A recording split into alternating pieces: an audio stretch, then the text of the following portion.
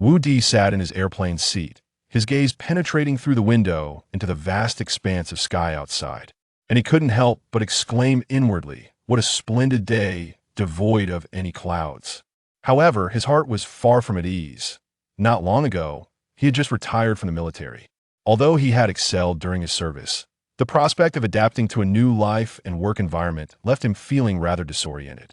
Through the introduction of a comrade, he found himself at a sales company, embarking on his professional journey. As a salesman, the challenge was immense for someone like him, who was not particularly adept with words. Just yesterday, he received a notification from the company, assigning him to a business trip in the South to assess the local product market. At this moment, he was aboard a flight to his destination. As time passed, the aircraft gradually ascended to its cruising altitude 12,000 meters above sea level. Wu Di's thoughts began to drift, lost in contemplation about the future. Suddenly, the plane jolted violently, snapping Wu Di back to reality. He felt a rush of darkness before he could comprehend the situation as a figure collided into him. Caught off guard, Wu Di instinctively opened his arms and embraced the person tightly. Ah! A chorus of startled screams echoed throughout the cabin, sending waves of fright among the passengers.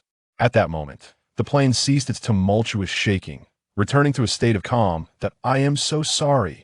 I'm so sorry." Chung Lufei, her cheeks flushed, scrambled off the man she had just collided with. Having just exited the restroom, she had not anticipated the sudden turbulence that caused her to lose her balance and inadvertently crash into Wu Di's embrace. "It's all right." Wu Di chuckled softly, shaking his head to indicate that it was no trouble at all. While the unexpected encounter with such a lovely woman was indeed delightful, the impact had been quite painful. Had it not been for his robust physique, he might have sustained a serious injury. Chung Lufei, feeling embarrassed, quickly returned to her seat. Meanwhile, a cacophony of voices filled the aircraft passengers, scolding, protesting, children wailing, and the panicked murmurs of the crowd, all interspersed with the flight attendants' repeated apologies, reverberating throughout the cabin. "How could you fly a plane like this? You nearly frightened us to death. My luggage fell. I demand an explanation. Flight attendants, is everything all right with the plane? Can we continue flying? Apologies that we may have encountered some turbulence due to unstable air. Please return to your seats and fasten your seatbelts. We will address the situation as soon as possible." Following the flight attendants' reassurances, most passengers reluctantly returned to their seats and secured their seatbelts.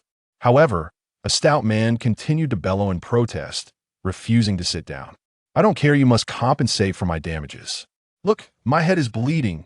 You won't get away with this. Sir, please return to your seat. Rest assured, once we land, we will address any losses you've incurred." With that, the flight attendant gestured anxiously for him to comply, but the man remained obstinate. "You want silence me until I get a clear answer." Just as he was about to finish, the plane lurched violently once again.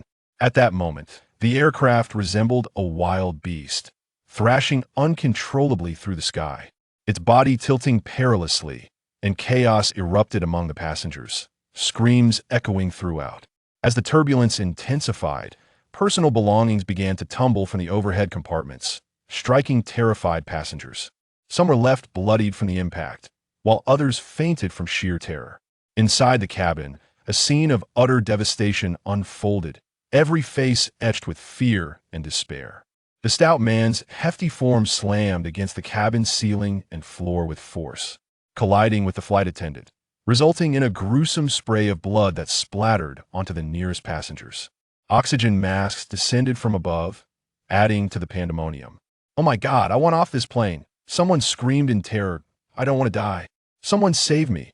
Others began to weep and plead for assistance. "Help! Please stop the plane. I need to get out."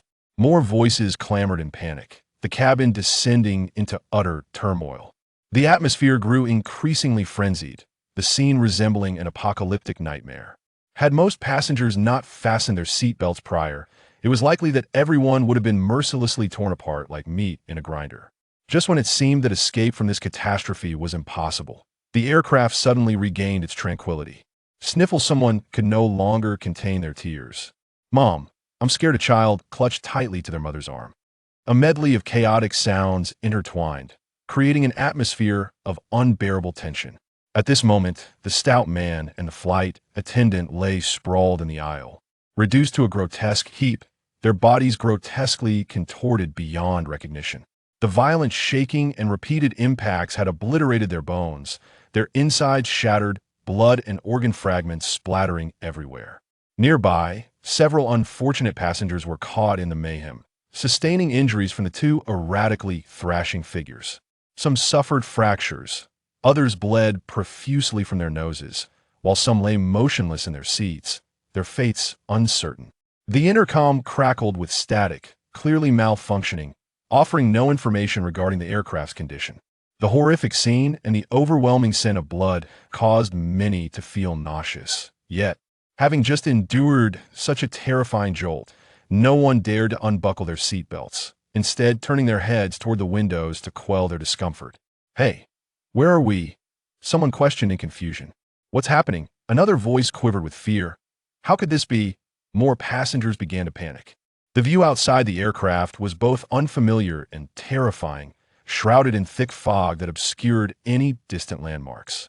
Everyone stared out the window in bewilderment, and Wu Di, peering outside, noticed that the once clear sky had inexplicably transformed into a dense blanket of white mist, rendering visibility utterly impaired, concealing everything beyond the glass. Chapter 2. The Black Hole. Ladies and gentlemen, please do not be alarmed. The aircraft is operating normally. However, due to the interference caused by fog and haze outside, we may encounter turbulent air currents at any moment. Kindly remain seated with your seatbelts fastened until instructed otherwise by the cabin crew. The professionally composed smile of the flight attendants does little to alleviate the palpable fear within, as the bloodstains on their clothes and the two lifeless bodies on the ground bear witness to the recent calamity. Although many passengers harbor questions, they have been rendered mute by the prior horrific events, obediently sitting in their seats. Eye in the sky, it is prudent to heed the flight attendant's directives. After all, the recent incident serves as a grim reminder. Had that corpulent man complied and seated himself promptly, several lives could have been spared. Quickly, do not delay. Zhao Jie, hurry, or if we encounter further turbulence, it will be even worse.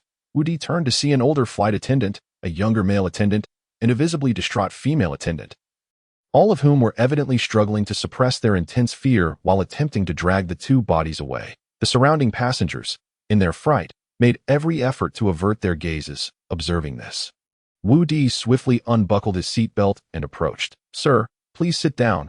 Fasten your seatbelt. This is not the time to unbuckle. If you wish to avoid the next bout of turbulence, allow me to assist." Thank you. The young attendant, Wang Yi, gazed at him with admiration, wishing he could also hide away, overwhelmed by the gruesome sight.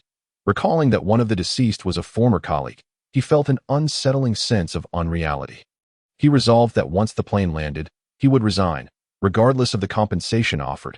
With Wu Di's assistance, they soon secured the two bodies in the lavatory. "Thank you immensely for your help, sir. You should return to your seat and fasten your seatbelt." Zhao Shaoan urged anxiously. Wu Di glanced around, his military instincts alerting him that the situation was far from ordinary. "What is currently happening?" We encountered some air turbulence. It's nothing serious, sir. Please return to your seat." "Very well." Zhao Shaoyan forced a polite smile despite her anxiety, knowing full well that even the captain was unaware of the situation. The signal tower had completely lost contact, and an enigmatic force was pulling the aircraft toward an unknown destination. To soothe the passengers, she had no choice but to fabricate lies, lest chaos ensue. Recognizing that further inquiries would prove futile, Wu Di returned to his seat and secured his seatbelt.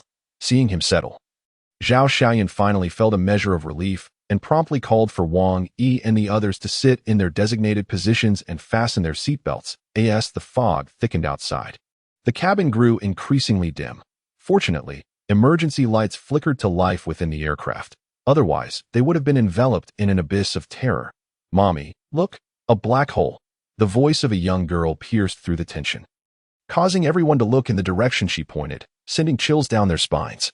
Outside, it appeared as if the works of the Spanish surrealist painter Salvador Dali, particularly The Persistence of Memory, had come to life. Numerous black voids of varying sizes dotted the surroundings, their depth seemingly infinite, evoking an overwhelming sense of dread and ignorance, leaving the passengers bewildered as to what lay within.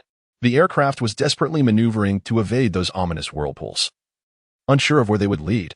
Finally, Someone could no longer contain their panic and shouted, "Flight attendant, what is our current situation? What is that? Where are we going? I want to get off this plane." The cabin erupted into chaos once more. As the head flight attendant, Zhao Xiaoan understood her responsibility was to calm everyone, even though she knew her efforts might be in vain, just as she was about to unfasten her seatbelt. A violent jolt rocked the aircraft again. Whoa. Amidst the turbulence, passengers caught sight of a colossal black hole looming ahead. As the aircraft drew nearer, the shaking intensified. Terror gripped the passengers, their screams echoing throughout the cabin. Zhao Xiaoyan's face betrayed her fear. Her heart raced, threatening to leap from her chest. She clutched the armrest tightly, striving to maintain her composure. What on earth is happening? She murmured to herself. The turbulence escalated. As if the very fabric of the aircraft were being torn apart. The wing its gone. Passengers watched in horror as the wing disappeared from view, leaving only the battered fuselage swaying in the air. The captain's complexion turned ashen, his lips quivering as if to utter something, yet no sound emerged. His grip slackened, and the aircraft instantly spiraled out of control. A powerful suction emanated from the black hole, yanking the plane violently toward its depths. Caught in the black hole's formidable gravitational pull, the aircraft began to whirl uncontrollably, the captain and co-pilot tumbling within the cabin. The captain's mind went blank. All he could see was the black void before him, his body ensnared by an invisible force, rendering him immobile. The plane was inexorably drawn into the black hole. Sealing the fates, he cast his gaze upon his surroundings, only to discover that he was suspended high up in a tree. Towering at 3 meters, he lifted his head, his eyes traversing the crown of the tree as he peered into the distance. To his astonishment, he noticed a long strip of devastation hovering above the dense forest directly ahead. This strip of destruction extended from a high elevation downwards, spanning approximately 2 to 3 kilometers. The ground below was a disarray of chaos, littered with the wreckage of aircraft, swirling clouds of thick smoke, and dismembered bodies alongside scattered luggage and debris. What surprised him even more was that he could faintly discern figures moving beneath the tree canopy. This revelation confirmed that he was not the sole survivor. He also understood that the earlier cacophony he had heard was emanating from the mouths of these survivors. "Hello, is there anyone who can come to my aid?"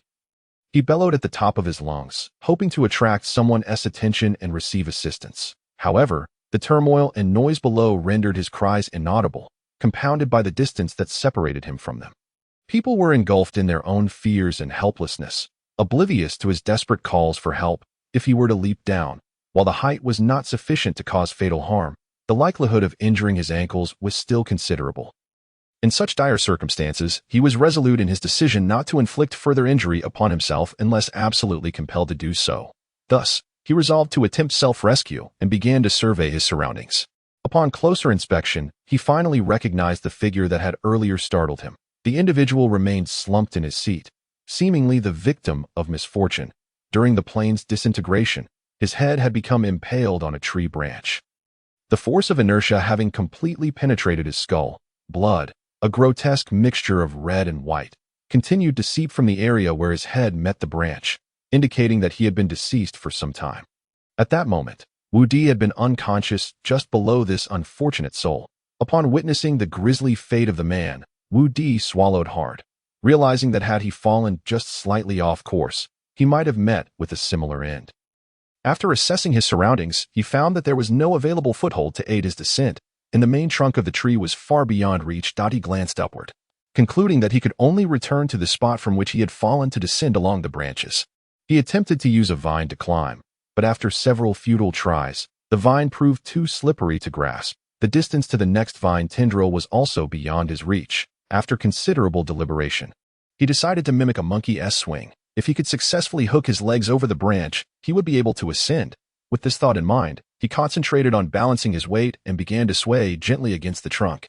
What began as a laborious motion eventually evolved into a more effortless swing as he gained height. At last, he swung close to the level of the tree, and seizing the opportunity, he extended his leg toward a branch.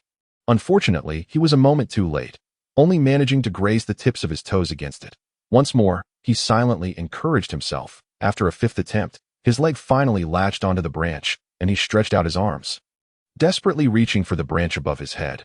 Through sheer determination and effort, he managed to hoist himself onto the tree. At this point, he was utterly exhausted. It is worth noting that maintaining one's body weight solely with one's arms for an extended period would have caused most mere mortals to plummet. Woody lay motionless on the branch for what felt like an eternity, even as the unfortunate man hung nearby.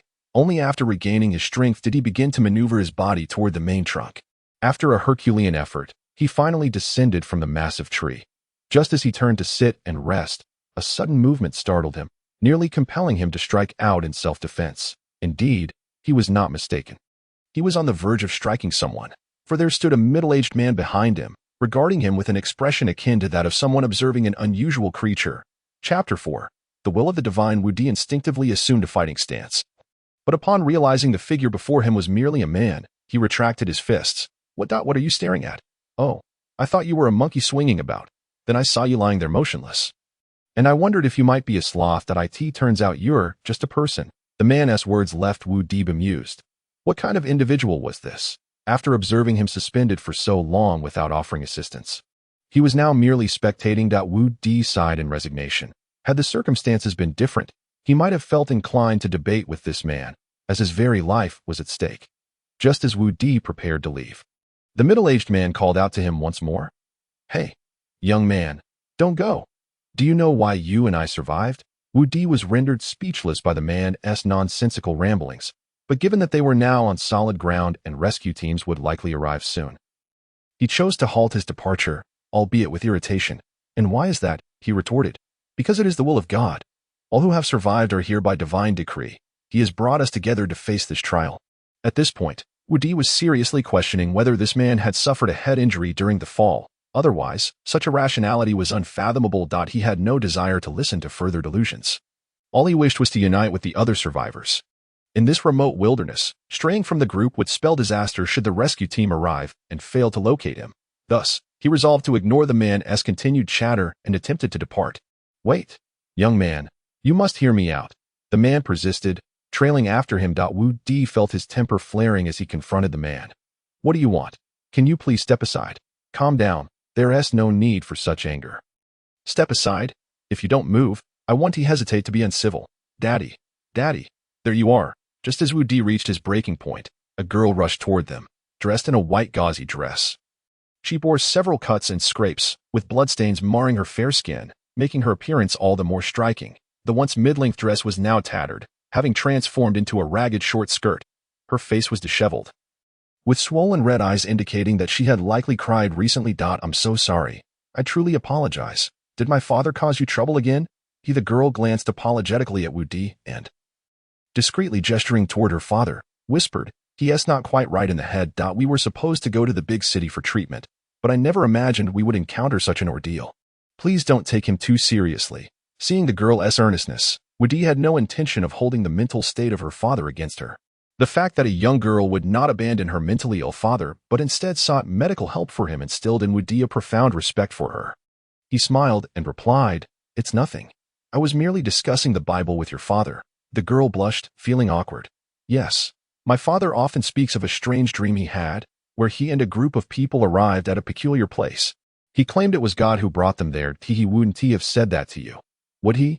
Woody couldn't help but chuckle, rubbing his nose. It seemed this dream had left a lasting impression on him.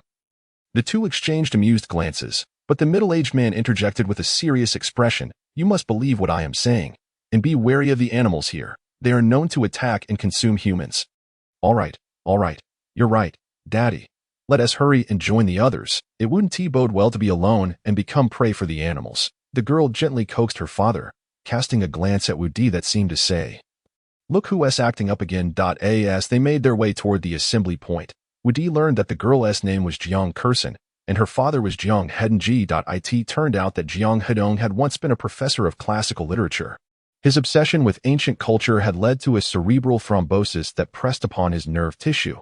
Due to the sensitive location, local doctors were unable to treat him. Eventually, they heard of a renowned doctor in city capable of performing the necessary surgery, which prompted their ill-fated flight. They were supposed to have departed 3 days prior, but Jeong Hedong had been adamant that it was not yet time, only conceding yesterday when he finally agreed to let her purchase the tickets for the operation.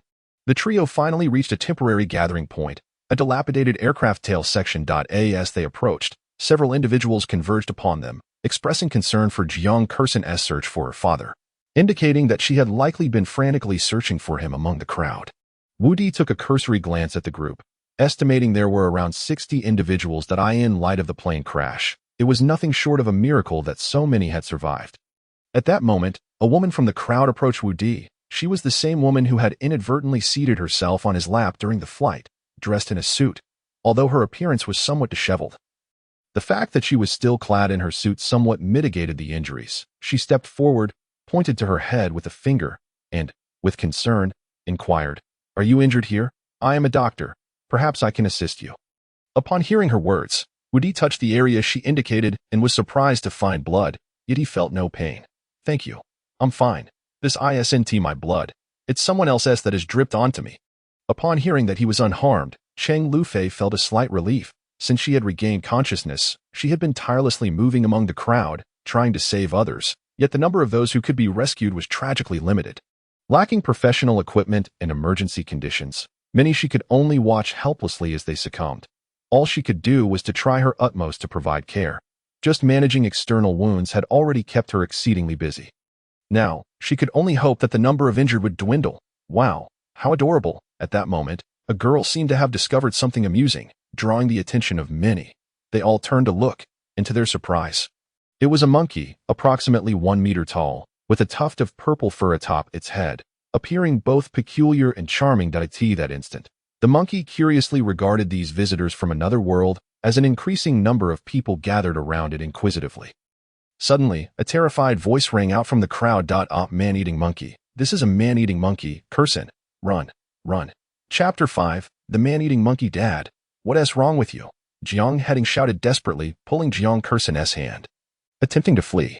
Dad, it's just a monkey. There's nothing to fear. No. That's a man-eating monkey. Kursen. Run, or it will be too late. Seeing that he could not drag his daughter along, Jiang Heading immediately released her hand and sprinted ahead, continuously shouting that the man-eating monkey was coming, urging everyone to flee. Faced with her father's sudden frenzy, Jiang Kursen could only helplessly chase after him. Witnessing such a scene, some sighed, others felt helpless. Some ignored it, while many laughed.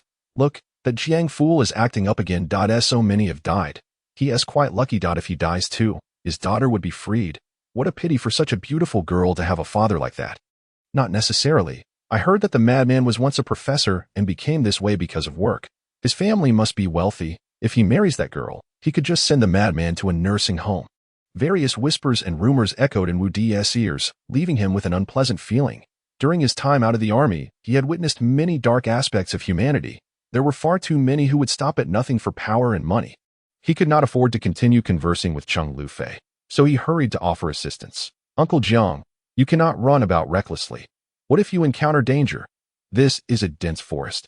If you get lost, it will be difficult to find you. It's better for everyone to stay together. Wu Di caught up with the father-daughter duo, who were in the midst of a tug-of-war, and helped Jiang Kursen restrain her father. That's a man-eating monkey. They eat humans. If we don't run, it will be too late. Dad, that's just an ordinary monkey. No, that's a man-eating monkey. They are social animals, and a whole group of them will come to devour us. Seeing her father completely disregarding her words, Jiang Kursen cast a pleading look towards Wu Di. Uncle, do you see where we are? Wu Di pondered for a moment, trying a different approach to persuade Jiang Heading. The forest, yes, the forest. So, Uncle, do you think you can hide from the monkeys here, the man-eating monkeys? Yes, the man-eating monkeys. Can you evade their pursuit? Jiang Heading paused for a moment, as if contemplating something. Suddenly, he seemed to have an epiphany and nodded repeatedly. Indeed, we cannot outrun the man-eating monkeys. You're right. We must find something sturdy to hide behind. Yes, where can we hide? He appeared to be lost in thought once more. The plane. Uncle, is there anywhere with sturdier metal? Ah, young man, you're right. It's the plane, the plane. With that, he hurriedly dashed towards the wreckage of the downed aircraft, which had become a temporary refuge. Thank you, Brother Wu. You truly have a way. Jiang Kursen shot Wu Di a grateful glance, and the two of them raced back. Upon returning to the wreckage, Jiang Heading pulled both Jiang Kursen and Wu Di to a secluded spot, crouching down, and even prepared to cover the three of them with a very dirty towel. This left Wu Di both amused and exasperated. He said to the two, Uncle, you stay hidden. I'll keep watch outside. If the man-eating monkeys come in, I'll kick them out. Just as Wu Di stood up, Jiang Qidong suddenly grasped his hand tightly. In a conspiratorial whisper, he said, "Kid, I know you're a good person. Please be careful out there. The monkey's weakness is its tail. You must remember that." "Dad, enough. Brother Wu knows what he is doing." Jiang Kersin offered an apologetic look to Wu Di and sat beside her father. Once Wu Di stepped outside, he saw Cheng Lufei still occupied with her duties. So he approached to assist her. Cheng Lufei glanced over her shoulder. "Did you manage to bring them all back?" "Yes. What is the situation now? Have you been able to contact the outside world?" "We can't get through at all. We've tried every phone we could find. What about the satellite phone? We tried that too. It's useless. Now we can only hope we can be located through the black box." Given the dire circumstances, there was little else to do but take it one step at a time. At that moment, laughter erupted from the crowd observing the monkey in the distance. "Look, it's coming over here. After all, it's just a monkey. Toss it a rotten banana and it will jump down from the tree." The crowd surrounding the monkey could not help but burst into excited laughter. Some even started to chant, come on, monkey brother, come over here." These individuals, amidst the fear and dread of the plane crash and the surrounding debris, gradually began to recover. Only a small minority remained trembling and dazed. Seated on one side of the cabin, this recovery didn't indicate any extraordinary resilience. Rather, most people were simply inclined towards self-interest. When it doesn't concern them, they remain indifferent. Having purchased air travel insurance, coupled with the fact that the deceased and injured were not themselves, they viewed the situation as merely a frightful encounter, expecting substantial insurance compensation once the rescue team brought them back. They not only dispelled the previous gloom but were instead filled with considerable elation. "Little monkey, come here, come here." A young girl, holding a damaged banana, cautiously approached the monkey, which tilted its head curiously at her and the surrounding crowd. Suddenly, the monkey lunged forward, causing the girl to gasp in fright. She quickly tossed the rotten banana to the ground and retreated a couple of steps. The monkey approached, picked up the discarded banana, and looked at it with great curiosity. The crowd instantly regained their enthusiasm, collectively urging, "Eat it, eat it." It seemed as though the monkey understood the crowd's shouts. The corners of its mouth curled upward, revealing sharp teeth still stained with remnants of flesh. The surroundings abruptly fell silent. Just as the onlookers were still in a daze, the monkey leaped and clung to the girl who had instigated its teasing moments before, baring its bloodied teeth and aiming for her ear. Help. At that critical moment, two men suddenly charged from the crowd. Leading was a burly figure, his face bearing a fierce expression, with a long scar etched into his forehead. Merging into his hair, tattoos of a green dragon and a white tiger adorned his shoulders, making him appear quite intimidating. Strangely, his wrists were covered with clothing. He suddenly leaped into the air, alternating kicks at the monkey's side. The monkey was knocked off the girl, stumbling from her. It glared at the tattooed man, baring its menacing teeth. "What now? Oh, come on. You monkey, you're not playing fair." Before the tattooed man could finish his sentence, the monkey lunged at him. Chapter 6. The monkey assault. The tattooed man staggered backward, dodging the monkey's attacks while seeking an opportunity to counterattack. However, the monkey was incredibly swift. Several times it nearly leaped onto him, putting him in perilous situations. Realizing this approach was ineffective, the tattooed man decided to take the initiative. He swiftly sidestepped the monkey's pounce and kicked at it. However, the monkey deftly evaded this strike and continued to lunge at him. At this point, the monkey, frustrated from several failed attempts, launched itself at the tattooed man with renewed vigor. This time, the tattooed man appeared somewhat caught off guard, raising his hands in an attempt to block the oncoming assault. The monkey firmly grasped the fabric of the tattooed man's clothing. The tattooed man realized that the situation had taken a dire turn. In a moment of desperation, he shook his hands in an attempt to rid himself of the monkey's relentless clutches. And just like that, both the monkey and the clothing on his hands tumbled to the ground, revealing a gleaming pair of handcuffs on the man's wrist. "Good grief, Xiao Gao, what on earth are you waiting for? If I end up dead, you'll have a lot to explain to your superiors." Enough with the chatter. A handsome man who had leaped out alongside the tattooed man frowned slightly, a glint of mockery flashing in his eyes. He smirked ever so slightly, revealing a sleek black pistol that had mysteriously appeared in his hand. The icy barrel glimmered ominously under the moonlight, and upon its emergence, the faces of those around turned ashen. Frozen in shock, just as the crowd was engulfed in terror, he swiftly raised his hand, his movements as quick as lightning, and unhesitatingly aimed the gun at the monkey's head. A thunderous bang shattered the night silence, the deafening gunshot echoing like a clap of thunder, causing everyone's hearts to momentarily halt. The monkey, caught off guard, let out a piercing scream before collapsing heavily to the ground, lifeless. Observing this, the tattooed man exhaled a long sigh of relief. Wiping the beads of sweat from his forehead with his cuffed hand, a smile of survival creeping onto his face, Xiao Gao, why on earth didn't you shoot sooner? You nearly exhausted me. Upon entering, the individual swiftly rejoined the throng of those besieging the remnants of the aircraft. At this juncture, the girl with the severed ear darted towards a narrow opening, as the previous target had scurried inside. While the monkeys behind, incensed, leaped about in agitation. Noticing her presence, they charged towards her with haste. The girl, displaying remarkable quick wit, cleverly used her own severed ear as bait, throwing it to distract the monkeys, thereby seizing the opportunity to slip into the cabin.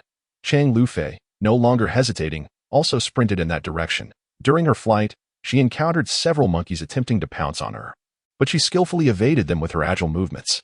Fortunately, her regular habit of nighttime jogging had fortified her stamina. Otherwise, she might have succumbed to exhaustion and been overwhelmed by the monkeys. Along her path, she witnessed several individuals who had fallen victim to the marauding monkeys. But their preoccupation with scavenging human remains afforded her a measure of relief. As she neared the derelict fuselage, her steps faltered, for it was now encircled by a dozen monkeys. The narrow gap had transformed into a formidable barrier. Previously manned by a short-haired girl, now reinforced by two more individuals wielding metal rods salvaged from the wreckage, determined to fend off the encroaching monkeys. To enter the cabin would mean traversing directly past these formidable creatures. A veritable death sentence. Seizing the moment while the monkeys remained oblivious to her presence, she cautiously retreated. Suddenly, she found herself before a thicket, contemplating whether to abandon her companions and flee into the forest alone. Just then, a few faint calls of "hey" reached her ears. Turning around, she was startled to see two eyes suddenly appear from within a coffin-like structure. As she was about to scream, the person inside abruptly rose, gesturing insistently for her to remain silent. It was then that she recognized the young man, dressed plainly, with a simple bandage wrapped around his arm, which was seeping a trickle of blood. Ching, Dr. Ching. It's me. Hurry. Come over. Ching Lufei recalled that he too was a passenger on the ill-fated flight. Having a companion brought her some comfort, and she quickly dove into the underbrush. Through their brief exchange, Cheng Lufei learned that he, like her, understood the futility of returning to the cabin and had sought refuge here. He had sustained an injury during the crash, and it was Cheng Lufei who had previously stabilized and bandaged his wound. Coming from a lineage of farmers, he was well versed in flora and fauna, and he informed Cheng Lufei that the thicket before them contained the best natural repellent against mosquitoes. Animals generally detested its scent, thus providing them a measure of security from the monkeys. Reassured by this information, Chang Lufei settled into the thicket with Tang Ruiyang, keenly observing the unfolding chaos outside. When she witnessed Wu Di under attack, she felt an overwhelming urge to rush to his aid, but Tang Ruiyang held her back firmly. After saving Chang Lufei, Wu Di had bravely intervened to rescue three others in quick succession. Compelled by the duty of a soldier to protect those in peril, his actions ultimately provoked the ire of the strongest monkey, likely the leader of the troop. Wherever this alpha resided, the others dared not encroach. In a flash, the formidable monkey charged at Wu Di with remarkable speed. Wu Di dodged to the side, but was still grazed by the monkey's claws, blood instantly seeping from the wound. The scent of blood heightened the monkey's frenzy, prompting another assault. Wu Di's expression hardened. He realized he had become the target. However, he understood that to capture the thief, one must first seize the king. If he could vanquish this alpha, the remaining monkeys would likely retreat. As more individuals entered the cabin, the monkeys grew increasingly aggressive, encircling the dilapidated fuselage, though those inside were temporarily shielded from the monkeys' assaults. Who could remain hidden indefinitely? The alpha lunged once more, and Wu Di seized the moment, delivering a powerful kick to the monkey's abdomen with all his might, sending the creature sprawling to the ground. Seizing a metal rod from the earth, he swung it down upon the monkey's head, but the rod bent upon impact, sending pain shooting through Wu Di's hands. Yet, the monkey merely paused, seemingly unaffected. Determined, Wu Di leaped onto the monkey, wrapping his hands around its neck, attempting to strangle it. However, he soon realized with growing horror that no matter how he strained, the monkey's neck was as unyielding as steel, and its gaze flickered from confusion to mockery. Suddenly, the alpha freed its arms from beneath Wu Di, grappling with him fiercely. Wu Di felt the monkey's grip tighten around his neck like a vice, choking the breath from him, his vision blurring with dark spots. What was happening? Was he truly destined to die here? What kind of creatures were these, impervious to bullets, unbreakable by blunt force, and even resistant to strangulation? Did they possess no weaknesses at all? As he pondered this, his hands fell limply from the monkey's neck. The alpha's expression morphed into one of smug triumph. Yet, just as Wu Di teetered on the brink of unconsciousness, he recalled Jiang Heading's words, "The tail is its weakness." His hands, now instinctively drawn downward, brushed against the monkey's tail that in the final moments before losing consciousness. A flicker of Jiang Heading's advice ignited in his mind, and his fingers inadvertently grasped the furry appendage. With a sudden yank, the previously triumphant expression on the alpha's face transformed into one of sheer terror, its eyes widening in shock. Before it could react, its grip slackened, and it released Wu Di. Gasping for air, Wu Di coughed violently at that moment. For more monkeys approached, emboldened now that their leader had fallen to in the human realm, as in their own, strength prevailed. If they could eliminate the one who had slain their king, they could ascend to take his place. Yet, they hesitated, awed by the ease with which Wu Di had dispatched their leader. Though they encircled him, fear lingered in their eyes, granting Wu Di precious moments to regain his composure. Pushing himself up with one hand, he steadied himself, clearing his throat while surveying the 4 monkeys surrounding him. As his gaze swept past them, he caught sight of the gruesome remains of those they had devoured. A fierce resolve igniting within him. He began to crack his knuckles, the sound echoing ominously, then extended a finger, pointing at each monkey in turn, raising his palm upward in a beckoning gesture. "You, come here." The monkeys, incensed by his audacity, charged at him in unison. Wu Di, however, lowered his head and rolled to the side, narrowly evading their attack. The 4 monkeys collided violently, dazed and disoriented as they tumbled to the ground. Seizing the opportunity, Wu Di executed a swift maneuver, capturing one monkey by its tail and pulling with just enough force to render it unconscious, its tongue lolling out as it succumbed to the blow. The remaining 2 monkeys, still slightly dazed, attempted to rise, but they could no longer pose the same threat as before. Wu Di, now emboldened, charged forward with renewed vigor. "The 2 I observe, Xiaogao. Could it be that I am mistaken? Is there someone on this aircraft who surpasses even you, Lin Yi?" Xiaogao cast a fleeting glance at the tattooed man. "Whether he is formidable or not, I cannot say, but what I do know is that you are certainly not Lin Yi." The tattooed man, upon hearing this, disdainfully curled his lips. "If you disregard my opinion, that's one thing. Xiaogao, do you think it would be too embarrassing for us to inquire about his expertise in dispatching monkeys? Just ask directly. No need to involve us." Though he spoke thus, his ears were already perked up in earnest anticipation. He was eager to inquire, yet he didn't wish to appear excessively vulnerable in front of the prisoner he was escorting. "I shall take the lead. Such a trivial matter cannot possibly daunt your Lin Go." Just as Wu Di, with a fierce glint in his eyes, advanced step by step, the trembling figure retreated in fear, as if pleading for mercy like the last monkey standing. That slightly more handsome chap than I. Wu Di, with a face full of menace, suddenly found himself taken aback upon hearing this voice. Staring blankly in their direction, the tattooed man boldly exclaimed, "My brother behind me wishes to know your secret to subduing this rabble of ruffians. Don't push me." He then turned back, continuing, "Be careful." It turned out that before the tattooed man could finish his question, the monkey in front of Wu Di seized the moment, leaping onto Wu Di's body, its hind legs wrapping around his waist. Its hands gripping his shoulders tightly, its formidable maw filled with sharp teeth aimed to bite down. Just as the tattooed man and Xiaogao were about to close their eyes, refusing to witness this brutal scene, an astonishing spectacle unfolded before them, causing the 2 who had intended to brutally close their eyes to widen their gaze once more. The monkey's massive jaws had descended upon the young man's head, or rather, had ineffectually slid down onto it. The young man flicked his hand, surprisingly grasping the monkey by its tail, yanking its body away from him, then spun in place 3 times, before hurling it away like a shot put. The monkey disappearing into the depths of the nearby forest. Goodness, that move was undeniably too stylish. No way, I must recruit him as my subordinate. At this moment, the tattooed man resembled Sun Wukong, positioning his right hand, which had initially been on guard, before his eyes, watching the flying monkey's final journey. "You, spare me, even if it manages to escape, it will emerge as an old creature," Xiaogao mercilessly taunted, for he had previously betrayed him. Not only they, but even Wu Di himself felt astonished. He was bewildered by the fact that he had truly dispatched this group of aberrant monkeys. He stared blankly at his own hands. Chapter 9. Who becomes the bait? Just as Wu Di was lost in contemplation of his hands, distant calls jolted him back to reality. "Handsome, handsome, you haven't yet divulged how to slay these demon monkeys."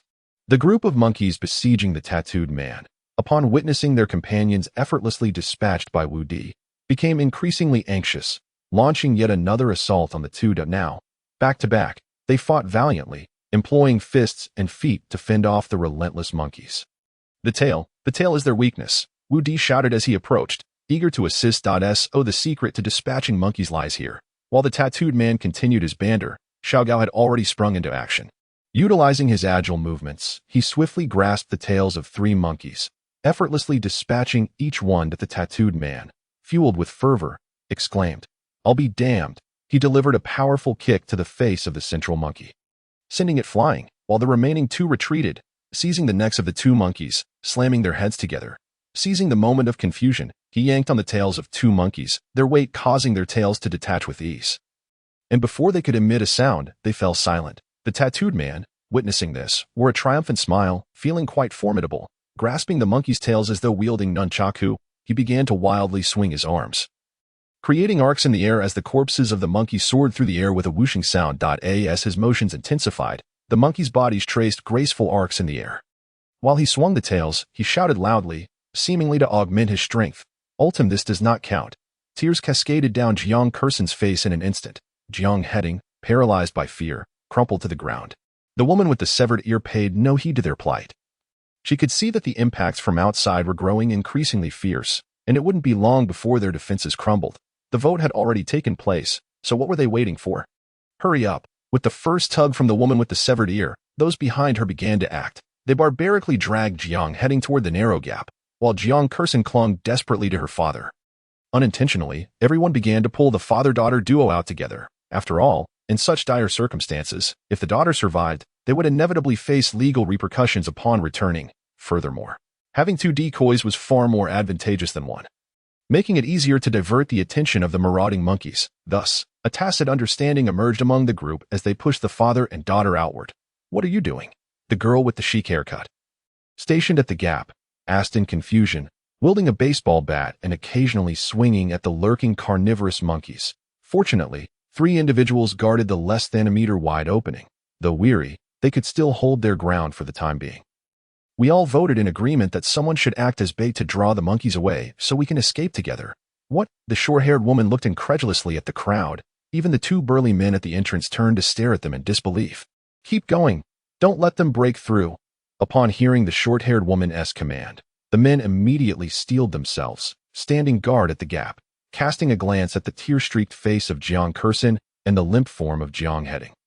The short-haired woman quickly surmised the situation. "Are you insane? Who agreed to this?" "It's not just me. Many others concurred. This is murder. I don't care who agrees. Let anyone who consents take on the role of bait."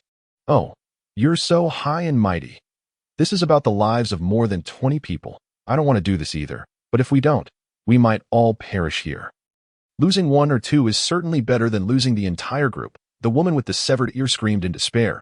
Although the short-haired woman understood that the grim reality of the situation warranted such desperation, she resolutely refused to consent to such a heartless act. It crossed her moral boundaries. Thus, she fixed a determined gaze upon the woman with the severed as long as I'm here, I firmly oppose it. Suddenly, one of the men at the gap let out a cry. He had been eavesdropping on the argument between the 2 women and, in a moment of distraction, was clawed by a monkey, tearing away a chunk of flesh from his arm. The short-haired woman rushed over in alarm. If they were outnumbered, the monkeys could easily break through to that moment. The outside monkeys appeared agitated, becoming even more frenzied. "Are you all right?" "No, don't." But just as the short-haired woman moved to help inspect the man's injury, the woman with the severed ear seized the opportunity, charging into Jiang Heading, who had just been pulled up by Jiang Kursen, forcefully propelling both father and daughter out of the door. Chapter 10. Human or ghost. In that fleeting moment when Jiang Kursen and Jiang Heading were thrust outside by the woman with the severed ear, for monkeys, their mouths smeared with blood, lunged toward them. Jiang Heading could only tremble and shut his eyes, resignedly awaiting the impending agony, while Jiang Kursen stared in horror at the gaping maw of the monkey approaching her. Able to discern the creature's Adam's apple with alarming clarity, suddenly, the Adam's apple, teeth, and mouth receded from view until the entirety of the monkey's form was before her. Then it was flung away. Yes. Flung away. Jiang Kursen felt as if she were in a dream. At that moment, she beheld Wu Di before her. "Wu. Brother Wu, protect your father and hurry inside." It was then that Jiang Kursen noticed that outside, in addition to Wu Di, there were two men, one thin and one stout, who were weaving through the swarm of monkeys like divine soldiers, occasionally grabbing monkeys by the tail and tossing them away. Strangely, none of the thrown monkeys rose again. "What are you still standing there for? Hurry up," Wu Di shouted, unable to contain his urgency as he saw her frozen in place. During this exchange, the three of them had already dispatched three more carnivorous monkeys that had approached Jiang Kursen. Oh, coming right away."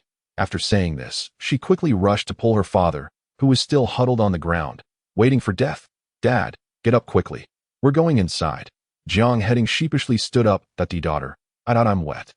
What do you mean wet?" Jiang Kursen was still trying to comprehend her father's words when she followed his gaze and noticed the wetness on the inner side of his pants, which clung to his thigh, leaving a puddle on the ground.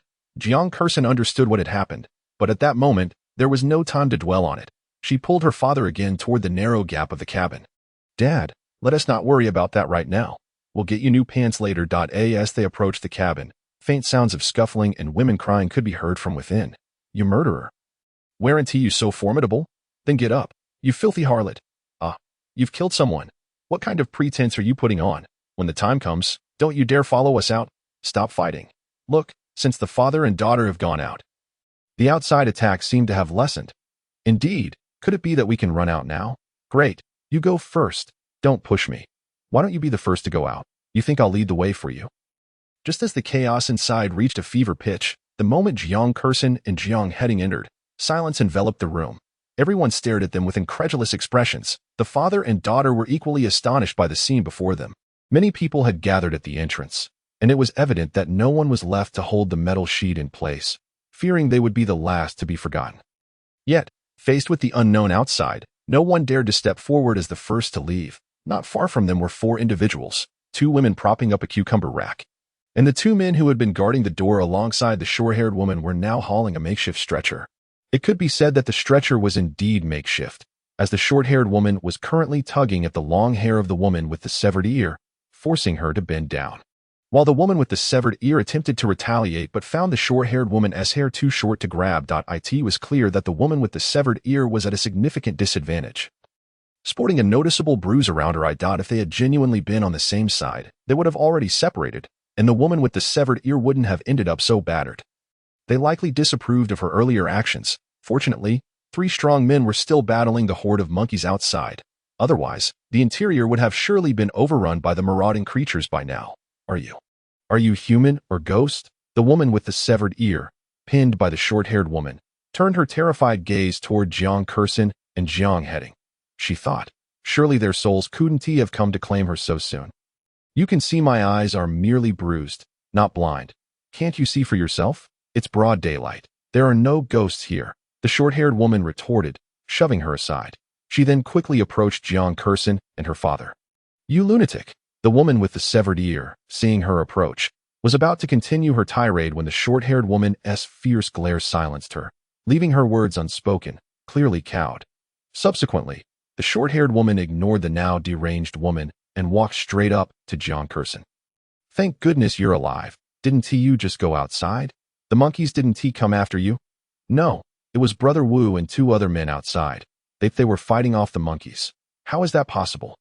The man's gun barely penetrated that monkey earlier. I even tried to find a sharp fruit knife to stab them, and it wouldn't pierce." Jiang Kursen's explanation failed to gain the trust of the others, and one man interjected, "Where did you get that knife?" The man next to him looked at him incredulously, and it seemed he realized he had spoken out of turn. He stammered, I found it on the ground during the plane crash. Who knows who brought it on board? It could have belonged to the flight attendant. Who can say for certain? No, what we need to do now is ascertain the situation outside. That is the most important thing. Why do you care where my knife came from?"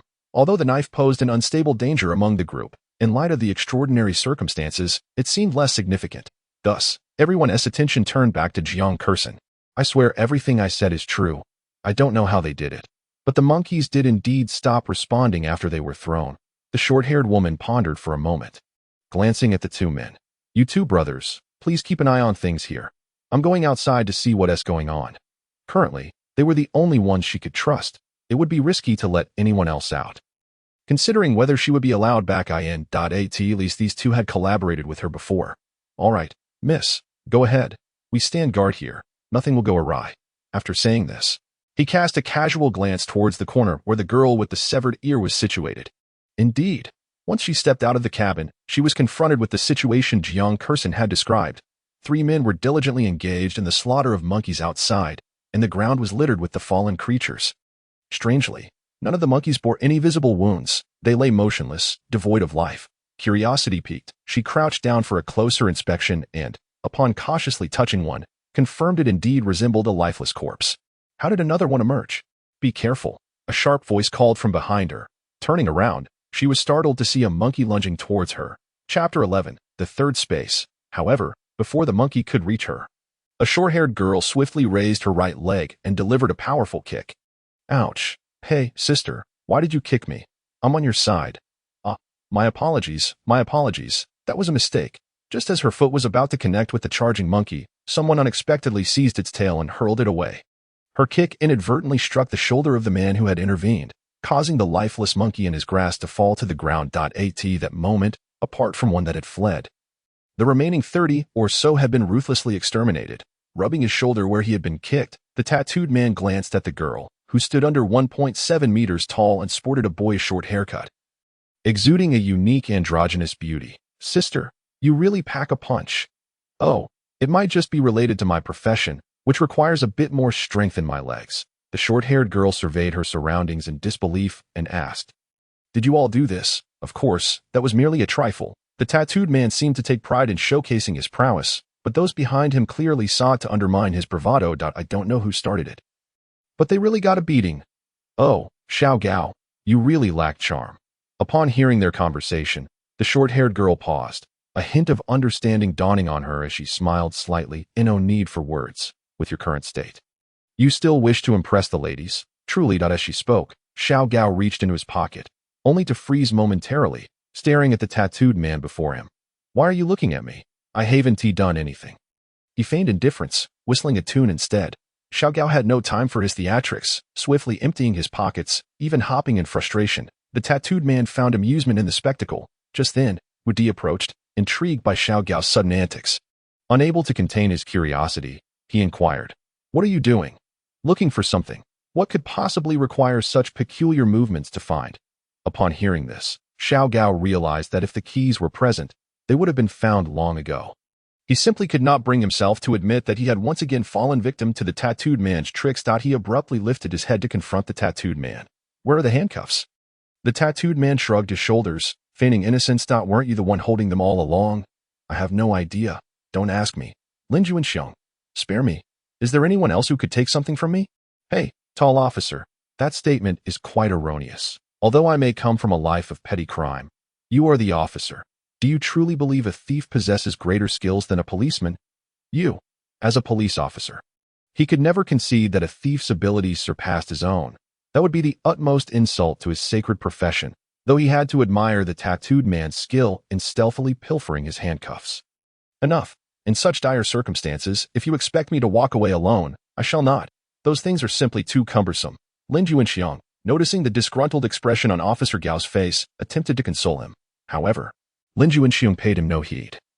Walking over to Wu Di with a hint of apology on his face. My apologies, handsome. I almost got you. Huh. No worries, you didn't do it on purpose. By the way, how did you know a monkey's weakness was its tail? Lin Juanxiong's question echoed the curiosity of everyone present, prompting all eyes to turn towards him. Wu Di, you truly frightened me. I'm relieved you're unharmed. That moment, Cheng Lufei and a man emerged from the nearby bushes. They had witnessed the earlier skirmish from outside. Seeing Cheng Lufei safe, Wu Di smiled with relief. The scene outside had been gruesome, with not only dead monkeys but also dismembered limbs and entrails scattered about. Blood soaking everything. We should first address the matters at hand. We can discuss everything else later. Observing the increasing number of individuals emerging from the cabin, Wu Di opted to postpone further discussions, as a growing sense of unease enveloped him. Originally, there had been over 30 people, but now only 22 remained. To prevent further encounters with the man-eating monkeys, they temporarily reinforced the cabin, piecing together the scattered metal sheets for added security. By the time everything was set, night had fallen. They had hastily gathered torches and were consuming the food that had fallen from the plane. gathering around several campfires in small groups, that Wu Di glanced at his wristwatch. Frowning. What is it?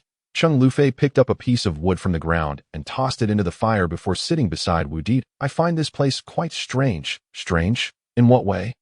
Cheng Lufei looked at him, puzzled. This location gives me an odd feeling. By the way, is there still no way to connect with the outside world on your phone? Initially, Cheng Lufei had intended to ask him what was strange.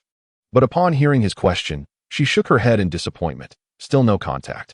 I'm unsure if that's fortunate or unfortunate. I even found 2 satellite phones, but strangely, there's still no signal. Wu Di surveyed the dilapidated cabin. Although it was not situated where the black box would typically be stored, it was implausible that no personnel had been dispatched to search the vicinity of the wreckage of a plane carrying over 200 people. Yet, from the time they boarded at 7 a.m. until now, 10 p.m., a full 15 hours had passed without a single soul appearing to locate them, not even a helicopter. They had not exited the area. And the incident occurred around 9 o'clock, so regardless of where the search commenced in Huaxia, they should have arrived here by now. However, now, as these thoughts consumed him, Wu Di's unease deepened, his anxious expression escaping Cheng Lufei's notice. What's wrong? What are you thinking about? Nothing. Wu Di, I know our acquaintance is brief, but we face the same challenges, and strength lies in unity. If there are matters related to this plane, I hope you can share. We can discuss it together. Perhaps due to her profession as a doctor, Cheng Lufei exuded a natural aura of reliability. Looking into her eyes, Wu Di found it difficult to resist sharing his inner thoughts. Gradually, he articulated his concerns to her. Initially, she thought he was overreacting, but as he drew comparisons regarding the search range, time frame, and communication malfunctions, she fell silent in contemplation. I might be mistaken, and it may not be realistic. But I cannot help but wondered, have we perhaps fallen into a third space? Chapter 12. That madman, what? Third space. A sudden booming voice startled both Wu Di and Cheng Lufei. They turned to find Lin Juanxiong and Xiao Gao approaching. Lin Juanxiong, visibly astonished, plopped down beside Wu Di. Why do you say that, handsome? Seeing the two, Wu Di, although not particularly familiar with them, felt a sense of camaraderie due to their shared struggles earlier in the day. With Lin Juanxiong's outburst, the nearby individuals were drawn over. Wu Di reasoned that since they were all in the same predicament, pooling their thoughts would be beneficial. Thus, he recounted to everyone the peculiarities and analyses he had discussed with Cheng Lufei. Upon hearing his words, the girl with the severed ear scoffed derisively. Oh, the third space. I think you men have watched too many sci-fi films, perhaps due to her previous experience of being pushed into danger. Wu Di harbored some resentment towards her, which fueled his defiance. If you think so, then explain why, despite such a short time since takeoff, we have yet to see any rescue personnel. Furthermore, why can we not establish contact with the outside world? Including through satellite phones, while attacks by monkeys do occur, it is only in certain countries that they consume infants. I have never heard of them preying on adults. Please, elucidate this. Cheng Lufei found herself momentarily speechless in response to a barrage of questions posed by the woman known as Duaner. But unwilling to concede defeat, she retorted, how am I supposed to know? Perhaps this is an untouched primeval forest. It's entirely normal for there to be no signal in a primitive forest, and what of those peculiar creatures? Like wild men or the Loch Ness Monster, you can't simply categorize everything unexplored by humanity as beings from another dimension, can you? Indeed, many were skeptical of the fantastical, and thus a considerable number nodded in agreement with Duaner's words. Observing this, Wu Di realized that it would be challenging for these individuals to accept the notion of supernatural phenomena, so he continued, regardless of whether this is a third space or not. Our most pressing concern is survival. That if we are to wait for rescue here, those monkeys are likely to attack again, so we must prepare our defenses. The tall police officer, Xiao Gao, nodded in agreement. Affirming, you're right, we cannot remain idle. Everyone, let us begin by cutting down the surrounding trees to fashion some rudimentary weapons. We should also collect the scattered remnants of the aircraft to reinforce our cabin against potential monkey assaults. Upon hearing this, the group nodded in unison, frightened by the monkeys and swayed by the valor displayed by the three earlier. Thus, only a few remained to voice dissent. Suddenly, a voice broke through the chaos. By the way, handsome, I still don't know your name. I am Lin Juanxiong. That if we return from this ordeal and you encounter any trouble in the underworld, just mention my name. It will carry weight. He declared, thumping his broad chest like a bear. Xiao Gao, however, showed no deference, retorting, enough boasting. After this trial, you won't be out for at least 20 years. Why do you always undermine me, Xiao Gao? Lin Juanxiong lamented. Yet Xiao Gao paid him no mind, turning instead to Wu Di. City Public Security Bureau, Gao Yuping, he introduced, extending his hand to shake with both men. Upon hearing the name, Lin Juanxiong's eyes widened in surprise. Ah, handsome, so that's why you're so formidable. You're a Disney character, right? The one who collaborated with the Invincible. What was his name again? He scratched his head, deep in thought, prompting Cheng Lufei to interject. Is it Buzz Lightyear? Oh, my dear sister, you're absolutely right. But the character is not called Wu Di. It's Woody. Cheng Lufei chuckled. Is that so? Did I perhaps misremember the name? No doubt about it. UVE mixed it up. And may I ask, who might you be? Although Gao Yuping had observed her diligently assisting the injured and surmised she was likely a doctor or at the very least a nurse. They had not yet had the opportunity to introduce themselves. Cheng Lufei, at that moment, the lanky figure beside her timidly added, Tang Ruizhang. Despite not being asked, he introduced himself, and everyone politely shook his hand. Then Gao Yuping turned to Wu Di, inquiring about the earlier question. Mr. Wu, you haven't yet explained how you knew the weakness of the man-eating monkeys lay in their tails. This curiosity resonated with everyone present, prompting them to look expectantly at Wu Di. He glanced toward the distance, where a child was still tugging at his father, seemingly scavenging for something on the ground. Wu Di gestured with his chin. It was Professor Jiang who informed me. What? How is that possible? That lunatic? Lin Juanxiong exclaimed incredulously, wary of being overheard by others. Cheng Lufei signaled him to lower his voice. Is it really that extraordinary? A female voice chimed in from behind, startling everyone. They turned to see a striking girl with short hair, wielding a baseball bat, observing them. She was the same girl who had vehemently opposed Duaner's suggestion to send Jiang Kersin and her father out to lure the man-eating monkeys. Unfazed by their attention, she confidently took a seat among them. Why aren't you preparing with the others? Gao Yuping asked, puzzled. The cabin reinforcements are nearly complete. I have what I need for defense. She replied, raising her bat. Besides, you mentioned before that the monkeys' weakness lies in their tails. I can't remain solely on the defensive.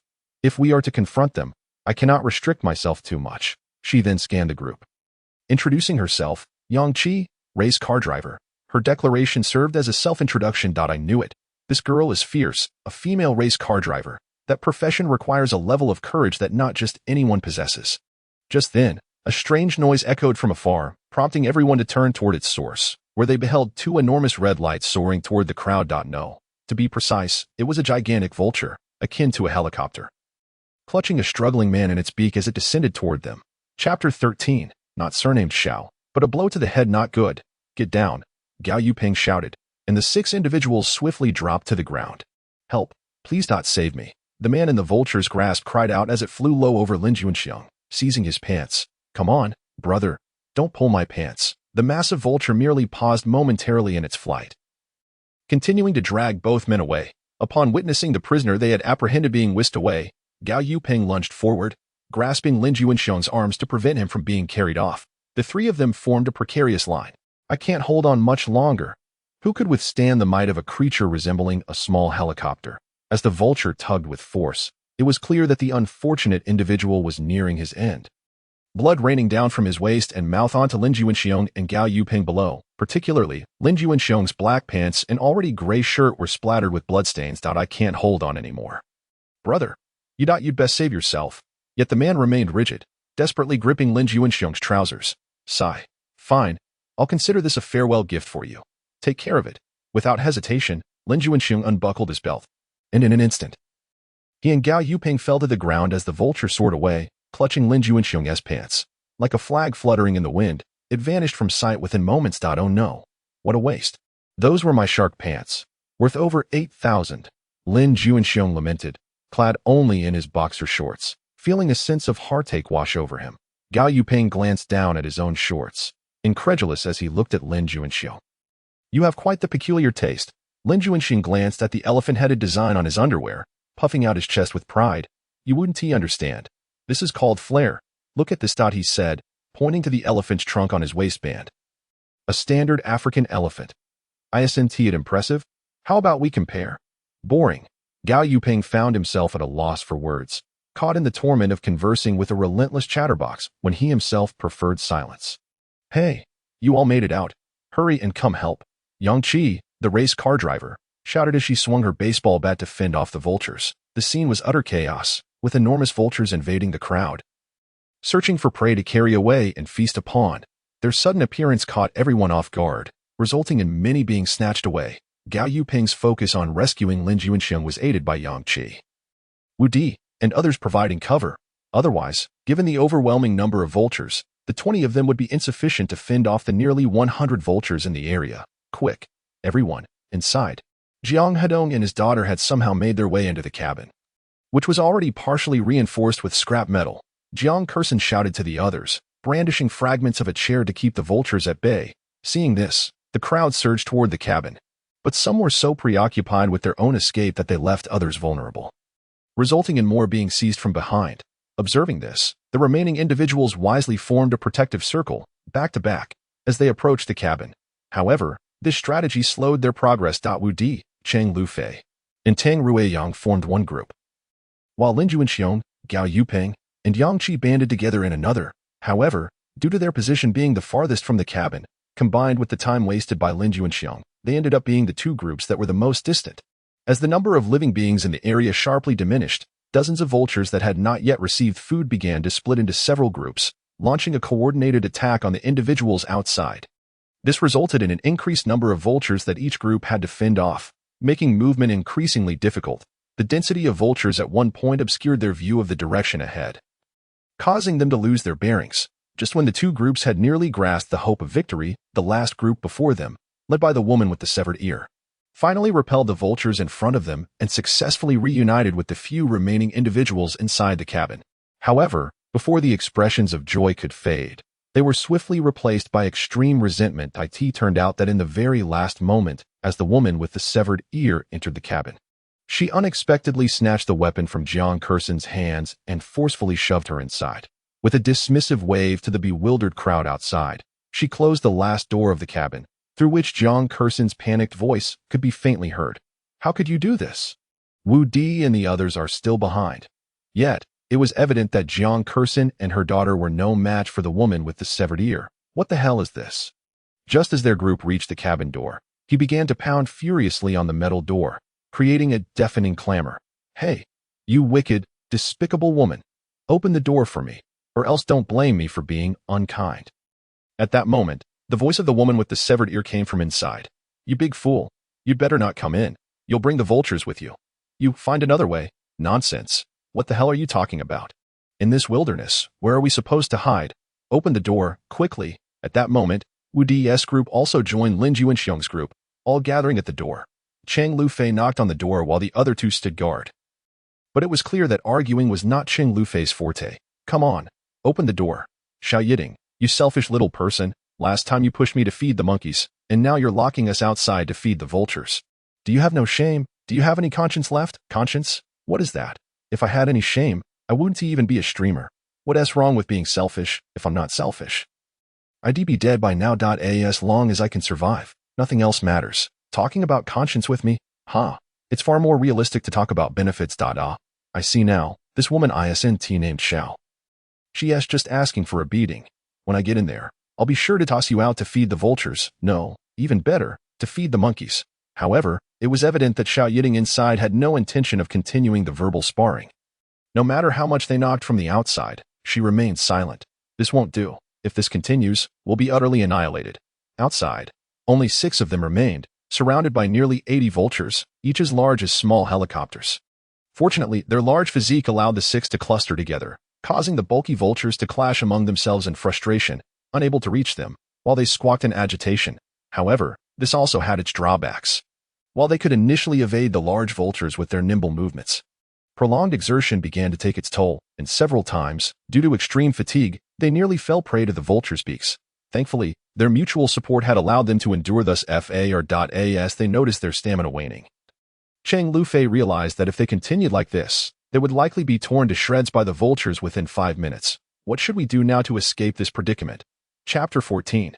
Blocked in the cave. Just as Cheng Lufei was growing anxious, Tang Ruiyang, who was battling the vultures with a mop handle beside her, suddenly spotted what appeared to be a black opening not far away. Look over there. What is that? Is it a hole? Tang Ruiyang pointed towards the dark spot he had seen. Cheng Lufei glanced in his direction and saw an opening about a meter high. That hole can't possibly be some animal's den. Can it? Cheng Lufei said with concern. Damn it. Even if it's a python's lair, I'm going in. I refuse to be shredded by these sharp-beaked, clawed beasts, Lin Juanxiong shouted as he charged towards it. And the others quickly followed, backing each other as they moved closer. When they finally reached the entrance, they found the inside was pitch black, with nothing visible. I'll go in first, Lin Juanxiong volunteered. Leading the way. Moments later, his voice emanated from within. It's not deep. It doesn't seem to be an animal's nest. Everyone, hurry in. There should be enough space for us to hide. The others, already on the brink of collapse, eagerly responded to Lin Juanxiong's words. Let the girls go in first, Gao Yuping shouted. Upon hearing this, Yang Qi summoned her last ounce of strength, gripping her baseball bat tightly and swinging it at the claws that were about to descend upon her. As the vulture dodged, she quickly ducked into the hole. Be careful. Cheng Lufei glanced back at the men who were still valiantly holding their ground, dropped the branch she had picked up, and followed suit. The darkness inside was overwhelming. After taking just 5 or 6 steps, Cheng Lufei seemed to kick something, letting out a yelp of surprise. Sorry. At that moment, Yang Qi's voice rang out. No need to go further. This hole is less than 10 meters. Cheng Lufei suddenly remembered something and quickly patted her pockets. Her phone, although lacking signal, still had some battery. She turned on the flashlight feature, and in the dim light, she saw Yang Qi sitting in front of her, with Lin Juanxiong beside her. Lin Juanxiong waved his hefty hand at her. Hey there, beautiful. Cheng Lufei forced a smile and nodded in acknowledgement before crouching down to sit as well. Not long after, Tang Ruyang entered, and thanks to Cheng Lufei's phone, he didn't kick anyone this time. Following her lead, Tang Ruyang took out his own phone to illuminate the next person to conserve battery. Cheng Lufei turned off her phone. Now, the already shallow hole was nearly filled, and with Tang Ruyang's phone light, Wu Di and Gao Yuping at the entrance could easily see there was still 3 or 4 meters of space inside. This meant that those at the entrance were only 1 or 2 meters away from the edge of the hole. The vultures outside were tall, some over a meter high, and if they bent down, they could certainly squeeze in. The person at the very entrance was in grave danger. Quickly, we can't hold on much longer. You need to get in first, a police officer. Gao Yuping urged Wu Di to go in without hesitation. However, he had not anticipated that as a retired soldier, Wu Di would share the same belief in prioritizing the safety of others above his own. No, you go in first. The 6 who had been fighting against the vultures were now reduced to 2. Highlighting the severity of their situation. I'm a police officer. Protecting citizens is my duty. Hurry, get in. Gao Yuping shouted helplessly. Wu Di had intended to say something more, but it was clear that both men were nearing their limits. With no other choice, Wu Di lowered his head and squeezed into the hole with the iron pipe he had been using as a weapon. However, he did not sit directly beside Tang Ruyang but instead pressed himself tightly against the wall. Placing the iron pipe upright beside him, Gao Yuping backed into the hole. A gigantic beak followed him in, causing him to stumble and fall against the wall. With no other option, he sat on the ground, flailing his arms like a thick branch, desperately trying to fend off the attack. Light it up for us. Officer Gao, move to the side.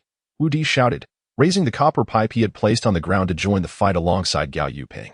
Hearing Wu Di's call, Tang Ruyang and Cheng Lufei activated the flashlight features on their phones to illuminate for the 2 men. The entrance was too low for Wu Di to exert much force, so he knelt partially and leaned against the wall. They worked in unison, with Gao Yuping targeting the vultures' lower bodies while Wu Di attacked their upper halves, although the cramped space limited their strength. It also confined the vultures, preventing them from fully standing upright.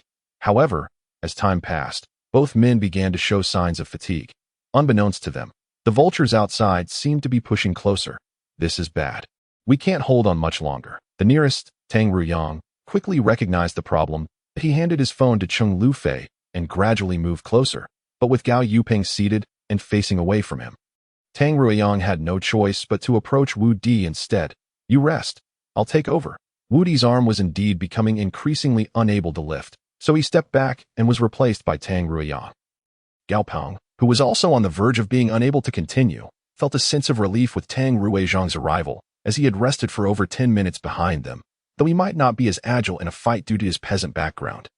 His strength was undoubtedly comparable to theirs. At that moment, a voice emerged from within. Xiao Gao, hang in there. I'll come to replace you shortly.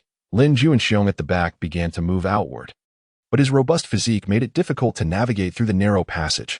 Yang Qi and Chang Lufei clutched their chests tightly, fearful of him accidentally colliding with their vulnerable areas.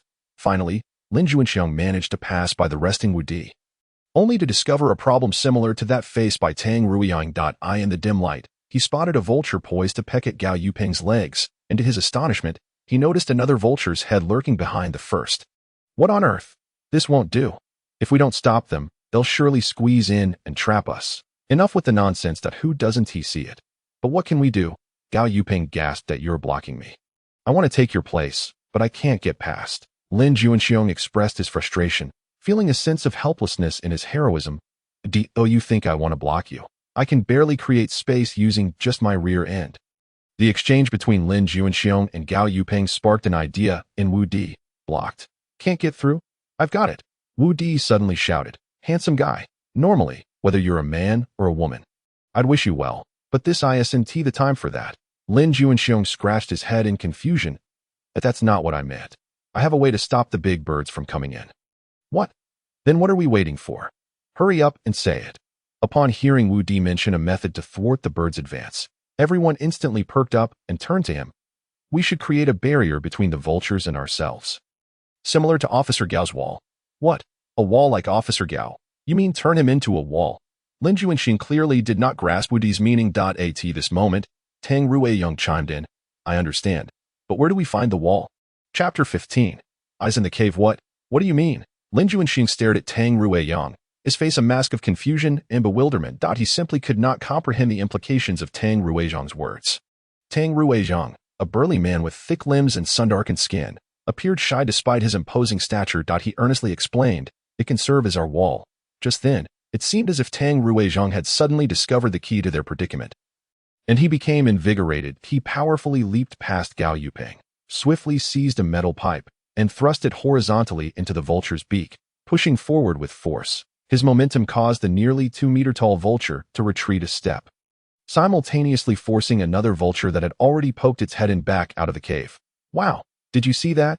You're surprisingly formidable, Gao Yuping exclaimed, astonished by Tang Ruiyang's displayed AT that moment. The others inside quickly grasped Tang Ruiyang's intention. With the resistance before him dissipated, Lin Juanxiong wasted no time in pushing Gao Yuping aside and charging forward. The vulture's movements were severely limited in the low cave, leaving its beak as its only agile and lethal weapon. However, after being relentlessly attacked by the 4 men, it was now exhausted. With Tang Ruiyang blocking its mouth, it was left to endure the blows. Initially, it sought to retreat, but the other vultures outside, sensing prey within, pressed forward frantically, completely obstructing its escape route. Lin Juanxiong swung his fist like a hammer, relentlessly striking the vulture's head with a frenzied intensity. The vulture's eye, as large as a human head, was even obliterated by his blows. The men in front were splattered with its blood, and in its agony, the vulture bent the metal pipe lodged in its beak. Its pitiful cries sent the other vultures behind it scattering in fear momentarily, but driven by their instinct for food, they soon regrouped. Fortunately, the vulture inside had succumbed completely to better utilize its body as a wall. Tang Ruiyang and Lin Juanxiong twisted the lifeless creature, heedless of the mess, and used its back to block the carcass until it stiffened into position, preventing the outside vultures from breaching to this juncture. Everyone was utterly spent, particularly Gao Yuping and Wu Di. They finally found a brief respite. After resting for a moment, Yang Qi curiously inquired, why haven't they left yet, even after all this time? It's because these birds, lacking in intelligence, will naturally abandon their pursuit once they can no longer attack us. Cheng Lufei reassured her. That's a relief. I was genuinely worried about the air running out here. Yang Qi's comment, rather than alleviating tension, made everyone acutely aware of the suffocating atmosphere in the cave, which was barely 10 meters long, now blocked by the stiff vulture carcass, illuminated only by faint mobile phone light. The prior urgency of the vulture attack had distracted them from the oppressive environment, but now that they had paused, the claustrophobic space induced anxiety. Cheng Lufei, in her heightened state of tension, grasped Yang Qi on her right and Wu Di on her left. We won't be trapped in here, will we? Tang Ruiyang, on the verge of tears, felt that the wall they had created had become an entrapment. Damn it. Lin Juanxiong smacked his head, scolding him. That can't you think positively? I just went through hell to take it down, and now you say it's the very obstacle blocking our escape. Tang Ruizhong recalled Lin Yuanxiong's ferocity when he had slain the vulture up close and instinctively recoiled. No doubt that S nodded. If we hadn't turned it into a wall, we might not have survived this long. That's a valid point. Lin Yuanxiong nodded in satisfaction, unwilling to let his hard work go to waste. Wait, you feel that our backs are moving. At that moment, Gao Yuping, finally regaining his composure, sat up straight and pressed against the wall behind him. What? No way. Lin Yuanxiong was still trying to comprehend when the cave walls suddenly trembled violently. Hey, there's a light above. Wu Di pointed at a faint glow above their heads. Is that true? If so, that would be wonderful. It means air can circulate in. Cheng Lufei's previously anxious expression began to show a hint of hope. Everyone turned their attention to the small hole, merely 2 or 3 centimeters wide, that Wu Di had indicated. Suddenly, something pressed against the opening, sending Tang Ruiyang into a panic as he directed the faint light from his phone toward it. Only to discover that the object was moving. Startled, he exclaimed, "Oh no," and dropped his phone. What is that? The wriggling object vanished in an instant, and the sounds of the vultures outside became increasingly pronounced. While the cave itself shook chaotically, accompanied by the sounds of beaks and claws scraping against the earth. There's a hole over there, and there's one here too. This is the vulture's eyeballs. As a doctor, Cheng Lufei recognized the things flickering at the cave's entrance. Good heavens! This isn't a cave. It's a tree hollow. Tang Ruiyang, drawing from his agricultural background, realized that the small openings were the result of the vultures pecking at the decayed tree stump they had taken shelter in, which had partially collapsed and been buried under soil, resembling an animal's nest from the outside. What dreadful luck! Now we need not worry about the air supply. Lin Yuanxiong shielded his head while dodging the bird beaks that could poke through the small holes overhead. We must think of a way to escape quickly, or they will eventually peck this tree hollow to pieces. Gao Yuping was also growing anxious, feeling trapped like a fish in a barrel. Unable to conceive of any means of escape. Xiao Gao, it's easy for you to say. How can we escape on 2 legs? We can't just crash through like a vehicle. A vehicle? Yes, we'll turn into a vehicle. Wu Di's words, inspired by Lin Yuanxiong's, seemed to illuminate a potential escape route. Wu Di, what nonsense are you spouting? How can we possibly transform into a vehicle? Chapter 16. Human-powered wheels. Cheng Lufei was equally frantic. The sounds indicated that the vultures outside had seemingly unearthed the decayed roots of the tree, causing the cave to become increasingly unstable. That we can transform this decayed tree root into a wheel. As its obstruction in the soil has already been excavated by the vultures, if we push with determination in a single direction, causing it to roll swiftly, we may escape these scavengers. So, why delay? Let us act with haste. At this moment, Lin Yuanxiong was eager to leave this place. All right, let's push together in that direction. With that, Wu Di positioned himself against the opposite wall of the cave. The other 5 also aligned themselves on the same side. 1, 2, 3. With Lin Yuanxiong's furious shout, they began to thrust forward with all their might. The intense vibrations within the tree hollow startled the vultures outside, causing them to take flight. Evidence of this could be seen through the small holes they had pecked, revealing glimpses of the stars beyond. Yet, it was but a fleeting moment before they returned. And once again the swirling black eyes appeared at the entrance. Again, 1, 2, 3, for the second time, a powerful jolt ensued, clearly enraging the vultures outside, who began to peck at the rotting wood with even greater frenzy. The small openings multiplied around them, and now beaks, measuring 3 to 4 centimeters in length, periodically pierced through, inflicting painful stings upon their bodies. No, we must exert more effort. Otherwise, this wood will inevitably be reduced to splinters. Yang Xiaojia urgently exclaimed. Miss Yang, Miss Cheng, you 2 move to the center, while the 4 of us will position ourselves on either side. Gao Yuping immediately suggested. Thus, they swiftly rearranged their positions, perhaps due to the imbalance in strength. Moving the 2 girls to the center proved effective. With Lin Yuanxiong's command of 1, 2, 3, they pushed forward once more, and indeed, the decayed tree root began to roll slowly. It's moving. It's finally moving. As the root's speed increased, those inside resembled hamsters in a running wheel, bending over and frantically scrambling with hands and feet. Oh no, we can't control it anymore. Where is it taking us? Are we destined to perish? Tang Ruiyang's voice trembled with panic. After all, the unknown is the most terrifying, for no one could predict what awaited them. Damn it. Those two women aren't crying, and here you are. A grown man, sobbing like a child. How much worse could it get than being torn apart by those feathered beasts? Lin Juanxiong scolded Tang Ruyang before turning to Cheng Lufei at that moment. Cheng Lufei mechanically followed the others, her mind blank. Yet, upon hearing their words, she felt as though she had suddenly awakened. It was not that she was unafraid, but rather that her fear had rendered her momentarily numb to the notion of crying. Now, her legs gave way, and she knelt, instinctively shielding her head with her hands. Miss Cheng, what's wrong? Both Yang Qi and Lin Juanxiong were startled, reaching out to assist Cheng Lufei, but suddenly the tree root collided with something, causing them to lose their balance and tumble down. Like a cascade of dominoes, all 6 individuals fell, either sprawled or lying flat within the shallow tree hollow. They rolled about as though caught in a washing machine. Propelled downwards by the swiftly rotating root, suddenly, an overwhelming sensation of weightlessness enveloped them, as if they were plummeting from a great height. Fortunately, this state lasted only a few seconds before everything fell silent. They exchanged glances, still reeling from the recent turmoil, their bodies aching yet oblivious to their pain, seemingly savoring the calm that had finally descended upon them. Are we stopped? Tang Ruyang asked incredulously. No, it seems we're floating, Gao Yuping noted, realizing that they were not entirely still. Listen, what is that sound? Cheng Lufei raised her hand, signaling for silence to listen to the surrounding noise. Water. Could it be that we are on water? Wu Di voiced the thought that had crossed everyone's mind. Damn it, there's no need to guess. We are indeed on water. Now we won't be torn apart by those monstrous birds. Lin Juanxiong exclaimed in outrage. Why? Tang Ruyang, still unclear about the situation, asked foolishly. Because we are about to drown.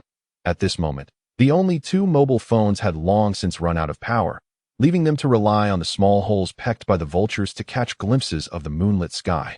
While the conditions within the hollow remained obscured in their previous panic, they had failed to notice that they were now submerged in water. The water continued to pour in through the openings, swiftly rising to their laps. No, I refuse to drown, Tang Ruyang screamed, frantically pushing against the once pliable, yet now rigid vulture carcass blocking the exit.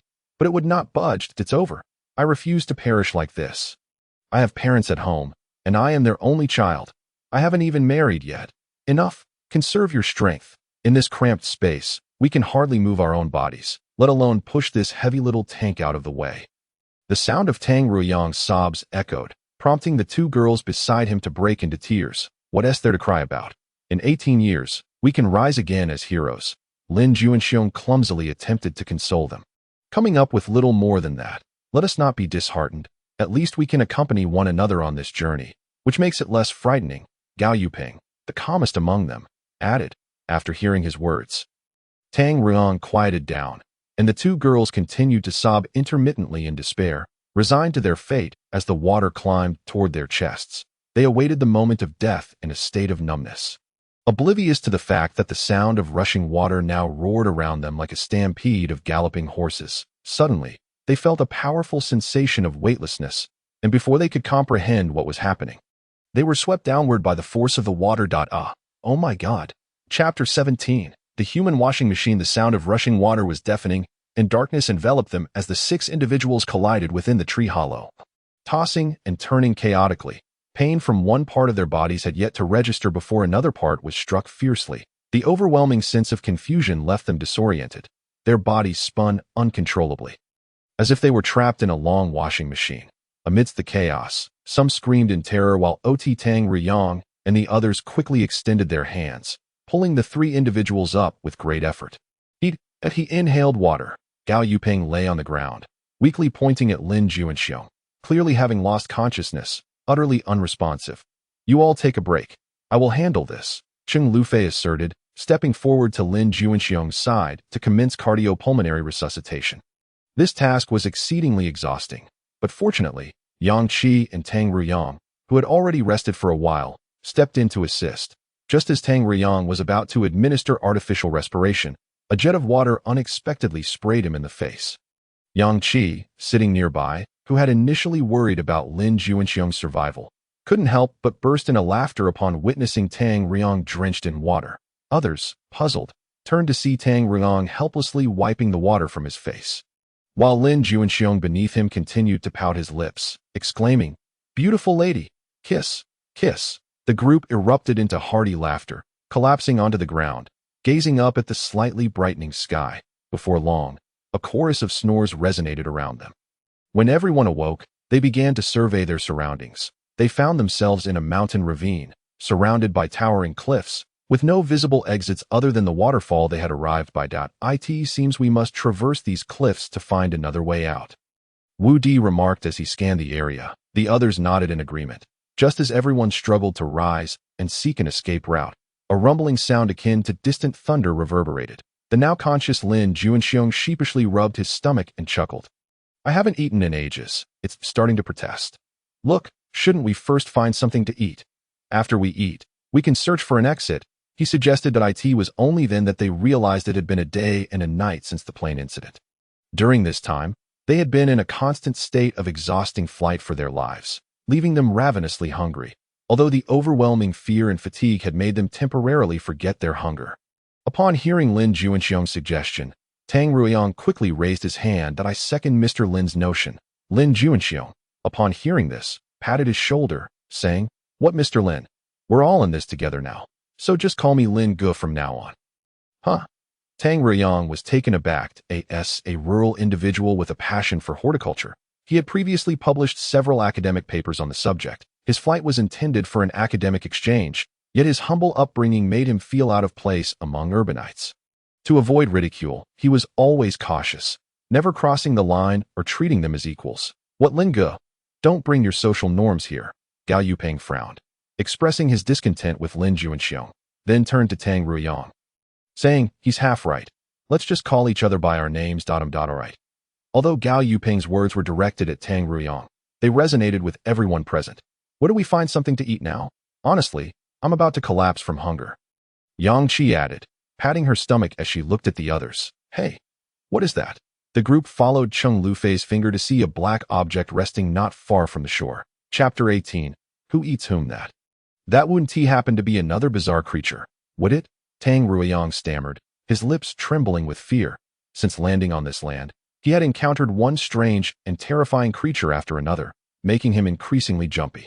He quickly hid behind Lin Juanxiong, who, despite his tattooed and intimidating appearance, had provided a sense of security after their intimate encounter in the hollow tree. "Fear not. Lin Gu is here to protect you." With that, he boldly strode towards the object, closely followed by Xiao Gao. The others attempted to follow, but Wu Di halted them with outstretched arms. "Let's wait until they assess the situation. If there's danger, we can either avoid it or go in for rescue." Everyone found his reasoning sound and stood still, eyes fixed on the two individuals. As they approached the black object, their pace gradually slowed. 20 meters, 15 meters, 10 meters, 5 meters. Tension mounted as they drew closer, holding their breath in anticipation. Finally, they stopped just a meter from the object, yet it remained still, just as Gao Yupeng bent down to pick up a stone to throw at it. Lin Juanxiong unexpectedly took a quick step forward and kicked the object as if playing soccer. By the time Gao Yupeng sought to intervene, it was too late.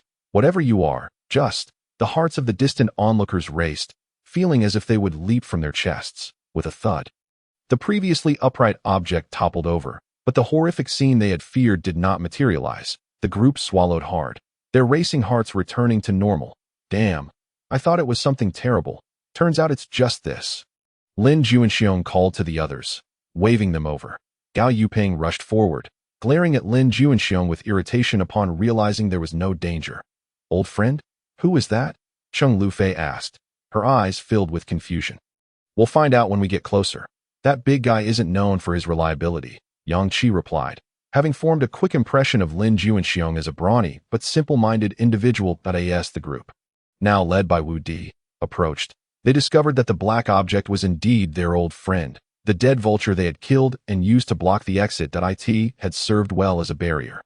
But now, having fallen from the shattered hollow tree, it lay on the shore, its dried black feathers shimmering with purple under the sunlight. This made it difficult for them to recognize it from a distance, leading them to believe it was yet another unknown species. "Strange. These animals seem much larger than the ones we see in the zoo," Yang Qi remarked, eyeing the long-dead bird inquisitively. "This place is truly bizarre." Vultures typically eat carrion and shouldn't prey on live creatures. Yet look at them. And those man-eating monkeys. If not for their tails, we would hardly stand a chance against them. Cheng Lufei wiped the sweat from her forehead, observing the oddly shaped corpse. Just then, Lin Juanxiong's stomach growled again, drawing everyone's attention. Embarrassed, he chuckled sheepishly. What can I say? I'm hungry. Indeed, we should prioritize finding something to eat. Wu Di concurred, recalling their original plan, just as they prepared to leave. They noticed Lin Juanxiong still standing there, fixated on the black dead bird, swallowing repeatedly. Gao Yuping glanced at him, puzzled, and tugged at his sleeve. Come on, aren't you hungry? We need to find food and get out of this valley. Lin Juanxiong looked at Gao Yuping. Do you think vulture meat is edible? Upon uttering those words, the others stared at him in disbelief, their eyes wide. Why are you all looking at me like that? Aren't we trying to find something to eat? This valley is clear. The food we gathered from the plain is back where we landed, and even if we divided it among us, it wouldn't amount to much. Besides, we've fallen into this place. What other food can we find? Why not eat what's readily available instead of exhausting ourselves searching for more? But while this vulture may not eat carrion, it likely harbors plenty of bacteria. What if we get sick from eating it? Cheng Lufei, a doctor, was quite resistant to the idea of consuming such a creature. We can just cook it longer. Right now, I'm so hungry I have no strength left. Besides, in this cursed place, I can't see where else we might find food. Lin Juanxiong continued to persuade them. He reflected on the futility of their situation. Lacking any other tools, even if there were other creatures here, capturing them alive seemed improbable. Wu Di pondered briefly and concurred with this sentiment, which filled Lin Juanxiong with immense joy. He clasped Wu Di's shoulder and patted it vigorously. Good brother, come, let us devise a way to procure some meat. Now we shall feast on game, turning the tables on these foul birds that once dined upon us. Ah, life? Who can say who eats whom? He laughed heartily. Cheng Lufei, observing the absence of dissent among the group, reluctantly acquiesced. Wu Di, Gao Yuping, and Lin Juanxiong set about slicing the meat from the vulture with sharp stones, while the two girls took the meat to the waterfall for washing. Watching Wu Di and Gao Yuping mimic primitive fire-making techniques, Lin Juanxiong grew bored and approached Tang Riyang, who was busy weaving something from the vulture's feathers. Curiosity piqued, he inquired, Hey, timid fellow, what are you up to? Still have the energy for crafts? Tang Riyang responded with an awkward grin. This is for you. What? For me? Lin Juanxiong was taken aback, taking the feathered garment that resembled a skirt with disbelief. You wish to gift me this? But I am a man, a standard one at that. Could it be you harbor feelings for men? At this thought, Lin Juanxiong flailed, as if he had encountered a scalding hot potato, hastily returning the feathered skirt to Tang Riyang's arms and dramatically stepping back, as if the latter were a beast. No. That's not it, Brother Lin. You misunderstand. Tang Riyang hurriedly waved his hands in denial, his face betraying his embarrassment, a faint blush creeping onto his cheeks. I just thought your current attire was somewhat uncomfortable. My attire? What's wrong with my attire? Lin Juanxiong queried, glancing down at himself before suddenly realizing that he had been wearing his elephant-patterned boxers since the previous night, in the whirlwind of events. He had completely forgotten that he had stripped off his pants to escape the grasp of the vulture. Now, with the group finally quiet and in broad daylight, his elephant-printed shorts were glaringly conspicuous and ludicrous. It was only now that the usually oblivious Lin Juanxiong understood why the two girls had been casting him such peculiar glances. Cough? I thought it was something significant. Well, thanks, he said hastily, stepping forward to reclaim the feathered garment from Tang Riyang and quickly donning it. What do you think? Does this outfit give me that Scottish gentleman vibe? Indeed, it resembles it quite closely, Brother Lin. You look remarkably like one, Tang Riyang remarked, striving to maintain a serious facade, though internally he was struggling to suppress his amusement. Ha ha ha. Ha ha ha. The two girls, however, could hardly contain themselves, laughter cascading in waves as they doubled over in mirth. Lin Juanxiong's attire was indeed a comical sight, reminiscent of a wild man, and also somewhat akin to the bumbling protagonist from the film The Water Margin, who danced ballet. In short, his ensemble elicited both oddity and hilarity. Faced with this scene, Lin Juanxiong felt an overwhelming sense of embarrassment. Dio refrained from laughing. Dear ladies, I am equally helpless in this situation. I assure you, once I locate suitable trousers, I shall change at once. His words were not without merit. After all, many suitcases had fallen in the vicinity when the plane disintegrated mid-air. Despite his robust physique, it was plausible he could find clothing that fit. "Hey, come over quickly. The fire is lit." With Wu Di's call, everyone gathered around. Hai Yuping was constructing a stone circle around the fire, while Wu Di stood nearby, holding a sharp branch to skewer the cleaned meat for roasting. His face was smeared with dirt and blood, his clothes tattered, yet his eyes radiated determination and courage. When Wu Di and Gao Yuping beheld Lin Juanxiong's sudden transformation, they were momentarily taken aback. They could only manage slight smiles, refraining from the exaggerated laughter of Cheng Lufei and Yang Qi. "Go ahead and laugh. Don't suppress it too much, or you might injure yourselves. You can't blame me later," Lin Juanxiong said, feigning indifference with a shrug. However, Wu Di and Gao Yuping understood that this was not a time for jesting. They needed to resolve the food issue swiftly and return to their group. Thus, they moved closer to Lin Juanxiong, offering a supportive pat on his shoulder without uttering a word. The group worked together to skewer the meat from the vulture's leg onto the branches, positioning them over the fire to roast. Soon, the meat was nearly cooked, releasing an enticing aroma that made everyone salivate. Even Cheng Lufei, who had previously resisted, her stomach growled in protest, echoing her hunger. All right. The meat is almost ready." Lin Juanxiong eagerly seized a piece, biting into it without hesitation, a look of satisfaction washing over his face as he chewed and exclaimed, "Delicious, truly exquisite. The flavor is simply unparalleled." He savored the meal, seemingly oblivious to everything around him. Watching Lin Juanxiong devour the meat, Yang Qi smiled slightly and remarked, "I can't attest to its taste, but I know that when one is ravenously hungry, even the most unpalatable food can become delicious." Gazing at the vulture's meat in her hand, she sighed softly before cautiously taking a small bite, relishing the flavor. The others, witnessing her enjoyment, began to taste this hard-won delicacy as well.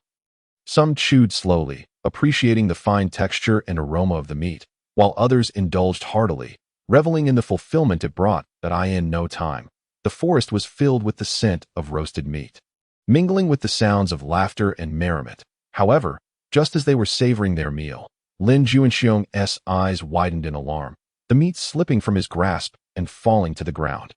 "Lin Juanxiong, are you all right?" Wu Di, noticing his peculiar behavior, moved to check on him. Simultaneously, Cheng Lufei exclaimed, "Yang Qi, what is wrong with you?" Curiously, he turned to see Yang Qi collapsing onto Cheng Lufei. Just as confusion settled in, his vision blurred, and the world morphed into a kaleidoscope of colors, transforming into a prism of chaos. Suddenly, a wave of dizziness engulfed Wu Di, his muscles throbbing as if countless ants were gnawing at his body. Struggling to maintain his balance, he glanced around, horrified to see the same expression of agony etched on each face surrounding him. What is happening? Could it be the meat? He stammered, his voice trembling. Then, darkness enveloped him, and he lost consciousness entirely. Chapter 20. It is quite strange. Lin Juanxiong struggled to open his eyes, surrounded by darkness, as if he were ensnared in an endless abyss that he strained to focus. Attempting to clarify his vision, gradually his eyes adjusted to the gloom, and the surroundings began to materialize. However, to his astonishment, he remained sprawled on the gritty ground, the light dimming significantly. "Am I dead?" he muttered quietly, fear and confusion flooding his mind. "Why can't I move? Damn it. Had I known this would happen, I would never have consumed that accursed vulture meat at that moment." His body felt as though it were bound by an invisible force. Completely beyond his control, he could clearly see the gravel around him, even spotting Xiao Gao not far away. Yet he was utterly immobilized, trapped in a nightmare. Despair and helplessness washed over him. He felt as though all meaning had vanished. Yet, just as his world darkened, a miracle occurred. He sensed a warm energy rising from his feet, and his previously numb right foot began to regain sensation, allowing him to move. This sudden change astonished him, but more importantly, it filled him with joy and hope. Immediately, a wondrous force rapidly spread throughout his body, as if he had suddenly awakened from a long slumber. Regaining all sensation, he felt the invigorating flow of blood coursing through his veins, his muscles gradually regaining their elasticity, and his bones seemed to emit a crisp sound. "Damn it! This is incredible. I can finally move." Lin Juanxiong exclaimed excitedly, his voice brimming with the joy of having survived a harrowing ordeal. He abruptly sat up from the ground, gasping for breath, greedily inhaling the fresh air and savoring the beauty of life. At that moment, he noticed a few individuals not far from him, all lying on the ground in various peculiar postures, utterly motionless. "Hey, what is wrong with you all? Are you still alive?" Lin Juanxiong called out anxiously. A hint of concern evident in his voice. His gaze was filled with worry and tension, hoping for a response. However, silence enveloped the surroundings, with no sound answering him. But a knot tightened in Lin Juanxiong's heart as an ominous premonition surged within him. Had something truly happened to them? He was frantic to ascertain their condition, and as he struggled to check on the others with the little strength he had regained, he finally heard a faint groan. That sound was like a ray of dawn, illuminating Lin Juanxiong's spirit. He had just lifted his rear when he sat back down heavily, his eyes fixed intently in the direction of the sound. Then he saw Yang Qi, sitting up slowly while rubbing the head she had bumped when she fainted as she rose. The others seemed to awaken from their slumber, one by one beginning to regain their vitality. They struggled to sit up, expressions of pain etched on their faces, as if they had just endured a severe illness. Each person was striving to restore their bodily functions, attempting to reclaim their lost strength and vigor. "What on earth happened to us?" Cheng Lufei murmured, rubbing her head and looking around at the others. She noticed that everyone else bore the same bewildered expression, as no one knew what had transpired. At that moment, she spotted the remnants of the meat beside her, which had not yet been consumed, and an uneasy feeling surged within her. Wu Di frowned, also staring at the leftover meat, solemnly stating, "It might be due to this meat that we collectively lost consciousness." His words sent a jolt through everyone, as they glanced down at the vulture meat that lay scattered on the ground. Tang Ruyang, frightened, quickly kicked the remaining meat far away. "Could it be that this meat is poisonous?" he asked, his face pale. Gao Yuping tapped his forehead, contemplating for a moment before saying, "There may not be poison, but it is possible it caused us to faint. After all, we are all alive." But he raised his hand to check his wristwatch, his expression turning grave. "It put us to sleep for an entire 10 hours. Upon hearing Gao Yuping's words, everyone became increasingly reluctant to touch the meat, hastily tossing it far away or burying it in the ground. The sun was gradually descending, and the sky was growing increasingly dim. As night fell, the surrounding environment began to take on an eerie and terrifying quality. Venturing out now would undoubtedly be a perilous endeavor, for in this unfamiliar place, no one knew what dangers might lie in wait. Dense thickets and grass ranging from 1 to 2 meters high surrounded them, potentially hiding a myriad of strange creatures such as snakes, insects, rodents, and ants that a careless move could lead to bites or attacks. Thus, they all agreed it was best to wait until dawn. They decided to spend the night here and continue their search for an escape in the morning, although the surroundings made them uneasy. Safety was paramount, and they had no better options. While they had not finished all the meat from the day, they were not excessively hungry either. Lin Juanxiong hoped to catch a few fish in the waterfall shallows. But despite searching with a stick for quite some time, he saw not a single fish. How peculiar! This is flowing water, yet how can there be no fish at all? This defies the laws of geography. While Lin Juanxiong pondered the absence of fish, Cheng Lufei's thoughts were elsewhere. "What are you thinking about?" Wu Di quietly approached her and sat down beside her. "Nothing. I was just wondering if the rescue team has found our campsite. Will someone inform them of our situation? They wouldn't just abandon us here, would they?" Wu Di considered her words and replied, "I doubt it. If the rescue team really arrived, Jiang Kersen would inform them of our situation. Moreover, if the rescue team did come, we wouldn't be able to miss the sound of their aircraft. Although we fought for a long time last night and fell here from the waterfall, we couldn't have strayed more than 2 kilometers from our campsite." After hearing Wu Di's analysis, Cheng Lufei gradually felt reassured. Yet, Wu Di's next words caused her to worry anew. "That I'm not so much concerned about whether the rescue team would overlook us. I'm more worried that we may not even be in the same space as them." After saying this, he pointed toward the setting sun and asked Cheng Lufei, "Don't you find it strange?" Chapter 21. The apple that appeared. Cheng Lufei gazed at the sun nearing the horizon. Although a flicker of unease crossed her mind, upon closer inspection, she could discern nothing particularly odd about its shape or light source. Confused, she asked Wu Di, "What? I don't see anything unusual. What is strange about it?" Wu Di sighed, exasperated. Its direction is wrong. The sun sets in the west, yet it is setting in the east. Perhaps it was the 21st century that had caused the younger generation to rely heavily on smart navigation, making it difficult for them to identify cardinal directions without aid. However, for Wu Di, who had undergone military training, distinguishing east from west was second nature. What? East setting. How can that be? Cheng Lufei, despite her inability to discern directions, understood the basic principle that the sun rises in the east and sets in the west. Perhaps, as I analyzed earlier, we have truly deviated from our original space. Not far from them, Lin Juanxiong sat on a large rock by the shore. Having searched the shallow waters with a sharpened stick for quite some time, without finding any creatures beside him, Tang Ruiyang looked at him with a despondent expression. Still nothing? No. How peculiar. The vulture meat is inedible, and the few bites we had during the day did little to stave off hunger. An apple would be delightful right now. As he spoke, Lin Juanxiong licked his lips. An apple.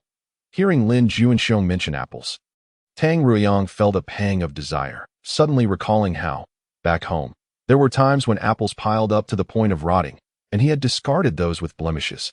Even a bruised apple would be wonderful right now. With this thought, he instinctively mimicked the tossing motion he made when selecting apples at home. Stop! Suddenly, Lin Juanxiong's thunderous voice startled Tang Ruiyang. Without warning, Lin Juanxiong lunged at him as if to rob him, leaving Tang Ruiyang astonished as he instinctively raised a question about his intentions, only to feel something vanish from his palm. Lin, you're not being fair. You secretly hoarded an apple. What? An apple? Tang Ruiyang could hardly believe it. Indeed, Lin Juanxiong was holding an apple, with one or two conspicuous blemishes on it. How is this possible? As he reached out to examine the apple that Lin Juanxiong had snatched from him, Lin Juanxiong swiftly dodged and took a large bite. You little brat, you want to take it from me? He chewed audibly, and Tang Ruiyang could only stare in disbelief. Their commotion drew the attention of the four others nearby, who gathered around. Hey, Lin Juanxiong, where did you get that apple? Gao Yuping asked curiously, as it was evident that the valley was no larger than 2 kilometers, and there were no apple trees in sight. Right? You have an apple and didn't think to offer it to the ladies first. You selfishly devoured it. Yang Qi swallowed hard, her mouth watering at the thought of finding something edible in this desolate place, akin to discovering a flower in the desert. Ask him. I took it from him. Lin Juanxiong continued to chew fervently, pointing at the still-dazed Tang Ruiyang. Where did that apple come from? Wu Di inquired, intrigued, while Tang Ruiyang appeared still caught in shock, stammering as he attempted to explain that I just thought of this thing I used to do at home when I picked apples.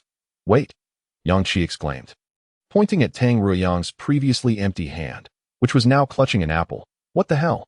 You little rascal, you had another apple hidden away.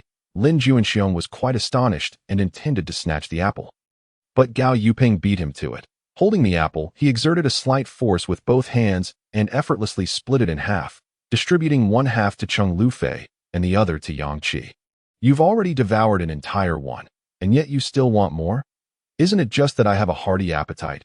Lin Juanxiong remarked, before leaping down from the rock and beginning to pat Tang Ruiyang down, inspecting his pockets for any hidden provisions. Stop it, Brother Lin. That tickles. I can't take it, Tang Ruiyang protested, attempting to evade him, but he was no match for Lin Juanxiong, who thoroughly searched him from top to bottom. It's over. It seems that there truly is nothing left. Having found no other fruits, Lin Juanxiong reluctantly released Tang Ruiyang. No, Brother Lin, you've all misunderstood. I truly did not bring the apple. Keep spinning your tail.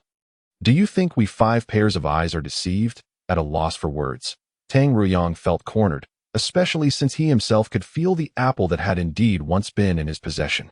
As he no longer had the apple, the focus of everyone's attention shifted away from him. Tang Ruiyang was perplexed, watching Cheng Lufei and Yang Qi savor the extra apple, even feeling tempted to search himself for more apples. But despite his prolonged efforts, he could find none. How strange. How did the apple even come to be? He pondered in confusion. Reflecting on the actions that had conjured the apple earlier, he attempted to recreate the moment. Yet his hands remained empty. What, then, is the difference between then and now? Suddenly, a thought struck him. His mind set at that moment. He had desired an apple and vividly recalled the sensation of selecting apples at home. And thus, looking down, he was instantly startled, dropping what he held as if confronted by something terrifying. hopping about in fright, trying to avoid the apple rolling beneath his feet. Hey, if you're not going to eat it, at least don't waste it. Yang Qi hurriedly pushed him aside. Picking up the apple that Tang Ruyang had inadvertently produced, she quickly wiped it on her clothing and imitated Gao Yuping's actions, splitting it in half, but this time not for herself and Cheng Lufei. Instead, she offered it to Gao Yuping and Wu Di. Lin Juanxiong, seeing her hand half of it to Gao Yuping and then approach him, anticipated that Yang Qi would share with him as well. However, when he extended his hand, he was met with disappointment, causing him to retract his hand and awkwardly chuckle that you've already had an entire one. Must you be so greedy? Truly, one's heart is insatiable. Lin Juanxiong chose not to retort, but turned to Tang Ruyang, that you're quite the adept hider. Just how many more apples do you have concealed? Quickly bring them forth to honor our ally. Oh no, I meant our comrades. Tang Ruyang could only force a wry smile. If I were to claim that I conjured this, would you believe me? You conjured it? Lin Juanxiong replied with skepticism, that aren't you involved in agricultural research? How did you become a magician? No, I truly do not understand why it happens this way. Whenever I think of the sensation of selecting apples at home, they simply appear in my hands. Tang Ruyang's face was a mask of exasperation, nearly crumpling into a frown that I don't believe it. Show me. With Lin Juanxiong's insistence, Tang Ruyang had no choice but to perform once more. This time under the watchful eyes of everyone. A bit anxious, he closed his eyes, calming his mind. He once again imagined the sensation of picking apples, and to everyone's astonishment, a real apple suddenly manifested in his previously empty hand. No way, you actually conjured an apple? Lin Juanxiong exclaimed, snatching it from Tang Ruyang's grasp to examine it closely. Yang Qi, witnessing this, couldn't help but exclaim, I want one too. I want one too. That half was hardly enough. With no other recourse, Tang Ruyang handed each of them an apple. Lin Juanxiong, suddenly struck with inspiration, proposed, Brother Tang, why not conjure a banana next? What? Conjure a banana? How does one do that? Tang Ruyang responded, bemused, feeling as though he had become a wholesale fruit vendor. It's simple, just envision that you have a banana in your hand, and perhaps it will appear. Well, all right then, I'll give it another try.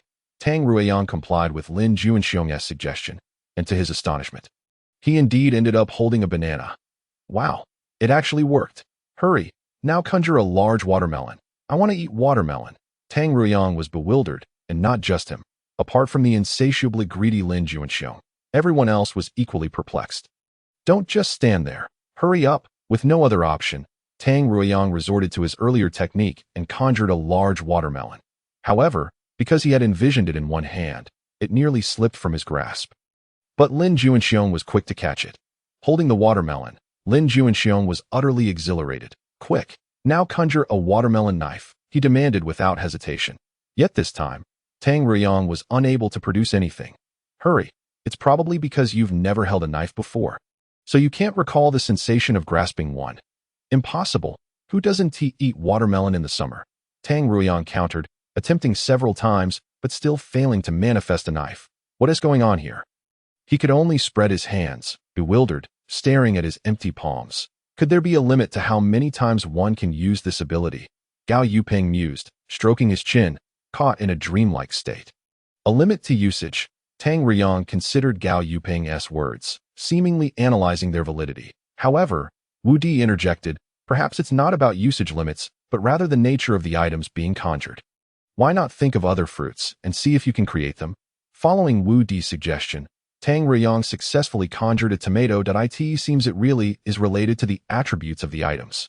Cheng Lufei remarked, taking a bite of the tomato. How can this be? This is utterly astounding. Wu Di ignored Tang Ruyang's exaggerated expression of horror, surveying the extraordinary environment around them. This place is inherently strange. So perhaps it is normal for bizarre phenomena to occur. Why do you say that? As a police officer, he was a staunch materialist, struggling to accept behaviors lacking rational explanations, although I don't want to admit it. Just look at the setting sun here and the unusual creatures, not to mention the rescue teams that should have arrived, but have not. Doesn't all of this suggest that we are in another realm? Wu Di's words left Gao Yuping in contemplative silence, observing Tang Ruyang, who was still attempting to conjure various fruits, indicating his acceptance of this theory. Otherwise, unless Tang Ruyang concealed an enormous fruit truck on his person, it would be impossible to produce so many fruits. This is incredible. I want to try too. Lin Juanxiong exclaimed, joining in the fun, envisioning fruit in his hands. But after a lengthy attempt, he still conjured nothing. What the heck? Is this skill selective? Lin Juanxiong protested loudly, and upon seeing his outburst, Yang Qi and Cheng Lufei also attempted to conjure fruit, yet they too were met with failure. Gao Yuping furrowed his brow and questioned Tang Ruyang. What do you do? Do you often deal with fruits? Perhaps due to the instinct of a detective, he sought to inquire about related aspects that I'm involved in agriculture, managing a large plot of land where I cultivate various fruits and vegetables. This trip was to exchange planting techniques with experts from other provinces. Wu Di nodded at Tang Ruyang's response. It seems the activation of this skill is connected to one's professional attributes. Profession? What would mine be? Lin Juanxing gestured to himself, but Gao Yuping scoffed. What else could you possibly be? Just a thug in the underworld. Come on, Xiao Gao, you can't say that. Everyone has their own strengths. If Brother Tang can conjure fruit, doesn't that mean I could summon a whole bunch of little brothers? With that, Lin Juanxing dramatically closed his eyes, muttering, before me stands a row of little brothers, oh no. 100 little brothers. After finishing his incantation and opening his eyes, he found nothing but emptiness, still surrounded by just a few of them. This is pointless. Lin Juanxiong turned to Wu Di. Hey, is this method even viable? My little brothers didn't show up. Wu Di felt quite helpless. Perhaps Tang Ruyang had triggered some conditions that granted him this ability. Upon hearing Wu Di's remark, Lin Juanxiong became even more excited.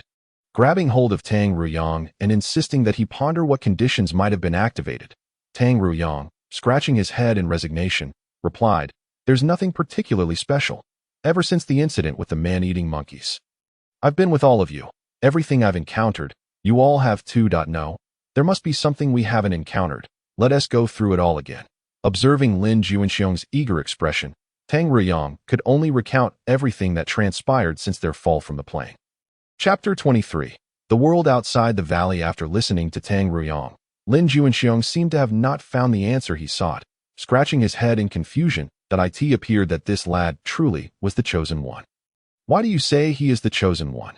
Yang Qi questioned, looking quizzically at Lin Juanxiong. Isn't it obvious? He is the only one among us to possess this extraordinary ability. Upon hearing this, Tang Ruyang did not feel particularly pleased. This extraordinary ability, I would rather not have it. Aside from providing you with fruits, it doesn't seem to have any other use. You should be content. If, as Wu Di suggested, this truly is an alternate world, you are our only storehouse of resources, making you our prime object of protection. After hearing Gao Yuping's words, Tang Ruyang felt less despondent. It seemed that this ability might not be so bad after all. You rascal, benefiting while acting coy. Lin Juanxing patted him on the shoulder. From now on, I must stick close to you. Otherwise, in this world where nothing can be eaten, I might starve to death in 3 days. Realizing his significance, Tang Ruyang could not help but feel a surge of joy, even standing a little taller. That evening, everyone gathered around a fire, indulging in a sumptuous feast of fruits. Of course, the large watermelon could not go to waste. Lin Juanxiong smashed it against a rock, and they eagerly devoured the pieces to prevent any unwarranted animal attacks. The 4 men divided into 2 groups to keep watch through the night, while the 2 women were spared from the night watch.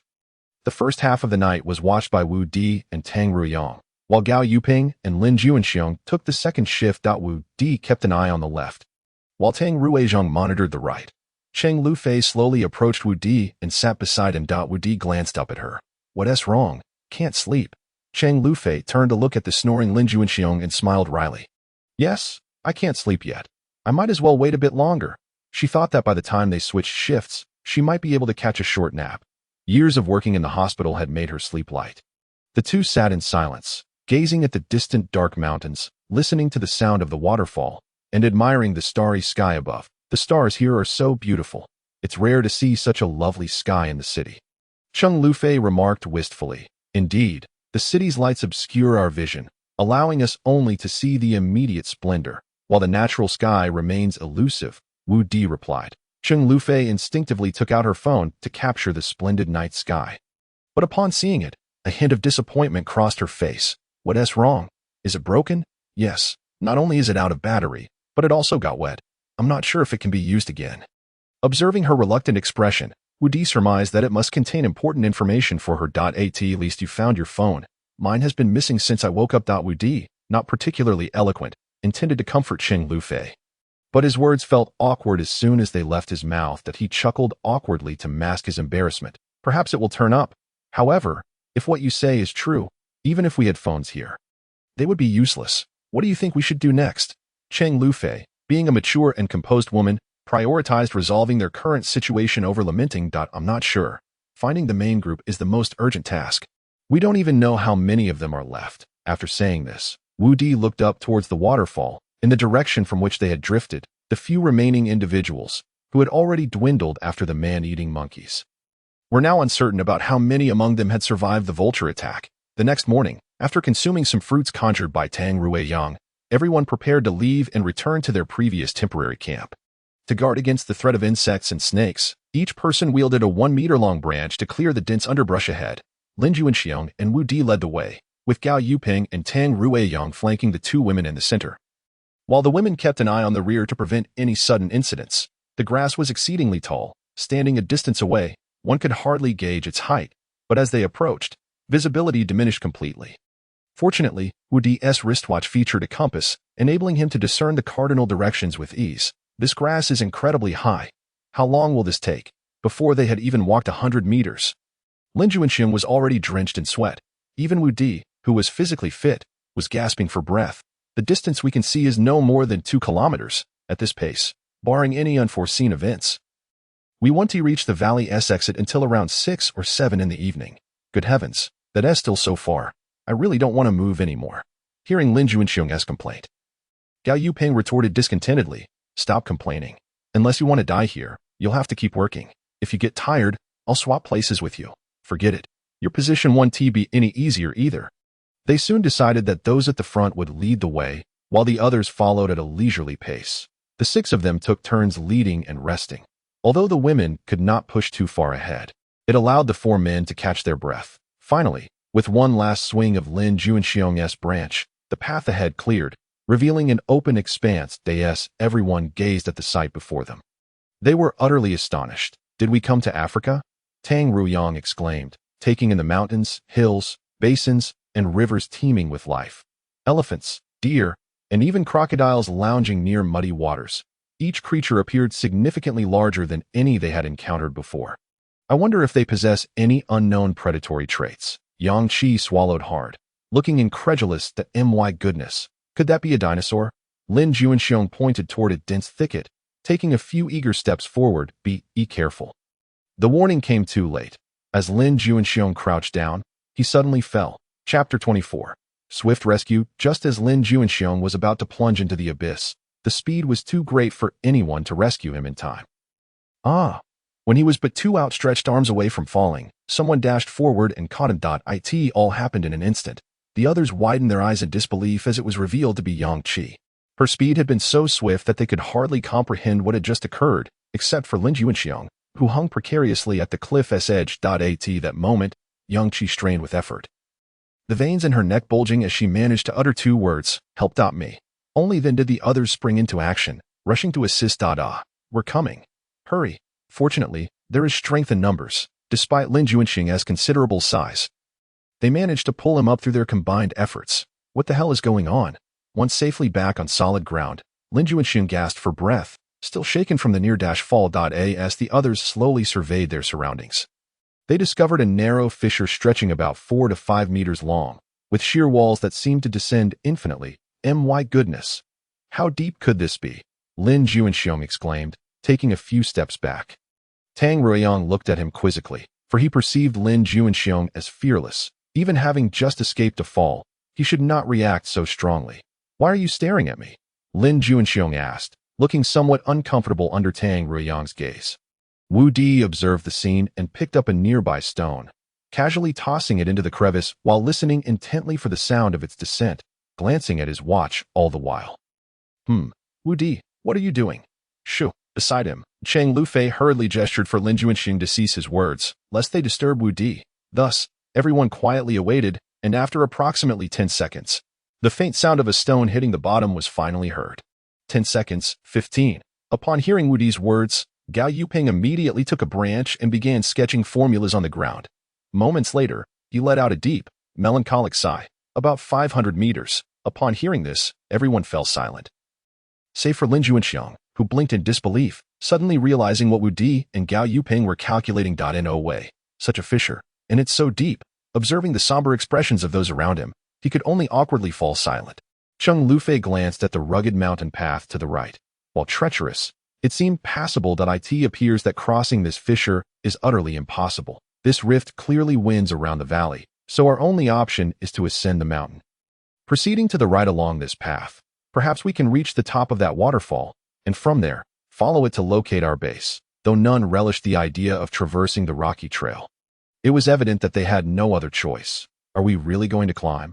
Lin Juanxiang asked, his face pale.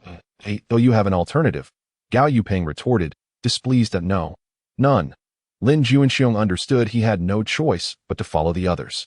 At that moment, Tang Ruiyang suddenly seemed to awaken, looking up at Lin Juanxiang. You're not afraid of heights, are you? You are the one afraid of heights. Haha.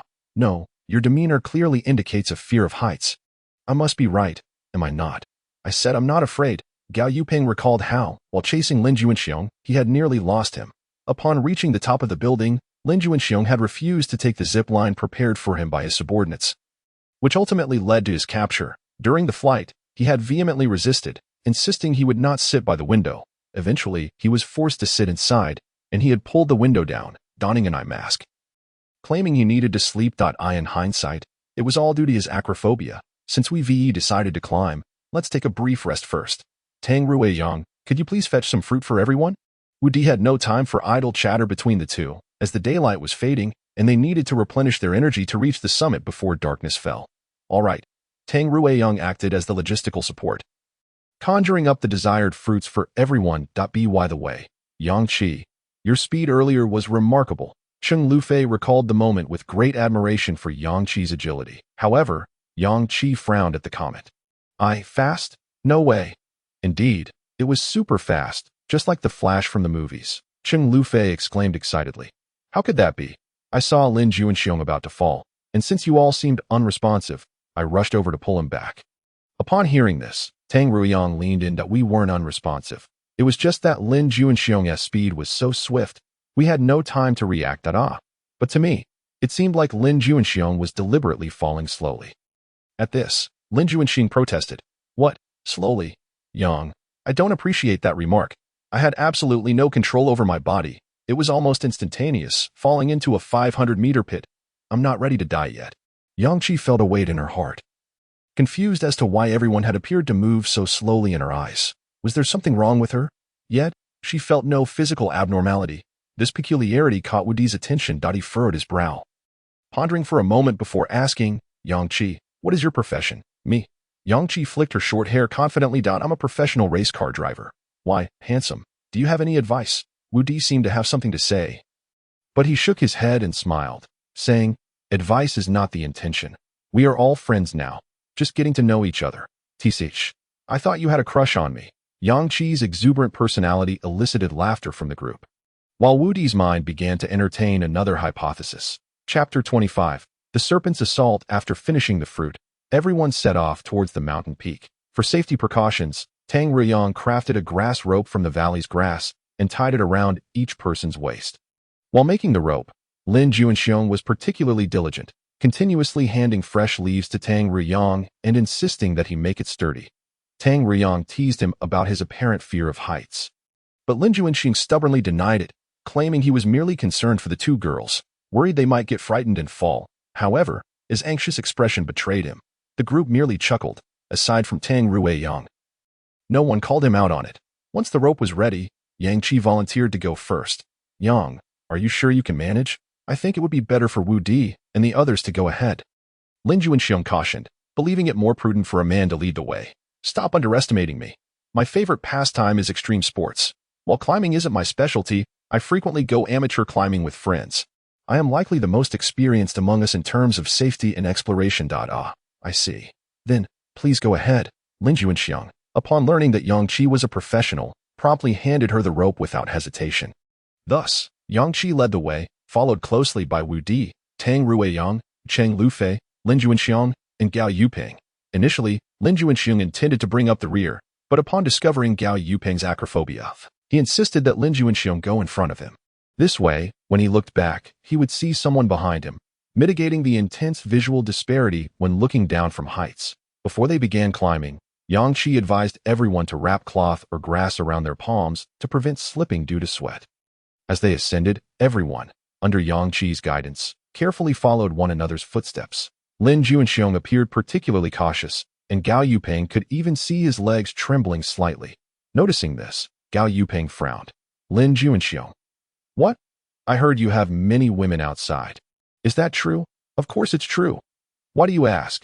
Lin Juanxiong was puzzled as to why the usually quiet Gao Yupeng would bring this up now. Oh, I think people are exaggerating. You must be bragging. Bragging? I never brag. I'm not lying. Lin Juanxiong began to elaborate on his past romantic endeavors, describing various types of women with enthusiasm. Clearly, Gao Yupeng had intentionally diverted his fear by introducing a topic Lin Juanxiong enjoyed discussing. Men are typically interested in personal achievements in women, after all. Several times, Tang Ruizhong struggled to suppress his urge to interrupt Lin Juanxiong's boasting, only to be pinched by Cheng Lufei, urging him to remain silent and not use Lin Juanxiong's fear of heights against him. Thus, the group slowly and painstakingly continued their ascent. A few times, someone slipped, but they were quickly pulled back into position by others. Finally, just before nightfall, they all huffed and puffed their way to the summit. Each one gazed up at the sky, lying on the thick grass, marveling at the myriad stars. Damn, that was tough that we finally made it. You should just shut that foul mouth of yours. I've heard enough of your incessant chatter along the way. Oh, you pesky Gao, what nonsense are you spouting? Aren't you the one asking me? At last reaching the top, Gao Yupeng was relieved to no longer have to engage Lin Juanxiong in pointless banter. He felt as though he had shared an entire year's worth of thoughts during the climb. At that moment, all he wanted was to enjoy a good sleep, wishing to drown out Lin Juanxiong's incessant chatter. However, he found himself too exhausted to rise, so he mentally tuned out all surrounding sounds. Soon drifting into slumber, the following day, Wu Di was the first to sense a chill creeping around him, accompanied by the rustling of nearby sounds, when he suddenly opened his eyes in astonishment. He felt as if struck by lightning. He dared not move, even attempting to hold his breath, for he discovered that 3 or 4 creatures, upright with flat heads and flicking tongues, were staring intently at him. Indeed, he had never encountered such beings in reality but had seen them on television. The venomous cobra before him was astonishingly lethal, given the extraordinary circumstances surrounding the animals he had encountered previously. He found it nearly impossible to ascertain whether this creature possessed any additional, unknown abilities. However, under normal conditions, their speed was unparalleled. It was likely that before he could grasp one of the snakes by its neck, he would be set upon by several others, each delivering a fatal bite. Helpless, he could only strive to maintain a heightened sense of calm, remaining still in the hope that the cobras might retreat or that others would awaken to assist him in driving the serpents away. Yet, it was evident that his hopes were in vain, for he could see and sense, even from the corner of his eye, that at least 20 cobras surrounded the 6 of them. Moreover, he could discern that others had also regained consciousness. As the pungent odor of urine filled the air, unmistakably indicating that someone had been so frightened as to lose control of their bladder. However, this individual was certainly not Lin Juanxiong, who continued to snore rhythmically. Accompanying his snores, 2 cobras undulated in sync beside him at last. One of the snakes could no longer restrain itself and lunged forward, sinking its fangs into his snoring mouth. With a jolt of pain. Lin Juanxiong awoke, and another person screamed in sheer terror. In an instant, everyone lying on the ground opened their eyes wide. Accompanying the piercing scream, numerous afterimages filled the air, with shadowy lines darting toward the mountainside below. Finally, as the last shadow faded, it revealed a terrified Yang Qi. Incredibly, she had single-handedly hurled away all the cobras before them with a speed that was nearly imperceptible. Her expression of fear made it clear that she had acted in a state of extreme panic. Lin Juanxiong. Just as Yang Qi removed the cobra that had bitten Lin Juanxiong, he rolled his eyes back and collapsed heavily once more. Chapter 26. He did not die at the very moment Lin Juanxiong fell. Gao Yupeng swiftly caught him. Quick, save him. Gao Yupeng exclaimed, momentarily flustered. Although Lin Juanxiong was his prisoner, during their days together, an unspoken bond had formed between them, but that a highly venomous king cobra. Who could possibly save him? Tang Ruiyang gulped nervously, recalling how he had thought he was doomed just moments ago. Even wetting his pants in fright, that Wu Di hurriedly stepped forward, pressing on Lin Juanxiong's mouth to expel the toxic blood that oozed from his lips. Dark and foul-smelling Dr. Cheng, you must come up and save him, Wu Di shouted, but Cheng Lufei could only shrug helplessly. While I am indeed a doctor, he has been bitten by a venomous snake, and I have neither anti-venom nor the necessary tools to save him. At this point, Wu Di was beyond caring. He grasped Cheng Lufei's hand and placed it on Lin Juanxiong's lips. Now, close your eyes and think of nothing else. Imagine you possess all the necessary emergency medical equipment and are treating him. What? Cheng Lufei gazed at Wu Di in astonishment, unable to fathom his absurd request. Hurry, if we don't act fast, it will be too late. Fine. Seeing the frantic desperation in Wu Di's expression, Cheng Lufei ultimately acquiesced. Absurdly closing her eyes and concentrating on the steps for detoxifying and treating someone bitten by a snake. Gradually, she entered a state of complete immersion. After what felt like an eternity, she sensed the surrounding stillness. Save for the chirping of insects in the grass and the gentle caress of the breeze. Slowly, she began to hear the sound of someone breathing nearby, realizing that her hand was pressed against someone's skin. It was then that Cheng Lufei recalled everything. The plane crash, the man-eating monkeys, the vultures, the water incident, the mountain climb, and the cobra attack. All of it flashed before her like a movie. The last image that lingered in her mind was Wu Di's outrageous request for her to save Lin Juanxiong. Had it come to this? Why was it so quiet? Had Lin Juanxiong already perished? Cheng Lufei hesitated to open her eyes, fearing she might see Lin Juanxiong's lifeless body before her. Gradually, she felt a hand being removed from her own. Reluctantly, she opened her eyes, only to find 4 pairs of astonished eyes staring back at her. Why are you all looking at me like that? Is Lin Juanxiong dead? Cheng Lufei timidly inquired, when none of the 4 offered a response. Panic welled up within her, and she turned a reproachful gaze toward Wu Di. I told you it was impossible to save him without the proper resources, and now look what's happened, though she had not been the one to poison Lin Juanxiong. At that moment, she felt like an executioner. Yet, Wu Di pointed a finger toward Lin Juanxiong, who lay before them. Following his gesture, Cheng Lufei reluctantly glanced down at Lin Juanxiong's still form to her astonishment. She rubbed her eyes vigorously, for she could see that his chest was rising and falling rhythmically. Alarmed, she crawled closer to him, tilting her head to listen to his heartbeat. In disbelief, she raised her head to look at the others, then cautiously placed her hand on the side of Lin Juanxiong's neck to check his pulse and nostrils. Aside from 2 small puncture wounds on his lips, which resembled sausage casings, everything else appeared normal. Who saved him? Cheng Lufei asked, gazing in confusion at the group. In this desolate wilderness, let alone in a city, being bitten by a cobra would likely result in death before reaching a hospital. She could not comprehend how someone who should have been doomed was now miraculously unharmed. However, as her question lingered in the air, the other 4 pointed at her. Bewildered, she also pointed at herself. Me? The 4 nodded in unison. Cheng Lufei could not help but smile faintly, chuckling lightly at their antics. You must be joking. This isn't the time for games. Yet, as she surveyed their serious expressions, it became increasingly clear that they were not jesting. How could this be? I merely entertained the thought. Yang Qi affirmed with a nod. Indeed, we all witnessed it. We saw your hand on Lin Juanxiong's mouth, and before long, his blackened lips transformed from white to red, while his previously convulsing body gradually stabilized. Yes, this is simply unbelievable. Dr. Cheng, could you be a celestial being descended to Earth? Tang Riyang exclaimed excitedly from the sidelines. Cheng Lufei was well aware that she was not a deity. Suddenly recalling a previous moment, she turned her gaze back to Wu Di.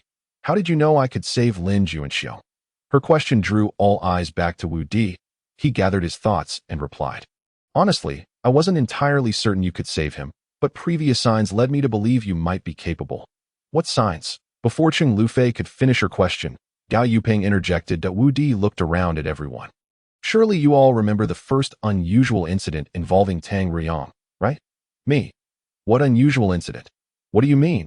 Of course, it's about the fruit we ate, Yang Qi remarked, rolling her eyes at Tang Riyang. Gao Yuping also turned his gaze toward Tang Riyang. Indeed, that was quite abnormal. Then another unusual occurrence arose among us, Wu Di continued, his eyes drifting to Yang Qi, who widened her eyes in surprise and pointed at herself. You can't be referring to me. I can't produce fruit. Of course you can't, but your abnormality lies in your speed. My speed? Yang Qi questioned, perplexed. Yes. Who could possibly grasp a snake's neck with such precision in just 1 to 2 seconds and manage to toss nearly 20 cobras over the mountainside before they could even strike? Chapter 27. The connection of abilities. Yang Qi was momentarily taken aback by Wu Di's words. Earlier, when she had swiftly grabbed Lin Yuanxiong's hand, she too had felt an element of disbelief. At that moment, everything around her seemed to slow down. Although she had sensed something was amiss, her racing driver instincts, which granted her reflexes far superior to those of ordinary individuals, had kept her from dwelling too much on it.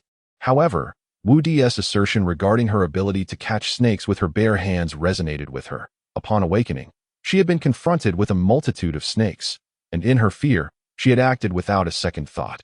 The only thought occupying her mind was the urgent desire to rid herself of the serpents surrounding her, as if it were a reflexive response. Thus, upon grasping the necks of the cobras, she instinctively flung them away. After rising to her feet, she was met with the sight of snakes encircling those around her, prompting her to scream in terror while methodically discarding each one by its neck. Once this ordeal was complete, she remained oblivious to her own remarkable abilities. However, at that moment, with Wu Di's reminder, she realized that what appeared to her as normal speed was, in fact, a matter of 2 or 3 seconds for others. Indeed, had Wu Di not mentioned it, I might have forgotten. Yang Qi, you were truly incredible, akin to the flash, zipping past me in a blur, so swift that I could scarcely discern your shadow as you dispatched all the king cobras. As Tang Ruiyang spoke, he animatedly gestured with his hands to illustrate the speed. So, how does this relate to Dr. Cheng's extraordinary abilities? Gao Yuping inquired. Still perplexed, I recall that when Tang Ruiyang was able to conjure fruit, Lin Yuanxiong and the others attempted to do the same, but failed. Everyone nodded in acknowledgement. Yang Qi had also previously rescued Lin Yuanxiong under extreme speed. Wu Di turned to Yang Qi, who nodded in agreement. I once asked Yang Qi about her profession, and she informed me that she was a professional racer. Consequently, I studied the circumstances of both individuals and concluded that their abilities are largely connected to their professions. Seeing no one contest his assertion, Wu Di continued. Just as Tang Ruiyang, hailing from a farming background, can produce fruit while others cannot, Yang Qi, as a race car driver, possesses acute sensitivity to speed, making her power one of velocity. Hence, you deduce that Dr. Cheng's ability is healing. Gao Yuping seemed to grasp the concept and nodded in understanding. Yes, I pondered the connections while climbing the mountain, but lacked the opportunity to test them. Moreover, due to Lin Yuanxiong's urgent situation earlier, I could not provide a detailed explanation before bringing Dr. Cheng over. It appears that all my hypotheses were correct. So, it seems, Gao Yuping mused, suggesting that everyone's abilities may indeed correlate with their professions or specialties. Might we predict others' potential abilities through understanding their careers? Wu Di nodded, theoretically speaking, though it is not entirely precise. After all, are these abilities inherent to everyone, or only a select few? Or perhaps they are activated by contact with certain objects? Yang Qi exclaimed excitedly. Then let us hasten to test this. Our next step is to uncover each person's potential and identify our respective powers. Tang Ruiyang chimed in with a smile. Well, now that we three have discovered our abilities, it's up to you three, Wu Di, Gao Yuping, and Lin Yuanxiong. Just as he spoke, Lin Yuanxiong, lying on the ground, suddenly reacted. Who dares to call you grandfather? He sprang up, only to find himself cross-eyed, staring at the tip of his nose. What is this? Ouch, that hurts. Upon awakening, he noticed a large swollen mass beneath his nose and instinctively reached to touch it, only to discover it was his own red and swollen lip. What has happened to my mouth? Lin Yuanxiong looked around, bewildered, utterly clueless about the events that had transpired. Gao Yuping, growing impatient, responded, You should thank Yang Qi and Dr. Cheng. Without them, you would have been done for. Lin Yuanxiong remained utterly confused, asking, What are you talking about? I don't understand a word. Gao Yuping rolled his eyes in exasperation, explaining, You were bitten by a cobra and nearly died. Fortunately, Yang Qi and Dr. Cheng saved you just in time. Really? How could there be cobras? Lin Yuanxiong glanced at the other's expressions, which seemed sincere, and the reality of his injured lip confirmed the truth. He hurriedly expressed his gratitude to Yang Qi and Cheng Lufei. They smiled and insisted he needn't mention it. They merely did what was expected of them. It turned out that Lin Yuanxiong had been bitten by a cobra in his sleep. Thus he had been oblivious to the terrifying scene, only experiencing the pain in his lips before losing consciousness. Gao Yuping, unwilling to waste further words, let Tang Ruiyang, who was more talkative, recount everything that had occurred. After hearing the tale, Lin Yuanxiong could not help but stomp his feet in anger, exclaiming, Is it me that they think is easy to bully? Why is it always me who suffers misfortune? Just look at how badly I've been treated. The others turned to observe Lin Yuanxing's current disheveled state. Stifling laughter at the sight, yet the gravity of the situation kept them from bursting into fits of giggles. However, one among them, Tang Ruiyang, could not contain his mirth, laughing heartily while shaking his hands. Apologies, I simply cannot help myself. Even when Lin Yuanxing shot him a murderous glare, it was insufficient to silence Tang Ruiyang's laughter. Observing Lin Yuanxing's swollen lips resembling sausages only intensified Tang Ruiyang's amusement. Oh, what a foul odor! Have you wet your pants? Why is there such a strong smell of urine? Lin Yuanxing quickly pinched his nose, waving his hands to fan away the stench, causing Tang Ruiyang to finally stifle his laughter. His face flushed as he coughed awkwardly to mask his embarrassment. Enough of this nonsense. Let us swiftly ascertain whether we possess any latent abilities waiting to be unleashed. Gao Yuping quickly intervened, redirecting the group's focus back to the matter at hand. But how shall we test our abilities? Lin Yuanxing eagerly asked Gao Yuping, and Wu Di. I'm a police officer, and Lin Yuanxing is involved with gangs. What about you? Gao Yuping turned to Wu Di inquiringly. I work in sales, but I'm new to it. I previously served in the military. Gao Yuping nodded in response, with Wu Di's keen intellect. He had unwittingly become the group's guiding light. What do you think our powers might be, assuming we possess any? Chapter 28. Uncontrolled activation. Upon hearing Gao Yuping's question, Wu Di lowered his head in contemplation for a moment before speaking. Well, I think we can postpone discussing mine and Lin Yuanxing's for now. Yours should be relatively straightforward. Police officers catch criminals, right? Therefore, perhaps you should attempt to apprehend someone. Gao Yuping nodded thoughtfully but soon furrowed his brow in confusion, asking, but where can I find a criminal to catch? And how do I test it? Wu Di chuckled, explaining. According to the previous experiences of Tang Ruiyang and the others, simply immersing oneself in the scenario can trigger the conditions. Gao Yuping suddenly understood, then inquired. And the criminals? Wu Di fell silent, instead directing his gaze towards Lin Yuanxing. Upon realizing this, Lin Yuanxing's eyes widened in shock, exclaiming, no way. It's me again. I've already had my fill of bad luck. Why must it always be me? He shook his head in resignation, a bitter smile gracing his face. Gao Yuping stood up and slowly approached him, gently patting his shoulder. There's no choice. You're the only one here who can play the role of a villain for me to catch. Lin Yuanxing wore a long-suffering expression, especially with his still swollen lips, resembling the Cookie character from Shrek. Thus, a game of police apprehending criminals commenced on the mountainside. To better stimulate their abilities, Wu Di arranged for Lin Yuanxing to sprint 200 meters ahead before allowing Gao Yuping to pursue him from behind. As Lin Yuanxing ran, he frequently glanced back, a playful glint in his eyes. Gao Yuping closely followed, his stride steady and powerful. Soon, he caught up with Lin Yuanxing and deftly grasped his arm, skillfully applying pressure. He twisted Lin Yuanxing's arm behind him. Behave, don't move. Gao Yuping feigned seriousness, raising his voice. Brother, I concede. I surrender. Just don't apply too much pressure. Lin Yuanxing's face contorted in discomfort, his tone laced with grievance. I am sorry. I'm sorry. Realizing he might have exerted too much force, Gao Yuping quickly released Lin Yuanxing's arm.at. That moment, Wu Di approached, and Gao Yuping asked him, how does it feel? Did you trigger any superpowers? Wu Di shook his head, indicating he felt nothing. Could my hypothesis be incorrect? Is it not about capturing people? Or perhaps not everyone can activate their abilities? Wu Di furrowed his brow, lost in thought, muttering to himself. Just then, Cheng Lufei walked over to him. Observing Gao Yuping and Lin Yuanxing thoughtfully, she suddenly posed a question. Could it be that they were acting too unrealistically, failing to immerse themselves fully, thus unable to trigger their powers? Wu Di looked up at Gao Yuping and Lin Yuanxing, a flicker of doubt crossing his eyes. Gao Yuping turned to Lin Yuanxing, his expression grave, as he gritted his teeth. You'd better not make it easy for me to catch you this time. What? Are you serious? Lin Yuanxing exclaimed in astonishment.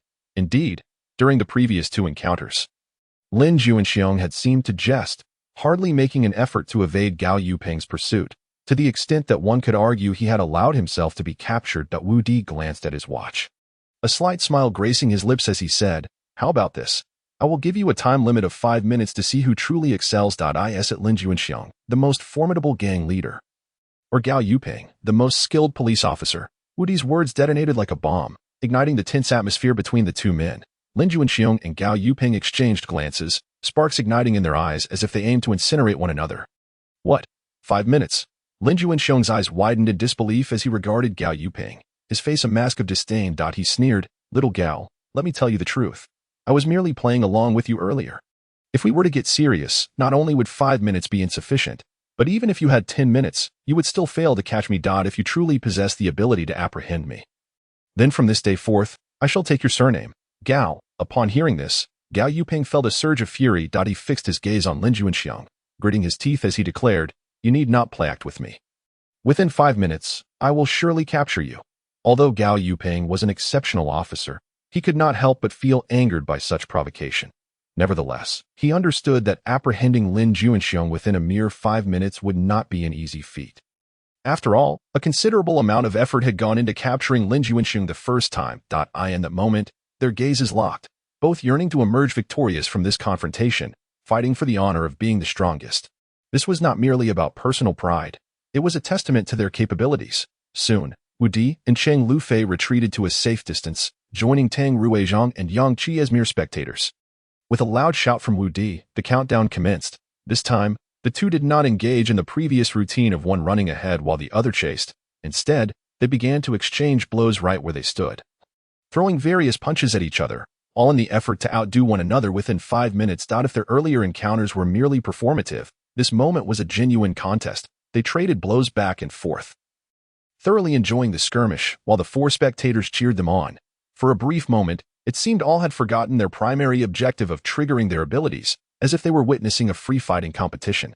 As time rapidly dwindled, Wu Di initiated the countdown. 59, 58, 57. The palpable excitement prompted Cheng, Tang, and Yang to join in the fervent countdown. 26, 25, 24. The atmosphere grew increasingly tense as Gao Yuping and Lin Juanxiong intensified their competition. Aware of the ticking clock, Gao Yuping, in a moment of urgency, feinted a punch with his right hand, prompting Lin Juanxiong to evade sideways. However, his left cheek was struck solidly by Gao Yuping's Muay Thai kick. Lin Juanxiong staggered back, spitting out a mouthful of blood, along with 2 of his teeth. The onlookers were momentarily stunned by this unexpected turn of events, momentarily forgetting to continue counting down. "Well done. You, Gao Yuping, are truly playing for real against Lin Ge." No, before Gao Yuping could express his apologies, Lin Juanxiong charged at him furiously. It was evident that Lin Juanxiong had genuinely ignited his wrath, relentlessly attacking Gao Yuping. Aware of his earlier misstep, Gao Yuping could only dodge frantically, avoiding a direct confrontation with Lin Juanxiong. After several failed attempts to land a hit, Lin Juanxiong, frustrated and with no outlet for his anger, seized a tree trunk as thick as his own body and swung it toward Gao Yuping. At that moment, Gao Yuping, having retreated to the front, found himself with no escape. Instinctively, he mimicked a gun gesture, pointing at Lin Juanxiong while shouting, "Do not come any closer. If you do, I will shoot." Yet, Lin Juanxiong did not halt his advance. The 4 spectators, realizing the escalating peril, rushed forth to intervene, but it was evidently too late. A resounding pair of gunshots echoed through the air, leaving everyone frozen in place. Chapter 29, Awakening of Powers. Gunshots. Wu Di and the others stared in disbelief at Gao Yuping. Meanwhile, Gao Yuping himself appeared bewildered. Gazing down at his hands, which bore no trace of a firearm, it dawned on him that his hands had merely mimicked a gun gesture in response to Lin Juanxiong's assault. Shifting his gaze to his index finger, he curiously imitated the previous gun action, gently moving his finger. Bang! Bang! 2 more deafening noises rang out, prompting everyone to cover their ears. Lin Juanxiong, in sheer terror, screamed, "Oh my God!" He hastily swung the tree trunk to shield his face, visibly shaken by the fright. "Little Gao, stop! I surrender! I surrender! Is that not enough? Please do not shoot recklessly." Terrified, Lin Juanxiong clutched the trunk while shouting from behind. He trembled with fear, dreading another shot from Gao Yuping. "Oh, I'm sorry, I'm sorry." Gao Yuping quickly retracted his gun gesture, his face a canvas of remorse and shock.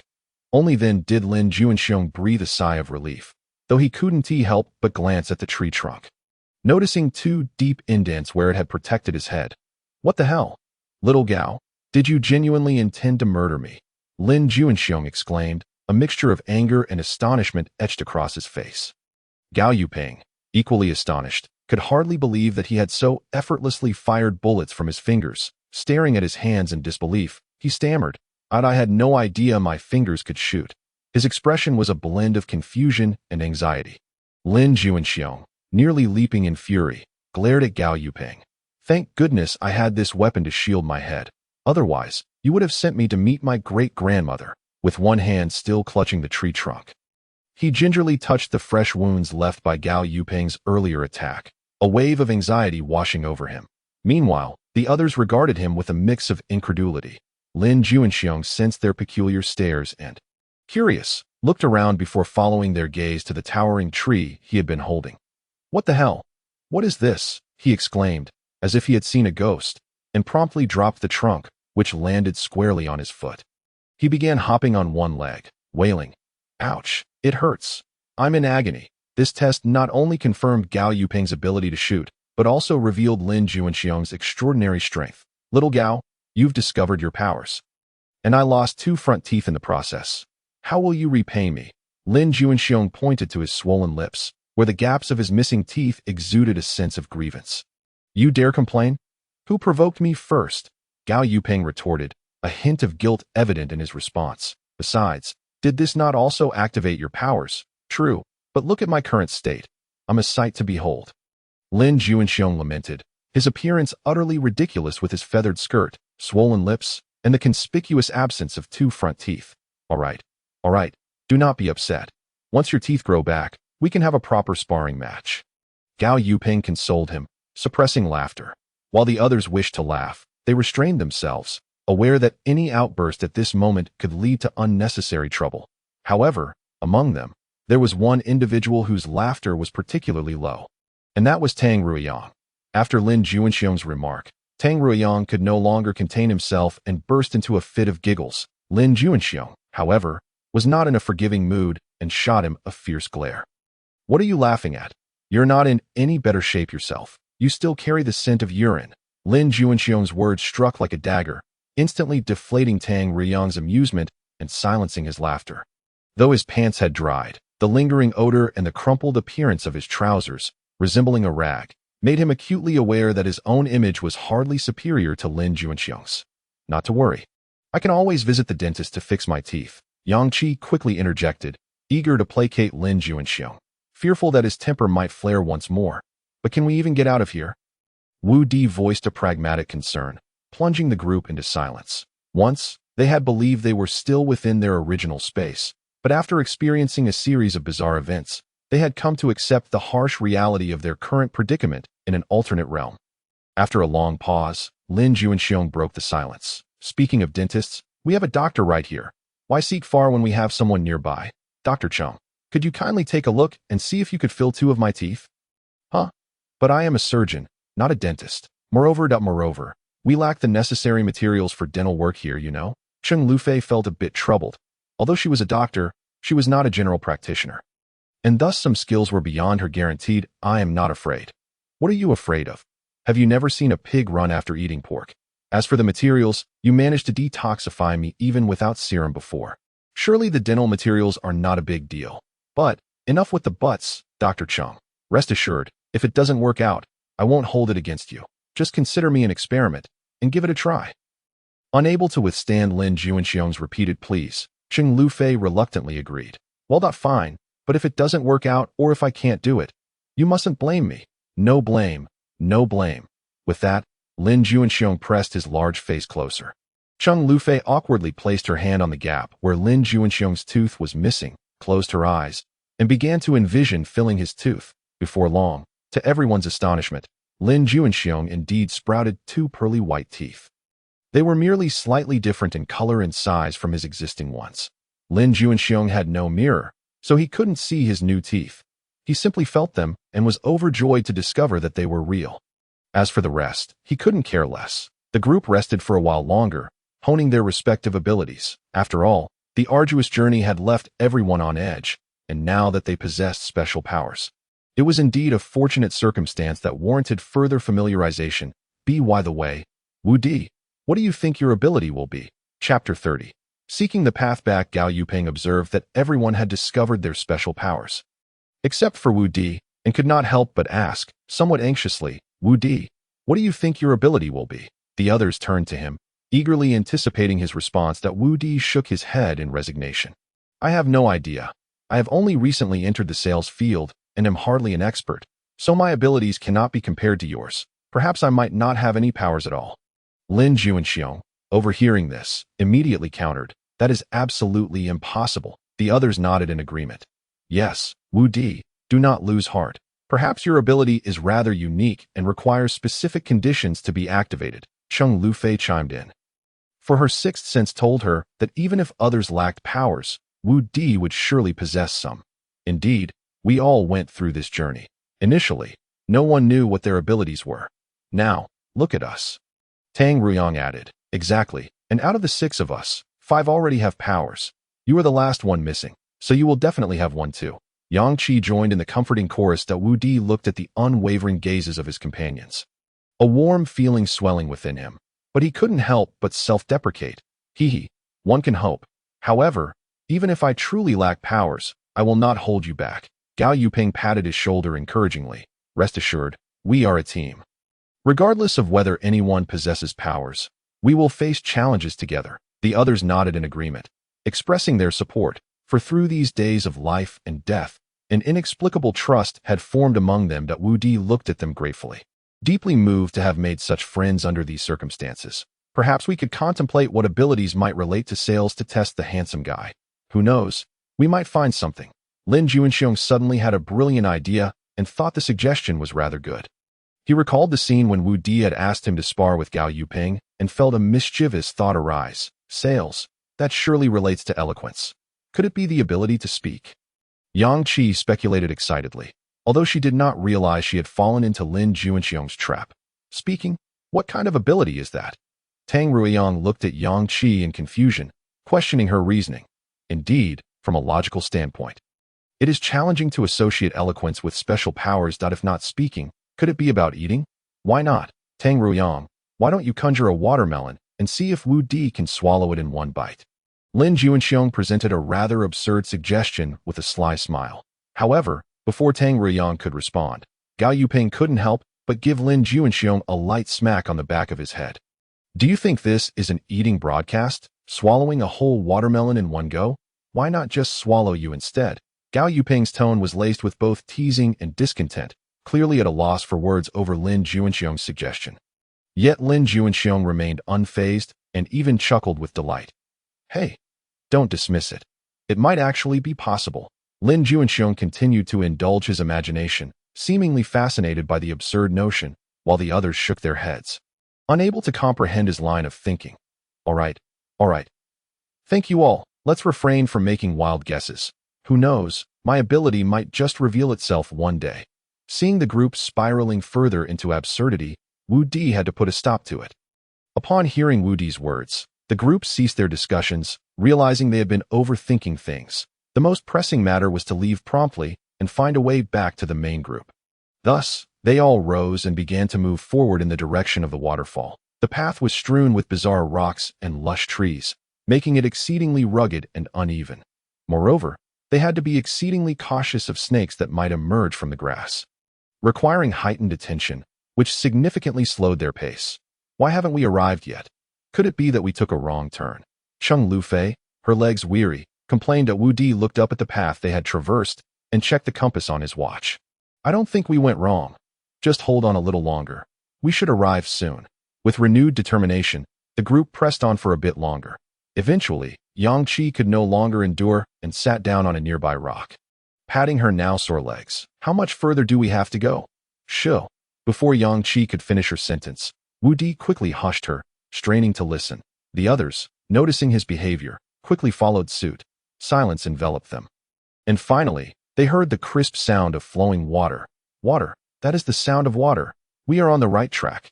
Yang Qi exclaimed in excitement, momentarily forgetting her leg pain as she eagerly grabbed Cheng Lufei's hand, bouncing and laughing.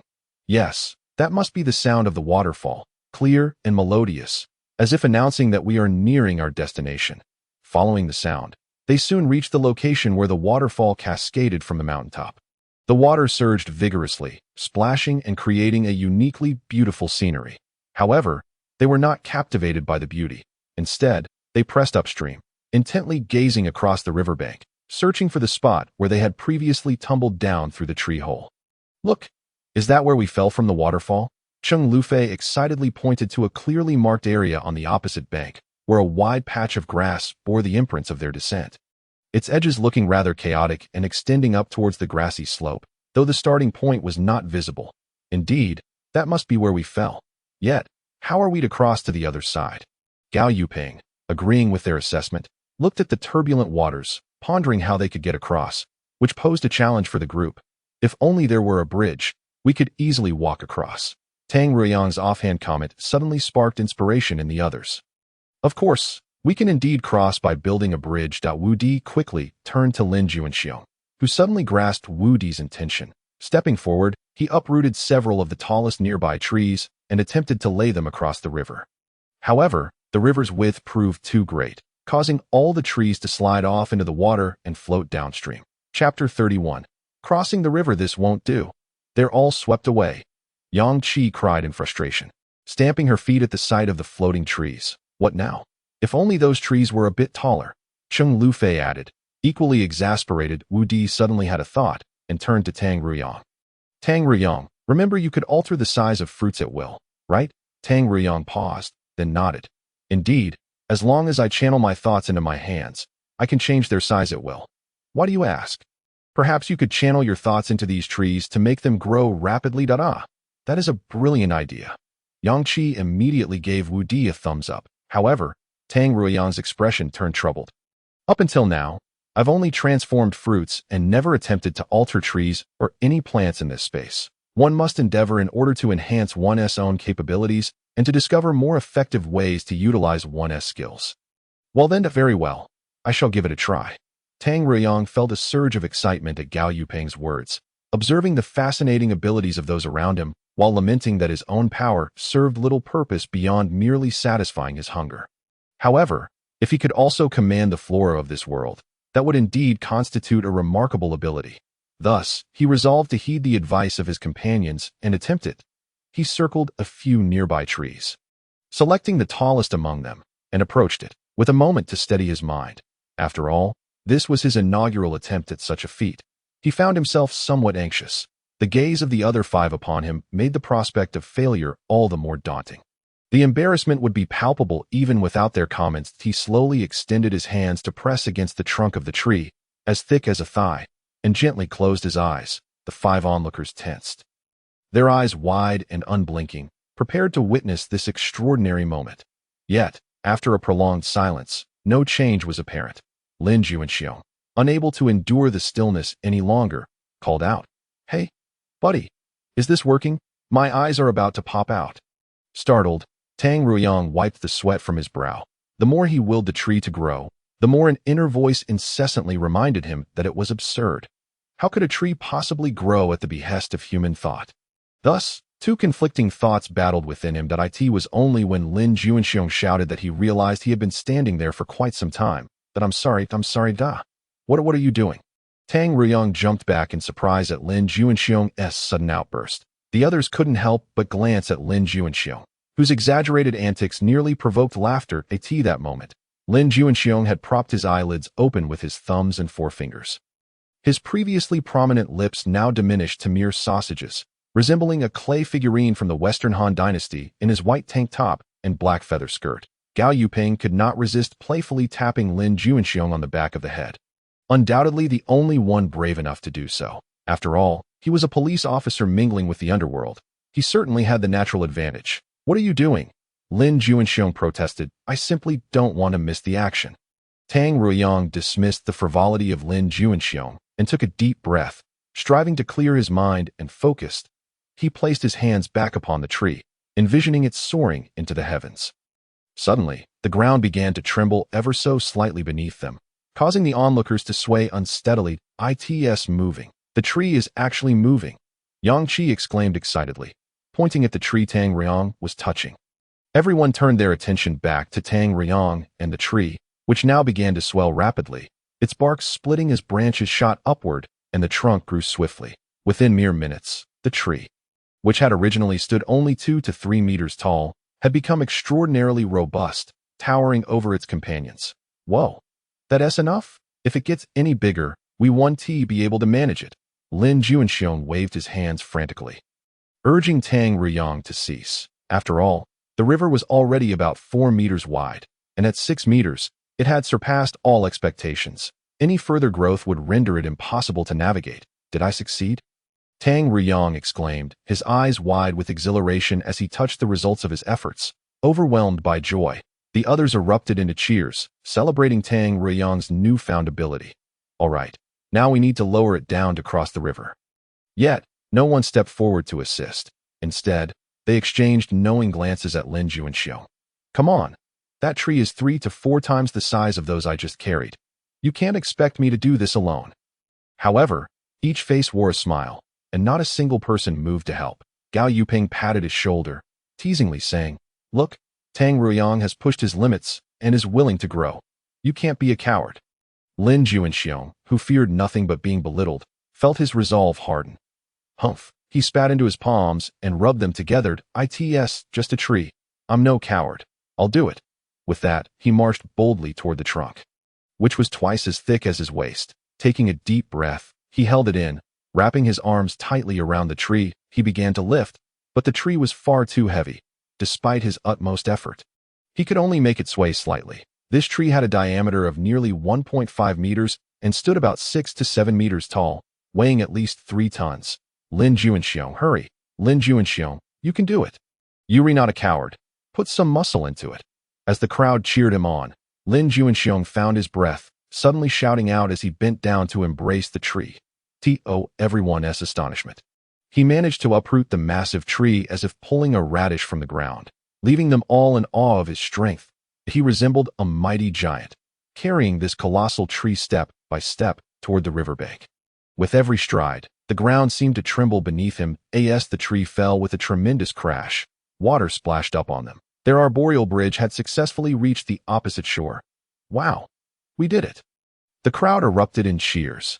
Lin Juanxiong, gazing at his remarkable achievement, was filled with a sense of accomplishment. It suddenly dawned on him that his abilities might still hold great potential for further exploration. Chapter 32. I Won't Leave. The bridge had finally been constructed, and one by one, they stepped onto the makeshift tree bridge. Although the trunk provided a relatively wide surface, its rounded shape rendered it quite unstable, causing those who traversed it to wobble precariously amid the swift currents below, instilling a sense of trepidation. Fortunately, after enduring so much, the group had grown accustomed to such fears as they cautiously took a few steps forward. They realized that one person remained stationary, not moving an inch. Lin Juanxiong. What are you doing? Hurry up. Lin Juanxiong glanced at the others, his lips pursed in resignation. I'm afraid. At that moment, it dawned on everyone that not only could he not swim, but he also suffered from acrophobia. Gao Yuping, standing behind, sighed and addressed the group. You all go ahead. I'll help him out. He retreated to Lin Juanxiong's side, exhaling deeply as he extended his open palm toward him. What are you doing? Lin Juanxiong asked, puzzled by the empty gesture. That I'll take you across. Gao Yuping replied calmly. Upon hearing this, Lin Juanxiong stepped back 2 paces, his face turning crimson. What are you doing? I am not interested in men. Gao Yuping frowned, displeasure evident on his face. That I'm not interested in you either. Then why do you want to hold my hand? Lin Juanxiong questioned, eyes wide with confusion. To get you across the river, of course. You rough man. Do you really think I want to hold your hand? It's just a necessity, Gao Yuping explained, exasperated. Lin Juanxiong seemed to grasp the situation but felt a twinge of embarrassment. Oh, but, seeing that several ahead had already crossed, Gao Yuping grew increasingly anxious and urged, Are you a man or not? If you are, stop hesitating. After a moment of hesitation, Lin Juanxiong resolved to trust Gao Yuping and slowly stepped forward.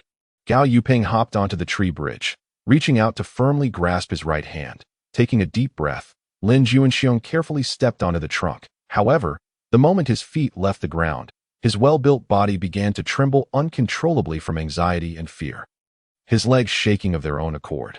This violent quaking sent strong vibrations through the entire bridge. No, I can't. I want to go down, Lin Juanxiong exclaimed with a quiver in his voice. Steady yourself. Don't look down. Just keep moving forward, Gao Yuping shouted, pulling him forward with greater force. Yet, Lin Juanxiong remained steadfast, refusing to budge. "Why don't you go?" Gao Yuping's voice rose in urgency. I'm not going." Lin Juanxiong clung tightly to the tree trunk, eyes shut tight, shaking his head vigorously. "What nonsense are you spouting? Everyone is waiting for us over there." Gao Yuping felt a surge of frustration, but he attempted to maintain a calm tone. Meanwhile, those who had crossed were waving and calling for them to hurry. "But I genuinely can't do it." Lin Juanxiong continued to cling to the trunk, unwilling to let go.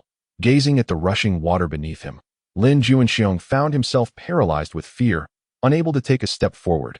Equally daunting was the thought of turning back and jumping down. For every movement he made caused the wooden trunk to sway violently. His feet clung desperately to the top of the log. Gao Yuping, with no other option, released his grip and sidled past him. "Xiao Gao, don't let go. Where are you going?" Lin Juanxiong's right hand was left without support, and panic surged within him that he stood frozen, afraid to look back at Gao Yuping and discover what he was up to behind him. Suddenly, he felt a tug on his left hand, followed by a strong push from behind, propelling him forward. "Hurry, I'm pushing you from behind." This only intensified Lin Juanxiong's fear, and he dropped to his knees. "No, don't push me." Gao Yuping was momentarily speechless. "Lin Juanxiong, you coward, don't make me lose respect for you." "Coward, fine. I am a coward. Anyway, I've already embarrassed myself at my grandmother's house, so what's one more time?" Damn it. Gao Yuping truly wanted to abandon Lin Juanxiong in this precarious situation, but he couldn't bring himself to do it. Taking a deep breath, he gave Lin Juanxiong another firm push. "Lin Juanxiong, stand up. We must leave this place quickly. If you don't want to die, then stand up." Gao Yuping, fueled by frustration, cursed under his breath, wishing he could deliver a punch to Lin Juanxiong, if not for the swaying tree bridge. "Are you coming or not?" "And no, I'm not going." "Really not going?" "Yes, not going." Lin Juanxiong, now irritable, refused to move forward or retreat, remaining on his knees. "Fine, you'd better stay there and not move. If you don't move, I won't either. Whoever moves is a son of a BTCH. All right." With that, Gao Yuping leapt off the tree bridge. "Hey, where are you going?" Though he feared crossing the river, he didn't want to be left behind as everyone else moved on. Just as Lin Juanxiong was at a loss, a loud bang erupted beside his feet, startling him. "What the hell?" he exclaimed as he instinctively crawled forward. "Gao Yuping, you!" Bang! Before he could finish his curse, another shot rang out beneath him, causing him to leap forward in panic. Gao Yuping was actually shooting. What if he missed and hit him in the rear? He scrambled forward. Each time he paused, another bang would echo beneath him. The cacophony of gunfire had completely overshadowed the terrifying river and the unstable log below him, as his fear was consumed by the sound of shots fired from behind. Before long, he finally scrambled down from the terrifying tree bridge onto the opposite bank. Behind him, Gao Yuping followed suit. "Damn it, you little rascal!" Lin Juanxiong was enraged, swinging his fist in Gao Yuping's direction. That moment, his fist was not something an ordinary person could withstand, but just as he was about to strike, he suddenly halted, his furious expression transforming into a charming smile. "Just kidding, Xiao Gao. Please don't take it seriously." It turned out that Gao Yuping had his right hand posed like a gun, aimed squarely at Lin Juanxiong's head. Chapter 33. A child in the trees. Seeing the two about to fight, the others rushed forward to intervene, pulling them apart. All right, just calm down. We're brothers. Why fight?" Of course, Lin Juanxiong dared not continue his confrontation with Gao Yuping. After all, no matter how skilled he was, he could never match the speed of a gun. With everyone playing peacemaker, he decided to take the opportunity to retreat. No, we're just fine. How could we fight?" he exclaimed, even going so far as to throw an arm around Gao Yuping's shoulder. However, Gao Yuping merely shot him a cold glance and shrugged off his hand. In front of everyone, he even brushed off the spot where Lin Juanxiong had just touched him before walking away. This left Lin Juanxiong feeling utterly embarrassed, and he could only sneak a few punches into the air behind Gao Yuping. Suddenly, Gao Yuping stopped and turned back, forcing Lin Juanxiong to feign indifference and plaster a smile on his face. The others couldn't help but smile at the scene, just as everyone was preparing to follow the path marked by their passage through the grass. Tang Ruyang suddenly exclaimed, "Everyone, look, what is that?" Following his gaze, they spotted a wreckage of an airplane not far from where they had fallen into the river. It appeared to be from the middle section. As the debris was not extensive, surrounded by scattered luggage and several corpses, perhaps I can find a suitable pair of pants in there, Tang Riyong thought, still uneasy about his soiled trousers, and quickly dashed toward the scattered luggage. I'll go take a look too. Lin Juanxiong, eager to change his foolish appearance, followed closely behind, fearing he would miss out on suitable clothing. Let us all change, Wu Di suggested, glancing at everyone, who were all in a disheveled state. Especially the two girls, who could no longer endure the filth. They all hurried over to search for something to wear. Although Lin Juanxiong followed, he found the clothes too small for him, just as he felt utterly helpless. He noticed some clothing scattered beneath a large tree that appeared to be of a more suitable size. His heart leapt with joy, and he hurried over to inspect. To his delight, he found a pair of wide shorts that fit him perfectly. Wonderful! I can finally stop wearing this feather skirt, he thought, looking around to ensure no one was watching before preparing to change. As he bent down to remove his skirt, a sudden crack echoed. Ouch! Lin Juanxiong rubbed his head and looked at what had struck him, only to discover it was a small twig.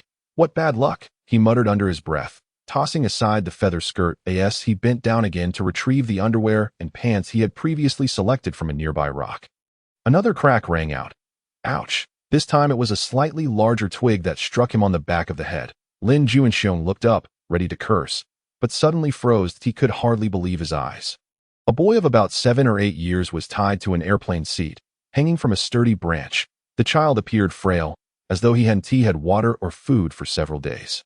His face was pale, lips cracked, and his eyes filled with helplessness and fear. Chen Xiaoyu glanced at Lin Juanxiong below, noting his tall stature, dark skin, and indecipherable tattoos. The boy thought to himself, is he one of the natives here? Having seen films where some natives even resorted to cannibalism, he felt a wave of fear wash over him. However, he was far too hungry and thirsty. Since waking up, he had been suspended here, unable to see his mother, only catching glimpses of several motionless figures on the ground. Initially, he had screamed for help, but no one had come to his aid. He had been hanging there for 2 days, suffering immensely. Even if this native below truly intended to eat him, he felt resigned. At least it would be quick. Hello, could you help me down, please? The boy weakly gestured and spoke in a faint voice, unsure if Lin Juanxiong could understand him. Upon seeing the child's condition, a wave of compassion surged within Lin Juanxiong. He resolved to do his utmost to help. He immediately turned to beckon the others, who were still searching for clothes on the other side. Hey, over here, there's a child. Everyone turned to look at him. Oh my! Cheng Lufei quickly covered her eyes with her hands, while Yang Qi stared in astonishment. The 3 men had varied expressions. Tang Riyong laughed uncontrollably, doubled over in mirth, while Wu Di facepalmed in exasperation. Gao Yuping, however, wore a furious expression. What's the meaning of this? What are you trying to say? Lin Juanxiong, annoyed by Tang Riyong's inability to speak coherently due to laughter, shot him a glare. Where's your skirt? Gao Yuping finally couldn't hold back, shouting angrily. Skirt? Isn't it just duh? Upon hearing Gao Yuping's words, Lin Juanxiong looked down and was horrified to realize his lower half was completely exposed. Panic set in as he instinctively covered his most private areas with his hands, feeling his face flush with embarrassment.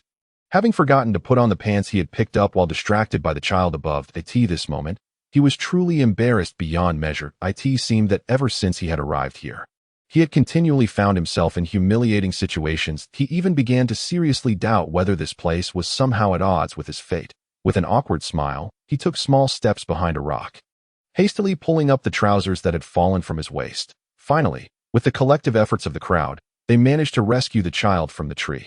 Tang Riyong even conjured up some oranges and dragon fruits, easily digestible fruits for the child to eat. Chen Xiaoyu gazed at the food as if it were the finest delicacies in the world, starting off with Cheng Lufei, feeding him bit by bit, before he began to voraciously devour the food himself. Once the child regained his strength, he suddenly clung to Cheng Lufei and began to sob uncontrollably. Mom, I can't find my mom. Chapter 34. Don't cry. Child, don't cry, don't be afraid. We will protect you. Little brother, everything will be all right. We are all here with you. Everyone consoled Chen Xiaoyu, attempting to soothe his distress. Wu Di recalled that this child was indeed a fellow passenger on the same flight, sitting a few rows away from him. Will my mom also be like them? Chen Xiaoyu trembled as he spoke, pointing toward a few corpses not far away. When he first awakened, he could still hear the anguished cries of those people. But as time passed, the surroundings gradually fell silent, leaving him unable to hear any sounds. He couldn't help but think of that terrifying word, death, that people often spoke of, but he had never personally experienced. Little brother, don't think like that. Look, they are not your mother. This proves that your mother is surely still alive. Cheng Lufei gently reassured him, her gaze steady and unwavering. Really, sister? Chen Xiaoyu lifted his head. His clear, bright eyes filled with anticipation and hope. Cheng Lufei nodded emphatically. Of course it's true. So you must be strong, okay? I believe we will find your mother soon. She gently ruffled Chen Xiaoyu's hair, imparting warmth and strength. Although the probability of dying in a mid-air disaster was high, the fact that many had survived brought a glimmer of hope, which was far better than despair. Cheng Lufei tenderly comforted the little boy, assuring him that everything would eventually improve. Once they found clothing that could be worn, they began to sort through the items for anything usable, but all they discovered were a few pieces of clothing and a handful of useful objects. Wu Di meticulously examined the items and, fortunately, found a fruit knife and a collapsible baton the size of a forearm. He tucked them into his waistband for emergencies. He then approached Cheng Lufei, noticing that she was holding a family photo, a picture of a happy four-member family. The man in the photo was one of the deceased lying on the ground. Another family shattered, Wu Di murmured softly. Cheng Lufei nodded, her face reflecting sorrow. Indeed, life and death are not ours to control. She sighed lightly, her heart heavy with helplessness and grief, though she was a doctor and had witnessed death many times. Each encounter with such scenes still touched the tender part of her heart. Perhaps this was her overly sentimental side that Wu Di reached to his waistband and displayed the items he had found before Cheng Lufei. You can choose one, he said calmly. Cheng Lufei gently shook her head. You should keep them all. We still don't know what your abilities are. Given how dangerous it is here, it would be safer for you to keep them. Wu Di chuckled lightly. Point one is enough for me. Besides, I've served in the military, and their abilities should at least allow them to protect themselves. That you're a woman and a doctor. Your abilities may not provide you with self-defense and danger. So it's better for you to keep one for yourself. Cheng Lufei teasingly asked Wu Di, you're being so nice to me. Could it be that you have feelings for me? Instantly, Wu Di's ears turned crimson that he had to admit to himself that as a man who had spent a long time in the army with little contact with women, he had indeed felt a surge of unusual thoughts and impulses when Cheng Lufei accidentally sat on his lap during the flight. After all, he was a passionate young man, but such a confession was one he could never make. I just think your abilities as a doctor are vital for all of us if something happens to you. Who will take care of us? He replied. Cheng Lufei pondered for a moment and nodded, acknowledging his point. Doctors were indispensable wherever there were people. It seems I was the one being overly sentimental. She chuckled at herself, glancing hesitantly at the two items in his hand. These things were all quite unfamiliar to her. Ultimately, she decided to heed the man's advice and chose the fruit knife. After all, she had more opportunities to handle knives in her daily life and was relatively familiar with them. As for the baton, she had never used one, let alone for self-defense. Cheng Lufei accepted the fruit knife, silently praying that she would never have to use it the same time. She felt grateful for Wu Di's concern and care, which provided her with a sense of warmth and reassurance. In this world filled with uncertainty and peril, having someone who cared for her was a friendship she cherished deeply. The group gathered the remains of the corpses, stacking them together. They placed some dry wood on top, using a lighter found in the luggage to set it ablaze. The harsh reality of their situation weighed heavily upon them. Had they been in their former world, they would have simply waited for the rescue team to return the bodies to their families. However, the circumstances here clearly indicated that this was no longer the world they once knew. To prevent the local beasts from consuming the bodies, they had no choice but to perform a hasty cremation.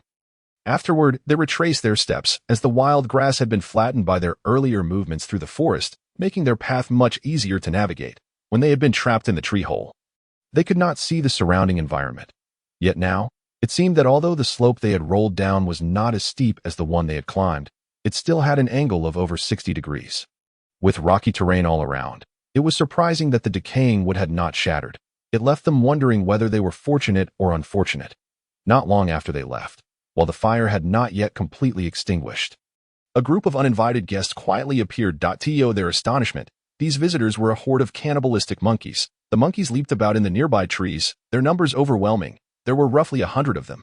One monkey stood out among the rest, exuding a distinct aura of authority. It was evidently the king of this troop, compared to the other adult cannibal monkeys, which stood at about 1 meter tall. This monkey king was approximately 1.6 meters tall and remarkably strong. Its head was adorned with long, dark fur, unlike the purple fur of the ordinary monkeys, giving it a unique appearance. The fierce expression on its face indicated that this monkey king was not to be trifled with. The other monkeys dared not approach it closely. Just a slight display of its fangs would send the surrounding monkeys retreating 3 meters in fear. The troop of cannibal monkeys encircled the burning pile of corpses. Emitting harsh cries, the monkey king, seemingly unafraid of the flames, leapt right into the fire, tearing at the still-burning bodies with its hands. After ripping them into pieces, it tossed them into the midst of the monkey horde, which fought amongst themselves to consume the remains. Once they finished, they surrounded the monkey king, continuing to scream as if demanding more food. Suddenly, the massive monkey king with the dark fur atop its head let out a chilling, low growl. This roar resonated with an air of authority and power, instantly reverberating through the forest and causing the surrounding air to tremble. As the monkey king's roar echoed, the other monkeys fell silent, instinctively bowing low to the ground, seemingly filled with reverence for their leader. The monkey king sniffed the air, as if detecting something, and then led the horde of monkeys in a swift pursuit toward the direction where Wu Di and the others had departed. While Wu Di and the others continued on their path, they remained unaware that they had caught the attention of the cannibal monkeys. These creatures hid among the trees, stealthily trailing them, biding their time for the perfect moment to strike. Their eyes glimmered with greed and ferocity, as if sizing up their prey. Oblivious to the impending danger, Wu Di and his companions continued to approach their previous campsite. Chapter 35. Where are the campers? Look, we've arrived. Yang Qi excitedly pointed to the remnants of the aircraft, barely visible above, yet still retaining a length of nearly 10 meters. What a journey! The grandfathers have finally returned, Lin Juanxiong exclaimed, pounding his chest with excitement. Chun Xiaoyu, being quite small and still not fully recovered, was completely reliant on the towering Lin Juanxiong for support at this moment. He was hoisted onto Lin Juanxiong's shoulders, and with Lin Juanxiong's robust physique, the nearly 50-kilogram weight of Chun Xiaoyu felt negligible. Thus, he often forgot that he had a child perched atop him, causing Chun Xiaoyu to brace himself tightly around Lin Juanxiong's neck for his own safety. Originally, he believed that Lin Juanxiong was a local native. However, as soon as he spoke, Chun Xiaoyu realized that she had misjudged him. Could it be that she had made yet another mistake? Grandpa, are you really that old? I remember there were many elderly grandfathers and grandmothers inside. Children should not interrupt when adults are speaking, suddenly addressed by the little one above him. Lin Juanxiong couldn't help but blush, turning even more crimson. Xiaoyu, do not listen to his nonsense. This person has a filthy mouth all day long. Filthy? Chun Xiaoyu immediately lowered her head, gazing at Lin Juanxiong below her. Brother Lin, my mother says we must brush our teeth every day. Otherwise, our mouths will smell bad. So remember to brush often. Her words elicited laughter from those around them. Soon, they found their destination within sight, bringing joy to everyone after such a grueling journey that almost cost them their return. As they drew nearer, Wu Di's heart grew increasingly uneasy. He silently reassured himself that perhaps it was merely a consequence of his exhaustion over the past few days. Is this a bit too abnormal? Gao Yupeng furrowed his brow, for it was eerily quiet above. They had clearly seen more than a dozen people retreat into that aircraft cabin as they passed by. Logically, even if the vultures aimed to eliminate them all, it was impossible, as they couldn't tear through iron. Moreover, the cabin still contained food they had gathered from the plane's debris. While not abundant, it was sufficient for a dozen people to survive for 3 or 4 days. Yet now, the silence above suggested that the vultures had departed. But what of the people? Why was there not a single sound? When they reached the edge of the small square, Gao Yupeng quietly urged everyone to crouch and hide in the nearby grass. Cautiously, they parted the grass to survey the square and the interior of the aircraft. The sight that met their eyes drew gasps of horror. The square was strewn with human remains and splattered with blood, and the air was thick with the stench of death. Upon discovering this, Lin Juanxiong immediately covered Chun Xiaoyu's eyes, wishing to shield him from the brutal scene before them. Brother Lin, what's wrong? Don't look. Oh, but Chun Xiaoyu swallowed hard. I've already seen it. Lin Juanxiong sighed in resignation, removing his hand. Unless they could leave this place immediately, it was impossible to protect Qin Xiaoyu like a Dao Wu Di. Brandishing a baton, boldly prepared for battle, with a resounding thud, he struck the Monkey King's head with what seemed to be all his might. He anticipated that this blow would either incapacitate the Monkey King or at least daze him. But to his astonishment, the Monkey King merely shook his head vigorously, as if the strike had only mildly disoriented him. Wu Di momentarily froze, staring at the baton in his hand, now bent at a 90-degree angle. A testament to the formidable hardness of the Monkey King's skull. Then, with a furious roar, the Monkey King lunged at him. In a reflexive response, Wu Di instinctively hurled the baton at the creature. The Monkey King seized the opportunity, grasping both ends of the baton, and with a slight exertion, effortlessly folded it in half. He then carelessly tossed it aside, where it crashed against the cabin wall with a sharp crack, leaving a significant dent. Following this, he mockingly beckoned Wu Di, making a gesture reminiscent of a human challenging an opponent to come forth. Stunned, Wu Di realized the astonishing strength of his adversary. He understood that a direct contest of strength would surely lead to his demise. A mere touch from the Monkey King could spell his end. Thus, he resolved to employ cunning instead, hoping to catch the Monkey King's tail. With a fierce shout, he charged forward, feigning a head-on confrontation while truly aiming for the tail. The Monkey King, not one to be outsmarted, skillfully dodged Wu Di's grasp for the tail and swiftly turned to seize Wu Di himself, only to have Wu Di evade him with agile movements. Thus, they engaged in a relentless struggle, each attempting to ensnare the other's tail while avoiding contact with their own bodies. The battle between Wu Di and the Monkey King raged fiercely, even as nearby skirmishes unfolded. Gao Yuping, having initially attempted to shoot the Monkey King's tail, discovered that such tactics only wounded but did not kill. Striking the body and head proved futile as well. He then resorted to targeting the base of the tails, which initially resulted in the demise of many monkeys. However, the monkeys soon adapted, coiling their tails protectively around their bases. Consequently, Gao Yuping combined gunfire with close combat, either tearing the tails from the flesh or seizing the chance to shoot at the less guarded ends. Lin Juanxiong, on the other hand, engaged in close-quarter combat, relentlessly tearing at the tails of nearby flesh-eating monkeys. There were moments when he became so engrossed that he neglected his own safety, allowing a few monkeys to leap onto him, savagely biting at his body. Yet, after acquiring newfound abilities, Lin Juanxiong found his strength and resilience far surpassing that of ordinary humans. Although his body bore numerous wounds, none could pierce his flesh. Yang Qi, moving with remarkable agility, darted through the throng of monkeys. The monkeys. Her speed was but a blur. Wherever she passed, a monkey would collapse, instilling fear in the others and causing them to retreat.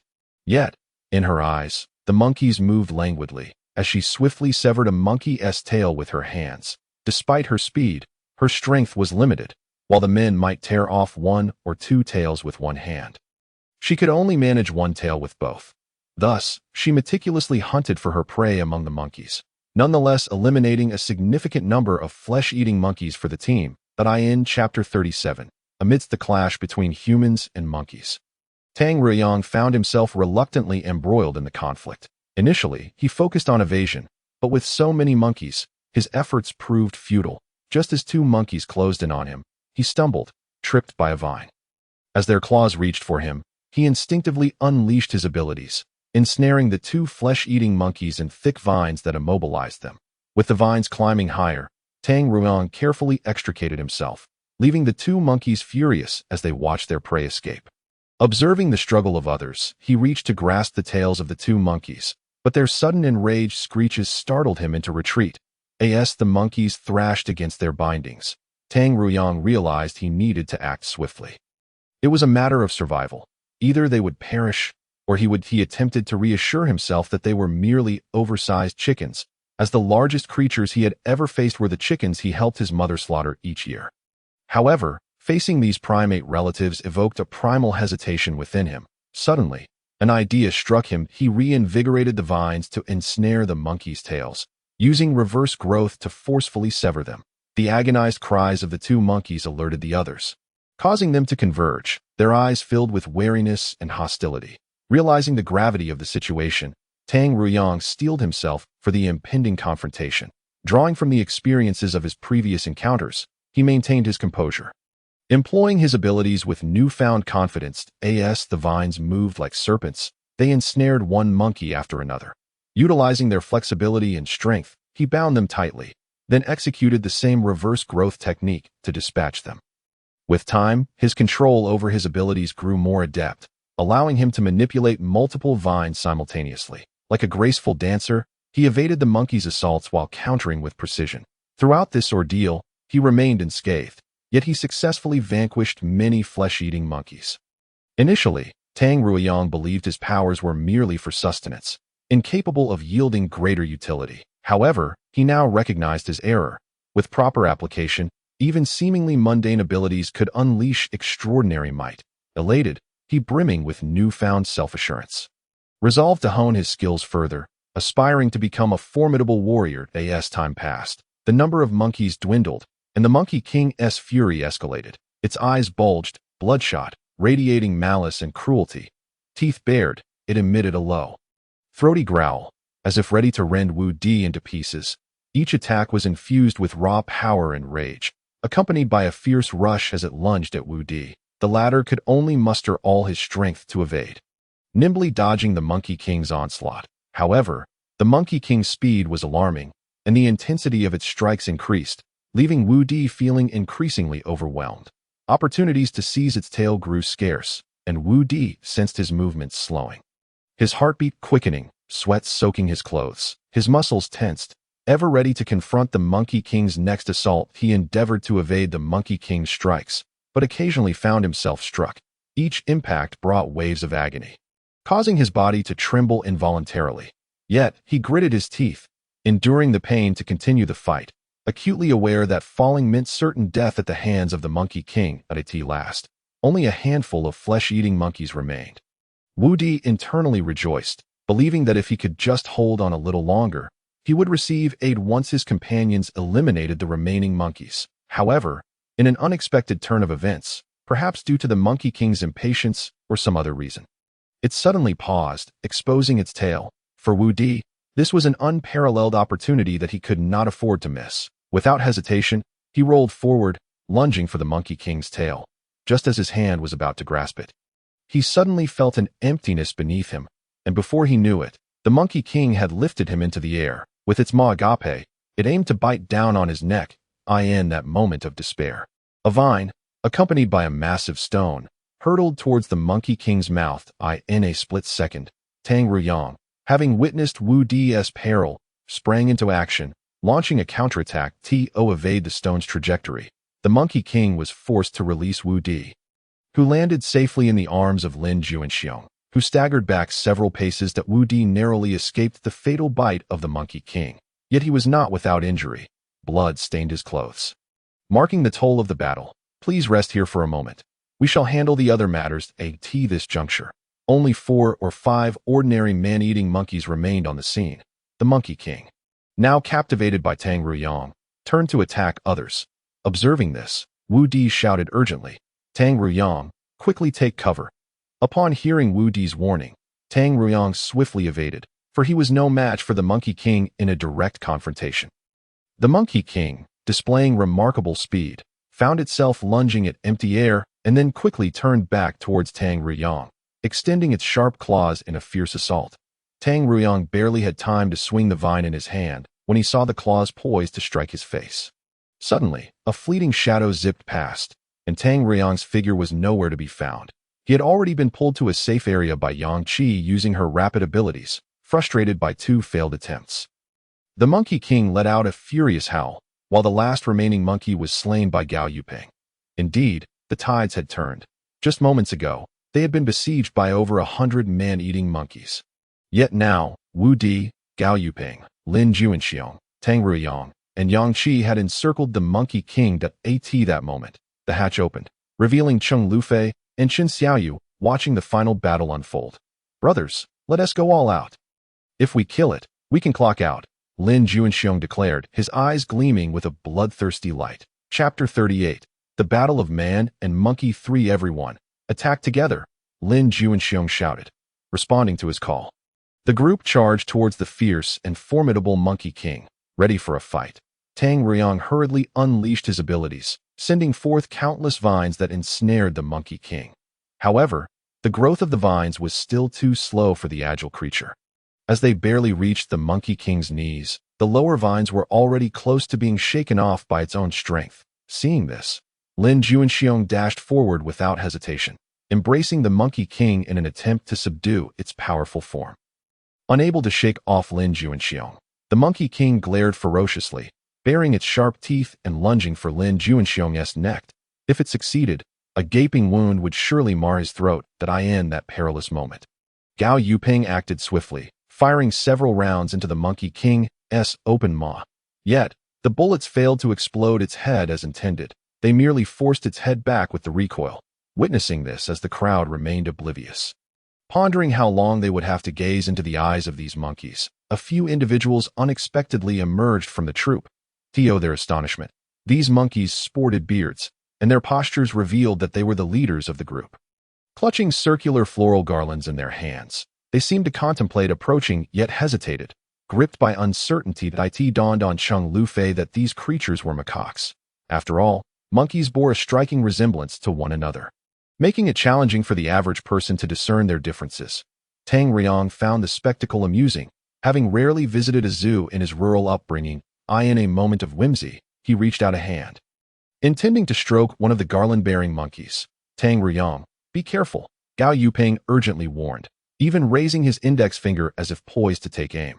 However, Tang Ruyang promptly waved his left hand, signaling him not to shoot, as his instincts suggested that the monkeys bore no ill intent. The monkey, upon noticing Gao Yuping's raised finger, instinctively recoiled, seemingly aware of the implied threat. Yet, observing the absence of further action, it gradually grew bolder. In a swift motion, it leapt onto Tang Ruyang's shoulder, emitting a series of unintelligible chattering sounds, before solemnly placing the garland atop his head.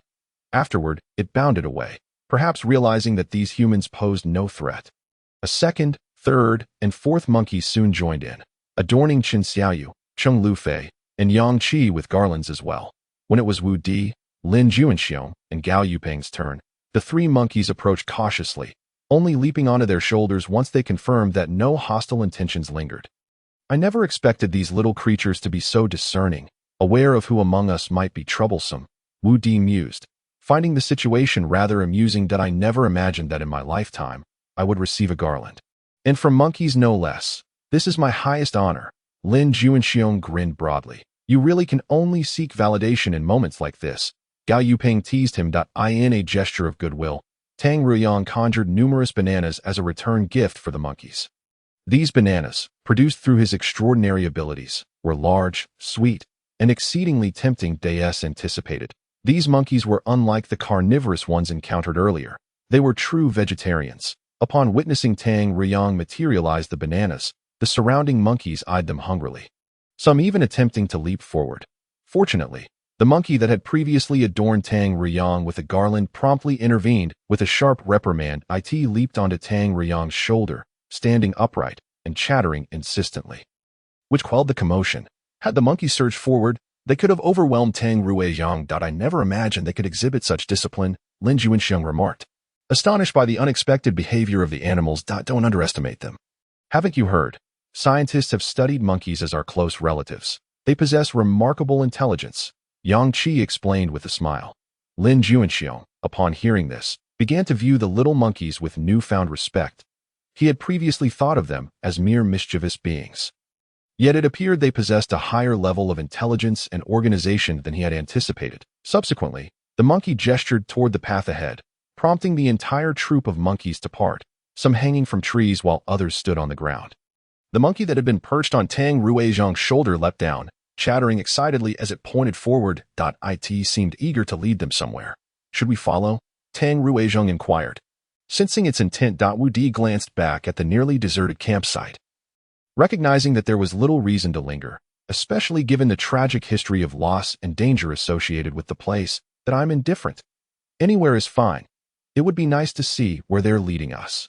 He declared. I agree. They seem harmless. Cheng Lufei chimed in. Me too. If you all are going, I will follow the group. Wherever the older siblings go, I will go. With unanimous agreement, Tang Ruyang and his companions followed the monkeys deeper into the forest.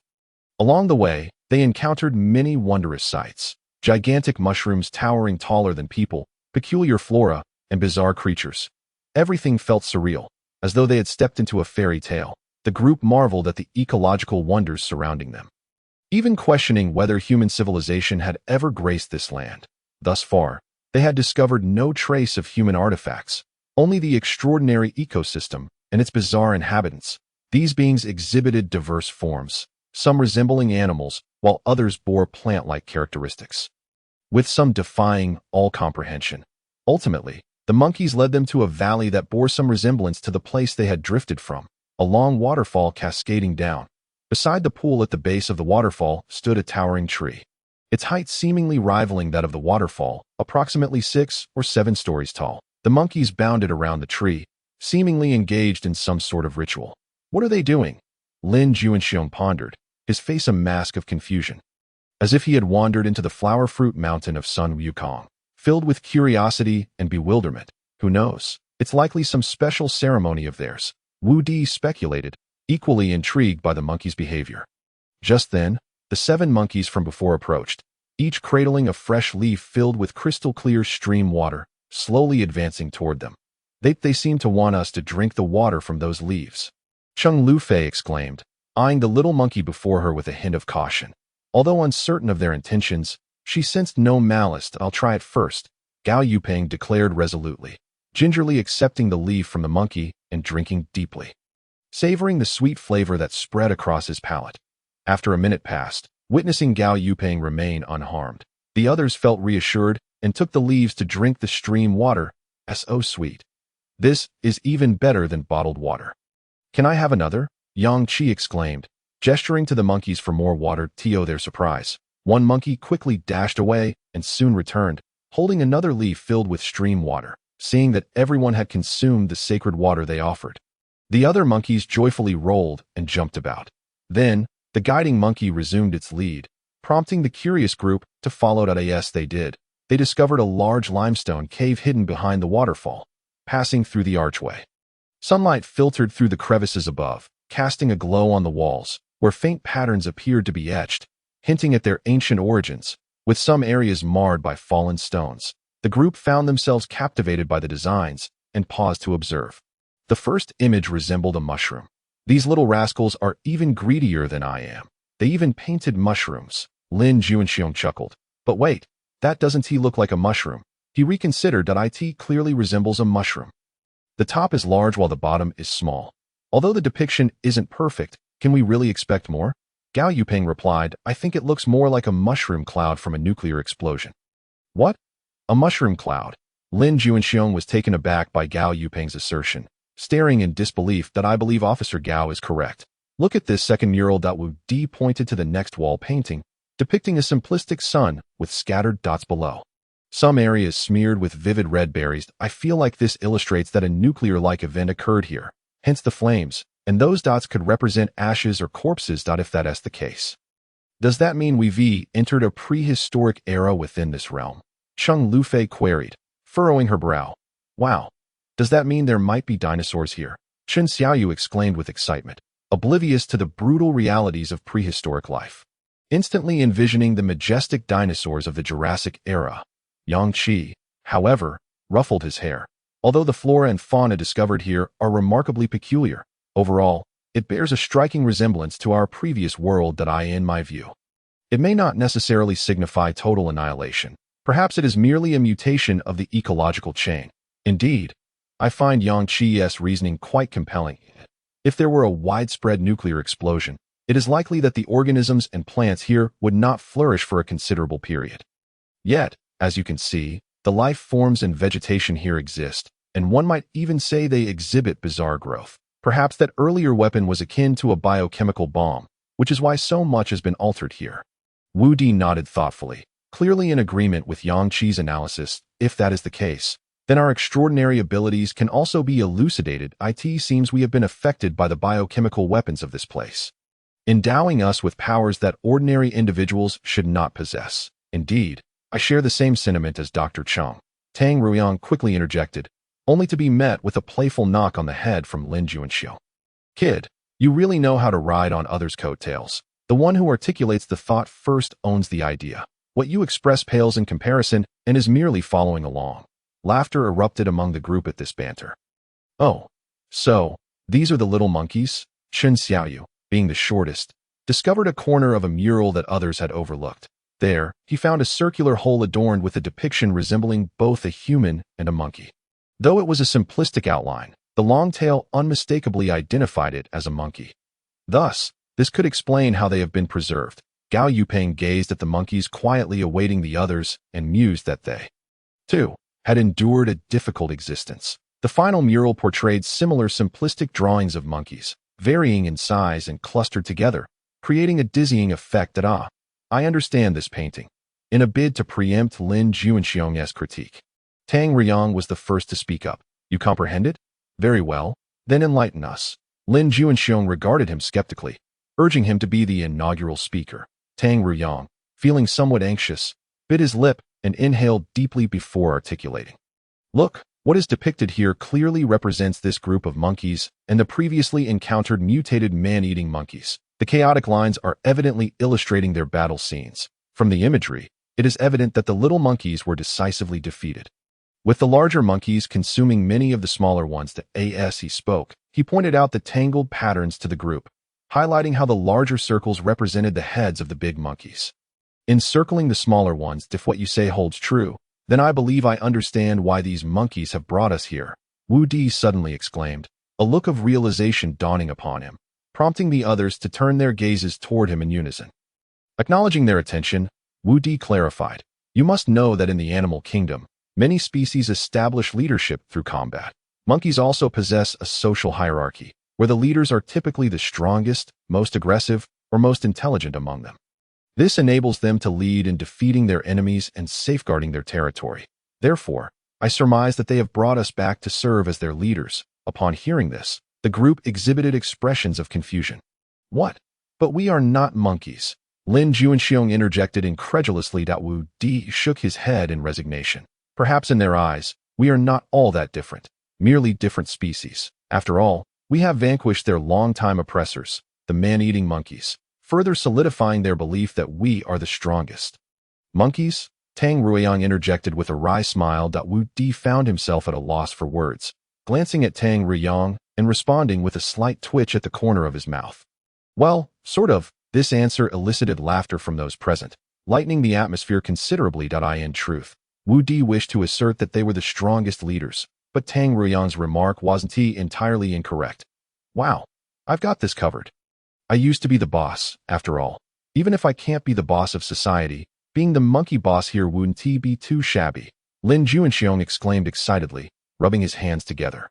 Although he felt a bit conflicted about being considered akin to monkeys, the prospect of being a leader brought a wide grin to his face. However, Gao Yupeng merely offered him a dismissive comment.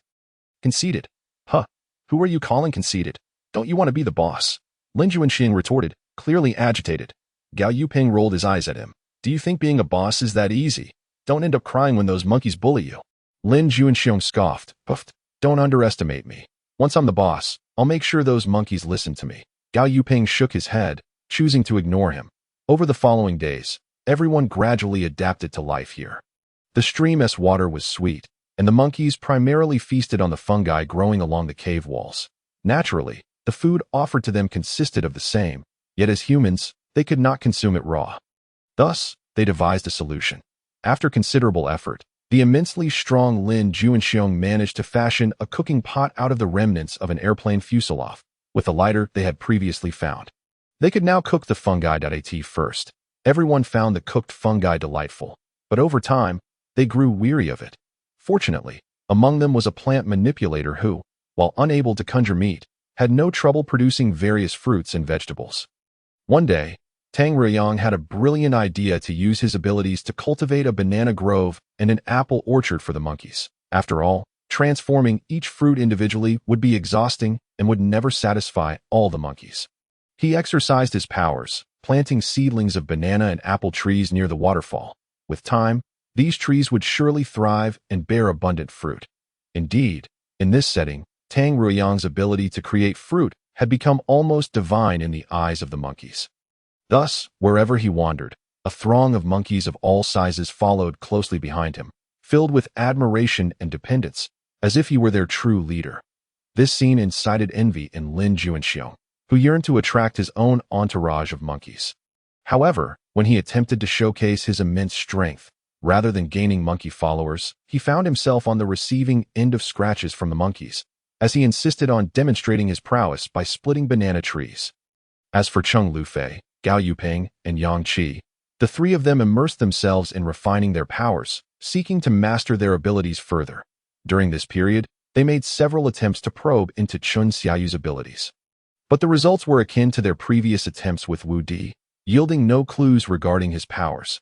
Nevertheless, the children's innate curiosity and vitality remained undiminished, despite being unable to uncover Chun Xiaoyu's abilities.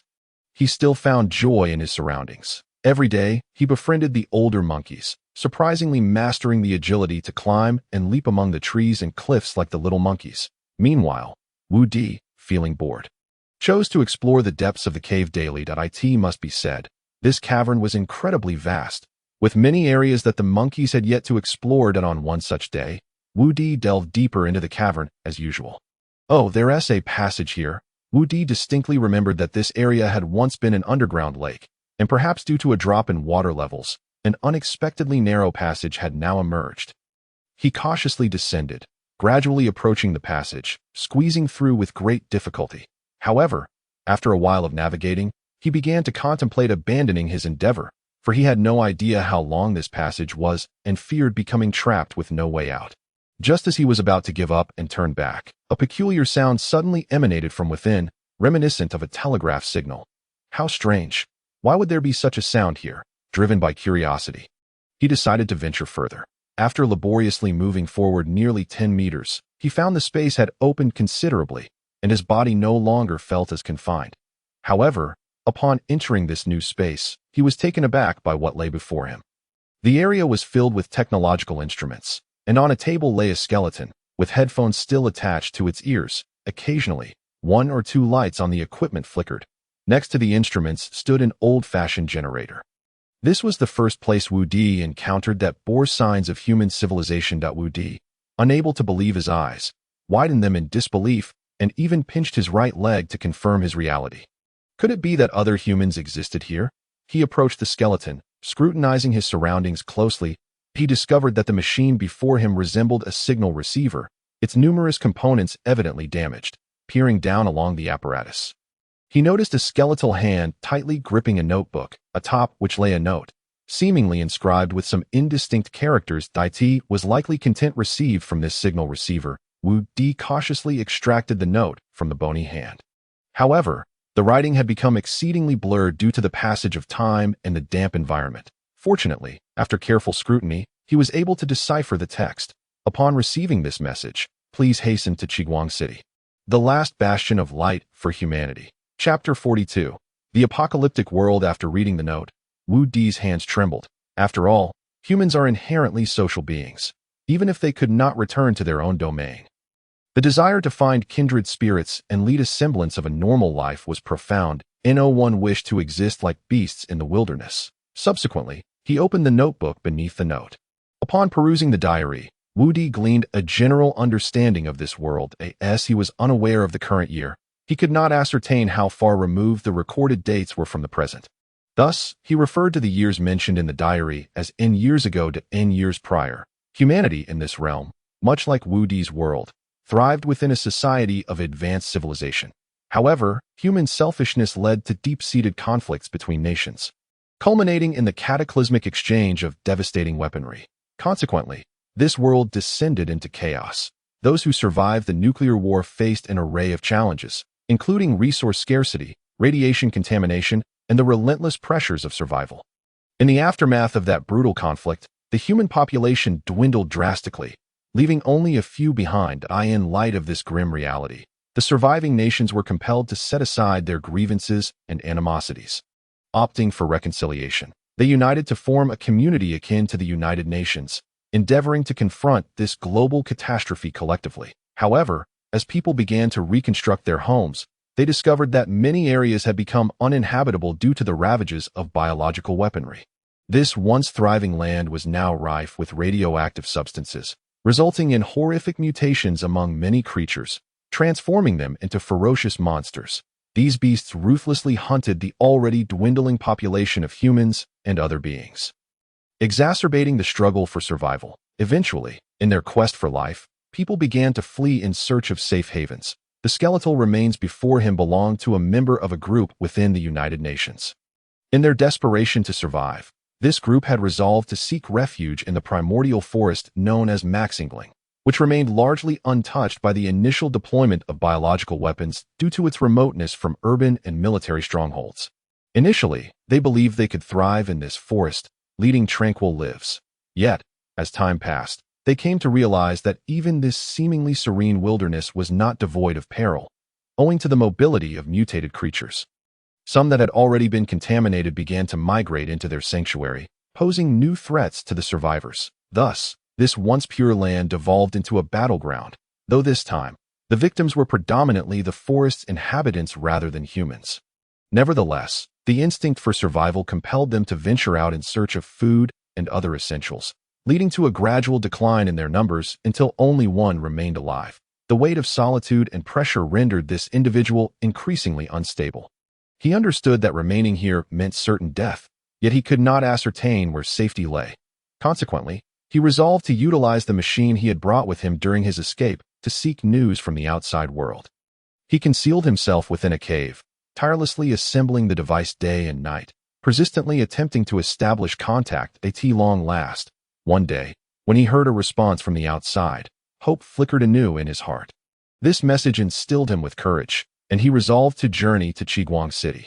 However, just as he was preparing to depart, the ground trembled violently, as if the very world were quaking. That it was uncertain whether another nuclear missile had been launched or if an earthquake had struck. In any case, his escape route vanished before his eyes, transformed into a deluge that precluded any possibility of exit without diving equipment. Ultimately, despair consumed him, and in a frenzy, he smashed everything within reach. The narrative concluded there, and Wu Di, his expression somber, closed the notebook that he squatted down to pick up the knife, now thickly coated in rust, realizing the grim fate that awaited him. He had taken his own life with that very blade.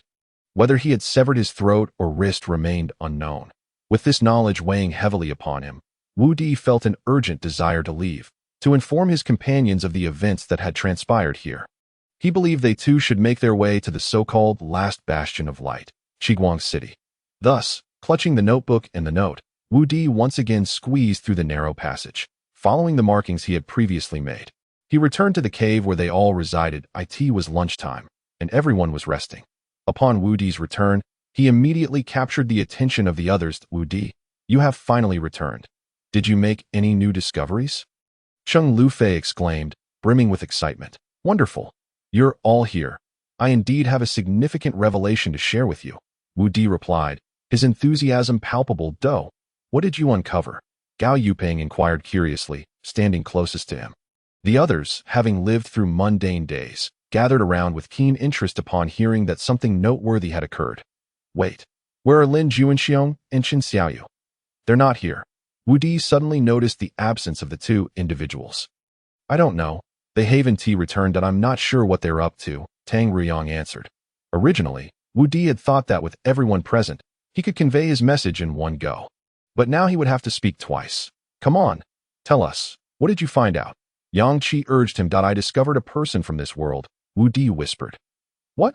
There are others here. The group shuddered in disbelief. Where? I didn't see anyone, Yang Qi questioned, perplexed. Indeed, aside from us, there shouldn't be anyone else here, right?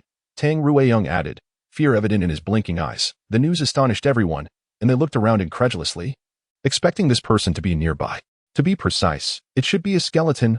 Wu Di corrected himself, a shadow cast over his face, for his excitement had caused a misunderstanding. He then recounted how he had discovered a narrow passage at the bottom of a receding lake. The others listened with increasing wonder. However, just as Wu Di was about to mention the note and the notebook, a cacophony of voices interrupted him. The group turned to see Lin Juanxiong rushing in with Chen Xiaoyu in his arms. Anxiety etched across his face. Dr. Cheng, please, quick, we need help. Lin Juanxing implored, his voice frantic. What happened? Cheng Lufei inquired, her face pale as she hurried toward them. The rest of the group gathered in alarm. It's Xiaoyu. I don't know why he suddenly collapsed and one T get up. His body its gone rigid. Lin Juanxing explained, his towering frame trembling as tears threatened to spill. Quick, lay him down. Let me examine him. Cheng Lufei said urgently. The others quickly cleared the way, allowing Lin Juanxing to place Qin Xiaoyu on the hay where they slept. Cheng Lufei listened to his heart, felt his neck and pulse, then looked up at Lin Juanxing. No. Everything appears normal. She exclaimed, impossible. Just a moment ago, he was completely stiff. Lin Juanxing insisted, moving closer to replicate Cheng Lufei's examination. This is strange. I distinctly checked. His heart wasn't beating, his pulse was absent, and his entire body had begun to stiffen. How could he suddenly return to normal? Lin Juanxing mused, scratching his head in confusion. What on earth is happening? What transpired? Please enlighten us, Gao Yuping demanded, his expression grave. Lin Juanxing, feeling awkward, could only sheepishly explain. This isn't my fault. I was just trying to help. It was Xiaoyu who insisted. What did he insist on? The group looked at Lin Juanxing in bewilderment, prompting him to sigh in resignation as he recounted the events. It turned out that after subsisting on a vegetarian diet for days, the young Qin Xiaoyu had developed an intense craving for meat. Coincidentally, a while ago, the waters of the cave lake had receded, revealing fish that had not managed to swim away. Seeing the fish jumping about, Qin Xiaoyu was elated and caught too at remembering the adults' warnings against eating unapproved food. He sought out Lin Juanxing, who was known to have a penchant for food. Thus, he diligently gutted and cleaned the fish, skewering it with branches in preparation for roasting. Linda, you are exceedingly selfish. You indulge in delicious food without inviting your brothers. As time passed, Tang Ruyang's fear of him diminished, leading him to address him simply as Linda. Thankfully, you weren't there. If you had been, what if you had ended up like him? Are you suggesting that he became like this because he ate the fish? What kind of fish did Xiaoyu consume? Yang Qi remarked with a frown of displeasure. I don't know what kind of fish it was. I'm not familiar with it at all. Upon hearing this, everyone turned to him with expressions of anger. For Qin Xiaoyu was merely a 7-year-old child whom they cherished like a younger brother. Don't look at me with such murderous eyes, though I don't know what kind of fish it was. I was the first to take the risk and eat it. It was only after I consumed it and confirmed that there was no issue that I let Xiaoyu eat. Is that truly the case? Gao Yuping shot a skeptical glance at Lin Juanxing. Hearing this, Lin Juanxing hurriedly raised his hand. I swear, everything I said is true. You mean to say that you consumed the fish without any problems? Yet Xiaoyu encountered difficulties afterwards? Lin Juanxing nodded vigorously, affirming Gao Yuping's statement. How could this happen? Could it be that the fish wasn't the issue, but rather that Xiaoyu's fish was poisoned? How could that be? Don't speak nonsense. Who would harm a child? If it were Linda, I could see it as a possibility. Yang Qi scoffed at Tang Ruyang's conjecture. Tio harm me. Lin Juanxing pointed at himself. Don't think too much. This is merely wild speculation. Wu Di patted Lin Juanxing on the shoulder. Unless it was those monkeys, among us few, who could harm you. Indeed, I also believe that it's improbable someone would wish to harm me. After all, both fish were of similar size. Who could possibly ascertain which one Xiaoyu or I would eat? What transpired next? Wu Di inquired further. Nothing much. I took a bite, and after a while, seeing no issue, I let Xiaoyu eat. But before I knew it, he collapsed before finishing the fish, and no matter how much I shook him, he wouldn't wake up. Then, upon checking, I discovered he had no breath. Soi. Stop. We understand. No need for further explanation. Gao Yuping quickly gestured for silence, lest Lin Juanxing start to weep again. It's intolerable. This grown man weeps at the drop of a hat, perhaps because everyone had witnessed his most embarrassing moments. He no longer put on a facade, freely expressing his emotions. Strange. If no one could possibly wish them harm, why did such an incident occur? Could it be Wu Di suddenly recalled something written in his diary? Could it be that the animals here have been irradiated, causing such reactions? Yet, that doesn't quite add up. Why is it only Xiaoyu who is affected while Lin Juanxing remains unaffected? In response to Wu Di's speculation, Gao Yuping raised his doubts. Perhaps we have already built immunity. Don't forget, we previously consumed the meat of the vultures here. After entrusting Qin Xiaoyu to Yang Qi's care, Cheng Lufei approached to join the discussion. She had always held faith in Wu Di's deductions.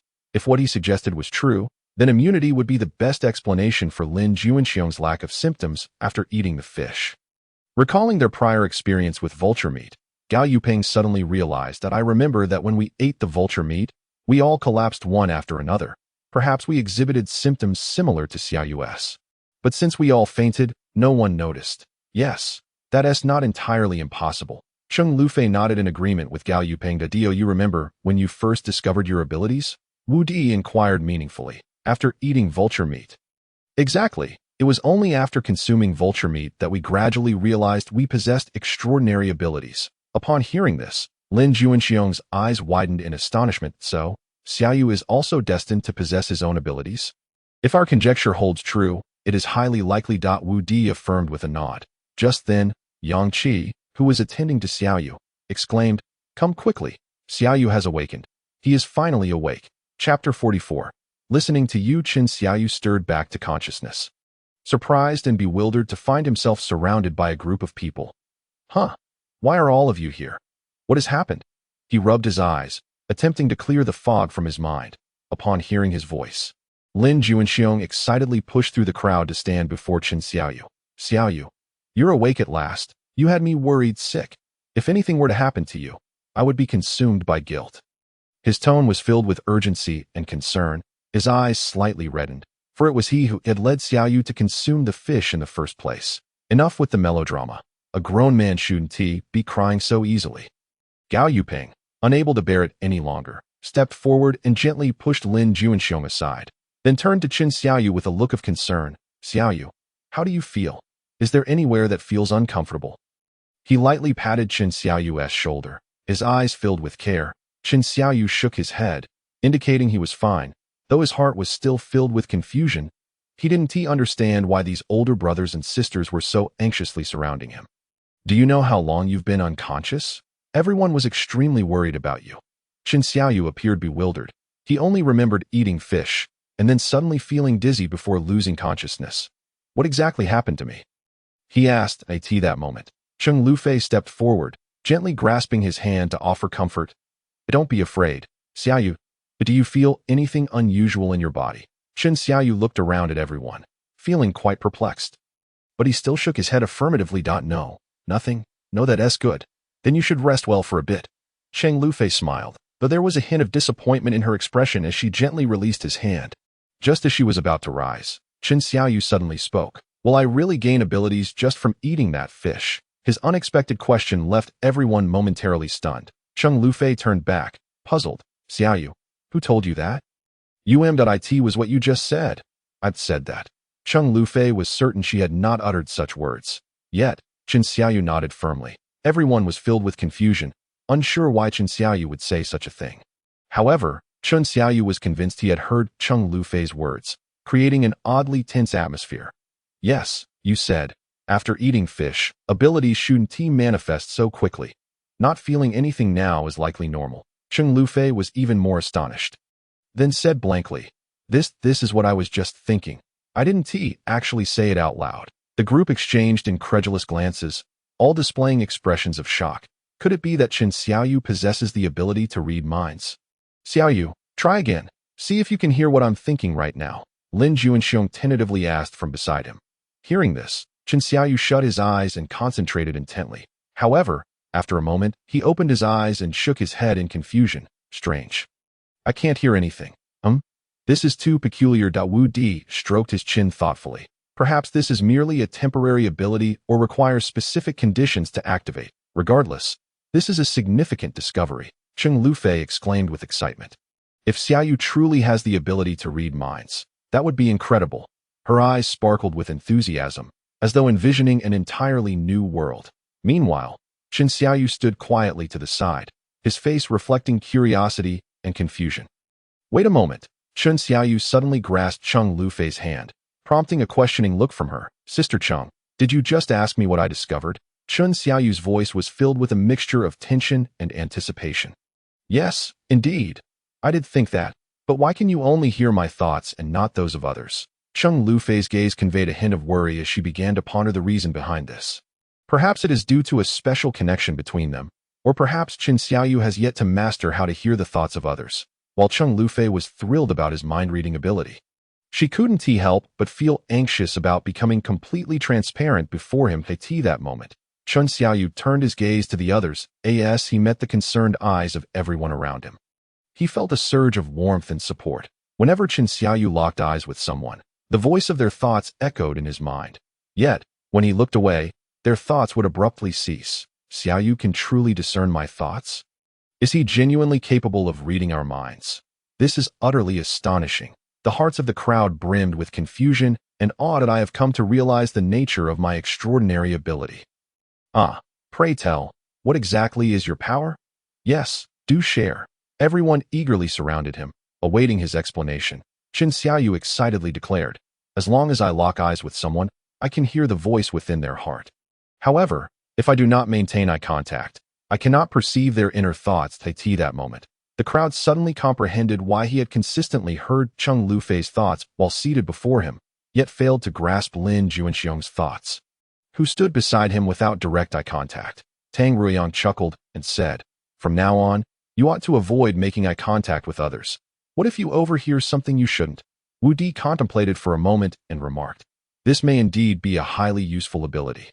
We should leverage it wisely. Cheng Lufei nodded in agreement.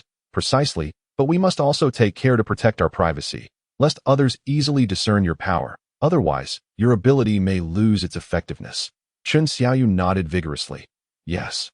Thank you all. I will certainly exercise caution. Oh, by the way, Wu Di, aside from discovering a skeleton and some equipment in this space, did you find anything else? What are the devices and the skeleton in this space? Lin Juanxiong looked at everyone with a puzzled expression. As he had not been present earlier, Wu Di could only recount the situation briefly to him. Subsequently, Wu Di continued, I found a piece of paper and a notebook on that skeleton. He then produced the paper and notebook, passing them around for everyone to examine. Although they had previously heard about this matter, it still felt somewhat unreal, akin to listening to a story. Yet now, witnessing the very items from the tale filled everyone with astonishment. Finally, Wu Di shared his thoughts with the group. I believe we cannot remain here indefinitely. Otherwise, we shall only await death in this desolate place. If we can locate a civilized society within this space, we might discover a means to escape and return to our original location. Hence, I wish to seek out the place documented on this paper. Qiguang City, the final city of light. Chapter 45. Seeking the map clue, I wholeheartedly concur with Wu Di's idea. But how can we possibly find this Qiguang City? After all, our understanding of this place is exceedingly limited. Gao Yupeng furrowed his brow, his tone brimming with concern and skepticism. Although he yearned to return home, he was acutely aware of the myriad difficulties that lay ahead. His words plunged the group into contemplation. Indeed, in this unfamiliar land, they knew next to nothing about their surroundings. The quest to find Qiguang City seemed as arduous as searching for a needle in a haystack. At this juncture, Yang Qi spoke up. If only we could find a guide or a map of this area. As an amateur explorer, she was well aware of the significance of a map in locating a destination. An inaccurate map could aid them in planning their route effectively, avoiding getting lost and encountering danger. However, acquiring a map was no simple task. Cheng Lufei pondered for a moment and said, to find a map, we must first locate a populated area, but the only place we know of is the one Wu Di observed. Beyond that, we have not encountered any signs of human presence. The group nodded in agreement, acknowledging her perspective. Present. Their sole lead was the inhabited area Wu Di had previously discovered. Perhaps there, they could uncover some useful information or guidance. In light of this, let us proceed to that location and see if we can find anything beneficial. I believe this plan is feasible. Wu Di's suggestion garnered unanimous approval, and thus the group resolved to set off for the cave without delay. Xiaoyu, you have only just regained consciousness. You must rest well, so it would be best if you did not accompany us this time. Upon hearing this, Chen Xiaoyu displayed disappointment, yet he felt compelled to heed Cheng Jie's kind advice. Oh, Lin Juanxiong, you should stay here and keep Xiaoyu company. However, Lin Juanxiong vehemently protested Wu Di's suggestion. Why not? I want to go too. I am the only strong man here. Take me along. I'm at least worth 3 of them. As he spoke, he pointed toward Tang Ruiyang and the 2 girls, flexing his robust arms in a display of muscularity. Faced with this situation, Wu Di could only pat his shoulder with resignation. Stating the truth, It is precisely because you are too strong that you cannot fit into that passage that it would be a futile endeavor. After all, even Wu Di himself nearly got stuck while squeezing through. Let alone Lin Juanxiong, whose physique resembled that of a small mountain. Wu Di led the group toward the cave he had previously discovered, while Lin Juanxiong remained frozen in place, still in shock that his prideful physique had been dismissed. Yang Qi approached him and teasingly poked his solid bicep, exclaiming, "Well, not bad." She then patted his shoulder, adding, "You have potential, young man. Keep it up and guard the place well," with a playful glare. She turned and rejoined the others, a light-hearted retribution for his earlier dismissive remarks. That moment, Tang Ruiyang also approached, grinning. "Lin, though I wish you could join us, this time it's truly impossible. Perhaps you should consider shedding a few pounds?" He covered his mouth, chuckling softly, before following Yang Qi. When it came to Cheng Lufei, she sighed. Lin Juanxiong expected her to mock him like the others, but she merely shook her head in a pretentious manner before departing. Lin Juanxiong shot them an exasperated glance, then, like a deflated balloon, sighed helplessly and resigned himself to waiting. The remaining two, one large and one small, exchanged glances filled with dejection. Suddenly, Lin Juanxiong seemed to recall something, quickly covering his eyes with his hands, shouting, "Little brat, don't look at my eyes. Tisich, I wouldn't dream of peering into your thoughts." Chun Xiaoyu replied disdainfully, rolling over on the grass to continue his slumber. Left behind, Lin Juanxiong, feeling utterly bored, began tidying the campsite. He organized the scattered items and gathered firewood for the evening. Meanwhile, Wu Di and his companions advanced along the route etched in his memory. They meticulously observed their surroundings, wary of potential dangers that at long last. They arrived near the cave. The cave entrance was narrow and deep, exuding an air of mystery. The group exchanged glances, although they had heard Wu Di describe the interior. A sense of tension lingered in their hearts that Wu Di led the way into the cave, with the others closely following, not daring to relax their vigilance. Inside, the cave was dimly lit, suffused with a damp atmosphere. The walls were slick, and the ground appeared particularly treacherous. They carefully navigated their way forward. The narrow crevices created an intense sense of oppression, making their breaths feel constricted. Eventually, they reached a spacious area. This was the place Wu Di had previously visited. The group surveyed their surroundings, discovering that the cave spanned approximately 60 square meters. Though uneven, it was relatively easy to comprehend. However, what captured their attention was the pile of bones alongside modern communication devices. These items infused the entire cave with an eerie ambience, sending a chill down their spines. In addition to the signal-receiving devices, tables, bones, chairs, and generators that Wu Di had mentioned, there were several tents, a stone table, and a corner piled high with numerous backpacks. Upon witnessing this scene, the group couldn't help but widen their eyes in astonishment. After all, this was the first sign of human habitation they had encountered since arriving. Aside from the people on the plain, this truly the cave you visited before. I never imagined it would contain so many items. Tang Ruiyang gaped at the objects in disbelief. Indeed, it appears to harbor numerous secrets. However, since we are here, let us first search for any useful clues, preferably something akin to a map, that if we can find it, it could guide us to Qiguang City. Yang Qi, who was quite bold, approached the pile of bones, examining the makeshift communication device. Yes, that's right. Regardless of the situation, many hands make light work. We are 5 people, and this space is not overly vast if we search diligently. I believe we can uncover some clues. After all, if they wish to return to Qiguang City, they would certainly need a map to guide their way. Indeed, Wu Di's reasoning is sound. Then let us commence our search without further delay. Gao Yupeng was already brimming with impatience. Chapter 46. The crucial item. Everyone began to meticulously search every nook and cranny of the cavern, leaving no stone unturned in their quest for any possible hiding place for the map. As seconds ticked by, their efforts yielded no trace of the elusive document. At last, weary and disheartened, they gathered together, shaking their heads in disappointment. Oddly enough, according to the previous diary records, their party had consisted of nearly 10 members. Logically, one would presume that such a significant item would be held by each individual. Yet, despite scouring every corner of the cave, not a single copy could be found. Yang Qi furrowed her brow, surveying the surroundings of the cavern in hopes of uncovering some clue. If what you say is true, Where could they possibly have concealed such an important item? Cheng Lufei sighed helplessly, her eyes betraying a sense of anxiety and unease. No one wished to remain trapped here, cut off from the world like a wild creature. The group fell into a deep contemplation, each person furrowing their brows, pondering the course of action they ought to take next. An important item? Wu Di softly echoed Cheng Lufei's earlier words, as if he had stumbled upon a glimmer of insight. His gaze sharpened, suggesting he was on the verge of grasping something significant. Simultaneously, Gao Yuping caught wind of Wu Di's murmured thoughts and lifted his head, locking eyes with him. In that moment, they both realized a crucial point. In unison, they exclaimed, "Carried on one's person. Indeed, the more vital an item, the more likely individuals are to keep it close at hand, for it is only by having it in sight that one can feel secure and at ease." This psychological tendency is common among most people. Moreover, in such a perilous environment fraught with unknown dangers, who could predict when one might need to abandon their current camp in search of a new safe haven? Thus, for those precious and significant possessions, people are inclined to carry them along. Then, Yang Qi raised a new question.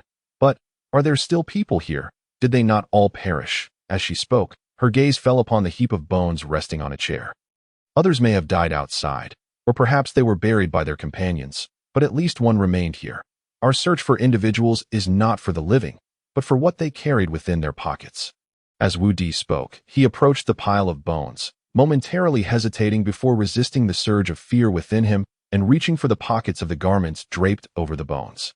Sure enough, he discovered a folded piece of paper inside. Excitement surged through the group as they hastily gathered around. When Wu Di unfolded the paper, jubilant cheers erupted. Indeed, it was a map. The group scrutinized the map closely and noticed several locations marked, which appeared to be survivor bases. One large green area had been circled in red, drawing everyone's attention. M.A. Xingling. It seems this is where we currently are. Yang Qi pointed at the red circle. Yes, it must be. Gao Yuping nodded in agreement. But where is Qiguang City? I don't see it anywhere. Tang Ruyang leaned over the map, searching for the location he sought. The group, upon hearing this, began to examine the map with renewed focus. Yet they could not locate Qiguang City. It appeared that the whereabouts of Qiguang City lay within the indistinct lines that crisscrossed the map. Wu Di indicated the faded, unclear horizontal and vertical lines resulting from prolonged folding. How are we to find it like this? Tang Ruyang lamented, disheartened by the vast, ambiguous expanse of the map. Regardless, we now possess a map. Perhaps we can start from these nearby points, Wu Di suggested. What purpose would that serve? Those places are not Qiguang City. Tang Ruyang shot him a puzzled look. While they may not be Qiguang City, they are at least cities. The points marked on the map likely indicate survivor bases. Perhaps we can take a chance there, seeking a way to escape this place. Even if we cannot, we might find another map to pinpoint Qiguang City's exact location, rather than remaining stagnant in this primitive forest. Wu Di asserted. Before he could receive a response, Cheng Lufei interjected, explaining the rationale to Tang Ruyang, but he nodded in understanding. However, the distance to those locations is considerable, and we are bound to encounter numerous dangers along the way. Yang Qi expressed her deep concern. Regardless, we must press on, Gao Yuping affirmed resolutely. For survival, for our return to the world we know, we have no choice. Everyone nodded in agreement, deciding to return and prepare their belongings for this uncertain journey. They secured the map and continued to search the dwelling, discovering additional items that could be of use. In a primitive forest, resources were scarce, and it was only prudent to seize what they could, rather than allow it to gather dust. Gao Yuping remained there, staring blankly at the pile of bones, when Wu Di approached him slowly. What's wrong? What are you thinking? Wu Di asked, puzzled as the last survivor of their party.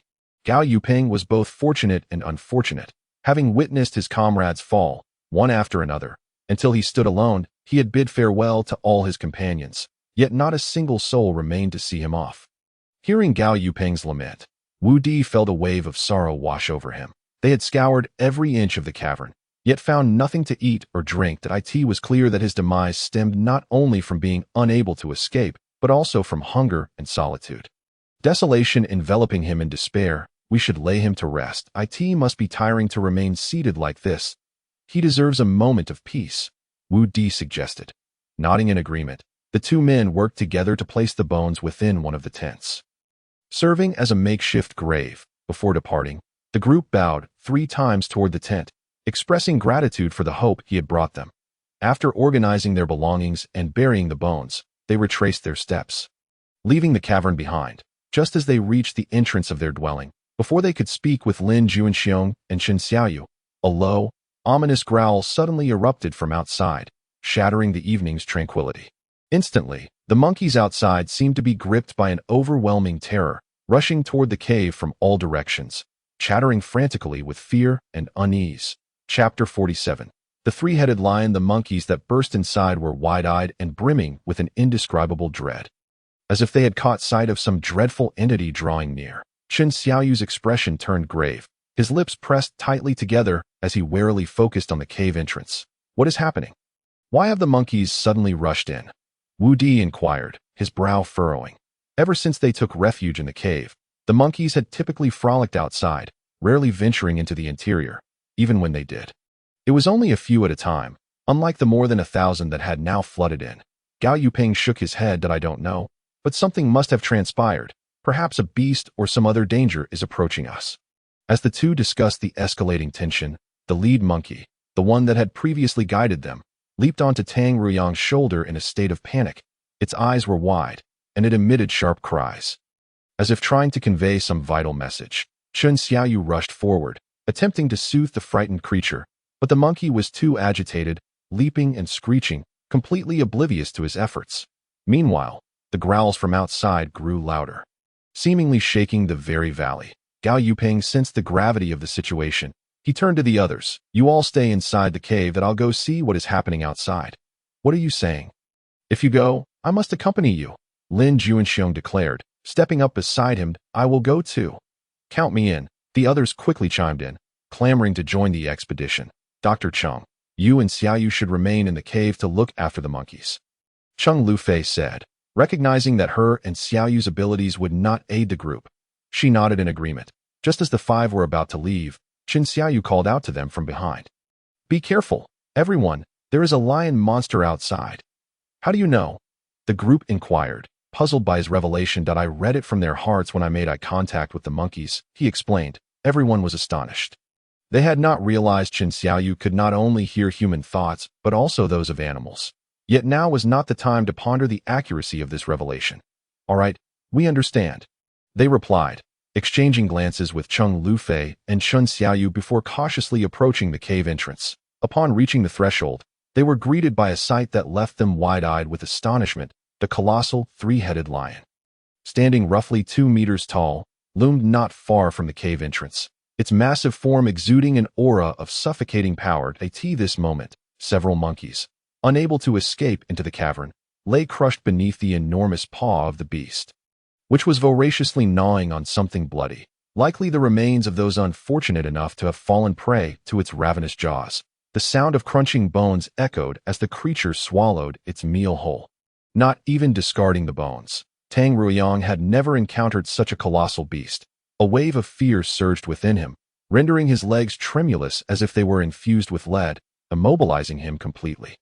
Is this a mythical realm? How could a lion of such gargantuan proportions exist, let alone one with 3 heads? Lin Juanxiong stared in astonishment, feeling as though he were ensnared in a fantastical game. Everything appearing so surreal. Can we truly defeat this creature? Perhaps we should flee instead? Tang Ruyang suggested what he believed to be the wisest course of action, recalling that he had previously shed his fear of man-eating monkeys, convinced that in this world, no beast could instill terror within him again. Yet, he found himself confronted with a creature far more dreadful than the man-eating monkeys. What nonsense! We've been cared for by these monkeys for months. To abandon them now would be utterly treacherous. Regardless of what beast it may be, we shall confront it head-on. Fear not, great feline, for I am coming, Lin Juanxiong declared. No, Lin Juanxiong, don't, but disregarding the warning, Lin Juanxiong charged forward. Even Gao Yuping, who attempted to grasp him, was too late. With instinctive responsibility, he could not ignore Lin Juanxiong's reckless advance. Gritting his teeth, he resolved, I shall fight. Chapter 48. A direct confrontation. Lin Juanxiong surged towards the 3-headed lion like a ferocious beast, akin to a cannonball propelled with unyielding ferocity, his eyes ablaze with determination. His strides were resolute and powerful, imbued with an inexhaustible strength. As he neared the three-headed lion, he aimed for the center head. His fist clenched in preparation for a decisive strike. The three-headed lion, sensing the threat posed by Lin Juanxiong, widened its eyes, baring its sharp fangs and emitting a low, menacing growl. Undeterred, Lin Juanxiong unleashed a powerful punch towards the center head. Producing a resounding thud, the blow forced the lion to stagger back, and the few monkeys trapped beneath its weight seized the opportunity to escape. Enraged by the loss of its prey, the three he, as several sharp, piercing screams of terror echoed through the air. Chang Lufei and Lin Juanxiong were startled into opening their eyes simultaneously. They turned towards the source of the commotion, only to be astonished to discover that, at some point, the ferocious three-headed lion had begun to thrash violently, seemingly attempting to break free from the restraints around its neck. At that moment, the two groups of people who had been standing on either side of the lion lost their balance due to its sudden movements and instinctively huddled together. In the next instant, the three-headed lion lunged forward, causing everyone to release their grasp on the vines and scatter in all directions in a panic. "Don't chase me. My meat isn't tasty. Go after someone else," shouted Tang Ruyang, panting heavily. A look of sheer terror etched across his face. However, the three-headed lion seemed to have singled him out, as if it recognized the vines as his handiwork, and charged directly at him. Seeing this, Tang Ruyang sprinted with all his might, further intensifying his already heightened fear. "Someone, please come and save me. This is bad. I must go help him. Dr. Chung, you need to hide," Lin Juanxiong exclaimed before dashing towards Tang Ruyang's direction. "Your injury, you're not fully healed," Chung Lufei urgently cautioned. "That I'm fine. I've nearly recovered. We must subdue this three-headed lion quickly," Lin Juanxiong replied as he sprinted ahead to rescue Tang Ruyang. Meanwhile, the three-headed lion was now less than 10 meters away from Tang Ruyang, who was on the verge of being caught by the monstrous beast. "Get off the ground. Climb the tree," Wu Di, who was perched on a tree to the right, shouted desperately. Upon hearing this, Tang Ruyang quickly seized a branch and scrambled upward. He likely never anticipated that he could ascend such a height in such a short time. The three-headed lion, unable to capture Tang Ruyang in time, began to roar furiously beneath the tree, violently crashing into it. After several futile attempts, it suddenly retreated, causing Tang Ruyang to exhale a sigh of relief. However, that relief was short-lived, as the three-headed lion turned, crouched low, and poised itself to leap. "This is bad. It's going to climb the tree," Yang Qi shouted from a distance. Although lions are members of the feline family and are not particularly adept at climbing due to their massive size, this did not mean they were incapable of it at that moment. It was clear that the lion's primal instincts had been awakened, and it was preparing to leap up into the tree. Tang Ruyang's heart, which had just settled back into his chest, surged once again. At that moment, he truly felt like crying. "Come at me, big kitty, if you dare." Just then, Lin Juanxiong's voice rang out from behind, causing the three-headed lion to momentarily freeze upon hearing that familiar tone. A glimmer of fury flashing in its eyes, that it recognized its previous adversary and abandoned the tree-bound Tang Ruyang to charge towards Lin Juanxiong. Preparing for battle, Lin Juanxiong clenched his fists, his muscles taut, ready to confront the three-headed lion's next attack. Suddenly, the lion lunged at Lin Juanxiong with a furious roar, its sharp claws slashing through the air. Lin Juanxiong sidestepped and delivered a powerful kick to the lion's abdomen, causing it to stagger back a few steps. Yet, it quickly regained its footing and lunged once more. The battle between man and beast ensued with fervor. Unlike their previous encounter, Lin Juanxiong did not rely solely on brute strength. This time, he evaded the lion's attacks while seeking opportunities to counterstrike. The three-headed lion grew increasingly enraged, launching itself at Lin Juanxiong with all its might. Lin Juanxiong dodged, but unexpectedly, the lion's tail swept in from behind, sending him flying. He crashed heavily to the ground, blood trickling from the corner of his mouth. Nevertheless, he quickly rose, his eyes filled with determination and resilience. "We need to strangle it like before," Wu Di called out to Tang Ruyang. "But that didn't work earlier," Tang Ruyang replied, still shaken by the previous danger and reluctant to face it again. "If you create 3 more vines, we can each take one end and pull together. No matter which way it charges, the 3 behind can hold it back. The more points we have, the more evenly the force will be distributed, making it harder for it to break free." Realizing this, Tang Ruyang hurriedly utilized his powers to create 3 additional vines. bringing the total to 5. Wu Di, Gao Yuping, Tang Ruyang, Yang Qi, and the newly arrived Cheng Lufei arranged themselves once more, positioning the two weaker girls among the men. Then, Yang Qi employed her speed ability once more to wrap the 5 vines around the lion's neck, distributing the other ends to each person. By the time the 3-headed lion realized what was happening, it was too late. The 5 of them began to pull with all their might. Lin Juanxiong was determined not to miss this opportunity for revenge. Having awaited the perfect moment, the 3-headed lion was ensnared by the others. He suddenly flipped onto its back, brandishing the dagger he had found in the cave, and stabbed at its 6 eyes with ferocity.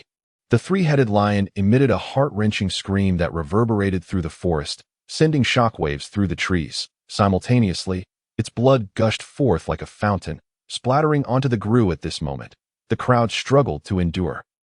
Seeking refuge from the relentless winds, either by finding shelter from the tempest or clinging to the sturdy stones and massive trees nearby, their faces were etched with fear and helplessness, uncertain of how long the storm would rage on.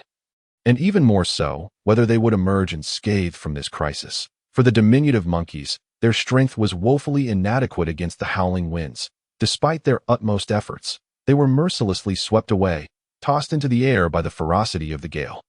Some monkeys attempted to grasp onto branches or other stable objects, but the force of the wind was insurmountable, rendering them incapable of steadying themselves. Only the cave seemed to offer a glimmer of hope for shelter, prompting the monkeys to frantically rush toward that haven. Yet, in the chaos, many were tragically caught in the whirlwind, vanishing into the tempest. Even those who successfully reached the cave faced immense pressure and peril. There's no time.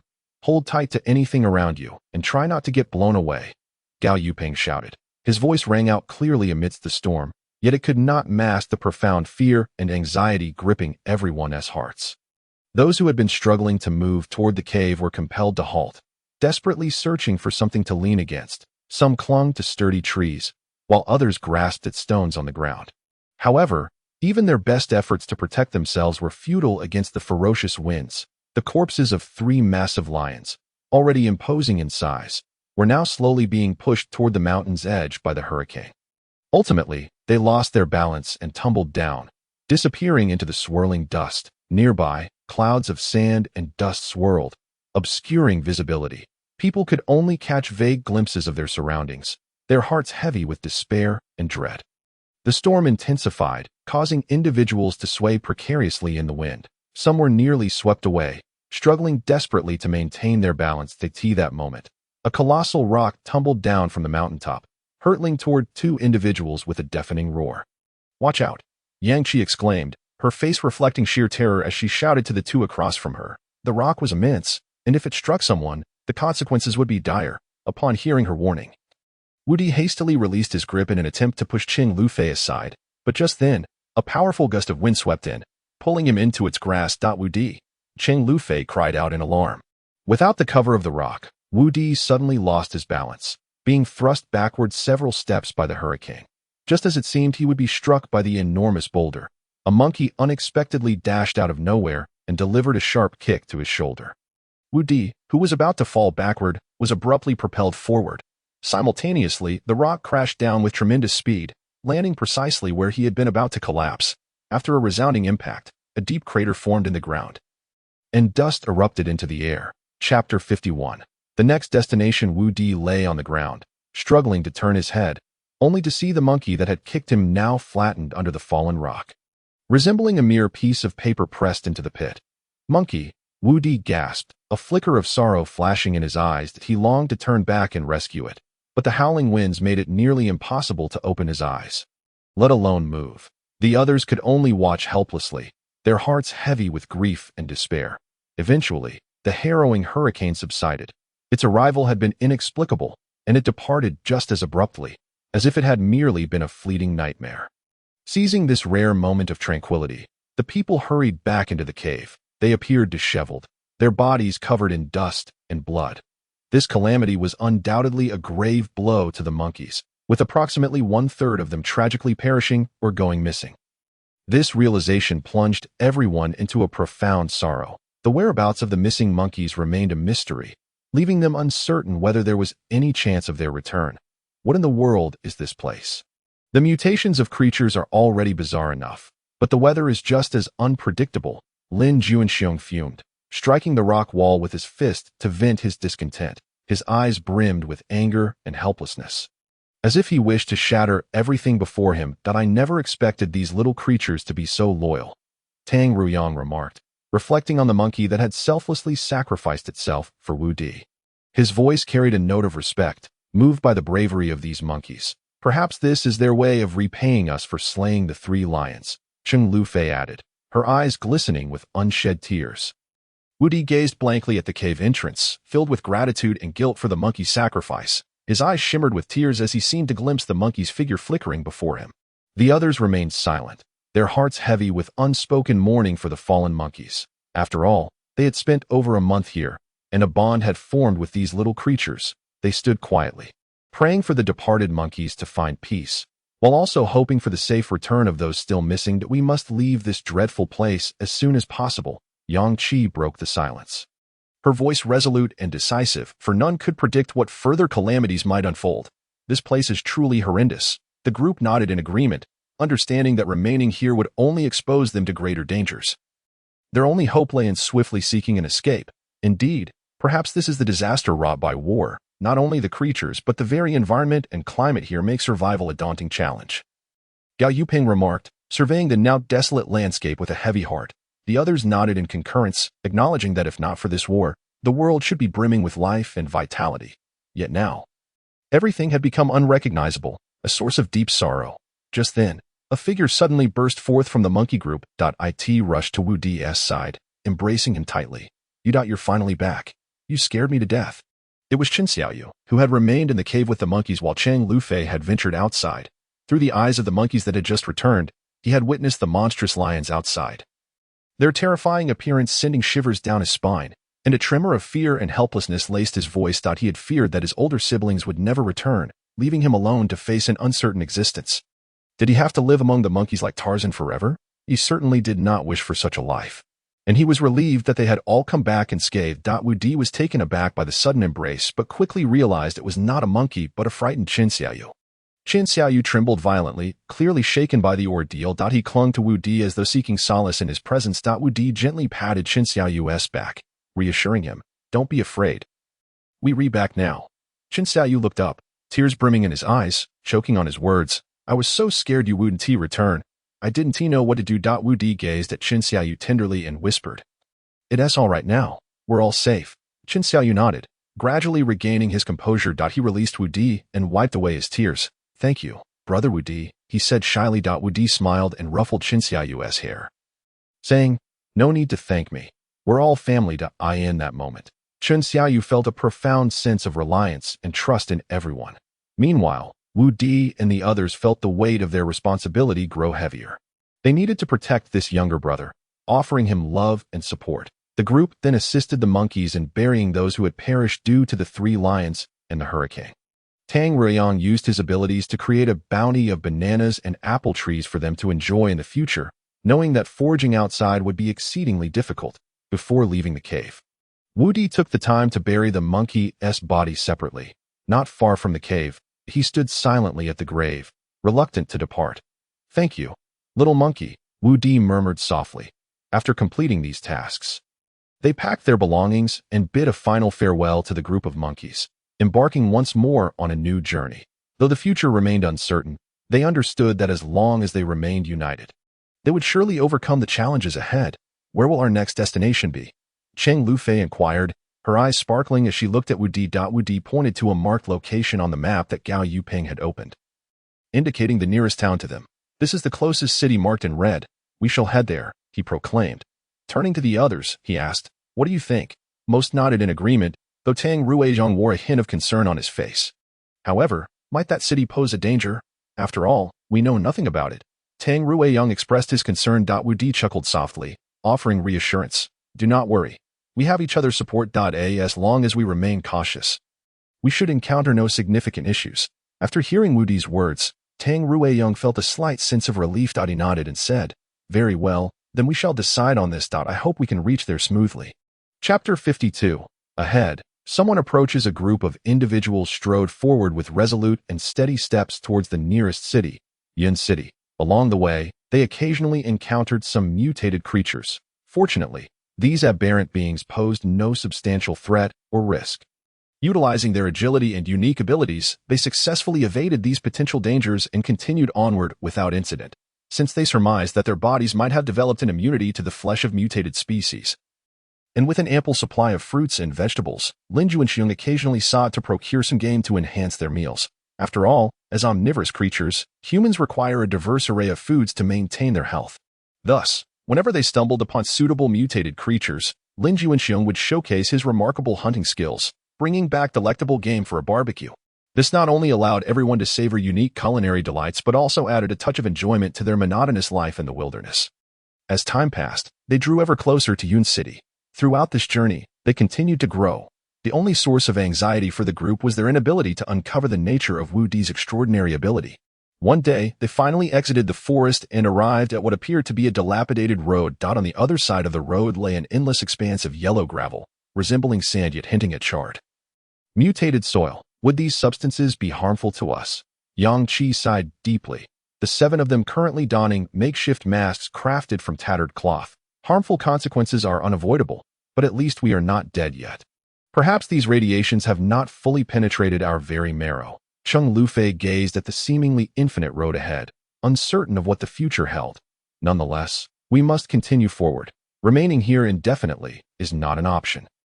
I would rather perish in the pursuit of our path back to our realm than live out my days in comfort here, Gao Yuping asserted gravely. Officer Gao, I wholeheartedly support your sentiment. It is far too terrifying here, always on edge, fearing that we might perish at the hands of these mutated beings. Tang Ruyang chimed in, his tone animated. Despite the thrill of their circumstances, there is no place like home. I have come to realize that, even if you were to imprison me upon our return, I would still wish to go back. Living each day like a wild creature is simply intolerable. Linju and Xiong gruffly concurred.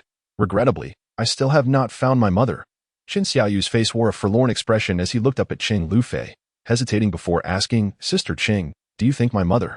Might she have already? No. Do not think such thoughts. Cheng Lufei instinctively understood the weight of his inquiry. Losing a mother means everything to a child, and she herself was all too aware of that pain. Being an orphan herself, although her heart whispered that the hope of Qin Xiaoyu's mother being alive was exceedingly slim, she still wanted to preserve the last semblance of hope for the child. Unwilling to shatter his dreams, Qin Xiaoyu knew that Cheng Lufei was merely trying to comfort him. Having spent a considerable amount of time in this realm, he had witnessed the terrifying transformations of its creatures and the dramatic alterations in geography and climate. Thus, he understood that not only was it uncertain whether his mother survived the plane crash, but even if she did, what were the odds of her surviving these mutated monsters? In truth, no one dared to meet each other's gaze when broaching this subject, for they feared hearing the unspoken thoughts that echoed within their minds. Yet he too was afraid that others shared the same apprehensions as he did. Consequently, Qin Xiaoyu fell silent, lacking the courage to verify whether their thoughts mirrored his own. Thus, they continued onward, pausing intermittently. When hunger struck, Tang Ruizhang would conjure some fruits or vegetables. When fatigue set in, they would retrieve the tents they had found in the previous cave to rest. To guard against the threat of mutated beasts. The 4 men took turns keeping watch outside. One day, the sun blazed intensely, and Wu Di once again consulted the map, observing what was once marked as a lake had now transformed into cracked yellow earth. How much farther do we have to go? Gao Yuping inquired, leaning in to see. Wu Di pointed to the red dot on the map, indicating the area where the lake had once been. Look, it's right here. We should be quite close, approximately 20 kilometers away. Wu Di measured the distance with his hand and converted it to the map scale. That's good news. Truly a testament to the changing world. Gao Yuping remarked, now fully comprehending the implications of the map. It is indeed greed that incites such conflicts. May such events never transpire in our world, for then it would be no different from a realm of ghosts. Let us hope so. Human desire knows no bounds. How many would truly grasp the weight of these sentiments without experiencing them firsthand? Suddenly, Qin Xiaoyu pointed towards the distance, exclaiming, Look, is that a person? As the group followed his gaze, they saw what appeared to be a vehicle in the distance, with an individual outside performing peculiar movements as if they were struggling against the car door. Excitement surged through the group. After so long, they had finally spotted a living soul. They hastened their steps towards the figure. Hello. Could you please tell us how far Yun City is from here? Wu Di politely inquired. However, upon hearing his voice. The individual suddenly froze, slowly turning to face them. As they beheld the figure, they stood in stunned silence. Was that truly a human? The person's face was grotesquely decayed, infested with maggots, their eyes vacant, and emitting strange sounds. They staggered toward the group, raising their hand, revealing that it too was covered in maggots. The group instinctively recoiled, fearing contact. Suddenly, the creature lunged rapidly at the nearest Qin Xiaoyu. Fortunately, Lin Juanxiong reacted swiftly, pulling Qin Xiaoyu behind him and delivering a powerful kick to the creature. Though the creature fell, it quickly regained its footing and lunged once more. Wu Di shouted, "Everyone, run!" The group began to sprint, with the creature in relentless pursuit. Chapter 53. Another one. What in the world is that thing? Lin Juanxiong cursed vehemently, his forehead veins bulging, his face ashen. Although the creature's speed was not particularly swift, being chased by such an abomination was thoroughly unsettling. This is clearly a demon. No, it must be a monster. Well, perhaps it is a zombie, Tang Rueyong panted, his voice trembling, as if even speaking was a struggle. The fear had left him breathless, his heart racing, legs trembling, nearly collapsing to the ground. Thank goodness it's daytime. Encountering such a thing at night might truly terrify him to the point of losing control. What, a zombie? Is it like the ones in movies? But why isn't it shuffling? We have no Taoists here to fetch talismans. Qin Xiaoyu's face was filled with terror as he recalled frightening scenes from films. He had played zombie games before and had some understanding of such beings, yet the reality before him left him utterly bewildered. "Officer Gao, hurry. Shoot it," Cheng Lufei shouted, urging Gao Yuping into action. Perhaps startled by the sudden appearance of the monster, everyone forgot how to retaliate, consumed by the instinct to flee. "Yes, how could I have forgotten?" Gao Yuping murmured as if awakening from a dream. With that, he executed a graceful turn, raised his hand in a gun-like gesture, and aimed at the approaching creature. Bang! Bang! Bang! Several shots rang out, all striking the creature. It momentarily halted in its tracks. It actually stopped. What on earth is this creature? Is it human? Why does it look so repulsive? Lin Juanxiong curiously approached the creature, scrutinizing it closely. Suddenly, he yelped as he delivered a powerful kick, sending the creature flying several meters away. "Goodness, Xiao Gao, your aim is terrible. How is it still moving?" As it turned out, the creature suddenly lunged at Lin Juanxiong. But fortunately, he reacted quickly. Otherwise, it would have bitten down on his head. The monster then rose once more and continued its pursuit. "How could I know? Perhaps it possesses some immunity to my firearm." "No, Officer Gao, your aim is flawed. You must learn from American films." "American films? Who are they? How are they different from us? They are not human anymore. They refer to American television series. Have you ever watched The Walking Dead?" Yang Qi raised an eyebrow in disbelief, astonished that someone in modern times could be unaware of what American films are.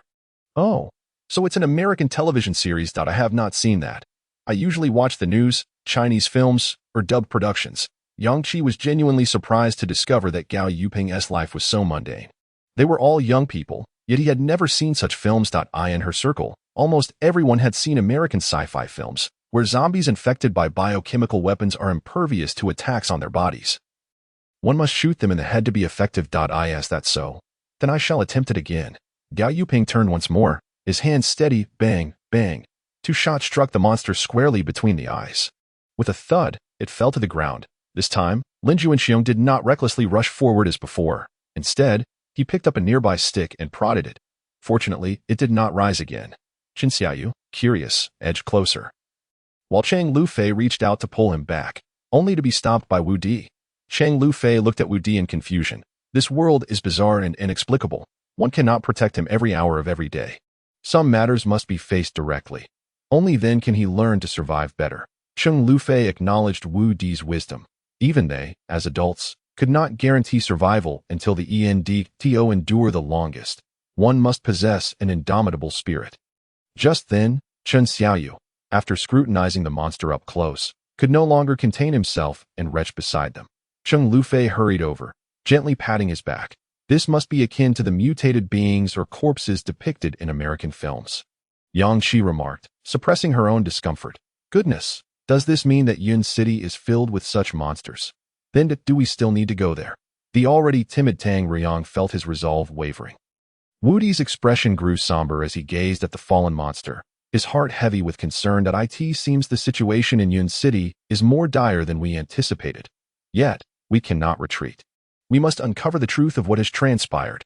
Furthermore, we urgently need to find a map. Perhaps only by locating Qiguang City can we find our way out of here.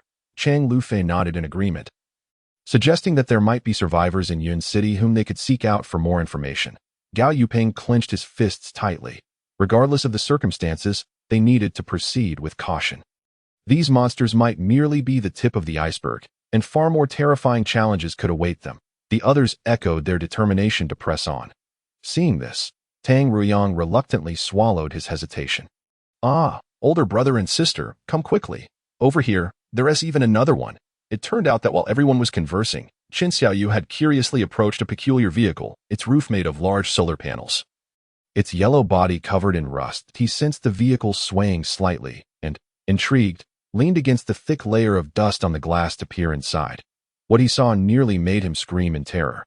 Inside was a woman with long black hair and lifeless gray eyes, who was currently locking gazes with Qin Xiaoyu, repeatedly banging her body against the car door. Upon hearing Qin Xiaoyu's terrified cry, everyone rushed over. They peered through the car window and realized that this woman was distinctly different from the creature outside. At the very least, it was clear she was human. In stark contrast, the monster outside, ravaged by decay and swarming with maggots, was barely recognizable as a man. Seemed she could not escape.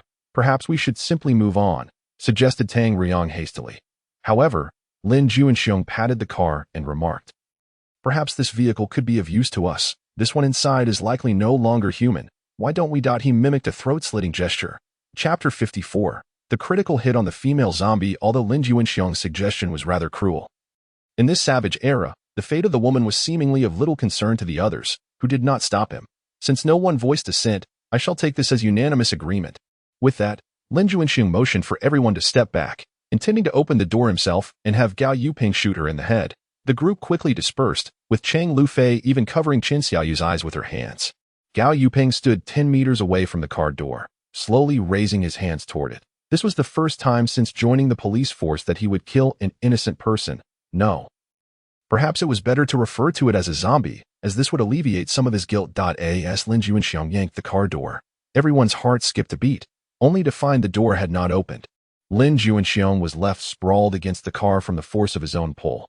What the heck? I refuse to believe it won't budge. With that, he resolved to use his powers. Don't you want this car?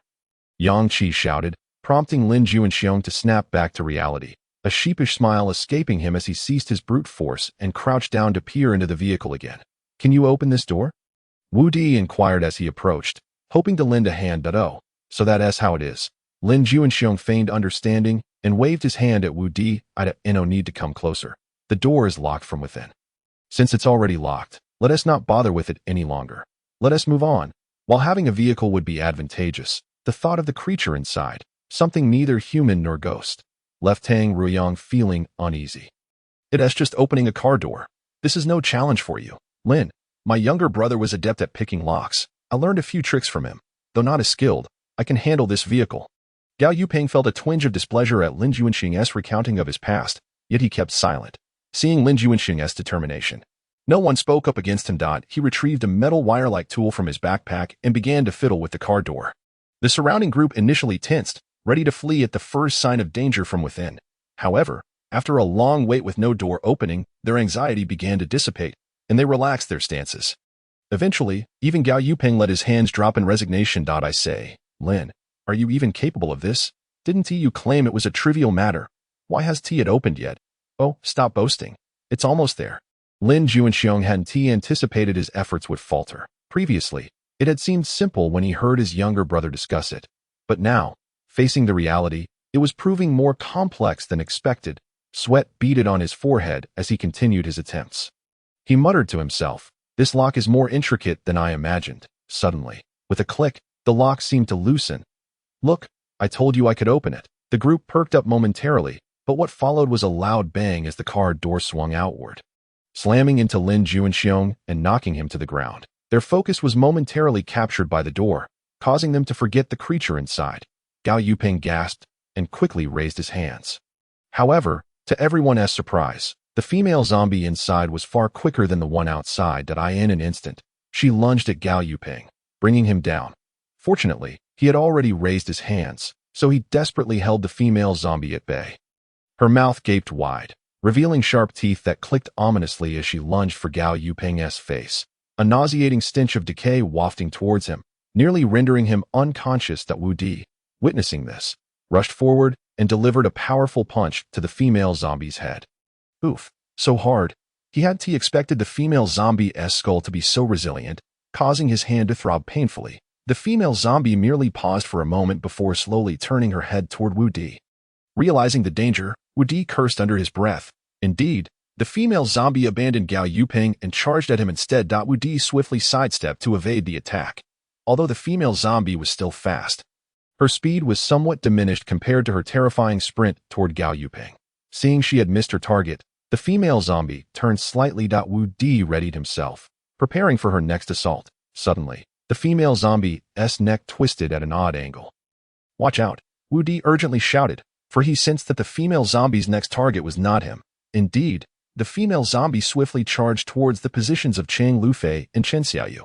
Although her speed remained impressive, it appeared somewhat diminished compared to her previous ferocious lunges. Nevertheless, due to the distance separating them from Chang Lufei and Chen Xiaoyu, coupled with their inability to respond in time, the others were utterly incapable of rushing to their aid. At that perilous moment, a shadow suddenly collided forcefully with the female zombie, knocking her to the ground. Hurry over, I can't hold her down. The onlookers soon realized that the shadow belonged to Yang Qi. Despite her ability being speed, her strength was still quite feeble and unable to contend with the formidable and rigid zombie. Chang Lufei and Chen Xiaoyu, being the closest, quickly charged forward. Chen Xiaoyu pinned the zombie's legs, while Chang Lufei approached Yang Qi, unsure of where to press down on the zombie. After hesitating over the shoulders, fearing that she might get bitten on the arm, she turned her head resolutely and pressed both sides of the zombie's head, firmly securing it to the ground. At that moment, Tang Ruiyang also rushed over, but upon seeing his fists, seemingly lacking the prowess of Wu Di, he ultimately chose to press his back against Yang Qi. Tang Ruiyang, why are you pressing on me? I'm helping you hold her down. It's inappropriate to press from the front. You dare. Yang Qi's body was pressed against the female zombie, her head turned aside to avoid the foul stench emanating from the enraged zombie's mouth. This situation left Yang Qi feeling utterly distressed. Just as she felt on the verge of collapse, Wu Di picked up a sharp stone from the ground and charged forward, striking the female zombie's head with tremendous force. With a dull thud, the first impact resounded, and the pale, bloodless brain matter splattered across the faces of Wu Di, Chang Lufei, and Yang Qi, sending the three, who had never taken a life before, into a deeper state of despair. Among them, Chang Lufei, perhaps due to her background as a doctor, though terrified, remained in control. She refrained from screaming, simply turning her head to the side, unable to look, while tears streamed down her face. Yang Qi, however, tilted her head and let out a series of frantic, piercing screams. Wu Di, on the other hand, continuously shouted, "Ah, ah, ah," his voice, laden with despair. There's still a next time. Tang Ruiyang wore a grim expression, hoping that this space would not witness the emergence of such zombies again. Now that the crisis had been averted, let us examine this vehicle. As a race car driver, Yang Qi possessed a certain level of knowledge about cars and was eager to investigate. Fortunately, Lin Juanxiong had already opened the car door, allowing everyone to effortlessly observe the interior. The vehicle resembled a small van, with its overall design and components being quite similar. Yang Qi even took the opportunity to drive it for a short distance. Oh, to my surprise, this vehicle is solar-powered. I was initially concerned about it needing a charge or gasoline. But here, sunlight is abundant. Yang Qi couldn't help but express her joy repeatedly. Sister Yang, does this mean that as long as there is sunlight, this vehicle can run? Theoretically, it should be possible. However, the odor here is not quite unbearable, Chen Xiaoyu remarked, belatedly pinching his nose. It was uncertain how long this zombie had been trapped inside the vehicle, but a strong stench of decay permeated the air. The two women cautiously twisted open a water container and poured the remaining stream water onto a piece of discarded clothing, tearing it into several pieces to share among the group, who then began to wipe down the vehicle to dissipate the overwhelming stench within. They opened all four doors simultaneously and sat by the roadside to enjoy some fruit and tea. This moment, Wu Di noticed Cheng Lufei inside the car, seemingly searching for something, so he approached her while munching on an apple. "What are you looking for?" The sudden question startled Cheng Lufei, causing her to tremble involuntarily as she quickly patted her chest. "I'm so sorry, I didn't mean to scare you." Wu Di awkwardly scratched his head, surprised by her intense focus. Cheng Lufei turned to look at him. It's fine. I just wanted to see if there's a place to charge my phone, she said, raising the object in her hand. It was only then that Wu Di noticed she held the very phone she had used earlier. Can this phone still work? Wasn't it water damaged last time? I am not sure if it still works, but I want to give it a try. Seeing Cheng Lufei value her phone so dearly, Wu Di pondered for a moment and asked, there must be something precious stored in it, right? Yes, indeed. There are photos of my parents inside. Wu Di gently patted Cheng Lufei's shoulder, offering reassurance. Don't worry. Let's look for it together. He discarded the apple in his hand and began to meticulously inspect the vehicle's interior alongside Cheng Lufei, searching for an appropriate charging port or socket. Aha, there's indeed a port here, Wu Di exclaimed, having discovered a car charger beneath the seat, quickly pointing it out to Cheng Lufei. A glimmer of excitement flashed in her eyes. That's wonderful. This might just allow me to charge it. She plugged the charger into her phone, yet initially, there was no response, just as she began to feel disheartened, believing her phone was truly broken. The screen suddenly illuminated. Wonderful, it's charging. Cheng Lufei cried out in exhilaration, uncontrollably wrapping her arms around Wu Di's neck and jumping in joy, tears welling in her eyes. The others, bewildered, gathered around. Sister Gao, what's wrong? Chun Xiaoyu called out in a crisp voice, bringing Cheng Lufei back to her senses. Realizing she was still clinging to Wu Di, her face flushing with embarrassment. But I'm so sorry. I lost my composure. No, it's fine. Wu Di hastily waved his hands, flustered, having never encountered such a situation before. Cheng Lufei gazed at the others, nearly in tears. I'm all right. Thank you all. I can finally see the photos of my parents. At that moment, everyone understood the significance of the phone she held, and seeing Cheng Lufei's joyful expression brought smiles to their faces. We're all family. No need for formality, Lin Juinxiang said without hesitation. Chuckling heartily. In this apocalyptic space, familial bonds and friendships had become equally precious. All right, we've rested enough. Let us continue our journey to Yunqing. With Gao Yuping's call, everyone boarded the vehicle one by one. My size is rather large. If no one has objections, may I take the wheel? The group glanced at the small van accommodating 5. Realizing Lin Juinxiang's substantial frame would indeed make sitting in the back uncomfortable. Not just for him, but for anyone seated alongside him as well. Thus, Lin Juinxiang drove, while Wu Di held Chun Xiaoyu in the passenger seat. The back was crowded with Gao Yuping, Tang Ruyang, Cheng Lufei, and Yang Qi. All right, let us go. With a loud shout from Lin Juinxiang, he slammed his foot down on the accelerator, the powerful inertia causing everyone to lurch forward, with Chun Xiaoyu in the passenger seat pressing her face against the window. Lin Juinxiang, do you even know how to drive? Gao Yuping complained from the back, clutching his now sore head. Haha. Sorry, I have a license, just never driven before. Lin Juinxiang replied awkwardly with a smile. Wait, how did you even get your license? Yang Qi interjected, frowning with disapproval. I have money. I just had someone else take the test for me.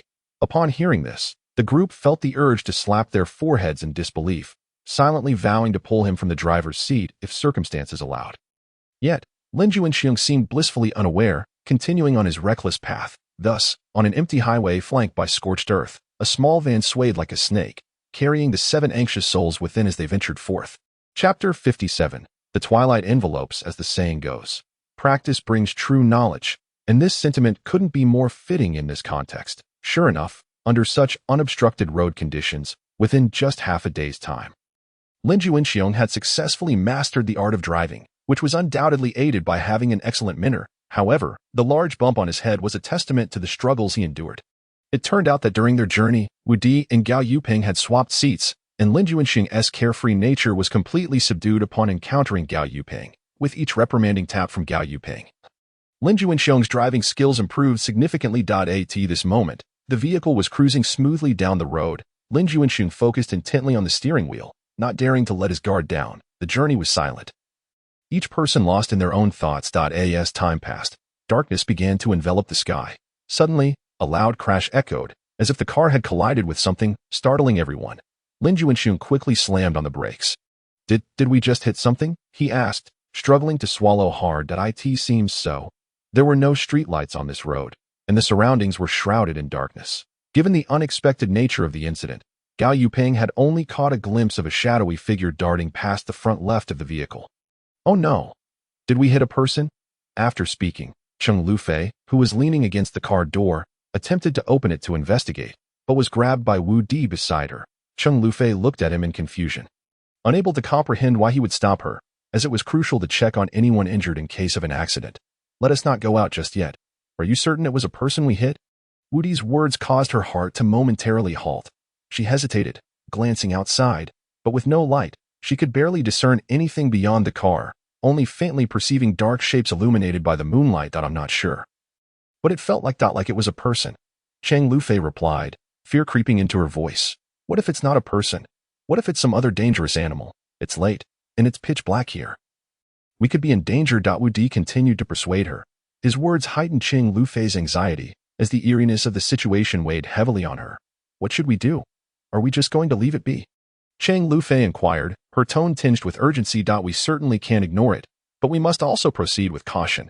Let us wait and see. If it truly is a person, we will go out. If it's just some other creature, particularly a mutated one, we must flee at once. Above all, we must remain calm and rational. Wu Di's reasoning resonated, prompting an instant silence within the vehicle.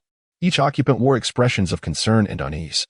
Carefully observing their surroundings, they were unaware of what they had just collided with or how to handle the situation. Meanwhile, the darkness outside seemed to thicken, instilling a sense of intangible dread. The prolonged silence in the vehicle finally allowed Cheng Lufei to lower her guard, prompting her to retract her hand from the door and adjust her sitting position. However, at that very moment, a thunderous sound shattered the tranquility. Bang! Accompanying this cacophony, Cheng Lufei let out a terrified scream. It turned out that just as Cheng Lufei retracted her hand, a face was suddenly pressed against the car window. The visage was devoid of color, so pale that it sent chills down one's spine. Even more alarming was the fact that the person's face was plastered against the glass, their nose twitching as if searching for some delectable morsel. Tang Ruiyang, witnessing this scene, couldn't help but tremble. His voice quaking as he stammered, Is that AZ. Zombie? His heart brimmed with dread and unease. Shortly thereafter, a chorus of panicked screams erupted within the vehicle. Qin Xiaoyu shouted from the front, Yikes, there's one over here too. Yang Qi cried out in terror, There's a zombie here as well. Cheng Lufei anxiously scanned her surroundings, realizing that the number of zombies on the windows was multiplying. They clawed and gnashed, their hollow and menacing gazes sending shivers down her spine. This is bad. We are surrounded, Yang Qi said, her anxiety palpable as she felt her teeth chattering. Through the car window, she could see that several zombies had gathered outside on all sides. These creatures had begun to batter against the vehicle, attempting to breach their defenses and gain entry. Fortunately, as the zombies were dispersed around the car, their strength was diluted, preventing the vehicle from overturning for the time being. Though the situation remained dire, what are we going to do? Tang Ruiyang's voice trembled severely, tears nearly spilling from his eyes. He clutched the back of the front seat tightly, his eyes filled with terror and despair. Wu Di forced himself to remain composed, taking a deep breath before resolutely declaring, We charge through. It seems we have no other option. Lin Juanxiong nodded in agreement. All right, I'll fight those beasts with you. With that, he gripped the steering wheel firmly, determination glinting in his eyes that he inhaled deeply and slammed the accelerator, the car shooting forward like an arrow released from its bow. The vehicle collided with the zombies, producing a series of thunderous crashes. Each impact caused the car to jolt violently, shattering the windows and sending shards flying. The interior was soon suffused with a nauseating stench of blood and decay, making it difficult to breathe. Some zombies even managed to reach as the group took a moment to rest and felt their fatigue dissipate. They gradually made their way towards the building. Upon approaching, they were struck by an eerie silence that enveloped the place, devoid of any semblance of life. With heightened senses, they cautiously drew nearer. Bathed in the soft glow of the moonlight, they finally discerned the structure's true form. A modest 3-story building, marred by a gaping hole on the second floor that resembled the aftermath of an artillery strike. The building's exterior was dilapidated, and the entrance on the ground floor was littered with the remnants of shattered walls. A testament to some past calamity. It seems a disaster once befell this place, Wu Di remarked thoughtfully. Chapter 59. The zombies arrived. The group gathered at the entrance, where the door stood ajar, gently swaying as if inviting them to explore within. Gao Yuping gestured cautiously for everyone to remain vigilant. He then carefully pushed the door open, the hinges creaking softly, releasing a musty odor that assaulted their senses. Upon entering the foyer, the scene before them elicited frowns of dismay. The room was cluttered with a haphazard assortment of debris, creating an atmosphere that felt stifling. Dust coated every corner, indicating a long period of neglect. With each step they took, clouds of choking dust rose, as if protesting their intrusion. They navigated the room with care, striving to avoid disturbing anything that might provoke further chaos. As they approached the staircase, the wood beneath them creaked ominously, as though the steps were protesting the weight they bore. They slowed their pace, treading lightly on each stair, fearful that the structure might collapse under their combined weight.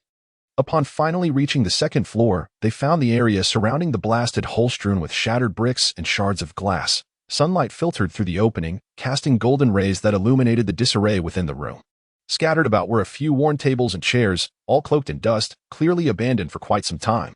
Yellowed photographs adorned the walls, their images blurred but still hinting at the figures captured within. "It appears this place was once a home," Wu Di whispered, his tone tinged with a mix of confusion and melancholy. The others nodded in agreement, echoing his sentiment. "Perhaps we might uncover something useful here," Cheng Lufei suggested as she began rummaging through the nearby items. Recognizing the value of resources in such perilous surroundings, the others followed suit, hoping to unearth clues or tools for survival. However, as they approached a cabinet, they were horrified to discover a withered corpse lying nearby, exuding a foul stench. Tang Ruiyang recoiled in terror, his face paling as he stammered, What is this?" Wu Di furrowed his brow, fixing a serious gaze on the corpse. "It appears this place is not entirely safe." Silence fell over the group, their hearts heavy with dread and uneased. "We must proceed with utmost caution. If anything seems amiss, alert everyone immediately," Gao Yuping advised. The group nodded in agreement, maintaining their vigilance as they continued their careful exploration. They then ascended to the third floor. Though shrouded in darkness, Cheng Lufei's phone flashlight illuminated the way, revealing no further abnormalities. "It seems we have encountered no additional dangers here," Wu Di remarked, a sigh of relief escaping his lips. The tension among them eased slightly, yet they remained on high alert. Cheng Lufei clutched her phone tightly, illuminating their surroundings while remaining poised for any potential threats. "Let us leave this place. The odor is unbearable," Tang Ruiyang suggested. Pinching his nose, the group concurred and hastily descended from the third floor. Just as they neared the ground floor, a low, guttural growl echoed from afar. The sound grew increasingly closer, laden with malice and resentment. "Zombies! They are closing in on us!" Yang Qi shrieked, her face drained of color, eyes wide with terror. "Quickly, barricade the door," Wu Di shouted, urgency lacing his voice. They swiftly shut the door, pushing all available furniture, tables, cabinets, against it in a desperate attempt to thwart the impending zombie onslaught. Yet, in that moment, Cheng Lufei suddenly recognized a grave oversight. "Don't forget the windows." The group turned to survey their surroundings, realizing that, aside from the door, other entry points, namely the windows, existed. They scrambled to barricade every possible entrance. The three-story building featured 5 windows on the ground floor. Despite their limited numbers, each member had to defend their assigned area diligently to prevent the zombies from breaching their defenses. Wu Di, Gao Yuping, and Lin Juanxiong took charge of the front windows and door, while Cheng Lufei, Tang Ruiyang, and Yang Qi guarded the back. Chen Xiaoyu paired with Cheng Lufei to secure one of the windows. Each heart racing with anxiety, weapons gripped tightly, bracing for the imminent confrontation. As time ticked away, the low growls grew clearer, echoing like the tolling of a death knell. They anxiously watched their designated entrances, praying the zombies would not arrive. They are here," Chen Xiaoyu gasped, swallowing hard, tightening his grip on the knife. Tension gripped the group, each member holding their breath as they clutched their weapons. Suddenly, a series of violent thuds reverberated at the door, causing it to shudder precariously. Fortunately, the barricade held, delaying the onslaught. Yet, a zombie's hand emerged through a splintered section of the door, attempting to gain entry. "Get back," Wu Di shouted, raising his dagger to strike at the encroaching limb. With a decisive swing, he severed the rigid arm, which tumbled onto the obstructing cabinet. The others swiftly followed suit, employing various tools to fend off the encroaching undead. A fierce battle ensued. As more zombies began to assail the doors and windows, the aging barricades struggled to withstand their relentless assault. "What are we going to do? We can't hold out much longer." Yang Qi's voice trembled with despair. "That we must find a way to break through," Gao Yuping insisted, gritting his teeth. "Break through? Are you joking? With so many zombies, how could we possibly escape? Unless we could fly," Lin Juanxiong shouted, staring at the imminent threat of zombies. "Fly?" That phrase sparked a light in Wu Di's mind. Chapter 60. The building bomb. "Listen to me. We will charge towards the hole on the second floor and jump from there," Wu Di proclaimed loudly, striving for everyone to hear. "What? Jump! Lin Juanxiong exclaimed in terror.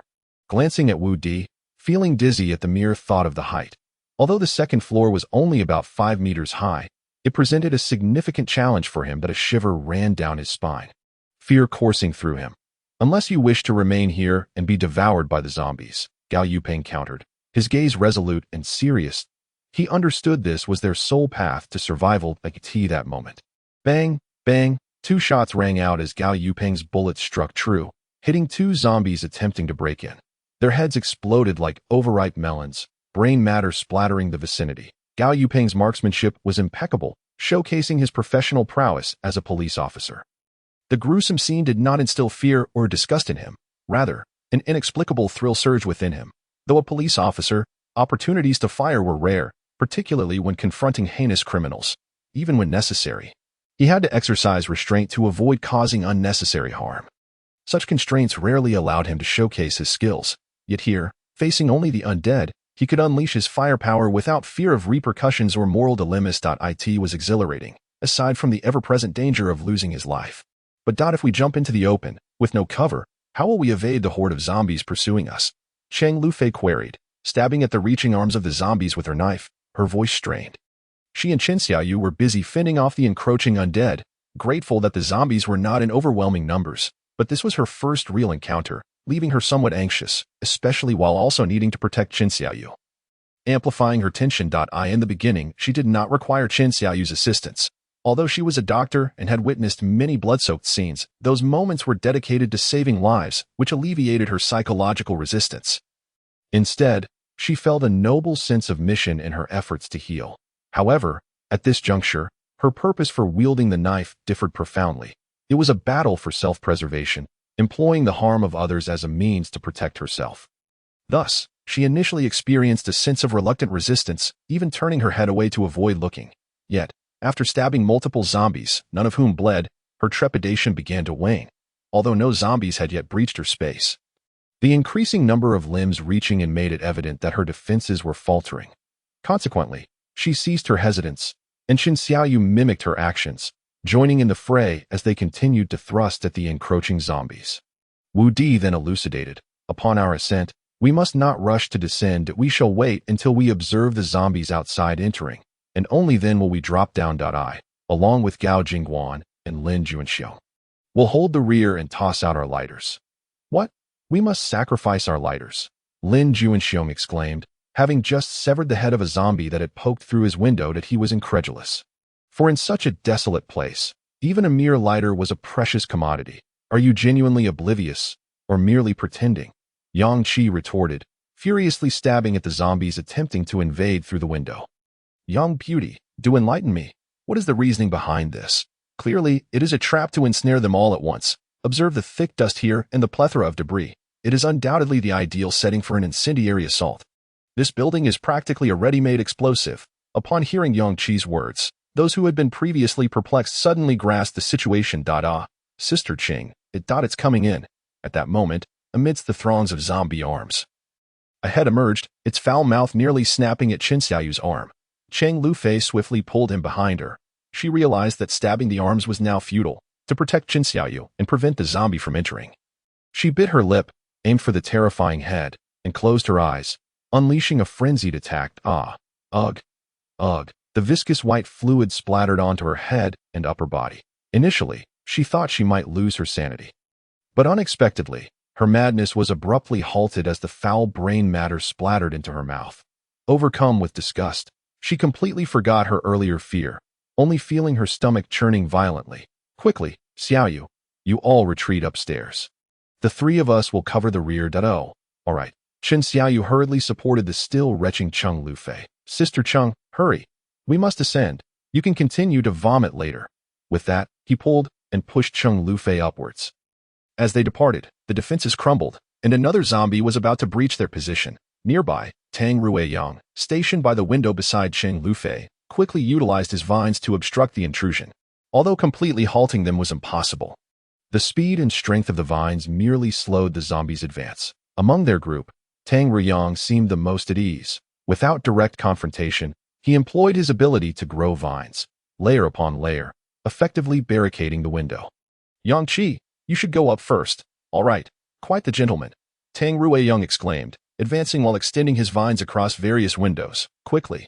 Up the stairs. They are coming in. As he ran forward, he glanced back, witnessing the two windows guarded by Chang Lufei and Yang Qi succumbing entirely. With 2 or 3 zombies already having infiltrated, his vines, which had been growing rapidly, snapped within 3 seconds under the zombies' fierce onslaught. Subsequently, Wu Di, Gao Yuping, and Lin Juanxiong huddled together and retreated upwards, however, just as they had taken a few steps. A cacophony of shattering would echoed behind them as windows and doors burst open, and zombies surged in like a tidal wave, 2 or 3 dozen of them, with the numbers continuously escalating. Chapter 61. You have deceived me again due to the zombie swift advance. The 4 men had no choice but to huddle together, forming a wall as they fought off the oncoming horde while retreating upwards. Tang Rueyang's vine struggled to contain such a multitude of zombies. Their sheer force was overwhelming. Before he could conjure a second vine, the first was already torn asunder, lacking the firearm to blast off a zombie's head like Gao Yuping, or the dagger to pierce a zombie's temple as Wu Di did. He was at a loss for how to utilize his skills in this open area. Suddenly, he beheld Lin Juanxiong's technique, bludgeoning the zombies' heads with his fists, brutally severing their necks. Of course, I can do that too. Tang Rueyang had an epiphany, realizing what he needed to do. He swiftly manipulated his vines to grow around a zombie's neck, thickening them as they constricted. Despite the zombie's agonized struggles, its stiff limbs could not reach its own neck, ultimately resulting in its demise. Although his method was slower than the other 3 men, he had at least transitioned from merely binding the zombies to effectively dispatching them. Quick, you all come up. Cheng Lufei, Yang Qi, and Qin Xiaoyu stood on the 2nd floor, their expressions fraught with urgency as they gazed down at the 4 men below, each held tightly to their sharp knives, prepared for any sudden danger. Have the zombies entered the building? Wu Di shouted from below, his tone laced with anxiety. Upon hearing his question, Cheng Lufei felt a pang of dread. She swiftly turned to Qin Xiaoyu, urging him to check the blasted hole. Cautiously, Qin Xiaoyu edged toward the hole's edge, peering down. However, as he surveyed the scene below, he gasped, his face paling with fear. The number of zombies on the 1st floor had reached a saturation point. Yet many still lurked outside, attempting to force their way in. He quickly withdrew, his complexion ashen, beads of sweat forming on his forehead. Taking a deep breath, he endeavored to quell his rising terror and turned to Chang Lufei and Yang Qi, shaking his head as he spoke with trembling urgency. There are still some zombies that haven't entered yet, but I estimate around 100 or so. Upon hearing this, Cheng Lufei's expression turned grave. She promptly relayed the situation to the 4 men downstairs. Their mood darkened in response. We cannot allow any of them to remain outside. We must draw them all in, Wu Di declared. Having contemplated the matter, he understood that only by allowing all the zombies inside could they better control the situation. Should they retreat to the upper floors now, even if they leaped from the building, they might be trapped by the zombies still outside, leading to dire consequences. Wu Di shared his thoughts with the 3 men beside him, and they all nodded in agreement. Despite their exhaustion, each was committed to fighting with all their might against the zombies, determined to eliminate as many as possible. They were also cautious to maintain a slow pace as they moved upward, ensuring the remaining zombies could enter the dilapidated building. Quickly, let us form a barrier near the hole so that when we jump down, any zombies following us will not be too fast to catch us. Cheng Lufei strategized while observing the situation below. A sudden thought struck her, and she directed her gaze at the hole. Yang Qi and Qin Xiaoyu nodded in agreement with Cheng Lufei's proposal.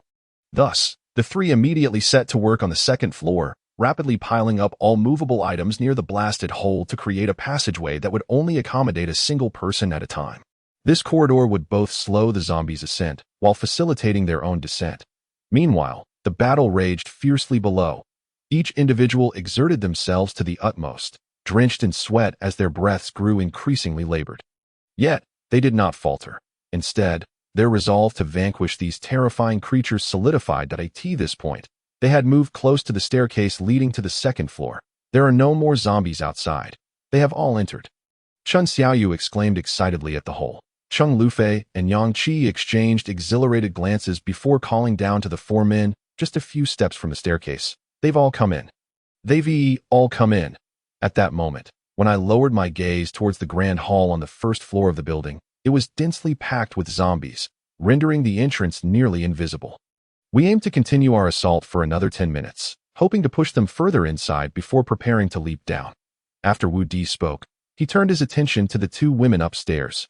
Yang Qi, you go down first to assist Chen Xiaoyu and the others. We will follow shortly after disposing of the lighters. All right, I understand. The 5-meter drop was neither excessively high nor too low. But a misstep could easily result in a twisted ankle, especially with the danger of the zombies at the back below turning to attack.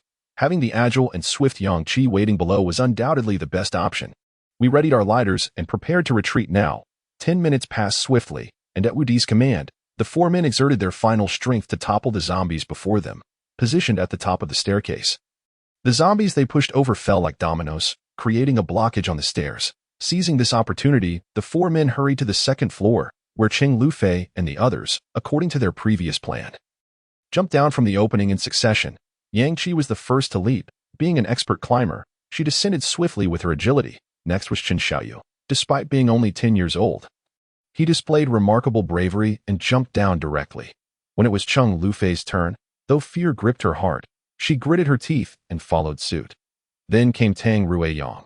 Lastly, Wu Di and the other 2 made their way over, each retrieving their lighters. On the count of 3, we throw them together and then jump. Just as Wu Di was about to begin the countdown, Lin Junxiong suddenly asked timidly, "Can we not jump?" Wu Di and Gao Yupeng exchanged glances, as if silently agreeing, and in an instant, Wu Di snatched the lighter from Lin Junxiong's hand. "Hey, what are you?" Lin Junxiong's question was cut short as Gao Yupeng kicked him down the stairs. "You two are really scheming against me." Chapter 62. The fiery zombies in the brief moments wasted sending Lin Junxiong down. Wu Di and Gao Yupeng noticed that the horde of zombies at the staircase had already risen and surged towards the second floor. Without further ado, they exchanged a glance and simultaneously ignited their lighters, hurling them towards the entrance constructed by Cheng Lufei, creating 2 long arcs in the air. They then turned and leapt through the damaged opening without hesitation. "Get down." Just as they leapt, they caught sight of Lin Junxiong and the 4 others sprinting ahead. Realizing that the explosive blast was imminent, Lin Junxiong shouted to warn the group. Upon hearing his call, everyone dropped to the ground. A deafening boom resonated as the lighters ignited the flammable materials and heavy dust particles within the building, resulting in an explosion. The violent shockwave swept through like a storm. Wu Di and Gao Yupeng were propelled forward even before they hit the ground, landing several meters away. They tumbled in the chaos, rolling a distance before coming to a stop, finding themselves farther from the explosion than the 5 who had fled earlier. Gasping for breath, they struggled to sit up, their eyes fixed on the inferno before them, the 3-story building engulfed in flames, their expressions filled with shock and terror. The fiery blaze surged like a demon, consuming the structure at an astonishing rate, leaving nothing in its wake. The flames licked at the walls, crackling ominously, while thick smoke billowed out like a ferocious beast, making it difficult to breathe. The explosive force shattered every window, scattering shards of glass like rain, tracing brilliant arcs through the air. Then, a chilling sight unfolded. The walls began to fissure, cracks slithering up like serpents at an alarming pace. As they widened, a thunderous roar erupted, and the 3-story building collapsed under their horrified gaze. The 2 men silently rejoiced at their quick reflexes that had spared them from disaster. However, there was no time to rest. They suddenly spotted several flickering flames charging towards them from the rubble. "Run! Watch out for the zombies behind," Wu Di shouted, his voice brimming with panic. "Get up! Hurry!" Gao Yupeng echoed urgently. Their faces were etched with anxiety as they called out to the distant 5. But they seemed oblivious to the urgent cries. With hearts racing, they helped each other to their feet, their still recovering bodies swaying slightly. They knew they had to return to aid their companions. At that moment, Lin Junxiong was the closest to the collapsed building. He shook his head, trying to clear the debris and the overwhelming ringing in his ears caused by the explosion, which made it difficult to discern any sounds around him. As his vision cleared, he first saw Cheng Lufei and the others lying on the ground a short distance away, but as his sight sharpened further, he caught sight of Wu Di and Gao Yupeng in the distance.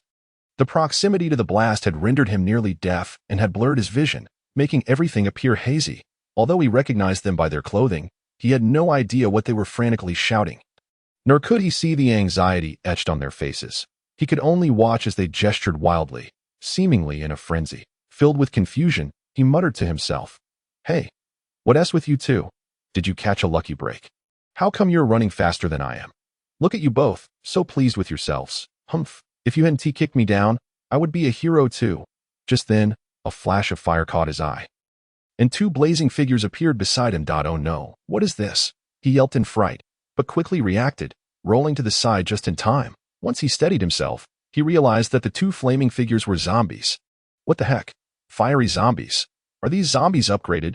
Simultaneously, he noticed several glowing fireballs racing towards him from the vicinity of the collapsed building. Oh my. So many of them. Why are they all coming for me? He forgot that they were all heading in the same direction, and he was simply the unfortunate target closest to them. As one of the blazing figures lunged directly at him, he instinctively kicked out, landing a solid blow to the zombie's chest. Unfortunately, while he succeeded in repelling one, the other, closer zombie pounced at him with ferocity, growling like a famished beast that had spotted its prey.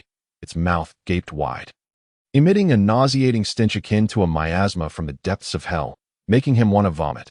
Faced with such a terrifying scene, Lin Junxiong had no choice but to muster all his strength to hold back the advancing zombie. However, after the prolonged battle, he was already exhausted, and the zombie's immense strength overwhelmed him, gradually forcing him down to the ground. Filled with helplessness and panic, he fought against the zombie's assault, instinctively resisting for survival. While pinned to the ground, he managed to turn his head and glanced around. He saw the other 10 terrifying fiery zombies rapidly closing in, encircling him. Despair and deep fear filled his eyes as he realized what awaited him was a horrific nightmare. Chapter 63. Durian Smash on Zombies. Just as Lin Junxiong despairingly closed his eyes, the powerful force pressing down on him suddenly vanished. He abruptly opened his eyes, only to discover that the zombie atop him had risen stiffly, as if a crane were hoisting it away. At that moment, Lin Junxiong noticed the layers of vines coiling tightly around the zombie's waist, now ablaze along with it. It turned out that Tang Ruiyang, who was closest to him, had rushed back upon realizing he was in peril, employing his extraordinary abilities to elongate the vines, which ensnared the zombie from his calves to his armpits, forcibly lifting it off Lin Junxiong. At that instant, Lin Junxiong's ears seemed to gradually regain some auditory function. Though the sounds remained faint, they were sufficient for him to perceive the commotion outside. Run, my vines are on fire and won't hold for long. Tang Ruiyang's anxious voice reached his ears. The flames swiftly spread along the vines, perilously close to igniting Tang Ruiyang's palm. Lin Junxiong, awakening from his stupor, swiftly rolled away. Just as he moved, the zombie, burdened by the burning vines, collapsed heavily back to the ground. Though the vines entwined around it had not fully burned away, the zombie continued to struggle, trying to rise. In that moment, Lin Junxiong forgot his previous fears and resolutely stood up, charging towards the flaming zombie. Ignoring the searing flames beneath his feet, he stomped down hard on the creature's head. I told you not to mess with me. I told you not to mess with me. With a few sharp cracks, the zombie's skull shattered beneath his forceful blows. Xiao Tongzi, you're quite something. Watch your back. Watch your back. Just as Lin Junxiong expressed gratitude for the timely rescue, he looked up to find several flaming zombies rushing towards Tang Ruiyang from behind. Simultaneously, Tang Ruiyang noticed the approaching threat and both shouted warnings. Lin Junxiong swiftly executed a flying kick, while Tang Ruiyang, like a fish in water, nimbly dodged left and right. Having almost burned his hand moments ago, he reluctantly discarded the only vine he had, now reduced to ashes. Don't come any closer. Get away. It pursued. He dodged. It had nowhere to chase. In comparison to Lin Junxiong's formidable strength, Tang Ruiyang lacked such a weapon.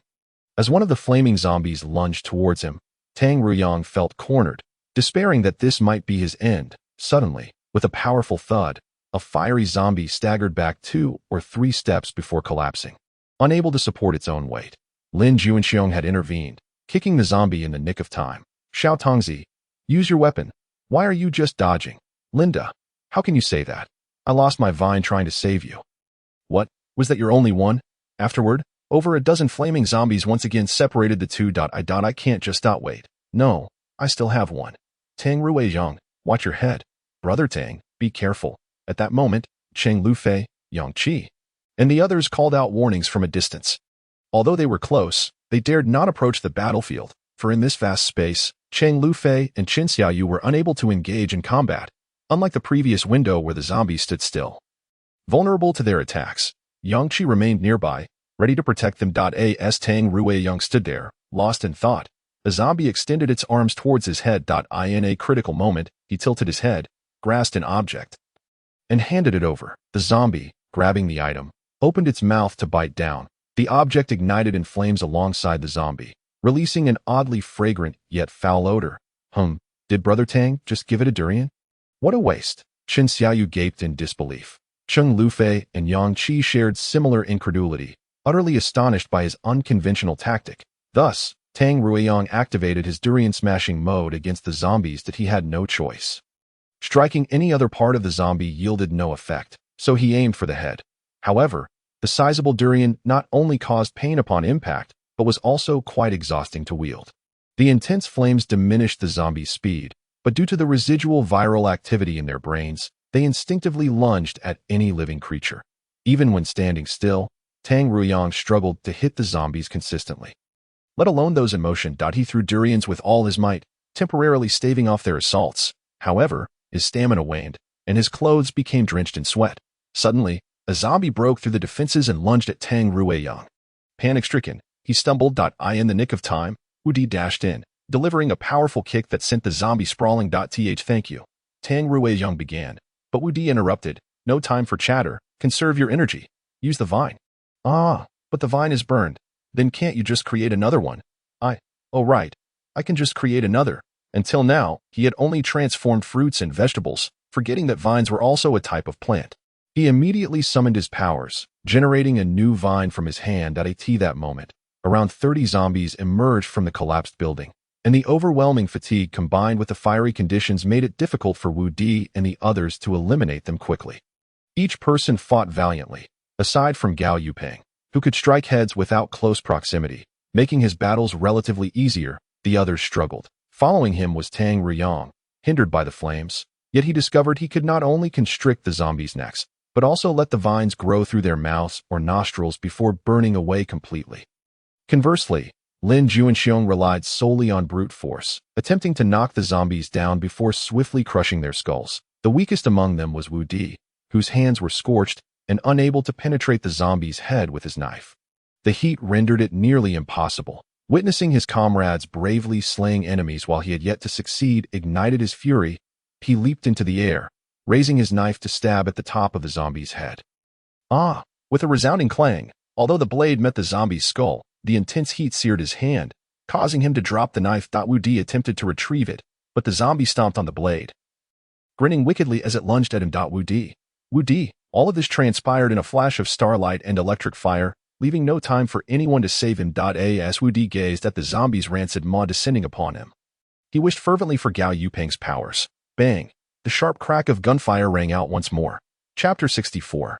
The emergence of powers. As the zombies fell, the onlookers were left agape, mouths agog and eyes wide, as if witnessing something utterly extraordinary. Wu Di, especially, could hardly believe his eyes, glancing at his fingers and then at the fallen zombie, its mouth still smoldering. His gaze was filled with astonishment and confusion, as if he were grappling with the bizarre reality unfolding before him. Why you two have shooting powers? Gao Yupeng stammered, his voice tinged with disbelief. I don't even know how this happened, Wu Di replied, equally bewildered by the sudden turn of events. Just then, a startled cry shattered the silence. Oh no! Tang Ruiyang. During their momentary distraction, a zombie had surged forth, seizing the opportunity to bite down on Tang Ruiyang's arm.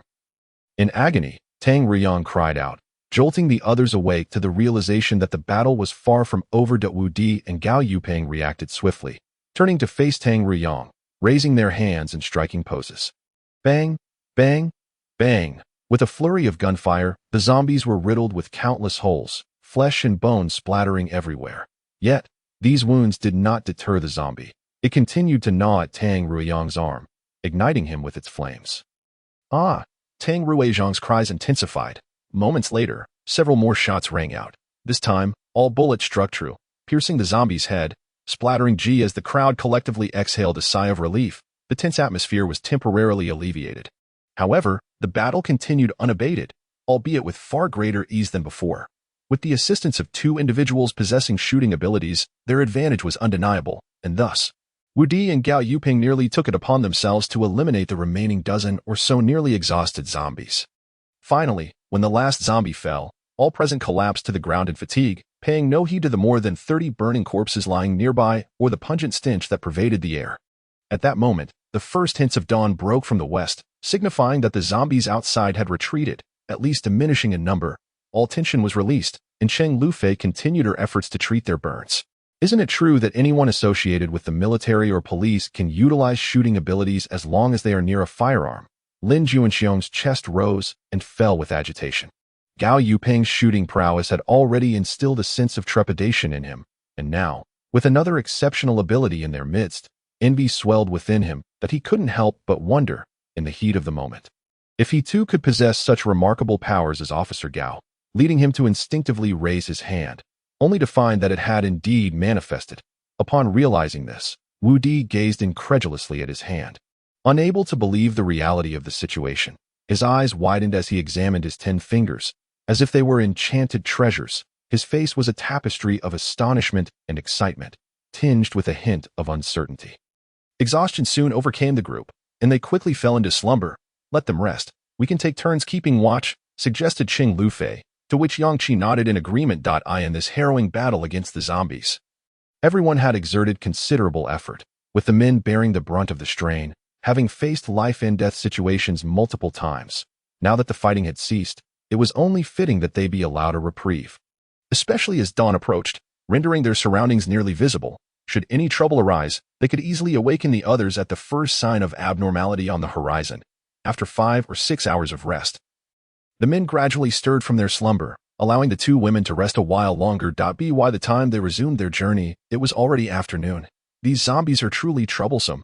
We must find a refuge before sunset, or I fear we may be overwhelmed, thought Tang Ruyang, recalling the previous night's battle with a shiver of dread. Just then, a large hand clapped his shoulder. Little Tang, I never imagined you could be so courageous last night. Coming to my aid despite your usual timid demeanor, that I will remember this kindness, remarked Lin Juanxiong, to which Tang Ruyang could only respond with an embarrassed chuckle. Lin Juanxiong recalled being pinned beneath a zombie, his arms singed, convinced he was destined to perish. Little did he know, it was Tang Ruyang, the very individual he had mocked, who had come to his rescue. Unbeknownst to him, Tang Ruyang had also grappled with his own hesitation at that moment. Yet the instinct to save prevailed, if only briefly. After all, he had been closest to Lin Juanxiong when the crisis unfolded. Moreover, he understood that in such a terrifying environment, failing to assist others would result in scorn. Survival was impossible alone. Through their shared experiences, they had grown as close as family, despite his initial desire to flee. He ultimately chose to confront the challenge head-on. We can either hide in the outskirts or seek shelter behind some cover. However, if zombies still linger on this road, they will likely spot us immediately, Qing Lufei remarked hesitantly, observing the sky. Given the number of zombies we've encountered here, there must be a densely populated area nearby. To evade the zombies, we must find suitable cover, certainly not in these dilapidated buildings, Wu Di concluded, casting his gaze upon a 3-story structure that had collapsed into a heap. In that case, let us search for a nearby densely populated zone. And before night falls, we can fortify our hiding place. As long as we remain undetected until dawn, we should be safe, Gao Yuping mused, stroking his chin in contemplation. You were correct. Wu Di quickly produced the only vague map he possessed and traced their route.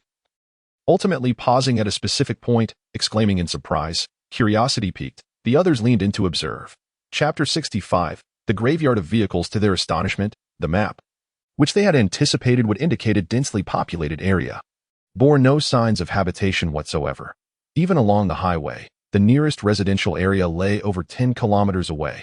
Such a distance was insurmountable for the zombies, who were accustomed to nocturnal activity and daytime concealment. They could not possibly traverse such a long distance to arrive here. How peculiar!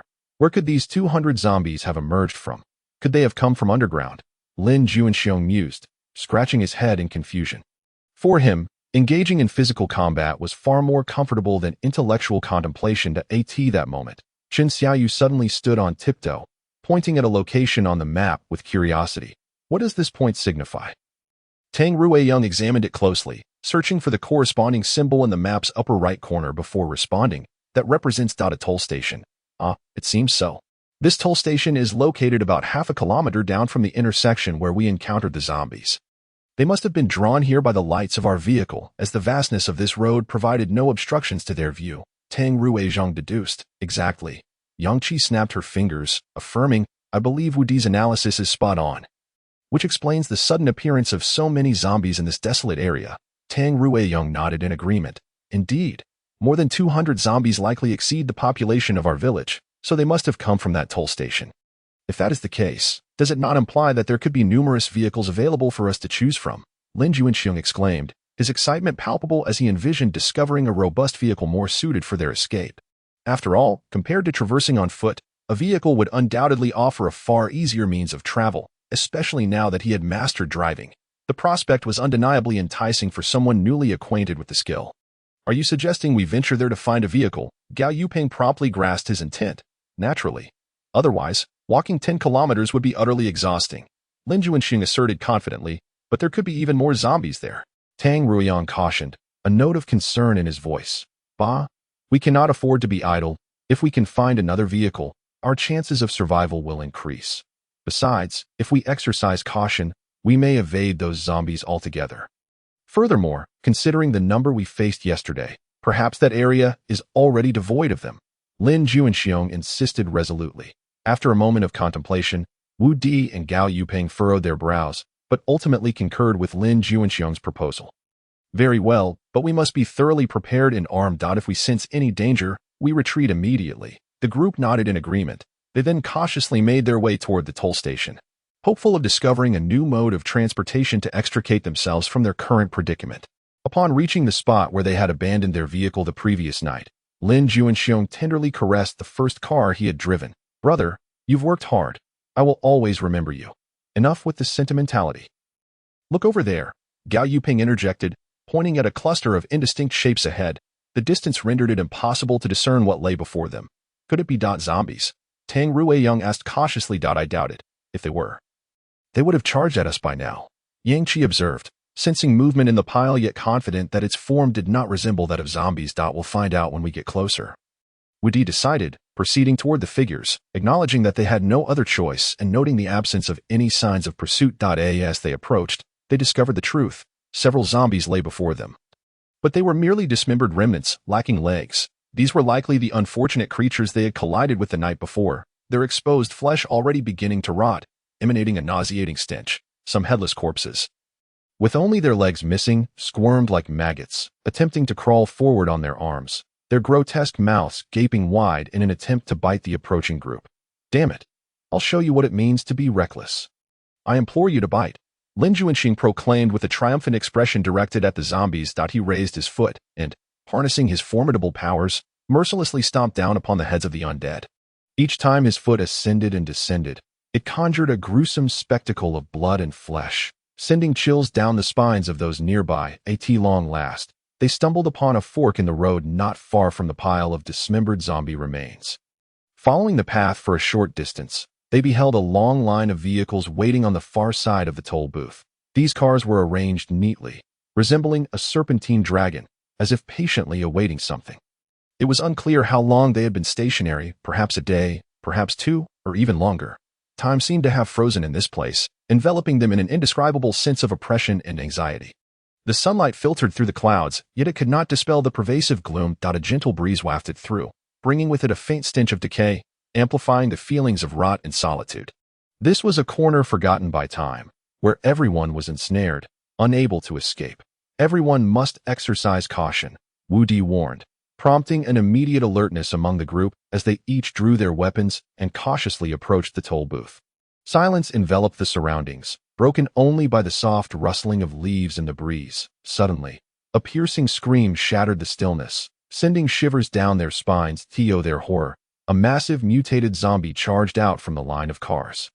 Without a moment's thought, Wu Di instinctively raised his hands, preparing to strike. However, in that instant, his pupils dilated, as if something had left him utterly astounded. With no time to ponder further, he sidestepped with remarkable speed, narrowly evading the zombie's attack. Chapter 66. The disappearance of powers. As Wu Di dodged, he simultaneously drew a sharp knife from his waist. Just as the zombie turned, its hands reaching for him, he plunged the knife deep into its left eye. The enormous creature collapsed onto Wu Di, pinning him beneath its weight. Lin Juanxiong and Tang Ruiyang rushed forward to assist. Lin Juanxiong effortlessly lifted the heavy zombie with one hand and flung it aside like a mere chicken, causing it to crash against a nearby vehicle with a resounding thud. Sure, you'll attract the zombies. Yang Qi chided Lin Juanxiong for his recklessness. Relax, if they were going to come out. The noise from the fight between Wu Di and that zombie would have already drawn them. Gao Yuping remarked, glancing at the eerily quiet vehicles. Occasionally, a couple of cars swayed slightly, accompanied by faint, indistinct growls. Tang Riyong helped Wu Di to his feet and curiously inquired, "Why did you use a knife again? Why not your gun?" Breathing heavily, Wu Di looked at him with resignation. "I don't have it anymore." "What do you mean you don't have it?" Tang Riyong asked, momentarily perplexed. My powers have vanished." "What? How is that possible?" The disbelief was palpable in Tang Riyong's wide eyes, mirrored by the astonishment of the entire group. Tang Riyong scrutinized Wu Di's hands and surveyed their surroundings, pondering if there was something in this place affecting their powers. Wu Di shook his head, indicating that he too was uncertain of the cause, but he was certain his gun was no longer functional. Gao Yuping frowned and suggested, "Let us not dwell on this. We need to eliminate the zombies here first. After all, these dangers could threaten our lives at any moment." Lin Juanxiong nodded in agreement, and he and Tang Riyong joined the fray. Meanwhile, Wu Di remained behind with the women and children, resting and watching anxiously as they hoped for Gao Yuping and the others to successfully complete their task. At that moment, Gao Yuping and his team began to systematically advance from the toll booth, proceeding with caution. Along the way, they encountered numerous vehicles, most of which had their doors ajar, the ground littered with disarray, as if recounting a tale of chaos that had once unfolded here, having learned from their previous experiences. Gao Yuping and his companions resolved to act with greater prudence, avoiding reckless actions. Thus, when faced with closed doors, they carefully listened for any signs of movement inside, opting to utilize their powers to resolve issues without opening the doors. Gao Yuping employed his gun-shooting ability with precision, shooting through the car windows to strike the zombies' heads, instantly extinguishing their lives. Meanwhile, Tang Riyong manipulated his vines, skillfully threading them through the window and swiftly invading the open mouths of the zombies to obliterate their brain tissue. Initially, Tang Riyong felt a twinge of discomfort with such a brutal technique, but as he gained experience, he discovered that this method was far more efficient and less laborious than the arduous task of snapping the zombies' necks. Gradually, he set aside his reservations, focusing on the battle itself rather than pursuing a fictitious notion of a merciful death. As for Lin Juanxiong, he resorted to sheer brute force, shattering the glass with his fists before striking the zombies' heads. The speed and ferocity of his blows resulted in a gruesome display, the white matter resembling layers of soft tofu, albeit with a foul odor reminiscent of stinky tofu. The air was punctuated by T watching the two children frantically clawing at the car window. With no adult in sight within the vehicle, one could surmise that their parents had left them behind in the most perilous moment to confront danger themselves. Yet, it is likely that even they could not have anticipated that. Despite this, the children would not escape the impending mutation. Indeed, Gao Yuping found himself in a dilemma, grappling with the decision of whether to end the lives of the two children with a gunshot. He even began to waver, contemplating whether to allow these two children to continue their existence in such a manner. If sensing his internal conflict, Tang Riyong gazed intently at Gao Yuping and spoke with unwavering resolve. One could only wonder what harrowing experiences had transpired in this space to lead to such a state. Nevertheless, a dignified death is certainly far preferable to a life lived as a mere shell. It could be seen as a form of liberation, could it not? Upon hearing this, Gao Yuping appeared to find some solace, and soon two sharp gunshots echoed through the desolate highway, accompanied by the sound of shattering glass. After an arduous search, they had successfully eradicated all the zombies in the vicinity. The three of them made their way back to the toll station. They spotted Cheng Lufei, Yang Qi, and Chun Xiaoyu in a semicircle formation in front of a vehicle, each clutching an assortment of fruits such as apples, peaches, and tomatoes. "Look, isn't that Cheng Lufei and the others? Where did they get so many fruits?" Gao Yuping queried with a hint of confusion. "Indeed, I recall we did not leave any fruits behind before we departed." Lin Juanxiong echoed, equally perplexed. He then nudged Tang Riyong beside him with his elbow, teasing, "You little rascal, you left them so many fruits when we left, yet you didn't think to bring some for us." Tang Riyong stood there, taken aback. "No, this isn't my doing." He hastily clarified that don't be ridiculous. In this desolate place, where else could they have procured such things, apart from you? Lin Juanxiong jested. "No, Riyong has been with us the entire time and hasn't had the chance to do this. Let's go check out what's happening," Gao Yuping asserted with conviction, his curiosity piqued by the situation ahead. Thus, they quickened their pace towards Chung Lufei and the others. However, as they drew closer, their bewilderment only deepened. It turned out that the three of them were gathered around Wu Di, who was surrounded by a plethora of fruits and vegetables. Wu Di was even conjuring various fruits from his hands, such as apples, bananas, and oranges, all exuding an enticing aroma that made one's mouth watered. "You're back. You've worked hard. Come, have some," Wu Di exclaimed at Wu Di. "When not, how did you come to possess my abilities?" Tang Ruyang asked incredulously, his eyes wide with disbelief. "Wait, Xiao Wu, are you playing the part of a copycat? One moment you have Gao's shooting ability, and the next, you're channeling Tang's botanical skills. How did you acquire them all?" Lin Juanxiong remarked, just as Wu Di, who had previously been seated in the car with his feet dangling outside, suddenly vanished without a trace. "Hey, where did he go?" Lin Juanxiong exclaimed, rubbing his eyes in surprise. Just then, someone patted him on the shoulder, prompting him to instinctively throw a punch, but he hit nothing. Almost immediately, his other shoulder was tapped as well. "I'm right here." Lin Juanxiong found himself in a comical back and forth, unable to land a hit, panting heavily from the exertion. Gao Yuping and the others stood by, momentarily dumbfounded, while Chung Lufei and her companions watched the spectacle, munching on fruits and laughing like amused bystanders. Suddenly, Gao Yuping snapped back to reality. "Wu Di, stop fooling around. What on earth is going on? Please, fill us in." Finally, the shadow that had been playfully circling Lin Juanxiong came to a halt, revealing Wu Di. "You've even mastered Yang Qi's ability of speed?" Tang Ruyang's jaw dropped in astonishment.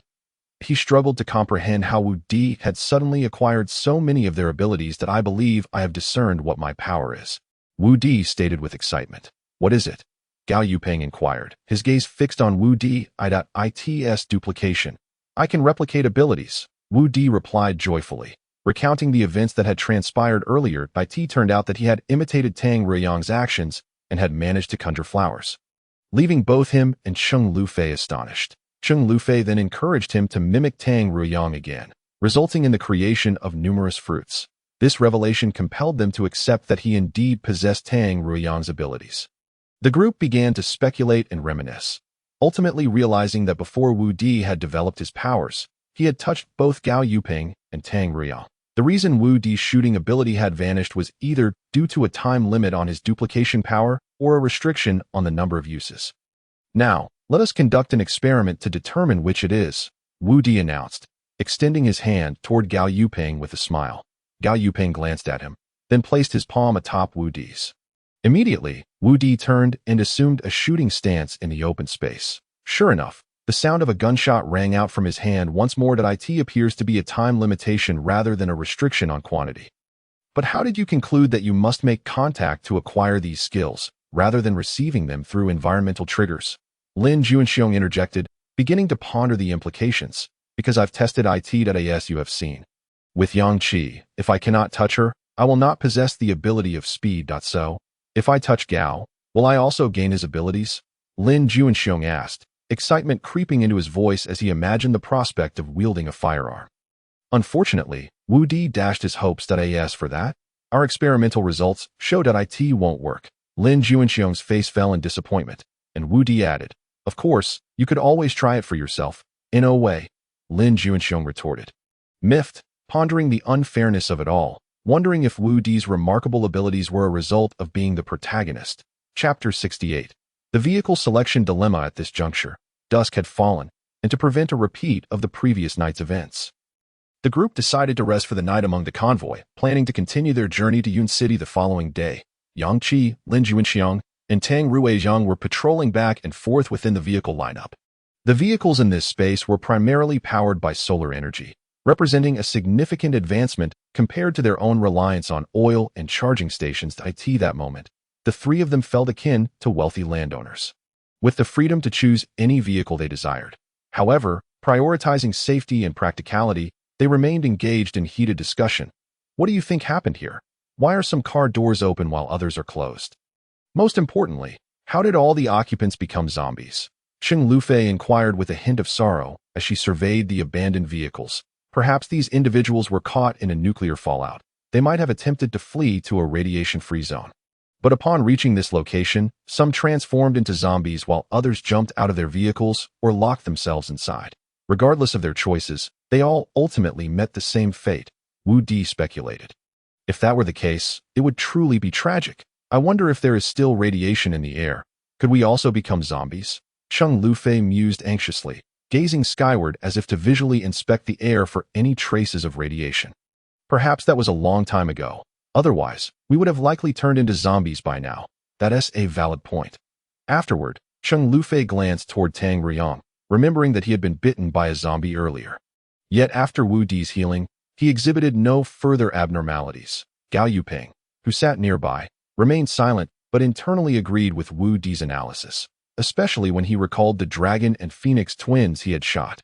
Perhaps their parents had sensed something was amiss with their bodies and separated themselves from their children, or perhaps they had seen the horde of zombies outside and attempted to draw them away from their kids.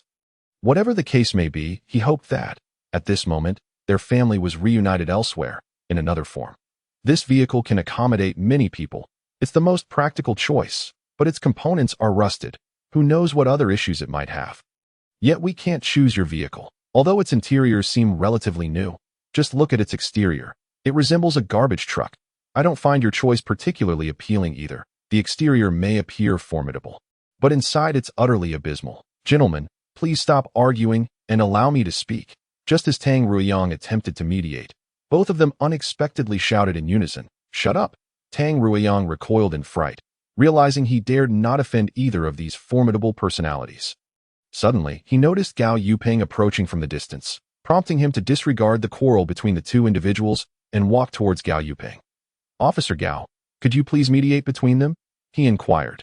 Despite observing their heated discussion, Gao Yuping could not discern the specifics due to the considerable distance they were arguing about. Before Tang Ruyang could finish his sentence, Lin Juanxiong and Yang Qi spotted Gao Yuping and rushed over, flanking Tang Ruyang and inadvertently pushing him behind them. Alas, it seems my presence will only be acknowledged during meal times.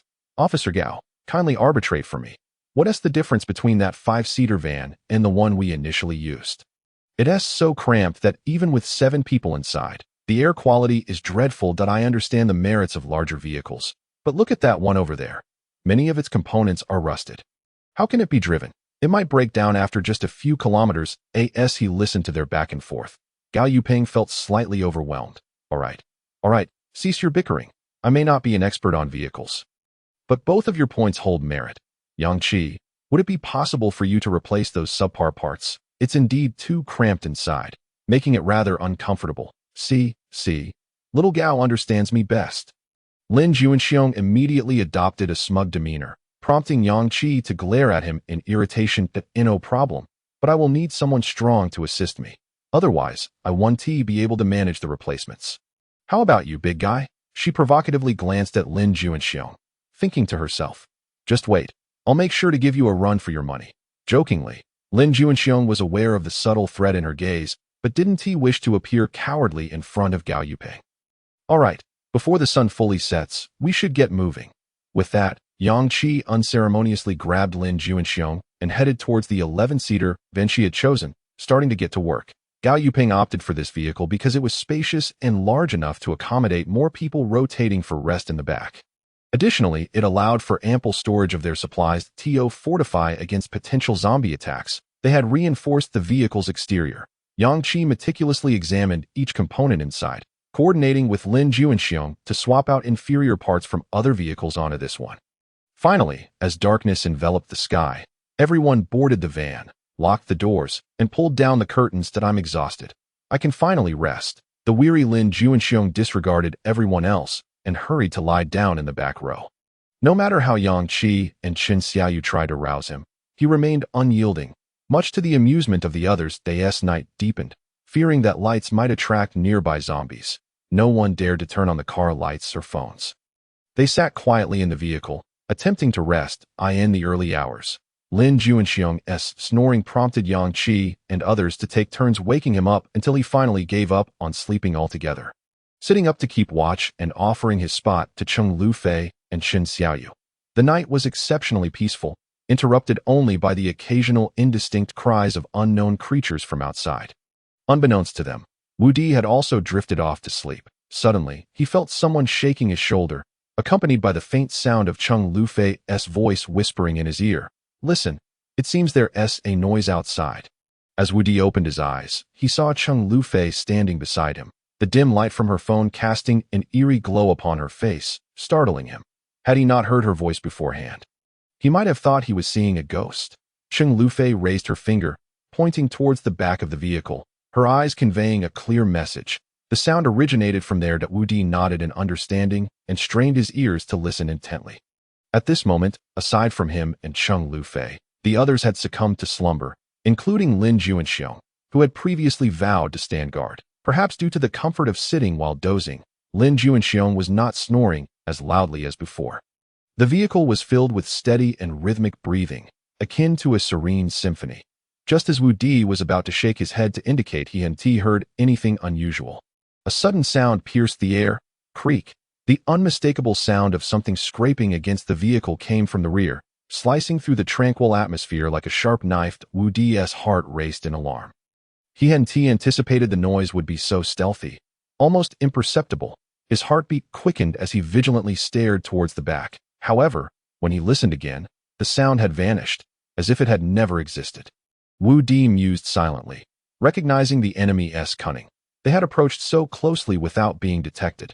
Realizing there was no time to waste, he signaled to Cheng Lufei to wake the others. After all, the enemy could strike at any moment, and waiting until they attacked to rouse his companions would be too late. One by one, the others were awakened, and when Wu Di nudged Lin Juanxiong, he nearly shouted in surprise. Fortunately, Gao Yuping swiftly covered his mouth, whispering urgently, "Stay quiet. There's something outside." Once Lin Juanxiong fully regained consciousness and nodded, Gao Yuping slowly removed his hand from his mouth. "Is it zombies?" Lin Juanxiong inquired softly, but Gao Yuping shook his head. "I don't know." Since they had deliberately positioned this van at the front of the convoy for convenience in escaping and departing the next day, the noise clearly emanated from behind that moment. Something had approached them. The group held their breath, listening intently. They all crouched behind the seats. Thankfully, the 11-seater van provided enough space for everyone to hide. Otherwise, they would have struggled to find a place to conceal themselves. Suddenly, they heard a gentle tapping on the door, followed by a sound of something rubbing against the glass. Moments later, two figures resembling humans, a large one and a small one, appeared, seemingly pressed against the windshield, peering inside. The group remained silent, observing from the darkness, but the obscurity made it impossible to discern the stranger's features. After a prolonged moment, the figures finally moved away from the front window. "Did they not leave?" Tang Ruyang asked incredulously.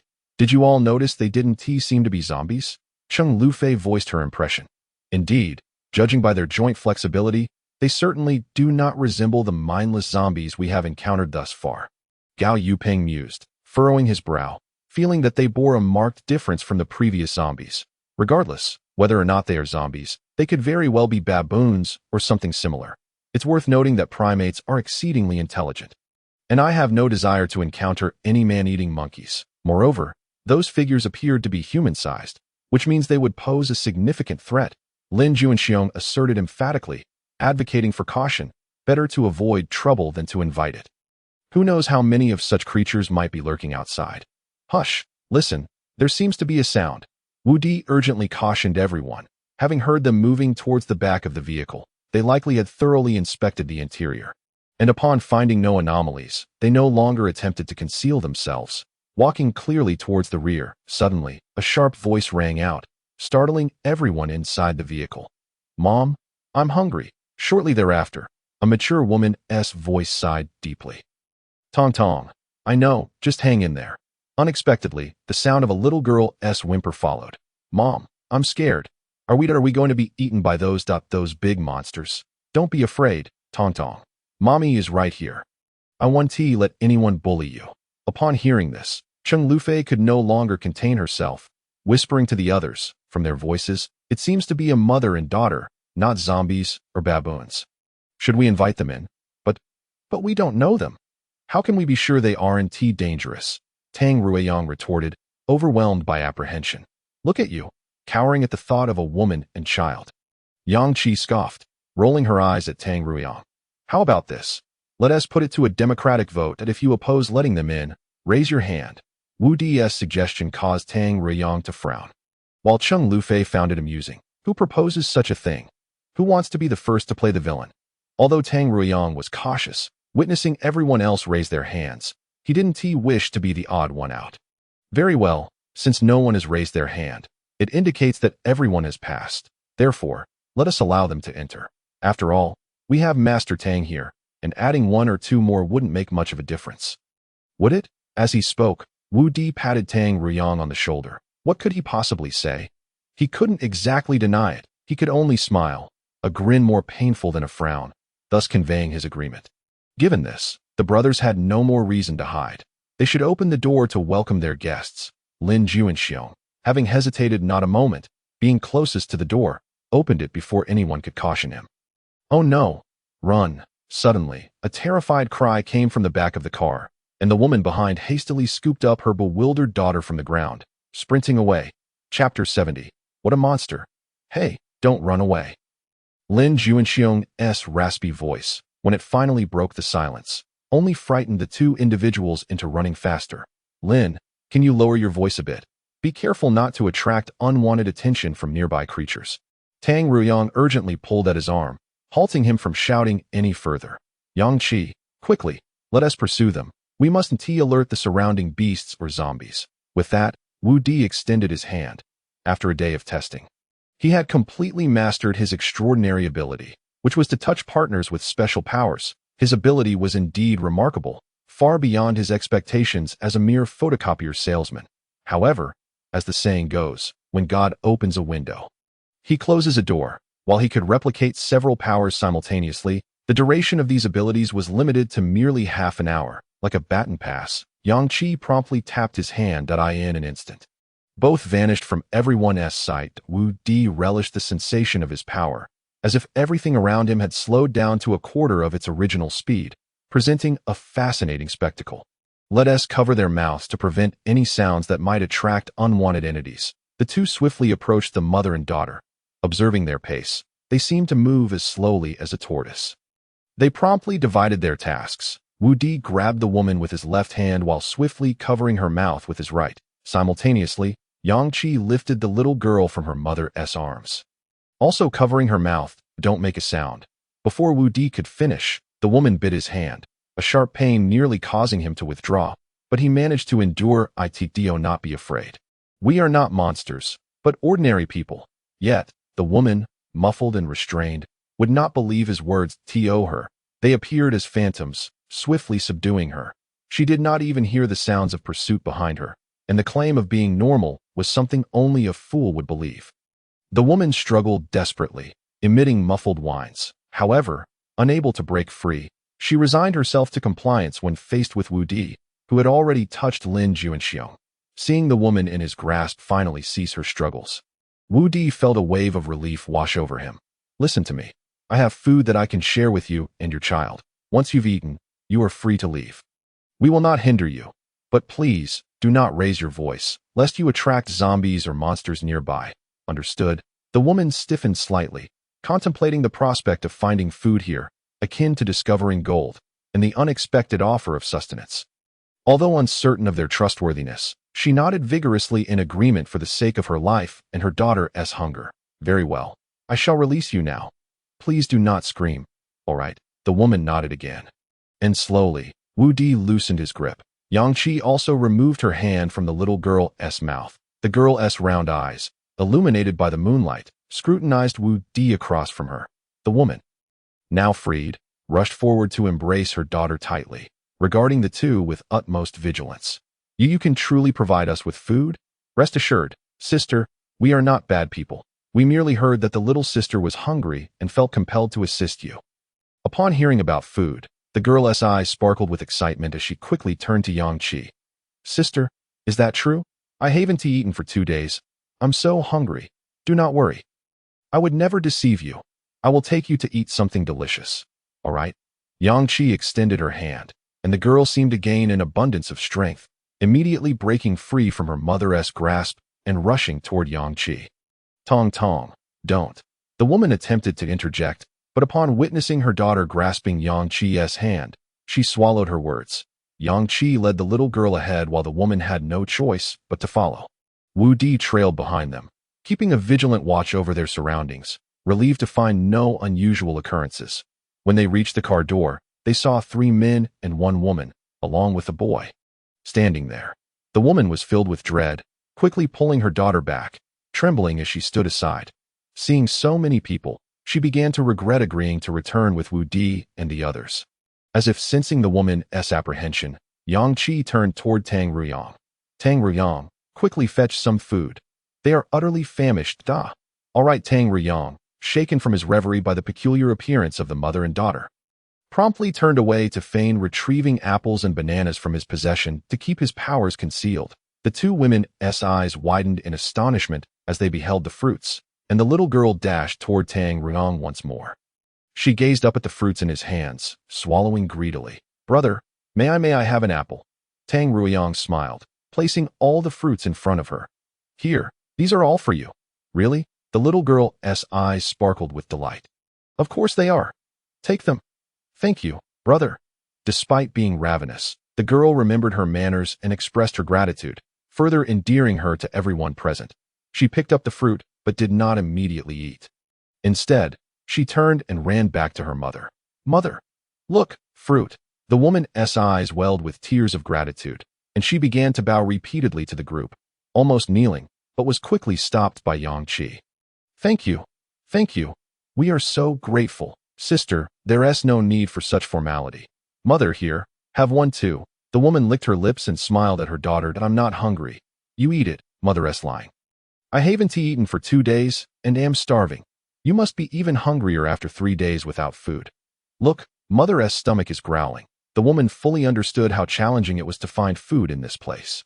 Although her daughter clutched 3 pieces of fruit, it was hardly enough to satisfy their hunger, especially since they had no idea how long they would remain here. She was unwilling to compete with her daughter for the meager food. I am not hungry. My stomach is merely rejoicing for Tong Tong, who finally has something to eat. Suddenly, Lin Juanxiong burst into tears, playfully smacking Tang Ruiyang on the head. Little Tang, what are you doing? Didn't you hear? Why are you being so stingy? Hurry and bring out more? Oh. He was about to feign once more when Lin Juanxiong seized him again. Stop pretending. Just transform it directly. Hey, ladies, you needn't hold back. This fellow has plenty to spare, so feel free to indulge. Instantly, the mother and daughter stared in astonishment at Tang Ruyang as he transformed one fruit after another, soon creating a small mountain of fruit before him. What on earth are you? The woman stammered, swallowing hard. Chapter 71. Together with you. No, mother, they are not monsters. I know them. The woman quickly grasped her daughter's arm. Tong Tong, don't speak nonsense. How could you possibly know them? Tong Tong scanned each face, finally fixing her gaze on Wu Di, pointing at him with her little finger. Mother, I know this brother. The woman immediately pulled her hand back, aware of the formidable strength these individuals possessed. Fearing any offense might provoke them, do not speak out of turn. I'm not. On the plane, I clearly saw this brother and the aunt who helped us. They dragged that bloody uncle into the restroom. Once Tong Tong's words fell, everyone fell silent. Tong Tong, how did you see that? I told you not to look. I was curious and peeked below your hand. You are also passengers on the plane? Wu Di asked in disbelief, for he had not noticed this mother and daughter among their group. The woman, upon hearing this, dared not lift her head confidently to look at Wu Di. Are you also passengers on Me 519? At that moment, they realized that they hailed from the same place, bathed in the dim light of the moon and concealed by the vehicle's body, coupled with a heightened sense of vigilance. Everyone gathered at the side of the vehicle. After all, the interior could not afford any illumination, and in such obscurity, it was only outside that they could see one another. The mother and daughter devoured their food ravenously while recounting their experiences to the group. Through their conversation, the others learned that the woman's name was Su Shui, and her daughter was named Zhang Yutong. When the plane disintegrated midair, over a dozen individuals from their section survived, including the flight attendant Zhao Xiaoyun. They had endured experiences similar to those of Wu Di and his companions. However, instead of encountering mutated beasts due to radiation, they faced a few zombies. Even so, they managed to escape with 8 people. Initially, they coexisted amicably, relying on food such as bread and biscuits that had fallen from the plane. However, as resources dwindled, the group began to fragment. Among them, only the mother and daughter duo, along with the flight attendant Zhao Xiaoyun, were women, while the other 5 were men. Capitalizing on their numerical advantage, the men ceased to provide any food, particularly to the mother and daughter, whom they regarded as burdens. Not only did they withhold sustenance, but they also sought to violate them. Fortunately, during a critical moment, a horde of zombies unexpectedly attacked. Consequently, the mother and daughter became completely separated from the others. Even had they not been scattered, they would have dared not remain with them any longer. For days, the mother and daughter had relied on disguise to forage for survival. Food? Can you still find food? Lin Junxiong asked curiously. At first, we could find some food here, but most of it was moldy.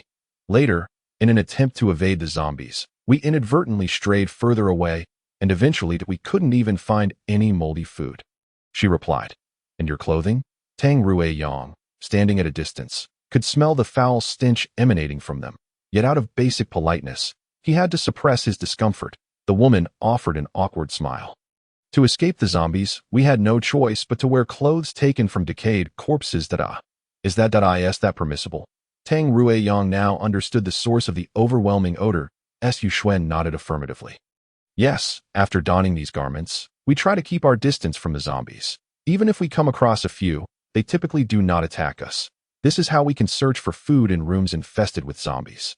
So that's how it is. Wu Di nodded in understanding, realizing that the zombies relied on smell to locate their prey. Once they had finished eating, Su Shui lifted her gaze to the group and, feeling somewhat bashful, inquired, I wonder if we could join you. As the others contemplated, Su Shui hastily waved her hands, offering an awkward smile. It's all right. I was merely asking if it's inconvenient for you. That's perfectly fine. Su Shui was acutely aware that if she and her daughter could not contribute to the group, they would merely become a burden, and thus no team would willingly accept them. Although she yearned to be with them, she recognized she could not impose. Sister Zhang, you've misunderstood. You are entirely welcome to join us. However, we are currently heading to Yuncheng and then to Qiguangcheng. I wonder if you would like to accompany us. Wu Di then shared a brief account of their recent experiences, including the notes and messages they had discovered in the hidden chamber. That we cannot guarantee what dangers lie ahead in Yuncheng and Qiguangcheng. So we must consider your input. Upon hearing this, Su Shui responded without a moment's hesitation. We certainly wish to be with you. This place is far too terrifying, and as long as there is even the slightest possibility, I want to leave here.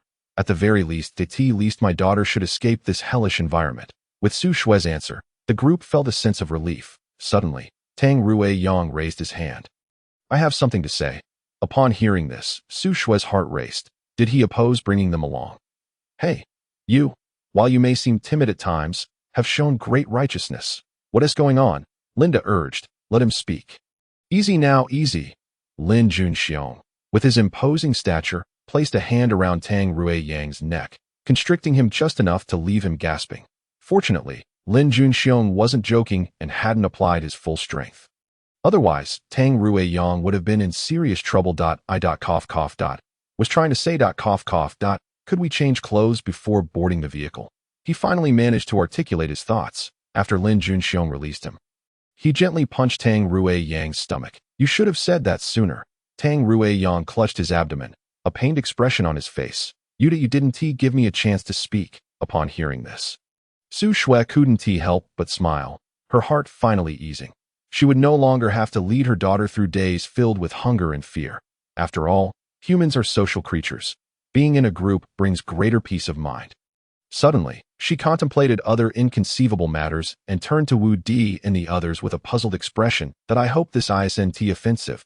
But why can you produce fruit? And why is your speed so remarkable? Chapter 72. The Missing Children. Upon hearing her words, the group fell silent, unsure of how to respond. So, you all haven't noticed any special abilities within yourselves. Lin Junxiong was the first to break the silence. Scratching his head in inquiry. Su Shui shook her head in confusion. Then, what is your profession or hobby? Tang Rueyang sought to uncover clues through her career or interests. After divorcing my husband, I've been solely focused on raising Tong Tong. To facilitate caring for her, I obtained a kindergarten teacher's certificate and became a preschool teacher. This trip was meant to take advantage of the summer break to show Tong Tong the world. As for hobbies. Su Shui shook her head. Before marriage, I enjoyed reading novels and occasionally traveling. Oh, I see. Tang Rui Young felt a twinge of disappointment, having found no indication of any special abilities in her profession or interests. Observing Zhang Yutong playing with Qin Xiaoyu, he felt even more speechless. After all, a child in kindergarten hardly possessed a profession or hobbies, diverging from Lin Junxiong and Tang Rui Yang's focus. Wu Di posed another question. Have you ever consumed any living creatures here? Su Shui turned pale with fright, shaking her head vigorously. No, no, no. How could we dare eat them? We would be the ones getting eaten. Seeing her panic-stricken reaction, Wu Di was taken aback, quickly realizing she had misunderstood his intent. He chuckled to clarify. I meant living creatures such as chickens, ducks, or fish, not the zombies. At his clarification. Su Shui finally relaxed, fearing she might have encountered a group of monsters that feasted on zombie flesh. No, we haven't come across any living creatures apart from zombies. Even if we did, we doubt we could catch them. Su Shui had only managed to swat a mosquito or a cockroach, never having killed any other animals. Wu Di nodded in understanding. So, if we want to join your group, do we need to catch some of the creatures here? Su Shui found his question peculiar, thinking they required animal meat as a sort of initiation to join. Pfft, hop ha ha. Qing Lu Fei and Yang Qi couldn't help but laugh, leaving Su Shui unsure if she had asked something wrong. Feeling somewhat flustered, Chang Lu Fei approached her, gently taking her hand to convey kindness and alleviate her feelings of uncertainty and helplessness. Sister Su, don't be afraid. The reason we ask this is that our abilities are linked to consuming the local food. Of course, this is merely our current hypothesis, not a certainty. Cheng Lu Fei then recounted their battle with the vultures and how consuming the vulture meat had led to their newfound abilities, as well as Qin Xiaoyu's unexpected reaction after accidentally eating fish. So, if Tong Tong and I eat the local creature's meat, we might develop abilities similar to yours, like enhanced speed and transformation? Su Shui exclaimed, excitement flooding her. If they could gain these abilities, she and her daughter would no longer need to fear starvation in this place. However, Cheng Lu Fei shook her head. No. Su Shui felt her emotion swinging wildly, akin to a roller coaster. No. You misunderstood me. What we know is that everyone has abilities, but they differ from person to person. Oh. Now I see. Having a glimmer of hope was better than none at all. And Su Shui smiled once more. Thus, the group of 7 transformed into a team of 9. As dawn broke, a group of individuals drove a reconfigured multi-passenger van towards the direction of Cloud City. Cheng Lu Fei and Yang Qi assisted in changing the clothes of Yang Shui and her daughter with the garments they had previously found. The short skirt donned by Zhang Yutong appeared exceptionally large on her, marking the end of her days in those foul-smelling rags, prompting Tong Tong to joyfully twirl around. To ensure a safer arrival at Cloud City, they opted to travel during the day, parking the vehicle on a desolate, uninhabited road as evening approached. They tried to maintain a distance from populated villages and towns to avoid unnecessary dangers, resulting in a rather leisurely pace. The metal body of the car effectively masked their scent, allowing them to evade detection even as zombies passed by them on 2 separate occasions, much to their delight. As nightfall neared, Wu Di, Gao Yuping, and the others retrieved a map in the lonely meadow. Scrutinizing it closely. We should reach there by tomorrow, they mused. After a week of toil, they were finally approaching Cloud City, hopeful that they would uncover the maps they sought. Surely, being a city, it must have a library, they enthusiastically discussed. Meanwhile, Zhang Yutong and Qin Xiaoyu engaged in a game of hide-and-seek around the vehicle. Xiaoyu brother, I found you. Now it's my turn to hide while you seek. All right, go ahead. Just remember to count to 100. No cheating. Rest assured, I will. Qin Xiaoyu turned away, and just as Zhang Yutong was about to conceal herself, she noticed something stirring in the nearby thicket. Upon closer inspection, she discovered it was a chicken, which stared at her motionlessly, rendering Zhang Yutong equally frozen in place. It was not until Qin Xiaoyu finished counting that he called out. Huh, I found you. Wait, why haven't you hidden? Sure. Zhang Yutong quickly turned back, making a gesture to silence him while pointing at the chicken not far away. They had not enjoyed wild game in quite some time, and both Qin Xiaoyu and the others were aware that Yang Shui and her daughter were eager to ascertain whether they too possessed abilities, making this chicken of significant importance. Tong Tong, stay quiet here. I'll sneakily call Lin Ge. Qin Xiaoyu whispered cautiously to Zhang Yutong. Suddenly, the chicken seemed to sense their intentions, taking flight and darting away in the opposite direction. Oh no, my chicken! With that, Zhang Yutong took off after the fleeing fowl. Don't go, Tong Tong. It's dangerous. Qin Xiaoyu turned to find an adult, but saw Zhang Yutong disappearing from view. This is ridiculous. I need to get her back first. With a stomp of his foot, He followed in the direction where both Zhang Yutong and the chicken had vanished. Chapter 73, Peril in the Desolate Village. Tong Tong. Tong Tong. Has anyone seen Tong Tong? Su Shui asked anxiously. Tong Tong. Wasn't she playing outside with Xiao Yu? Cheng Lufei and Yang Qi exchanged puzzled glances before looking back at Su Shui. Yes, they usually play near the vehicle, but we've searched around and found nothing. What? That can't be. Cheng Lufei exclaimed, rising from her seat, with Yang Qi standing up nervously beside her. They understood that nightfall was imminent, and if they did not return to the vehicle quickly, it would be perilous outside. Especially since the children were still so young. Without hesitation, they rushed out of the car, scouring the vicinity, but still found no trace of the two children. Wu Di and the others soon noticed their distress and, upon inquiry, learned that the children were missing. Panic gripped everyone, particularly Su Shui and Cheng Lufei, whose tears streamed down in desperation. But don't panic. Let's search again. Where did you last see the children? Gao Yuping, being a police officer, remained relatively composed and experienced in such matters. The last time, I remember seeing Tong Tong and Xiao Yu over there playing. Su Shui sobbed, pointing towards the other side of their vehicle. Yes, I too saw the children playing hide-and-seek there. Tang Ruiyang confirmed quickly. Gao Yuping silently moved in that direction, and as the group prepared to follow, he raised a hand to stop them. You all stay back for now. If you disturb the scene, I won't be able to find any clues. Upon hearing this, everyone froze in place, obediently watching his every move that he approached the area, softly calling out the children's names while parting the grass to examine the ground, occasionally bending down as if measuring something. Shortly, he arrived at a secluded patch of grass and sighed heavily. These two children ran off from here. Upon hearing this, everyone rushed over, following Gao Yuping's indication. They indeed spotted a trail marked by footprints leading into the distance. Tong Tong. Su Shui seemed to find a new sense of purpose, immediately dashing towards the grass where the footprints were visible. However, Gao Yuping pulled her back. What do you think you're doing? I need to find Tong Tong. Please don't stop me. I beg you. Do you have any abilities? Gao Yuping asked, though he was uncertain why he posed the question.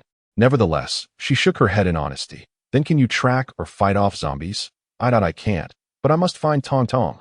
Tears began to fall once more. Gao Yuping sighed. It's better you don't go. You can't save the child and might endanger yourself instead. Is that really okay? It was hard to fathom that they had only just met her and her child, making it difficult to imagine someone choosing to take risks for them.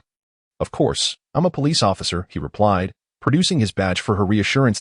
Su Shui could only nod in agreement, acknowledging that while she wished to accompany him, Gao Yuping's words indicated that even if he went, he might not be of much help and could potentially create unnecessary trouble for the group. Does anyone else wish to join? Almost everyone, except for Su Shui, raised their hands. As usual, those who can fight will accompany me, while those who cannot will guard our home. By home, he meant the vehicle. Ultimately, Wu Di, Lin Juanxiong, Yang Qi, Tang Ruiyang, and Gao Yuping set off to find the children, while the rest remained by the car. Zhang Yutong sprinted after the chicken, completely oblivious to how far she had strayed from the vehicle. It wasn't until she saw the chicken fluttering its wings and flying over a high wall, disappearing from sight, that she turned to survey her surroundings and realized she had ventured into an unfamiliar place. Xiao Yu brother, are you there? Mommy Wu Wu, where are you? I'm scared. Suddenly, Zhang Yutong noticed a dozen green lights approaching her from a distance. Accompanied by unsettling sounds resembling howls, the sight sent shivers down her spine, and although she felt the urge to flee, her legs seemed paralyzed, refusing to move. Run, Tong Tong. Just then, a figure darted in front of her. It was Chen Xiaoyu, who reached out to pull her along, but found he could not budge her. Tong Tong. Hurry. That could be some kind of monster. Chen Xiaoyu, having traversed the forest, knew that the mutated creatures here might be no kinder than zombies. Perhaps even more cunning. Xiaoyu brother, I'm scared. I can't move my legs. Upon hearing this, Chen Xiaoyu immediately scooped Zhang Yutong into a bear hug. While they could not run fast, they could at least walk quickly. Thus, the 10-year-old boy carried the 5-year-old girl, hastily moving forward until they stumbled upon a dilapidated village, quickly seeking shelter. After turning 2 corners, they found themselves free from the green lights behind them. Xiaoyu brother, I can move my legs now. With the oppressive terror lifted, Zhang Yutong no longer felt as frightened, and her legs regained their mobility. Chen Xiaoyu, hearing this, quickly set her down and urged, Run, Tong Tong. We need to find a safe place to hide. He grasped her hand tightly, and together they are in a narrow passage. Qin Xiaoyu abruptly halted, retreating hastily and pulling Zhang Yutong back with him. Xiaoyu brother. Zhang Yutong looked at him in surprise. Shh, don't make a sound. Qin Xiaoyu quickly covered her mouth, signaling for her to remain quiet. Zhang Yutong immediately understood and nodded gently. Qin Xiaoyu then released his hand from her mouth, and they cautiously pressed against the wall, peering around the corner. Upon doing so, the pair was instantly struck with fear at the sight before them, their breaths quickening. Beneath the dim glow of flickering lights, a dozen zombies shuffled aimlessly, their bodies rigid and movements sluggish. Yet their eyes betrayed an eerie intensity that moment. As if possessed by a singular thought, the zombies turned in unison to gaze at Qin Xiaoyu and Zhang Yutong. A chill ran down Qin Xiaoyu's spine. This is bad. We must run. They've spotted us. His expression shifted dramatically as he grasped Zhang Yutong's hand without hesitation and sprinted back the way they had come. The horde of zombies reacted swiftly, accelerating towards them. Chapter 74. The battle of the zombie dogs. Misfortune had come knocking at their door. They were in dire straits. Just a few steps into their retreat, they encountered a pack of creatures with glowing green eyes.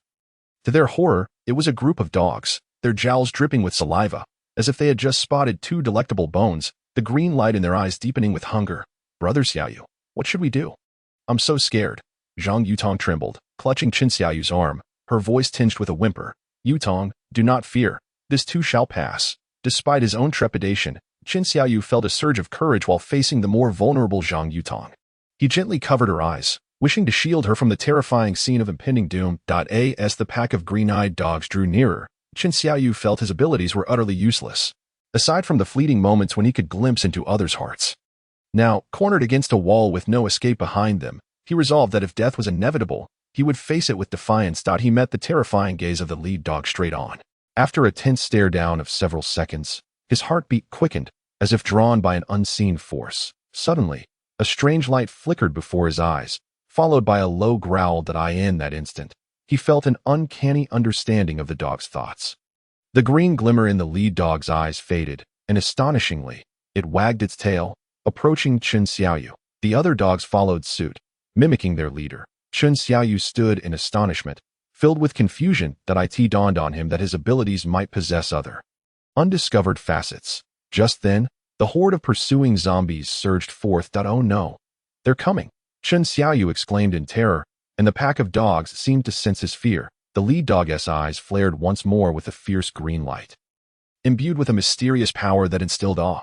Its gaze sharpened, fierce and penetrating, directed straight at the advancing zombies. With a flicker of green light, the dogs emanated a powerful aura, as if declaring their dominance. The lead dog began to bare its sharp teeth at the zombies, each display accompanied by a growl full of rage and challenge. Its glistening fangs shone menacingly in the sunlight, a clear indication of their capability to tear through any foe. At that moment, the other dogs sprang into action as if commanded, charging towards the zombies from all directions, engaging in an intense battle. Their movements were swift and powerful, showcasing unparalleled speed and agility. The multitude of dogs coordinated seamlessly, forming a formidable offensive formation. Some dogs restrained the zombies' movements, while others darted between them, seeking opportunities to deliver lethal strikes. In this fierce conflict, the dogs exhibited fearless bravery and indomitable spirit. They showed no trepidation in the face of the zombies' horrifying appearance and formidable strength, throwing themselves wholeheartedly into the fray. Each dog utilized its unique skills. Some evaded the zombies' attacks with agility, while others inflicted damage with their powerful bites.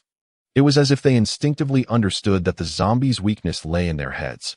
Once atop a zombie, they targeted the skull and neck. The zombies, with their formidable strength and tough fingers, were not to be underestimated either. As they clawed at the green-eyed dogs, the battlefield was engulfed in a tense and exhilarating atmosphere, with heads and limbs of zombies and dogs flying in all directions. Although the zombies' blood had long since dried, the dogs were still splattered with blood, which had turned from crimson to a dark green hue, creating a scene that was nothing short of shocking. Qin Xiaoyu, taken aback, had unwittingly released his grip over Zhang Yutong's eyes. It wasn't until she, out of fear, tightened her grip on his shoulder, causing him pain, that he snapped back to reality. Quick, we must flee while they're still engaged, he urged, seizing Zhang Yutong's hand as they stealthily maneuvered along the wall. Escaping the fray, they glanced back at the chaotic, bloody corner before making their escape.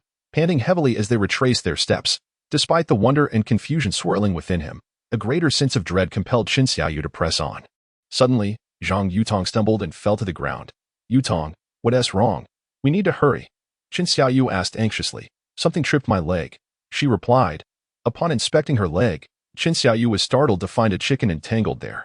The creature's neck bore the marks of a vicious bite, its blood nearly depleted, only twitching occasionally to indicate it was still alive, albeit in a state of hopelessness. It's just a chicken.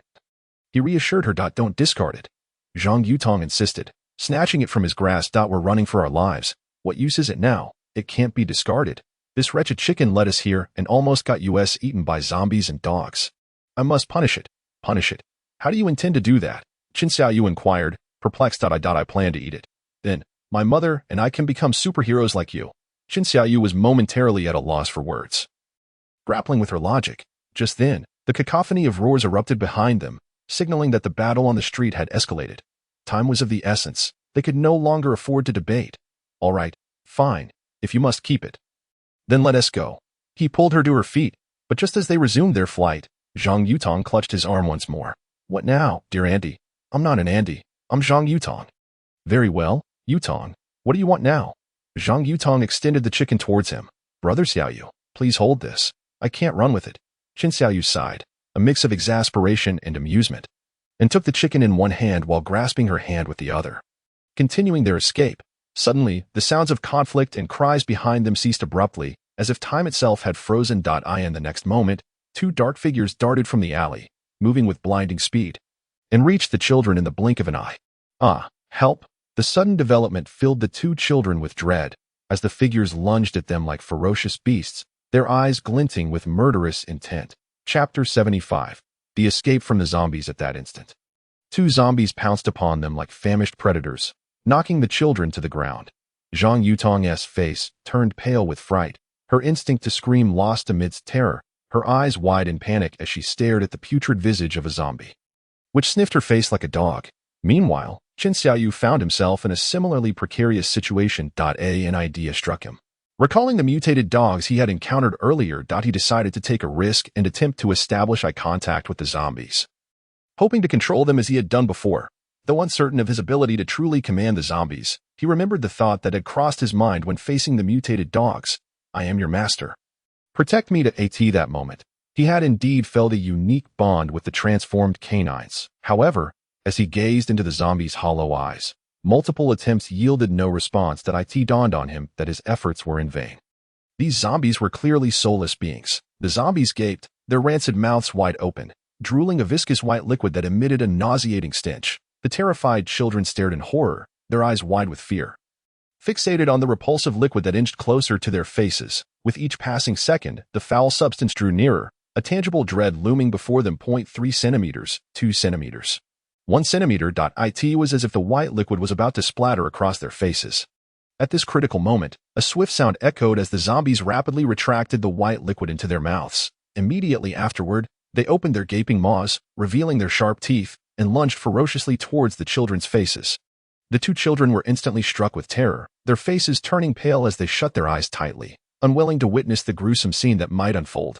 However, the anticipated pain did not befall them. When they cautiously opened their eyes once more, they were astonished to find that the upper bodies of the two zombies were suspended in midair, their arms flailed wildly above them, desperately reaching out in an attempt to grasp the children. Only then did the children notice that thick vines were entangled under the zombies' armpits, which were the very restraints that held them aloft. Their further astonishment, Tang Riyang and Wu Di appeared behind the two zombies.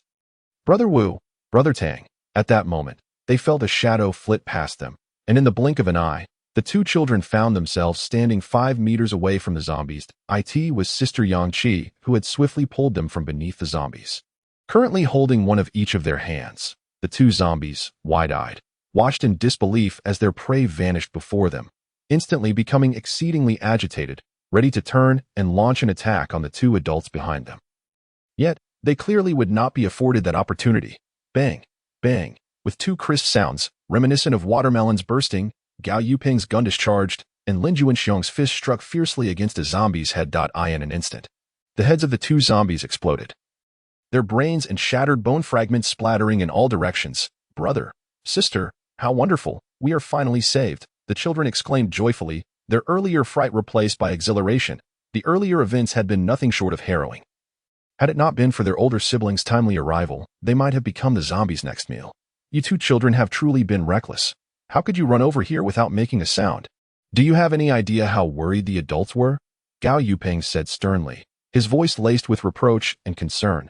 The children, frightened, immediately straightened up, daring not to utter another sound, their heads bowed like chastised puppies. Their eyes reflected fear and regret, as if they had realized the trouble their actions had caused the adults. All right, they are just children.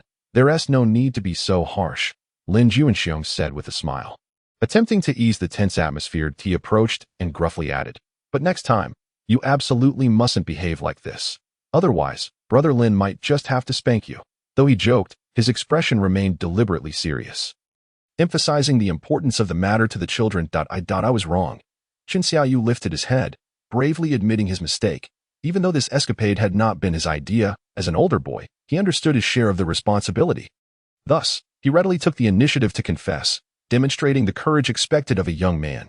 Zhang Yutong glanced around at everyone, then at Qin Xiaoyu, and timidly spoke up, Brother, sister, it was T Xiaoyu's fault. It was all my doing. I heard Mom say that you became so strong because you ate the meat of the animals here. So I wanted to become a superhero too, and when I saw it, I chased after it.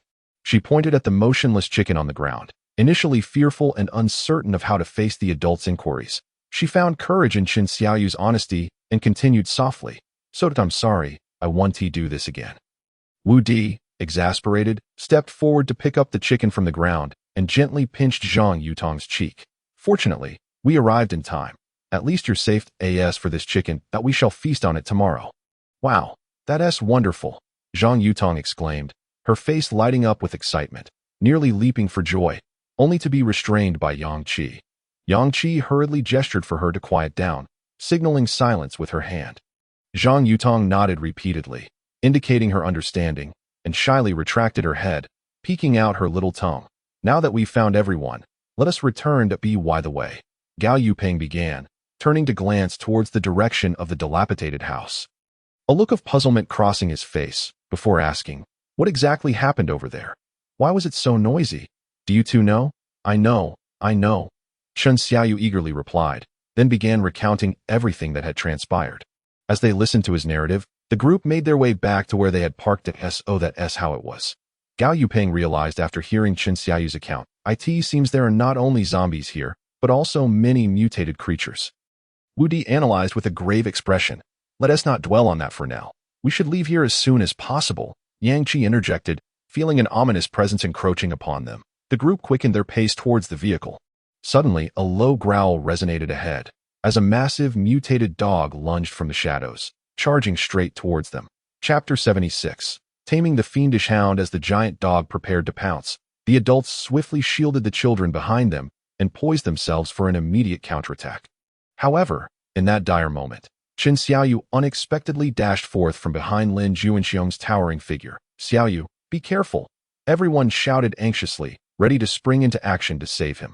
But then, an unbelievable occurrence transpired. The once ferocious dog, baring its teeth and poised to attack, suddenly seemed to recognize its master. The green light in its eyes vanished without a trace, replaced by a pair of normal-looking eyes. Not only did it cease its aggression, but it also began to wag its tail, exhibiting an extraordinary docility, before slowly lying down at Qin Xiaoyu's feet. All present were left utterly astounded, unable to comprehend the spectacle before them. Qin Xiaoyu crouched down, extending his hand to gently stroke the dog. Xiaoyu, don't, Yang Qi urged, anxious to intervene. But Wu Di swiftly restrained her. It's not fine. It appears Xiaoyu is somehow using his powers to control the dog. If we interrupt him, who knows what might happen? Wu Di softly explained. Upon seeing that the dog posed no threat to Qin Xiaoyu, Yang Qi remained still, merely observing the unfolding events. Zhang Yutong also found the dog intriguing and wanted to approach it. However, just as she was about to get close, the dog suddenly revealed its sinister green eyes once again, baring its teeth menacingly. No. Qin Xiaoyu quickly shook his head to signal it to stop. The dog seemed to understand his intent, immediately reverting to its previous gentle demeanor. Although the dog no longer exhibited any hostile intentions towards Zhang Yutong, it clearly did not respond with the same joy as it had with Chen Xiaoyu. as evidenced by the movement of its tail that it seemed that only Xiaoyu could control this ferocious creature. Gao Yuping also noted this peculiar dynamic, shaking his head in disbelief. They continued towards their parked vehicle, with the group now accompanied by an unusual new member. The ferocious Doj's Chen Xiaoyu found he could control the mutated animal. He shared this revelation with the others, who were all astonished. Tong tong. Not far from the car, a shadow suddenly stirred. Had they not recognized the voice, someone might have rushed forward to handle her. The figure dashed towards them, but before she could reach them, a nauseating stench wafted through the air. Indeed, it was the smell of clothing fashioned from the skins of several zombies, designed to be undetectable to the undead. Upon getting closer, they realized the shadow was none other than Tong Tong's mother, Su Shui. Though she emanated a repulsive odor, her eyes sparkled with joy and excitement. "Mom, I'm back," Tong Tong shouted, rushing towards her mother. "You little rascal, you nearly scared me to death." Su Shui embraced her child, stroking her head and kissing her delicate cheek. Tears of overwhelming joy streaming down her face. "Sister Su, now you can finally rest easy," Yang Qi remarked. Hearing this, Su Shui seemed to recollect something suddenly. She then pushed Tong Tong away and delivered several firm slaps to her bottom. "You naughty child, how could you run off without a word? Do you have any idea how dangerous it is? Do you know how perilous it was for your brothers and sisters to search for you?" Perhaps taken aback by her mother's unexpected forcefulness, Zhang Yutong burst into tears. "I'm sorry, Mom. I happened to see a chicken and recalled my mother expressing a desire to possess the extraordinary abilities of older siblings, which led me to contemplate capturing it. For Black Mama." Upon hearing that her daughter had committed such a transgression for her sake, Su Shui was momentarily taken aback. However, despite this, she could not allow anyone to take risks for their mother-daughter duo. After a brief pause, she raised her hand once more. "Even so, you cannot leave without a word. I wonder if you will dare to act this way again in the future." Observing the scene, the crowd quickly stepped forward to intervene. "Sister Su, perhaps it's better to let it go. She already recognizes her mistake and will likely not repeat it. Indeed, the child is quite sensible. It would be best not to resort to violence. Sister Su, if you strike again, it might attract zombies." Clearly, it was Wu Di's words that had the most impact, prompting Su Shui to halt her actions immediately. She anxiously scanned the surroundings and sternly admonished her still weeping daughter. "No more crying. Stifle it back." Although her words were harsh, deep within, her heart ached for her daughter. Just as she turned away, she was startled to see a dog baring its teeth menacingly at her. "Where did this dog come from?" "Aunt Su, do not be afraid. It followed me and will not harm you. It's just that you startled it when you hit Tong Tong, causing it to react this way." "Ah, is that so?" Initially, Su Shui was skeptical of Chen Xiaoyu's explanation, but suddenly recalling his ability to peer into hearts, she found it hard to dismiss his words. That moment, the sun gradually ascended, casting golden rays upon the earth, bestowing warmth and hope upon the people. They prepared to cook the chicken that Zhang Yutong had brought back, utilizing Lin Yuanxiang's adept grilling skills for breakfast. Naturally, the meatiest portions, the 2 chicken legs, were allocated to Zhang Yutong and Su Shui. Although Su Shui intended to refuse and offer her leg to Chen Xiaoyu, she ultimately accepted it due to his and the others' insistence. After consuming the meal, they indeed experienced a brief stupor, akin to Chen Xiaoyu, before awakening once more. Although their abilities were not immediately discernible, everyone knew that they would manifest in due time from the highway. Gazing upon the endless derelict buildings, they understood they had finally arrived at their destination, Yin City. Yet, none could predict whether what awaited them here would be hope or destruction. Chapter 77. Delving into Yin City, we have finally arrived. Gao Yuping stood atop a rise, his gaze fixed upon the dilapidated, precarious structures in the distance, filled with profound emotion. Wu Di also surveyed the scene, remarking, "Indeed. Our next task is to locate a map of this area so we can find Qiguang City smoothly. Let us hope for a safe journey ahead." As he spoke, he glanced at his wristwatch and continued, "It is already 2 in the afternoon. We have approximately 5 hours until darkness falls. If we can swiftly find a map, we can depart this place before nightfall." He explained that, during the day, zombies rarely ventured under the sun unless absolutely necessary, as sunlight accelerated their decay. Thus, accomplishing all tasks by daylight was undoubtedly the most ideal scenario. Conversely, failing to complete their mission before nightfall would result in an influx of zombies roaming the abandoned town once darkness engulfed it. The repercussions of being discovered by zombies could be catastrophic, potentially leading to a significant disaster. They left the women and children in the vehicle parked on the outskirts, and the four men embarked on their journey toward the center of Yun City in search of the map. Regardless, you must exercise caution and remember to return before dark, Cheng Lufei advised gently, adjusting Wu Di's clothing, concern evident in her eyes that in this world fraught with uncertainty and danger, this group of previously unfamiliar strangers had become the closest of family and companions after enduring numerous life and death trials together. Understood, you all must also remain vigilant here, Wu Di replied softly to Cheng Lufei, his gaze resolute yet tinged with a unique emotion. Do not worry, Wu Gu. There is still a man here. I will ensure the safety of all the girls.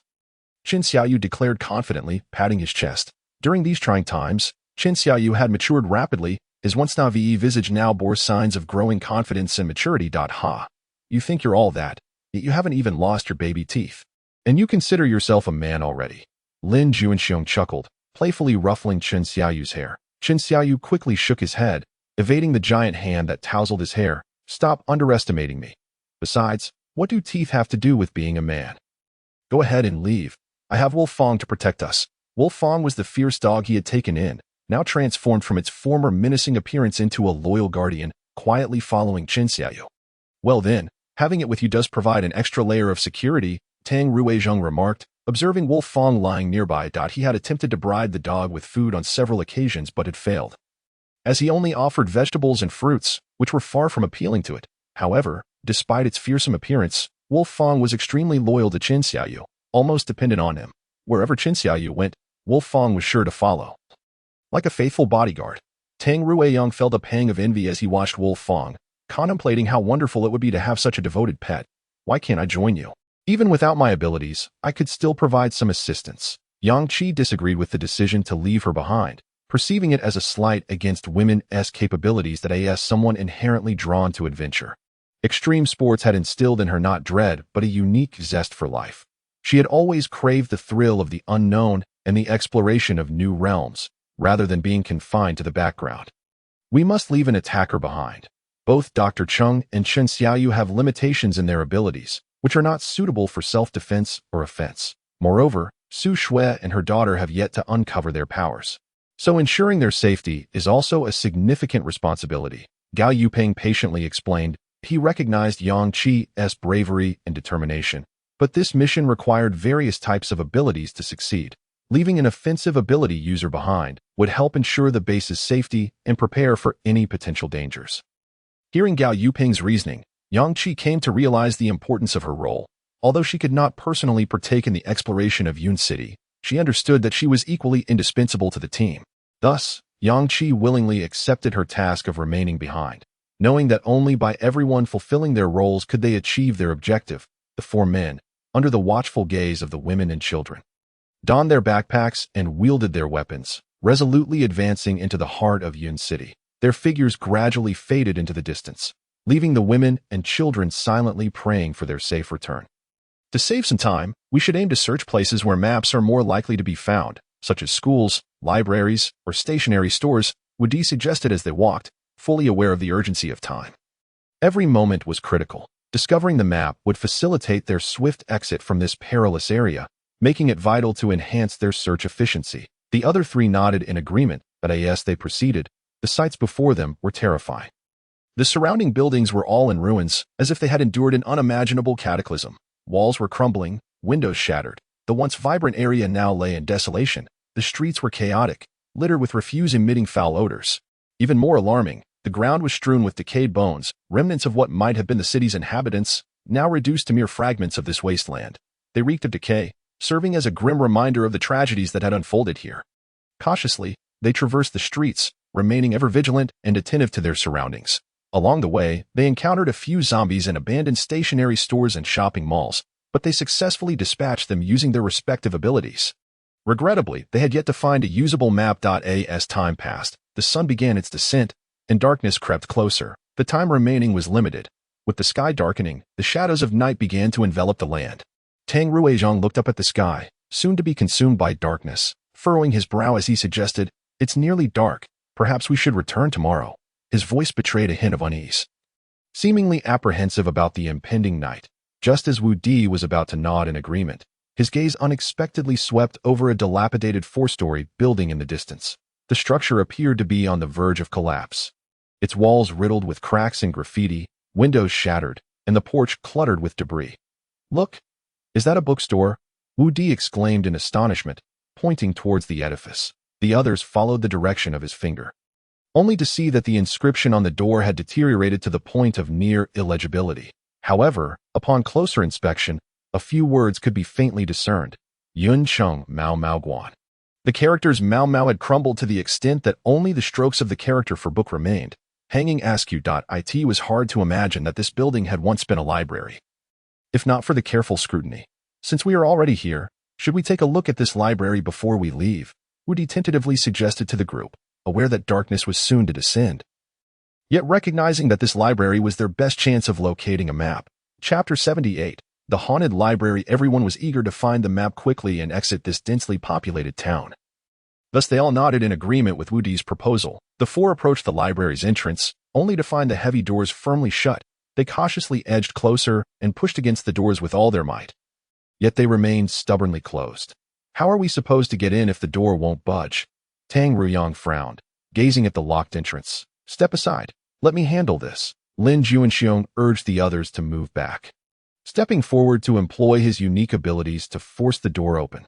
With hands placed firmly on the doorknob, he yanked with all his strength, producing a resounding crash as the heavy doors were wrenched open and flung aside. "Be careful!" Tang Ruyang suddenly shouted in alarmed as the doors crashed to the ground. A foul stench assailed their senses, accompanied by the emergence of four zombies that lunged at Lin Juanxiong with outstretched claws. Bang! Bang! With a series of gunshots, several bullets pierced the heads of the four zombies, splattering brain matter across the ground. Lin Juanxiong let out a sigh of relief, muttering, "That was close." He then exhaled gratefully, saying, "Thanks, brothers." It was evident that this place had become a haven for the undead, and everyone needed to exercise caution once they entered. Gao Yuping warned the group with a grave expression, still shaken by the harrowing scene they had just witnessed. "Indeed, this place resembles a hellscape. I wonder if there are more zombies lurking inside. The commotion we caused certainly must have awakened them," Tang Ruizhong remarked, switching on a flashlight he had found to peer inside. Wu Di furrowed his brow and pondered, "Perhaps we should wait outside for a moment until we can ascertain whether it is safe to enter." The others nodded in agreement, as no one wished to endure another perilous encounter. Thus, the group stood silently at the entrance, straining to make not a sound. After a lengthy pause, two zombies finally burst forth from within, only to be swiftly dispatched by the group, observing the bodies on the ground. The tension in their hearts eased slightly. For the moment, the situation did not appear too dire. "Is it safe to go in now?" Wu Di surveyed the surroundings, confirming there were no immediate threats.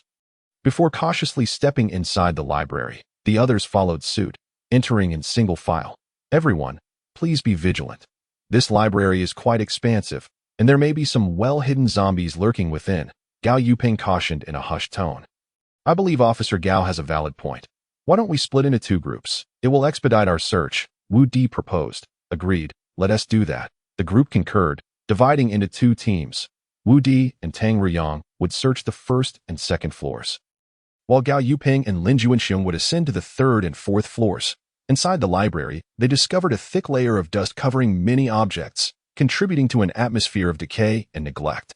Perhaps, in the face of the apocalypse, books had become the most useless of items, offering no actual protection or resources for survival. Consequently, while the majority of the books on the shelves were neatly arranged, they were shrouded in dust due to a lack of use and maintenance. Fortunately, aside from a few toppled shelves that had scattered books across the floor, the volumes themselves remained largely intact.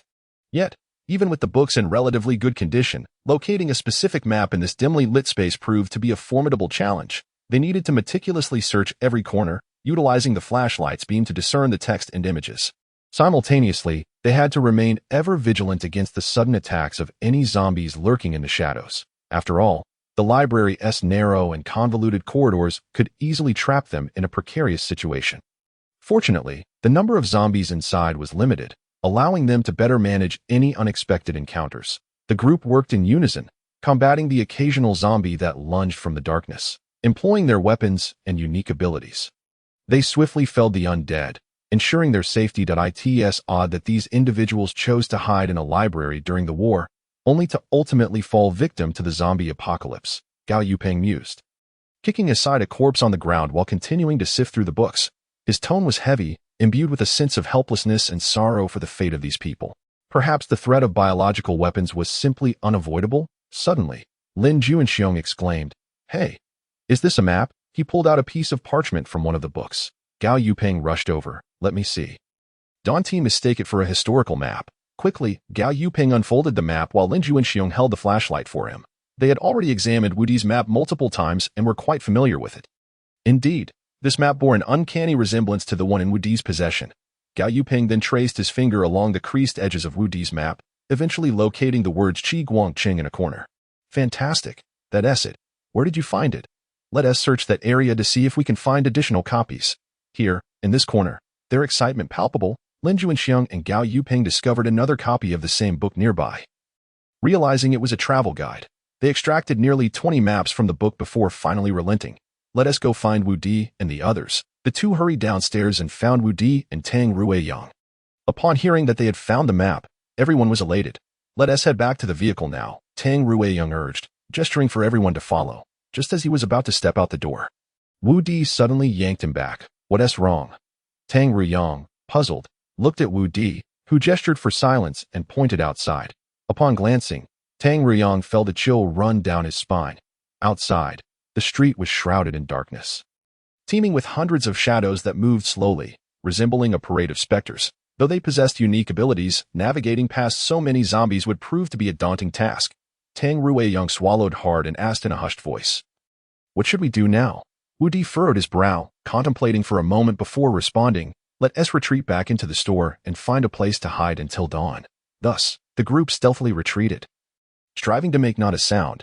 Suddenly, a loud chime resonated from behind them, drawing the attention of all the zombies towards their direction. "Not good. Run," Wu Di shouted, leading the charge as they sprinted back. In an instant, the surrounding zombies began to roar and surge towards them. Chapter 79. Someone in the attic. As they returned to the library, Wu Di inadvertently caught sight of a figure lurking on the observation platform above, conveniently positioned next to a bell. Who was that? Wu Di's duplication ability could only sustain one bell, but he could simultaneously replicate multiple abilities from others. In this instance, he had copied the abilities of the other three. Upon realizing someone was above, his first instinct was to use Tang Ruiyang's ability, causing a vine to rapidly grow and ensnare the individual's waist. Ouch! The person above had intended to flee, but Wu Di's vine caused them to stumble and fall. Seeing the zombies swarm in like locusts, the individual became frantic. "Let me go! Zombies! The zombies are coming! The zombies are coming! Were you not the one ringing the bell to welcome them in?" Wu Di retorted disdainfully, as the individual desperately fought for survival, even dragging Wu Di up with them. "What the hell? Who is this old man, daring to trick us?" Lin Juanxiong shouted as he fought his way through the advancing horde of zombies. Racing towards the figure in the attic, Tang Ruiyang, "Quickly, follow Lin Juanxiong. We need to get up there together." Gao Yupeng urged Tang Ruiyang, realizing that since this person had rung the bell, they must possess a means of escaping the onslaught of zombies. At this moment, Wu Di was being held back, preventing those above from making an immediate escape, and the three individuals seized the opportunity to rush forward. "Wu Di, hold on," Gao Yupeng shouted, swiftly dealing with the two zombies closest to Wu Di. In contrast to the three who were fighting while retreating, Wu Di's situation appeared significantly better. He had nearly been yanked up to the second floor by that individual below, just as his feet left the ground. A horde of zombies lunged at him, the first one missing its mark. The second, however, prompted an immediate reaction from Wu Di, who instinctively kicked at it, inadvertently striking the zombie's mouth due to the tension of the moment. The second zombie, likely still caught up in its excitement, was about to bite down when Wu Di quickly lifted his other foot and forcefully kicked it in the head, sending it sprawling to the side.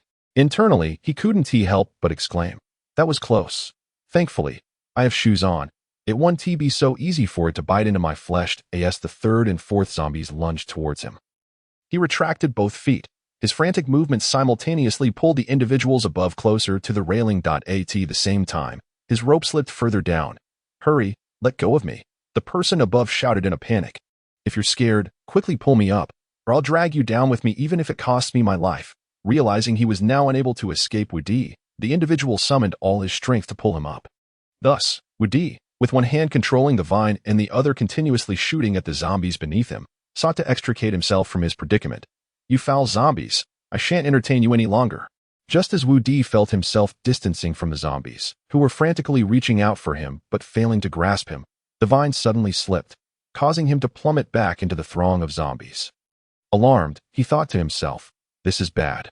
One mustn't be too reckless." The sheer number of zombies below was overwhelming, and in a state of panic, he began stomping on their heads, just as he believed he was on the brink of demise. He felt the vine tighten, and in an instant, he was yanked upwards by a powerful force that it turned out that the individual above had suddenly collapsed from exhaustion, and the force of his fall pulled Wu Di downwards.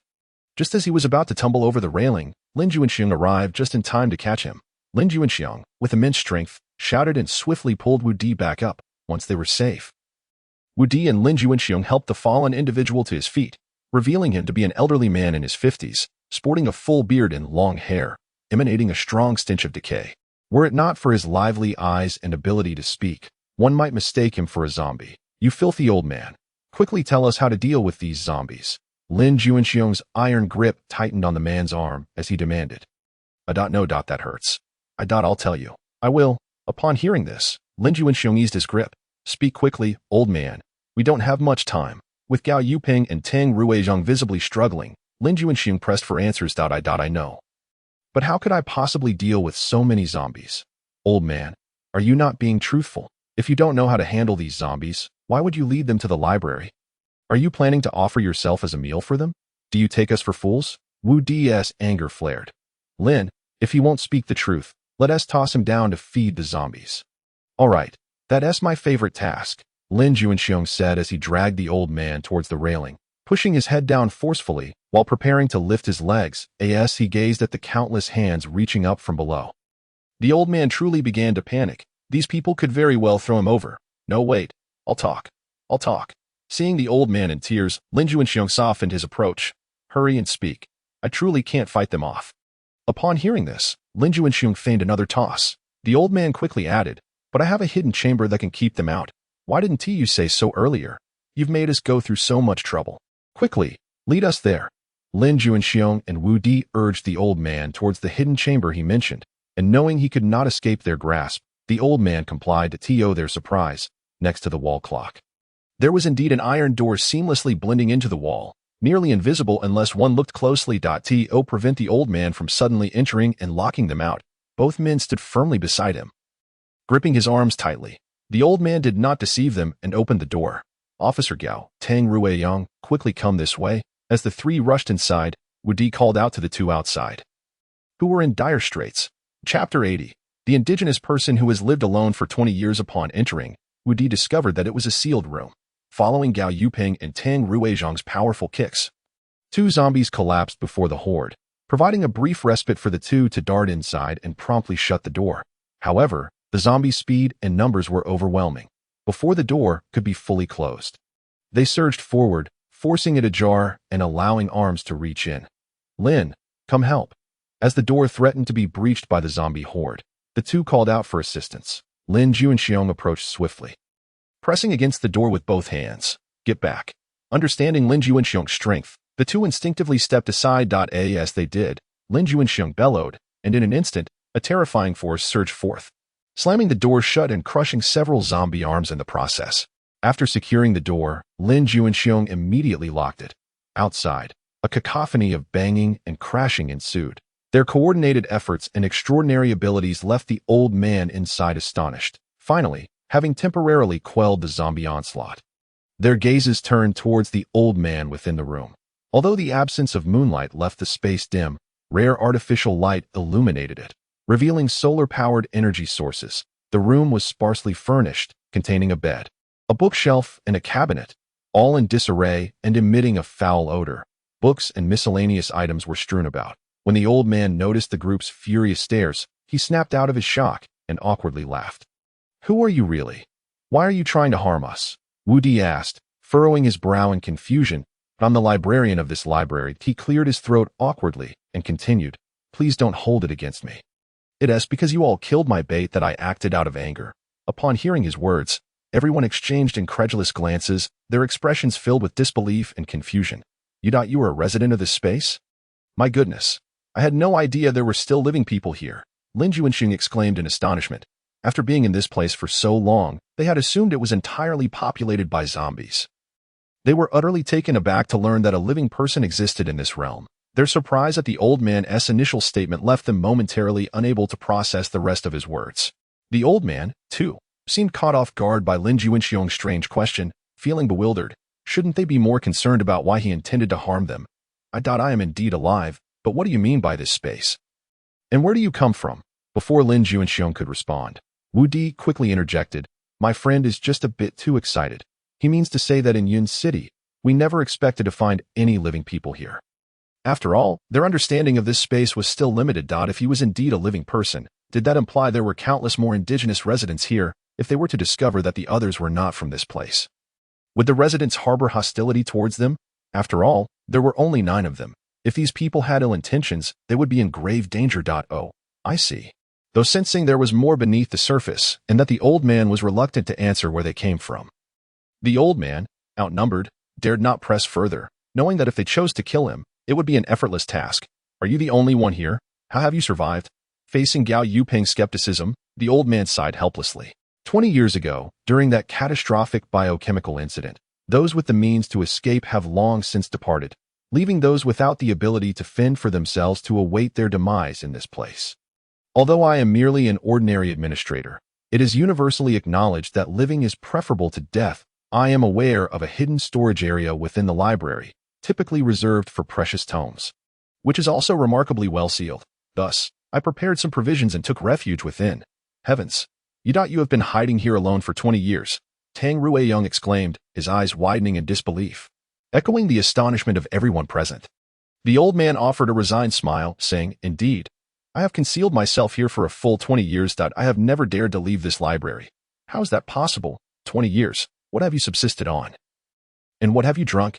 Do not tell me you have hoarded 2 decades worth of food here. Of course not. The supplies I prepared were only sufficient for 3 years at best. Then how did you survive after that? Officer Gao Yuping pressed on, relentlessly questioning him, denying him the luxury of time to concoct a fabrication. Before the old man could finish his sentence, a chilling sound akin to the wails of the undead erupted from a neighboring room, causing everyone to tense up immediately. What is that room? Wu Di inquired of the old man. That is my storage room. Storage room. The group exchanged puzzled glances, and Wu Di and Gao Yuping cautiously approached the door, while Lin Juanxiong and Tang Rueyong stood close to the old man, ready to prevent any mischief. As Wu Di carefully opened the door a crack, a more potent stench wafted out, prompting everyone to instinctively cover their mouths and noses. Tang Rueyong nearly retched, forcing himself to swallow the apple he had almost expelled. Good heavens! What is that odor? It is utterly foul. Lin Juanxiong pinched his nose with his thumb and index finger. Struggling to comprehend how this old man had survived in such an environment for 20 years, the chilling wails continued from within, yet no zombies emerged. Wu Di and Gao Yuping exchanged glances, steeling themselves before slowly pushing the door open wider. Upon entering, their eyes widened in horror at the sight before them. Chapter 81. The rotting flesh baiting the rats. As the two approached, they discovered a zombie bound in chains and thick ropes on the ground, its legs and one arm reduced to mere skeletal remains, with only a scant amount of flesh left on the remaining arm. It emitted a mournful wail, and upon seeing Wu Di and Gao Yuping, its once hollow eyes seemed to glimmer with a hint of greed. Its neck strained towards them as it gnawed its teeth, seemingly intent on biting them. Not far from its feet lay a massive cage, likely repurposed from a dog kennel, containing over a dozen terrified rats huddled in the farthest corner. On the ground beside the cage lay knives, scraps of flesh, and rat skins. On the opposite side of the room stood a table, adorned with various makeshift instruments crafted from cans and bottles. Below it sat a barrel filled with a yellowish liquid, emanating an overpowering stench of urine, leaving no doubt as to its contents. Gazing at the crude apparatus on the table, the two men's minds involuntarily conjured the term filter. Adjacent to this was kitchenware and a large bucket containing fermenting e. The old man initially felt apprehensive upon seeing them in his kitchen, fearing they might snatch away his provisions. However, when he noticed they not only refrained from touching anything but also displayed a hint of disdain, he felt a sense of relief. After all, food was exceedingly hard to come by. By the way, are you familiar with Qiguang City? Wu Di inquired, his tone noticeably less hostile than before, eager to glean information about this unfamiliar city. I've heard of it. I even visited once before the war erupted. It's one of the largest metropolises, far more expansive than our own. Have you heard that it has become the city of light, a beacon in this desolate land? Tang Ruyang chimed in. His curiosity piqued. City of light. Upon observing the look of confusion on Tang Ruyang's face, the old man realized he was utterly in the dark. With a waning smile, he decided not to press further.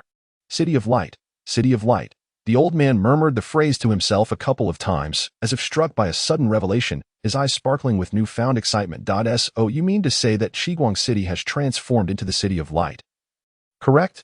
Truly, one could see the wisdom of a man who, through mere reading, could invent a purifier. That it was no surprise. Without a modicum of intelligence, surviving in such an environment for 20 years would be nearly impossible. Then, might you take me along with you? Seeing that no one was responding to him, he proposed what he believed to be an irresistible bargain. If you take me with you, I shall share half of my meat and vegetables with you. I am afraid our vehicle is already at full capacity, so you might want to keep your provisions for yourself. Wu Di was wary of such a cunning local, considering he had once posed a threat to their lives. His only wish now was for the zombies outside to disperse so they could return safely to the van. I wonder how they are faring. Cheng Lufei pondered, seated on a chair with her legs hugged close to her body. There's no need to worry. They are 4 strong individuals. They're simply searching for a map. It shouldn't be that difficult. Besides, their unique abilities will surely allow them to look out for one another. Yang Qi reassured her. Yet, beneath her comforting words lay her own anxiety. She had initially thought they would return swiftly, but night had fallen, and they had yet to appear. As darkness enveloped them, all they could do was remain cooped up in the van. Yang Qi glanced out the window, where an impenetrable blackness obscured her view. Feeling a surge of panic, Su Shui pulled out her phone to check the time. It was already 9 in the evening. If only we had a signal here, we could contact them. Inside the vehicle, there were only 3 women and 2 children. The proximity of their location to the town heightened the sense of dread, as they feared the sudden emergence of zombies. Mom, do you think Wu Gu and the others want to return tonight? What are we going to do? Zhang Yutong's voice trembled with fear. Having grown accustomed to her brother's presence, she felt a pang of anxiety in their absence. Don't be afraid, Tong Tong. I'm here too. I will protect you, Chen Xiaoyu assured her, patting his chest like a little adult. Promising to keep her safe. You, just take care of yourself first. Yang Qi teased, her tone playful. Sister Yang Qi, you underestimate me. I now have a helper. If anyone dares to bully me, I'll let it bite them. Chen Xiaoyu declared, patting the head of the wolf, Feng Ya, beside him. All right. You're the bravest. The playful banter between Chen Xiaoyu and Yang Qi elicited smiles from the adults in the vehicle. Su Shui gently stroked Zhang Yutong's head, soothing the children. Let us try to get some sleep. When dawn breaks, your brothers will surely return. Who knows, they might even bring back some game. Really? Chen Xiaoyu and Zhang Yutong's mouths watered at the thought. For in this space, acquiring meat was no simple feat. Absolutely. Now, off to sleep with you too. You're both little gluttons. The children lay back in their seats, closing their eyes. Being children, they had been scared moments ago, but soon drifted into slumber. Meanwhile, the 3 adults found their thoughts restless in the stillness of the night. Yet eventually, one by one, they succumbed to sleep. As the night deepened, apart from the rhythmic hum of the vehicle, all was silent. Suddenly, Feng Ya, who had been sleeping in the car, abruptly raised its head. Its once normal pupils morphed into a deep green, and it sprang to its feet, crouching low, emitting a growl as if preparing to attack. Its voice jolted the women from their light slumber. What's wrong with it? Su Shui asked, her voice tinged with fear. Feng Ya, don't bark, you'll attract the zombies. Though Feng Ya's growl wasn't particularly loud, it resonated sharply in the dead of night. Cheng Lufei, noticing Yang Qi's inability to quiet the beast, which was only growing louder, shook Chen Xiaoyu, who was still deep in slumber. After all, this dog was difficult to control for anyone but him. What is going on? Chen Xiaoyu rubbed his eyes, still groggy and confused. Xiaoyu, hurry, tell Feng Ya to stop barking. It will bring the zombies. Cheng Lufei urged him, and at last, Chen Xiaoyu seemed to awaken fully. He called out to Feng Ya. Feng Ya, stop barking, please. Yet, Feng Ya merely glanced back at him, its growls intensifying. You stubborn mutt, you want to listen to me. In a fit of anger, Chen Xiaoyu leaped from his seat, but Cheng Lufei instinctively grabbed him. Be careful, it might bite you. Sister Cheng, don't worry, it won't. Reluctantly, Cheng Lufei released her grip, knowing that even if Feng Ya bit him, Her abilities could heal him. Just be cautious. I will. Qin Xiaoyu approached Fang Ya, lowering himself to meet its gaze. Remarkably, Fang Ya's growls diminished significantly, and it abandoned its aggressive posture. But only moments later, Qin Xiaoyu suddenly turned, alarmed, calling out to everyone. Oh no, there are zombies outside. What? The others were taken aback by his unexpected declaration. Zombies, Fang Ya told me, there are zombies outside. What? Just then, a series of knocks echoed on the vehicle. Tension mounted as everyone nervously pulled back the curtain at the window. Yang Shui gasped, for as she parted the curtain, her eyes met those of a zombie pressing against the window, bathed in the dim moonlight. The zombie's hollow, lifeless gaze was chillingly eerie. The vehicle shook violently as they realized they could no longer hide. They had to peer outside. The sight that greeted them nearly caused them to faint. Zombies surrounded the car from all sides. Chapter 83. Perilous Encounters. What do we do? Su Shui panicked, clutching her daughter tightly. Trembling uncontrollably, disgusted by the foul odor, they had left their cloaking garments outside the vehicle. At that moment, she regretted not having that garment inside. It might have deceived the zombies. Yet, the damage was done. And there was no turning back. In the days prior, they had always chosen to venture into the outskirts, and even when encountering zombies, they had done their utmost to avoid them. Never had they imagined they would find themselves trapped inside a vehicle. Facing a horde of ravenous zombies, Fang Ya, too, grew increasingly agitated, barking frantically at the windows, its noise deafening. Fang Ya, stop barking. Please stop. I swear I'll toss you out. Qin Xiaoyu, frustrated by Fang Ya's disobedience, uttered harsh words in his anger. They had no way of knowing whether Fang Ya's growls were attracting more zombies or if the zombies' presence was inciting Fang Ya's frenzy. Soon, a cacophony of thuds reverberated around the vehicle, the sound of zombies pounding against the sides, as if countless hands were simultaneously trying to tear it apart to get at the people inside. The noise filled Su Shui and her daughter with terror, and they embraced each other tightly, silently praying for this nightmare to end, though they wondered if their desperate pleas would truly summon help. Mom, I'm scared. Whoa. Zhang Yutong began to sob in fear. Don't be afraid. Don't be afraid.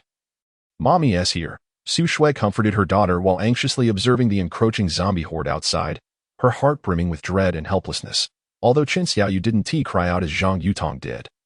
His body trembled incessantly, as if on the verge of breaking down at any moment. Cheng Lufei hurriedly stepped forward, embracing him tightly in an effort to provide warmth and strength to alleviate his momentary, intense fear.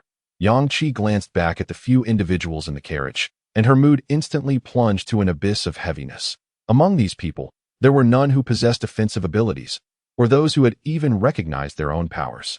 Faced with such a predicament, she felt almost entirely powerless. Alas, this group is exceedingly difficult to lead. She silently lamented, acutely aware that this task weighed far too heavily upon her shoulders at that moment. Yang Qi fervently wished she were the one searching for the map, rather than remaining here to guard, for she felt an overwhelming sense of panic and confusion, utterly at a loss regarding how to confront the imminent crisis. The door. Suddenly, Qin Xiaoyu pointed at the car door in terror, his voice trembling with an unsettling chill. Everyone turned in the direction of his finger, only to witness the once sturdy door now severely contorted by the relentless battering of the zombies outside, precariously wobbling as though it might be breached at any moment. Stay right there. Cheng Lufei, startled to see a hand stretching through the door, quickly instructed Qin Xiaoyu, then rushed over to kick the hand away. She grasped the door handle with both hands, striving to prevent anything else from entering the vehicle. However, her strength was woefully inadequate, feeling as if she might be dragged out alongside the door by the force from outside. Elder sister Qin Xiaoyu looked at Cheng Lufei with deep concern, his heart filled with dread. He yearned to rush over and assist her, yet hesitated, fearing he might complicate matters further. Xiaoyu, don't come over. Cheng Lufei recognized his good intentions, but was more worried about his safety. She hoped he would remain calm and refrain from rash actions. Qin Xiaoyu hesitated for a moment, but ultimately decided to heed Cheng Lufei's advice, staying put and waiting for an opportunity. Yet, unbeknownst to him, a crack had already begun to form in the window behind him.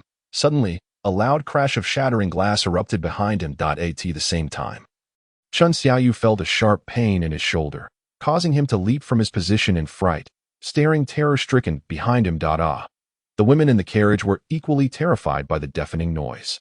Screaming in sharp, piercing tones that seemed capable of penetrating the very earth and reaching outer space. Xiaoyu, get away from there. Cheng Lufei finally realized the gravity of the situation, straining to hold the door while shouting to Qin Xiaoyu. She hoped he could quickly find a safe place to hide.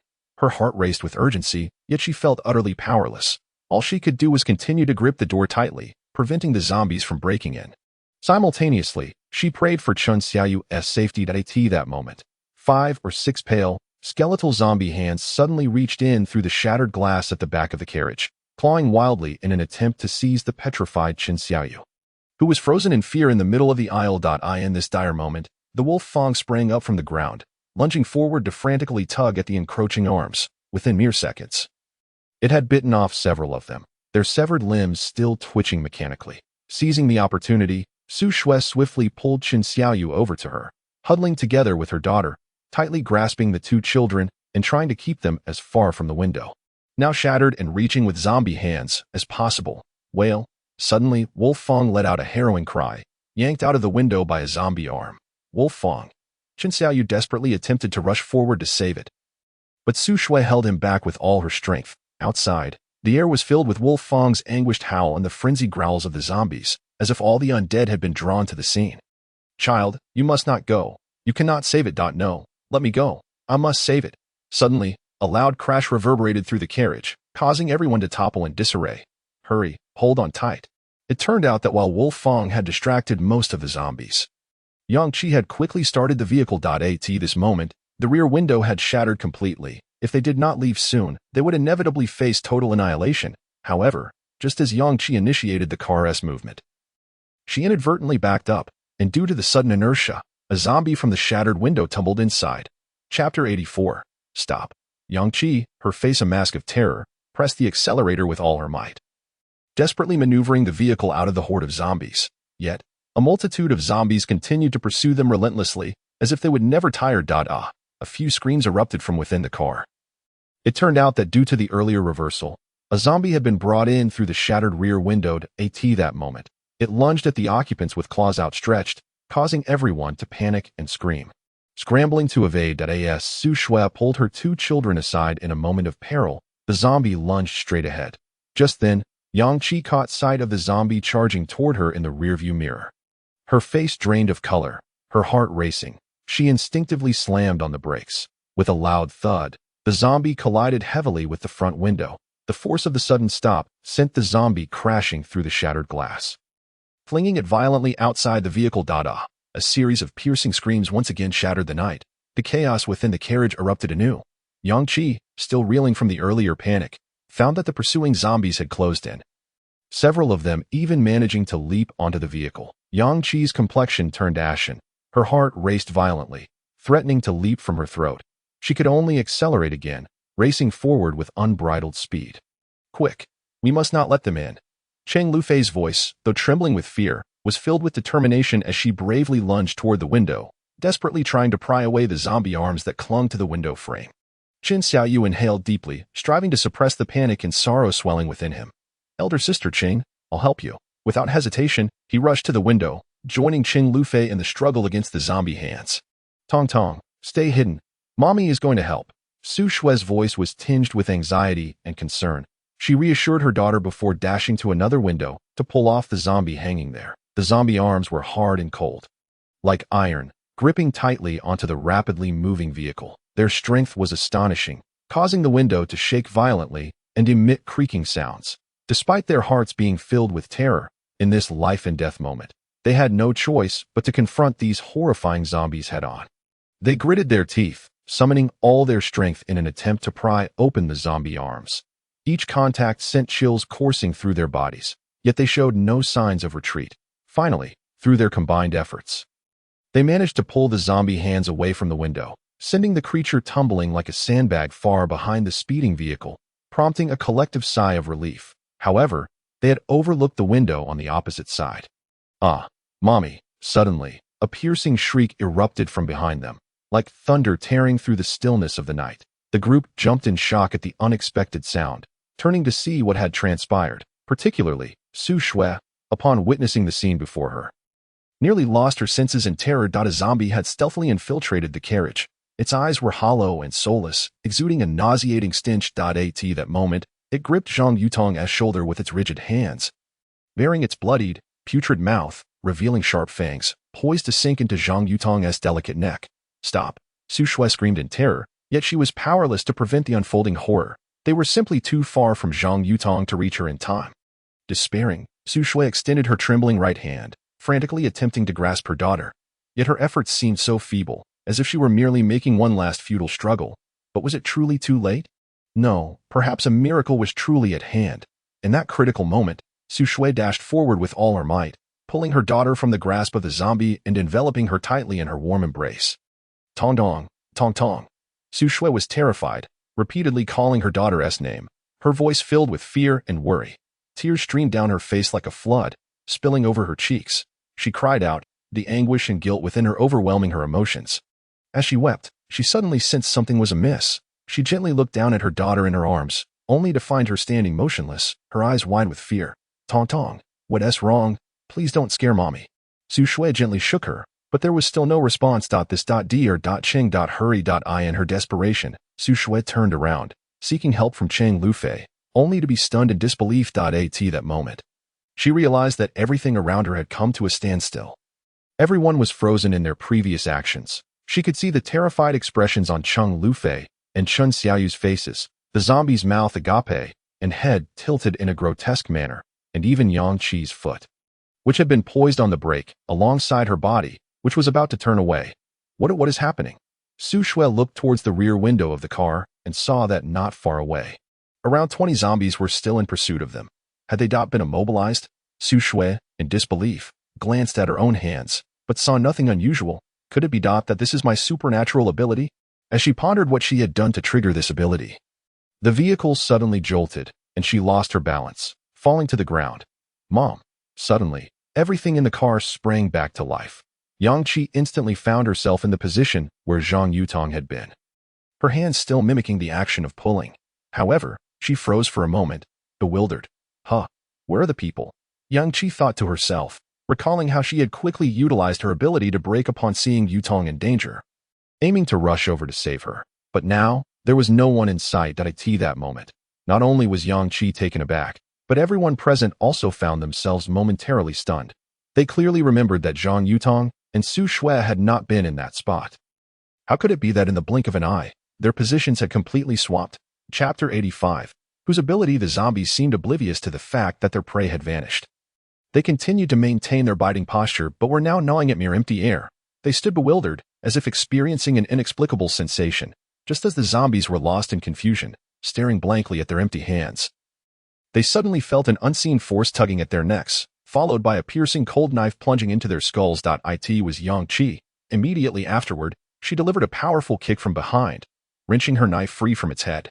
Yet, in a mere few seconds, the zombies behind resumed their astonishing speed, once again chasing after the van. Dr. Chung, step on it. Yang Qi cried urgently. Before she could finish her sentence, the vehicle surged forward once more. It turned out that while Yang Qi was engaged in fierce combat with the zombies, Cheng Lufei had already astutely realized that the vehicle could not afford to stop. If it did, they would be instantly overwhelmed by the surging horde of zombies. However, Cheng Lufei's ability was not speed, so even after those brief 2 seconds, 2 zombies had successfully leaped onto the vehicle. Nevertheless, compared to earlier, this exchange had shown marked improvement. Yang Qi swiftly dealt with the 2 zombies that had climbed aboard, utilizing her speed ability. At that moment, the van had left the zombies far behind, and the dark sky began to brighten with the faint glimmers of dawn on the horizon. Everyone understood that the long night was nearing its end, and dawn was finally approaching. The women and children finally found a brief moment to catch their breath. Su Shui anxiously held her daughter tightly, feeling as though everything that had just transpired was an unreal dream. Meanwhile, her brief manifestation of supernatural ability went unnoticed by the others, although everyone had felt a fleeting moment of disorientation upon waking. The continuous tension had long caused them to forget that peculiar instant. Su Shui furrowed her brow, her mind racing as she attempted to recall the details of what had occurred. However, no matter how hard she tried, that memory seemed shrouded in a veil of fog. She even began to doubt whether it had truly been her ability or merely an illusion. Mom. Zhang Yutong clung tightly to her mother's neck, her eyes filled with fear and reliance. The earlier scene had been too terrifying for her, leaving her with lingering dread, and she tightened her grip around her mother's arm. Tong Tong, don't be afraid. Mom is here, and I will always protect you. Su Shui gently stroked her daughter's hair, offering her comfort. Though she too was filled with uncertainty, she knew she had to uncover her ability to provide her daughter with a steadfast source of support. Wu Di and the others ultimately declined the assistance of a local who had kindly offered to guide them to Qiguang City. As the dawn gradually illuminated the sky, the zombies began to retreat, and they cautiously exited the library. Along the way, they even dealt with a few stray zombies that hadn't managed to escape, ensuring the surrounding area was safe. As they approached the spot where they had originally parked, Lin Juanxiong suddenly exclaimed in surprise. What the hell? Where's our vehicle? What happened? His voice was filled with shock and confusion. The others were similarly startled and quickly looked ahead, only to find the spot where their vehicle should have been was now empty. A void where nothing remained on the ground. There appeared to be remnants of something, yet from a distance, it was unclear what it was. When they rushed closer, they discovered that the so-called remnants were several decaying severed arms and shards of broken glass. Even more horrifying, there were tufts of hair, dismembered limbs, and bloodied entrails scattered across the ground. The ghastly sight caused their faces to pale, their stomachs churning in revulsion. However, the most chilling revelation was when they followed the traces and stumbled upon a gruesomely mutilated dog head. Its eyes were wide open, seemingly conveying endless terror and anguish. The appearance of the dog head rendered the atmosphere even more eerie and oppressive, evoking memories of numerous terrifying scenes. This is Wolf Fong. Could it be that have they all met with misfortune?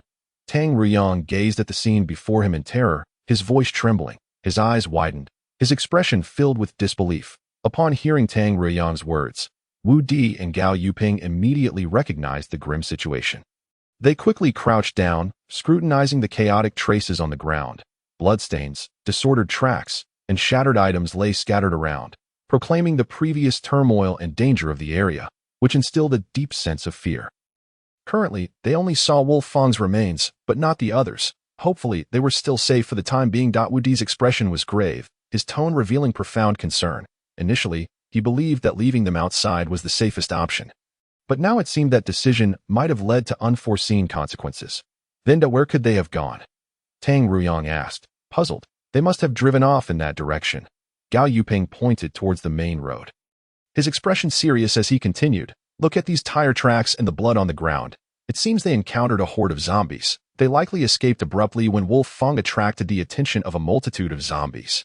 But we still don't know where they ended up. We can only follow this road in search of clues. With that, Gao Yuping stood up and began walking down the main road, vigilantly observing the surroundings. As a former detective, Gao Yuping was undoubtedly an expert in tracking traces. Thus, the others followed him closely, their hearts filled with anxiety and unease. They understood that Wolf Fong had perished, and her death was undoubtedly horrific. Yet, at that moment, they had no way of knowing the fate of the women and children left behind. It was important to note that among them, only Yang Qi possessed compatibility. The other two had non-offensive supernatural powers, and even two of them had no abilities at all. Just thinking about this stirred a profound sense of sorrow within them. This feeling of helplessness weighed heavily on their hearts, leading them into a state of despair. Chapter 86. The vehicle at the cliff. Wu Di and the others continued to follow the trail, realizing that traveling on foot was no match for the speed of a fleeing vehicle. We need to pick up the pace, otherwise, we won't catch up with them. Wu Di panted, having surpassed the time limit to replicate Yang Qi's speed. Based on previous experiments, he could only utilize another's ability for a maximum of 1 hour. Indeed, we've been chasing for almost the entire morning, yet we still haven't spotted the van. I wonder where they've gone. Gao Yuping frowned in agreement, noting that while the traces were becoming clearer, they still hadn't seen any sign of them. Damn it, they must have run really far. Lin Juanxiong, though not as out of breath as the other two, who were even carrying Tang Ruyang, still felt his anxiety intensify.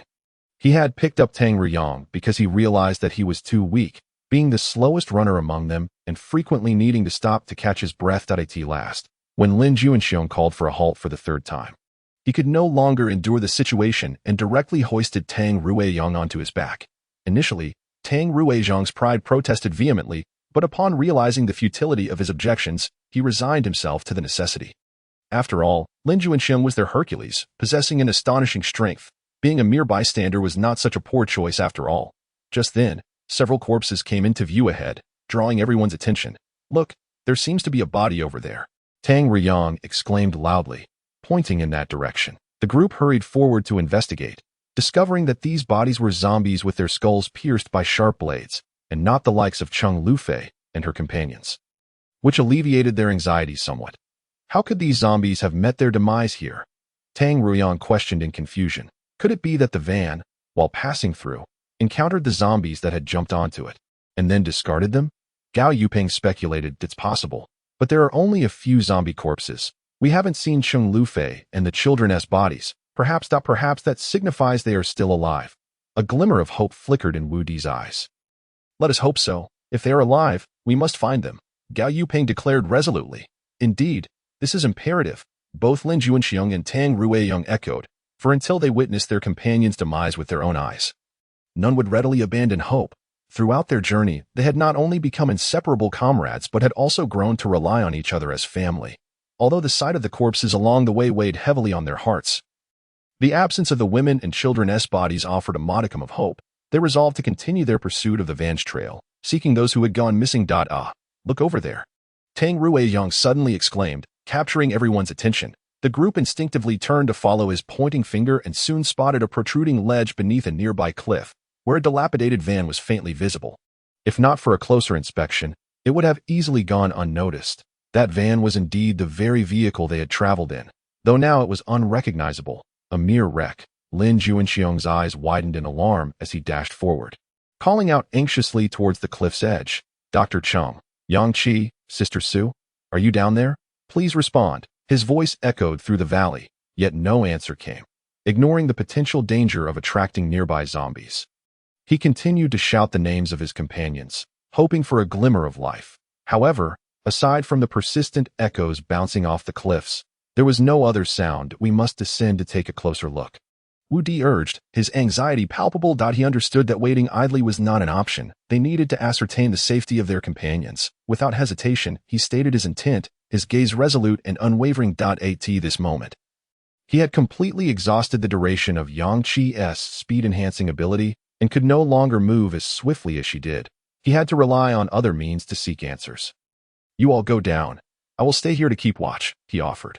Everyone was well aware of Lin Juanxiong's acrophobia, so none dared to mock him at such a time, tacitly accepting his request. They hurriedly prepared to descend. Wu Di replicated the abilities of the other three, and together with Tang Ruiyang, they used their plant manipulation skills to cause vines to grow rapidly, allowing the three of them to descend one by one. Wu Di was the first to leap down, his military training having equipped him with the skills to navigate such descents. Gripping the vines tightly, he pushed off with his feet, propelling himself downwards like an agile monkey. Gao Yuping followed closely behind. Although he had not been a soldier, his training as a police officer had prepared him for physical challenges. He took a deep breath, gripped the vines firmly, bent his legs slightly, and then leapt, sliding down swiftly. The last to descend was Tang Ruyang, who, while his companions had already reached the bottom, was still trembling halfway down. Cautiously clutching the vines, he nervously gazed down the cliff. Fearing a misstep would send him plummeting, beads of sweat formed on his forehead, and his lips turned pale. Lin Juanxiong, watching from above, could hardly contain his frustration. Tang Zi, everyone else has gone down. You're only halfway.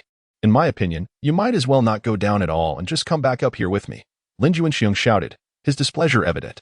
Tang Ruiyang glanced below and then back up. Feeling caught in an awkward position, whether to climb back up or continue down left him in a state of indecision. At that moment, he felt as though he were trapped in limbo, torn between two choices. Yet, reality demanded he not linger in hesitation. Considering the embarrassment of retreating, especially in front of Yang Qi and the others, Tang Ruiyang gritted his teeth and resolved to continue downward. It's fine, I'll go down and check. Perhaps I can be of some assistance, he reassured Lin Juanxiong. Perhaps you should reconsider. Lin Juanxiong could not help but dampen his spirits further. I see little hope in your abilities. You are merely marginally braver than I am, he remarked, gesturing with his fingers to emphasize the minuscule difference. This gesture, though innocuous, was remarkably hurtful and insulting. Dr. Qing, Yang Qi, Sister Su, Xiaoyu, Tong Tong. Wu Di's anxious calls echoed around the wreckage. Yet there was no response. Gao Yuping's heart grew heavier as he surveyed the severely crumpled vehicle, struggling to imagine the fate of those within. Could it be that they had all met with disaster? This thought clutched at his heart, leaving him restless. Could it be that they have? Tang Ruizhang, having finally descended, gazed at the wreck that resembled a heap of scrap metal and the somber expressions of the others. And he sank to the ground in despair, weeping uncontrollably. His anguished cries unsettled the two, prompting them to approach and pat his shoulder. Yet he shrugged them off like a child. Don't comfort me. Let me cry for a while. Wu Di and Gao Yuping exchanged glances, their eyes reflecting a shared sense of helplessness. Are you truly intent on continuing to weep? Our primary task remains to locate them as swiftly as possible. But are they not all dead? Where else could we search for them? Woe is me. Who says they are dead?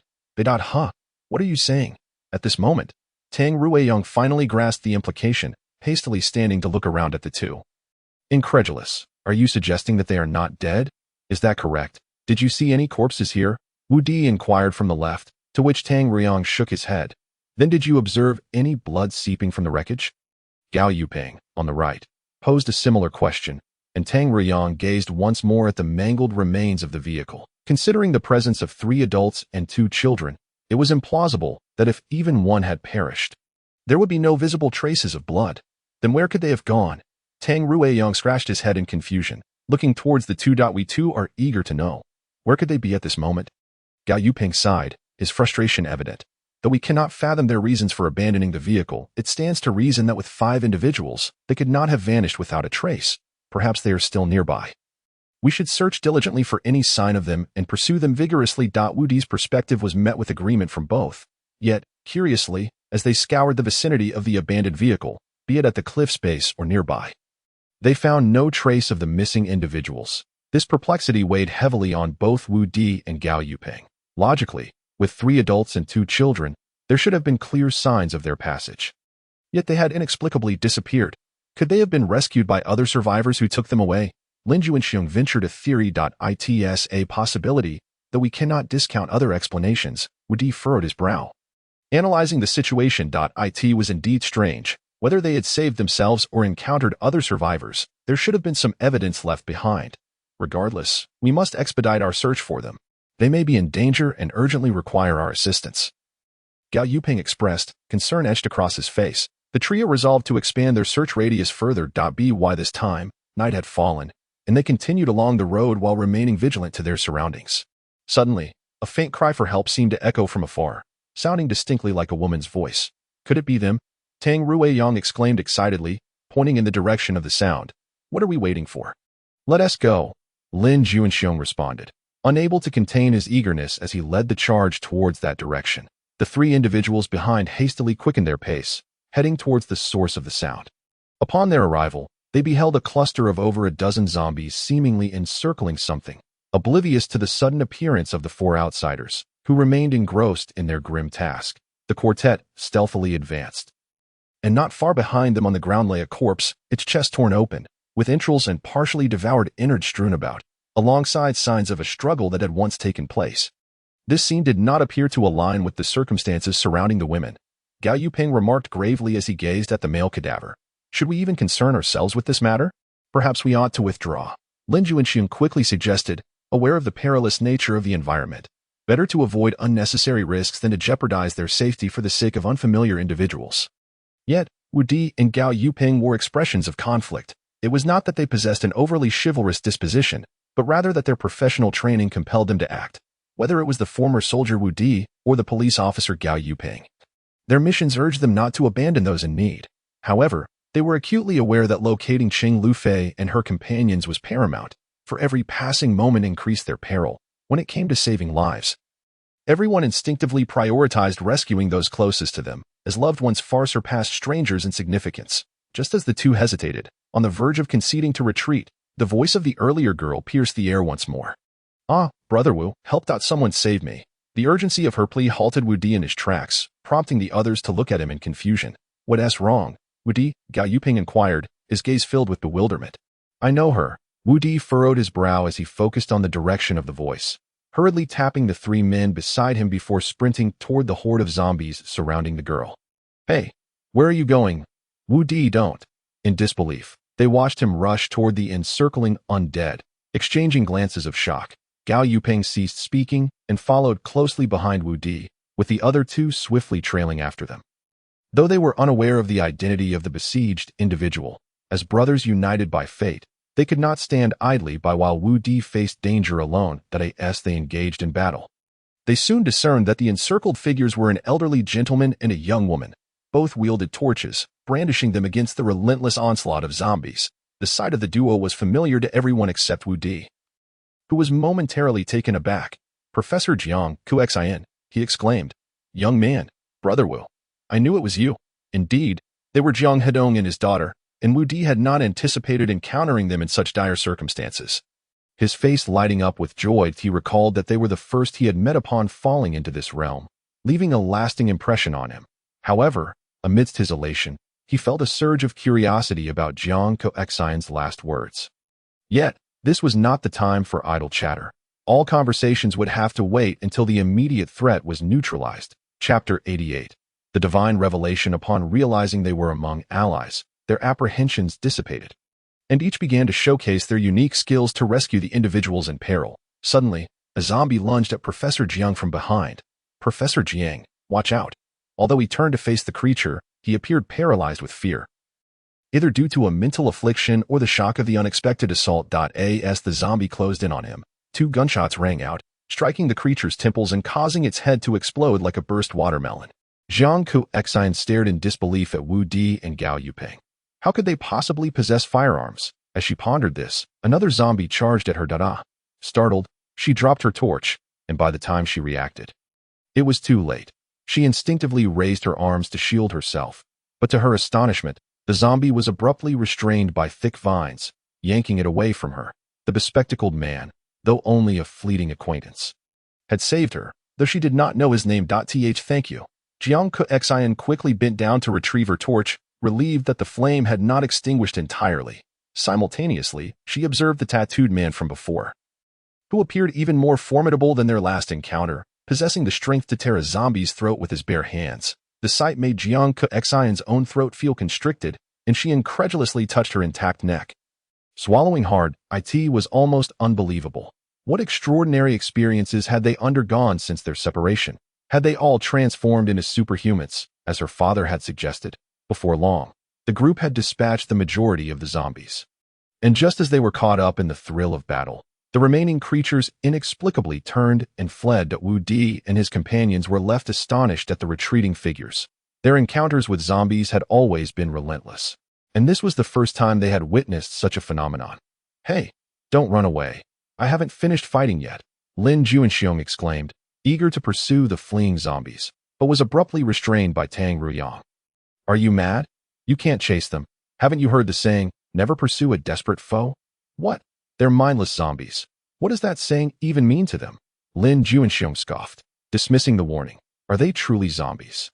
Gao Yupeng pondered, his mind racing, for their behavior was decidedly peculiar. Perhaps someone was manipulating their actions.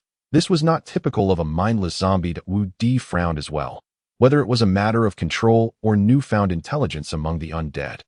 It posed a significant threat to them. "Young man, we meet again."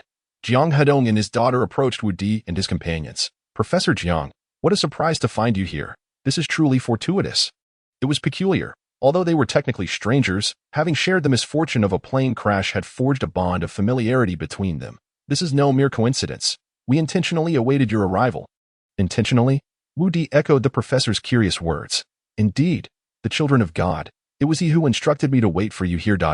It seems Professor Jiang has not changed. He remains as enigmatic as ever." Jiang Kuxin offered an apologetic smile to Wu Di and the others.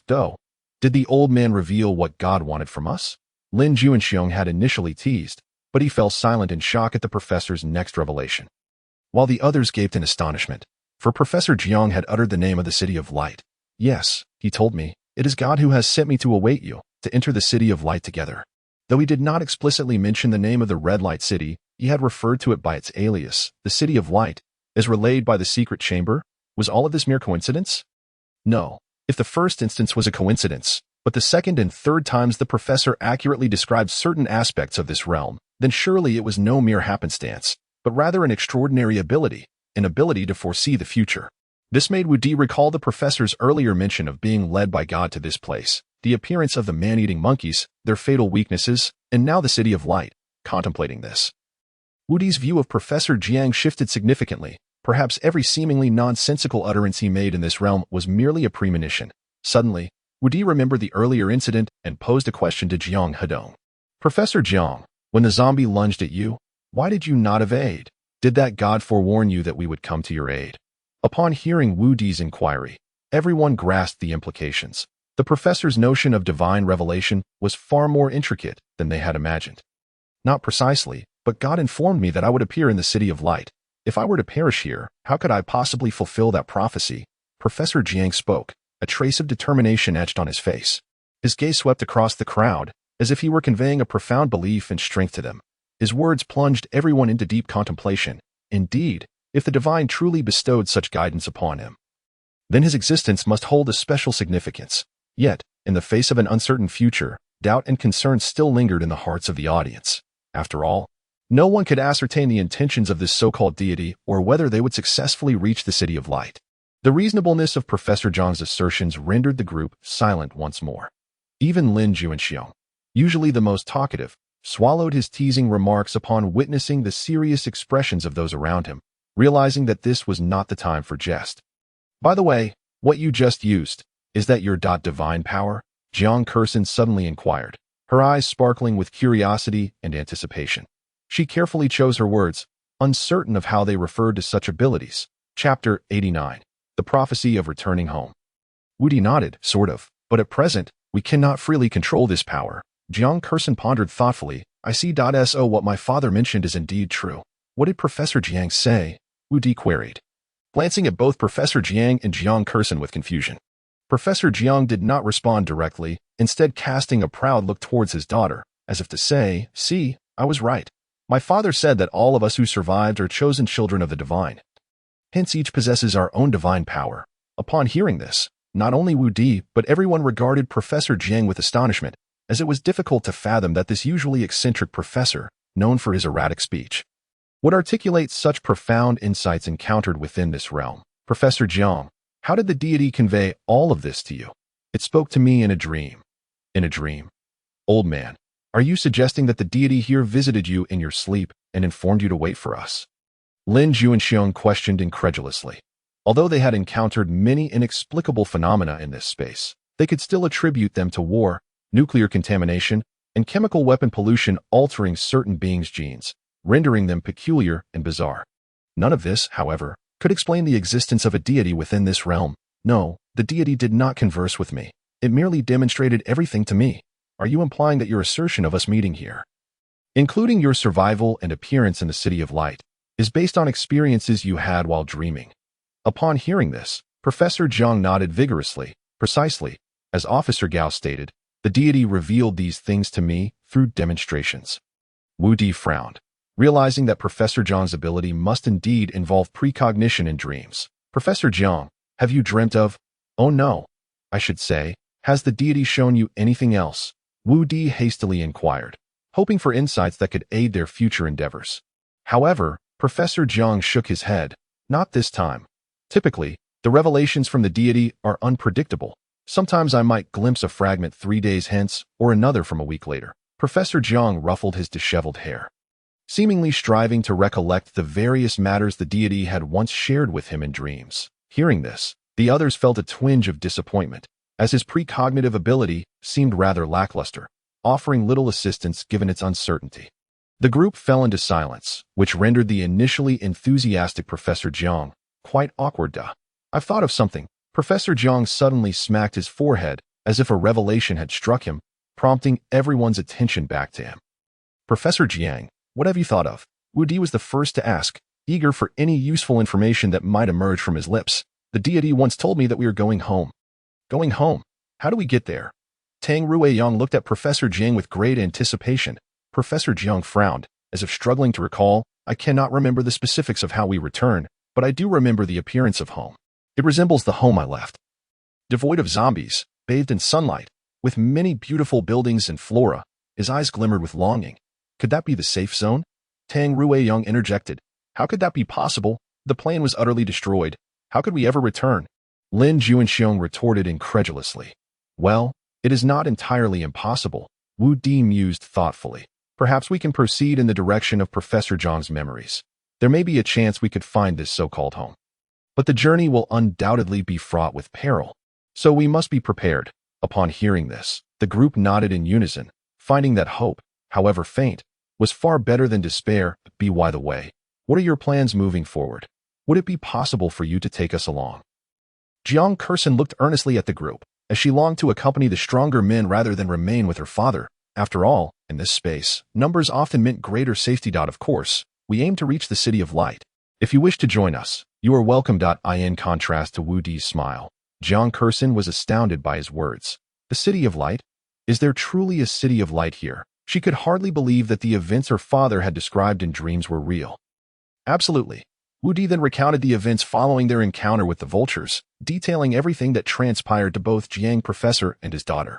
The pair listened in astonishment, marveling at their sheer luck. Had it been them, they would have likely perished long ago. Simultaneously, Jiang Kursen comprehended why they possessed firearms, why Tang Ruyang wielded a weapon fashioned from vines, and why Lin Juanxiong exhibited such immense strength. It turned out these were all manifestations of their unique powers, the divine gifts her father had spoken of. By the way, after we departed, what occurred? Why is the camp now deserted?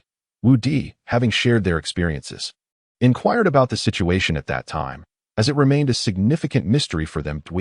Alas, Jiang Kursen shook her head helplessly, then continued, we do not know what transpired behind the camp. At that time, mutated vultures attacked our camp, and my father and I rushed into a shelter. We intended to bring you all inside as well, but that wretched influencer, seeing our plight, left you all outside. My father and I were too few and too weak to halt our actions. So at this point, Jiang Kursen lowered her head, filled with remorse. So, Wu Di, you don't hold it against me, do you? Don't be foolish. I certainly understand that you and Professor Jiang were no match for them. How could I blame you? Wu Di gently patted her shoulder, reassuring her not to dwell on guilt. Thank you for your understanding, Wu Di. She recalled how Wu Di and the others had risked their safety to ensure their escape, only to be abandoned outside by those within. The thought made her heartache, but what could be done?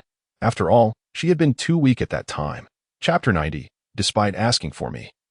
Jiang Kursen continued to recount that day's events to Wu Di and the others. Later, I had a heated argument with that wicked woman, Xiao Yiding. My tongue faltered, and I failed to win the argument, which only incited her to further taunt me, declaring my father a burden and expelling us from their ranks. So, when the camp was attacked, you were not there. Yes, that woman, Xiao Yiding, was utterly lacking in decency. She never offered a morsel to my father and me, simply casting us out.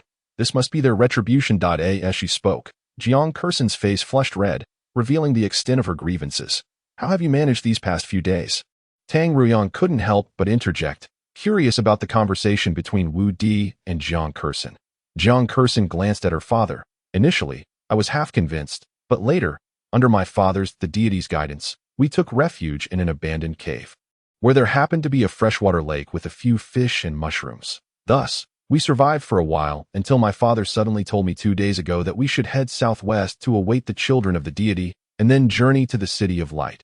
Hey, beautiful lady, did you say you ate fish from here? Lin Juanxiong suddenly recalled his past experience of cooking fish for Qin Xiaoyu.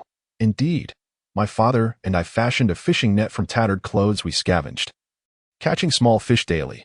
Although they were not large, they sufficed to stave off hunger. Then does that mean you have developed powers as well? Lin Juanxiong's inquiry echoed the curiosity shared by everyone present, who turned their gazes towards Jiang Kursen. Feeling the weight of their stares, she shyly nodded in acknowledgement. Indeed, I believe I have acquired the ability bestowed upon me by divine grace. And what, pray tell, is your ability? The crowd looked at her with urgent anticipation, for each revelation of a unique power afforded them a greater sense of security in this space. My ability, however, is rather weak. Beautiful lady, there is no need for modesty. Please do share your ability with us. Lin Juanxiong's wide eyes appeared almost bovine in their size. That I believe my powers are distant vision and X-ray vision. Distant vision and X-ray vision? Yes, I can see clearly up to 500 meters ahead of me, which is why I recognized Brother Wu Di from such a distance. Wu Di nodded in understanding. And what about X-ray vision? Gao Yuping inquired with intrigue. Sometimes, I can see through the surface of certain objects to discern what lies within. What, does that mean you can see through everything? Lin Juanxing exclaimed, hastily covering his chest with both hands. only to reconsider and quickly switch to covering his lower regions. His exaggerated actions prompted several men nearby to roll their eyes, while Jiang Kursen, momentarily puzzled, eventually responded with a bashful laugh. It's not what you think. What I see is akin to an X-ray, allowing me to discern only metallic objects, while other items appear merely as shadows. Upon hearing this, Lin Juanxiong lowered his hands, seemingly relieved, and chuckled. It's better not to see clearly indeed. Rest assured, Kursen wouldn't want to see that clearly either, lest she end up with needle marks. Alas, you little rascal, always contradicting me. Why would I end up with needle marks, while you don't? Needle marks? Why would I get needle marks? This Navi University student clearly hadn't grasped the implications of their exchange. Jiang Heading quickly intervened. Young lady, I'm hungry. I want to eat. Professor Jiang, whether intentionally or inadvertently, halted his daughter from further absorbing the men's crude banter. Jiang Kursen retrieved a small bag from her purse, revealing 5 tiny fish, each about the size of a thumb. Embarrassed, she smiled at the group. This is all that's left. With 4 people, plus the father and daughter, they totaled 6, yet only 5 fish were available. Clearly insufficient. Jiang Kursen understood the difficulty of finding food in such and from a distance. I witnessed Dr. Cheng's desperate attempt to drive through, yet it was evident that their vehicle was severely damaged. Utterly incapable of contending with the formidable horde of zombies, after a few futile collisions, several zombies seized the opportunity to invade the car, but it appeared that Yang Qi inside managed to dispatch them. At this juncture, Jiang Kursen paused momentarily, gazing at Wu Di, and inquired, has Sister Yang Qi also developed supernatural abilities? Her power must be speed, am I correct? Wu Di nodded in acknowledgement, which prompted Jiang Kursen to exclaim. No wonder. I thought as much. I could hardly discern how Sister Yang Qi struck. All I saw was the 2 or 3 zombies that entered being hurled out of the vehicle with their heads crushed. Then continue. Don't digress. What happened next? Lin Juanxiong implored, his round eyes wide with urgency. Subsequently, perhaps due to Yang Qi's actions inciting the wrath of the leading zombie, it, in a fit of rage, rallied the entire horde to encircle them. Upon hearing this, Wu Di and Gao Yupeng furrowed their brows even tighter, for they discerned a discordant term in Jiang Kursen's narrative. What transpired afterward, Wu Di prompted as Jiang Kursen hesitated once more. Lowering her head in sorrow, she continued in a barely audible voice, yet loud enough for all present to hear. They were caught off guard and tragically fell off the cliff. The group gasped in shock. Although they were already aware of the vehicle's plunge, they hoped Jiang Kursen might provide an alternate account. Yet, their hopes were dashed once more. However, we did not see their remains down below, nor even a trace of blood. Could it be that they have been devoured by the zombies? Tang Riong murmured in disbelief. No. Jiang Kursen affirmed with utmost certainty. They were certainly not consumed by zombies, for since I spotted them, my gaze never strayed. This is why I said I couldn't confirm seeing them. They vanished almost the instant the car plummeted. What? Vanished in an instant. The audience was taken aback by this revelation, for these were 5 living individuals. How could they simply cease to exist? Indeed, I too found it hard to believe at first. However, my X-ray vision allowed me to observe the vicinity clearly for half a kilometer. They were truly gone. And what about you? How did you end up surrounded by zombies? We attempted to come help, but instead of assisting, we inadvertently revealed our presence to the zombies. Thus, we fled desperately, and in the process, we spotted you, prompting our decision to regroup with you, which led to us being encircled. Chapter 92. The portal in the sky. Upon hearing Jiang Kursen recount the disappearance of Cheng Lufei and her companions, everyone was left in disbelief. How could 5 individuals simply vanish without a trace? By the way, you mentioned there was a leader among those zombies? Jiang Kursen nodded vigorously like a chick pecking at grains and replied to Wu Di. Yes, Brother Wu Di, this particular zombie differs slightly from the others. Although its body parts are indistinguishable from those of typical zombies, the most significant difference lies in its eyes, which can actually move. Eyes that can move, summon other zombies, and strategize to encircle others. Good heavens! Gao Yupeng exclaimed, incredulous as he rubbed his face, striving to awaken fully. Once he finished, he realized that everyone around him remained unchanged. Confirming that he was not dreaming, it was all real. He exchanged glances with Wu Di, who met his gaze in return, and together they voiced, do zombies possess intelligence? Though reluctant to accept this notion, Jiang Kursen's words undoubtedly validated their suspicions. Since their arrival, every encounter with zombies had revealed their chaotic and indiscriminate attacks. They would pounce without hesitation upon anything moving, lacking the capacity to retreat or discern when to cease their assault. Perpetually locked in a relentless state of aggression, Wu Di and Gao Yuping fell into silence. Wu Di, Gao Yuping. What shall we do next? Should we continue searching for Cheng Lufei and her group? Or press onward to Qiguang City?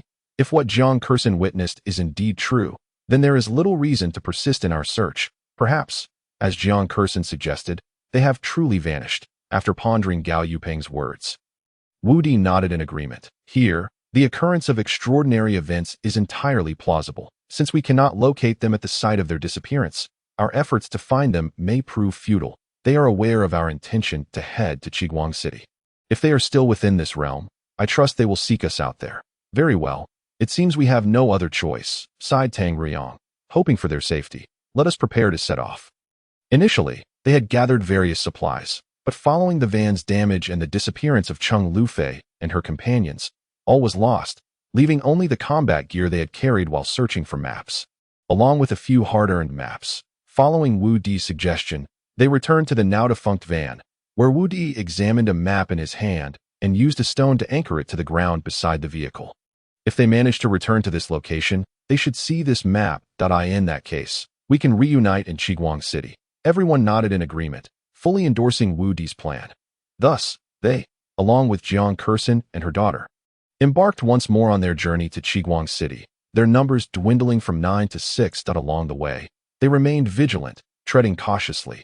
Yet, an unsettling sensation lingered, as though unseen eyes were watching them, but they could not pinpoint the source.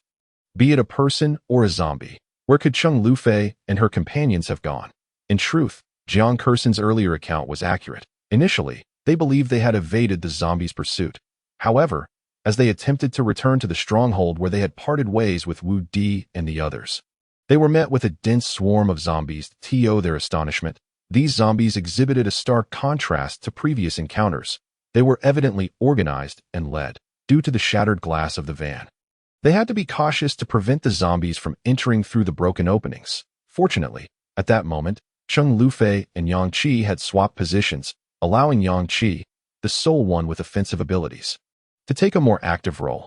Under the control of Cheng Lufei and Yang Qi, although their vehicle lacked the power to push through, the zombies barely managed to breach their defenses, and those that did were swiftly dispatched by Yang Qi.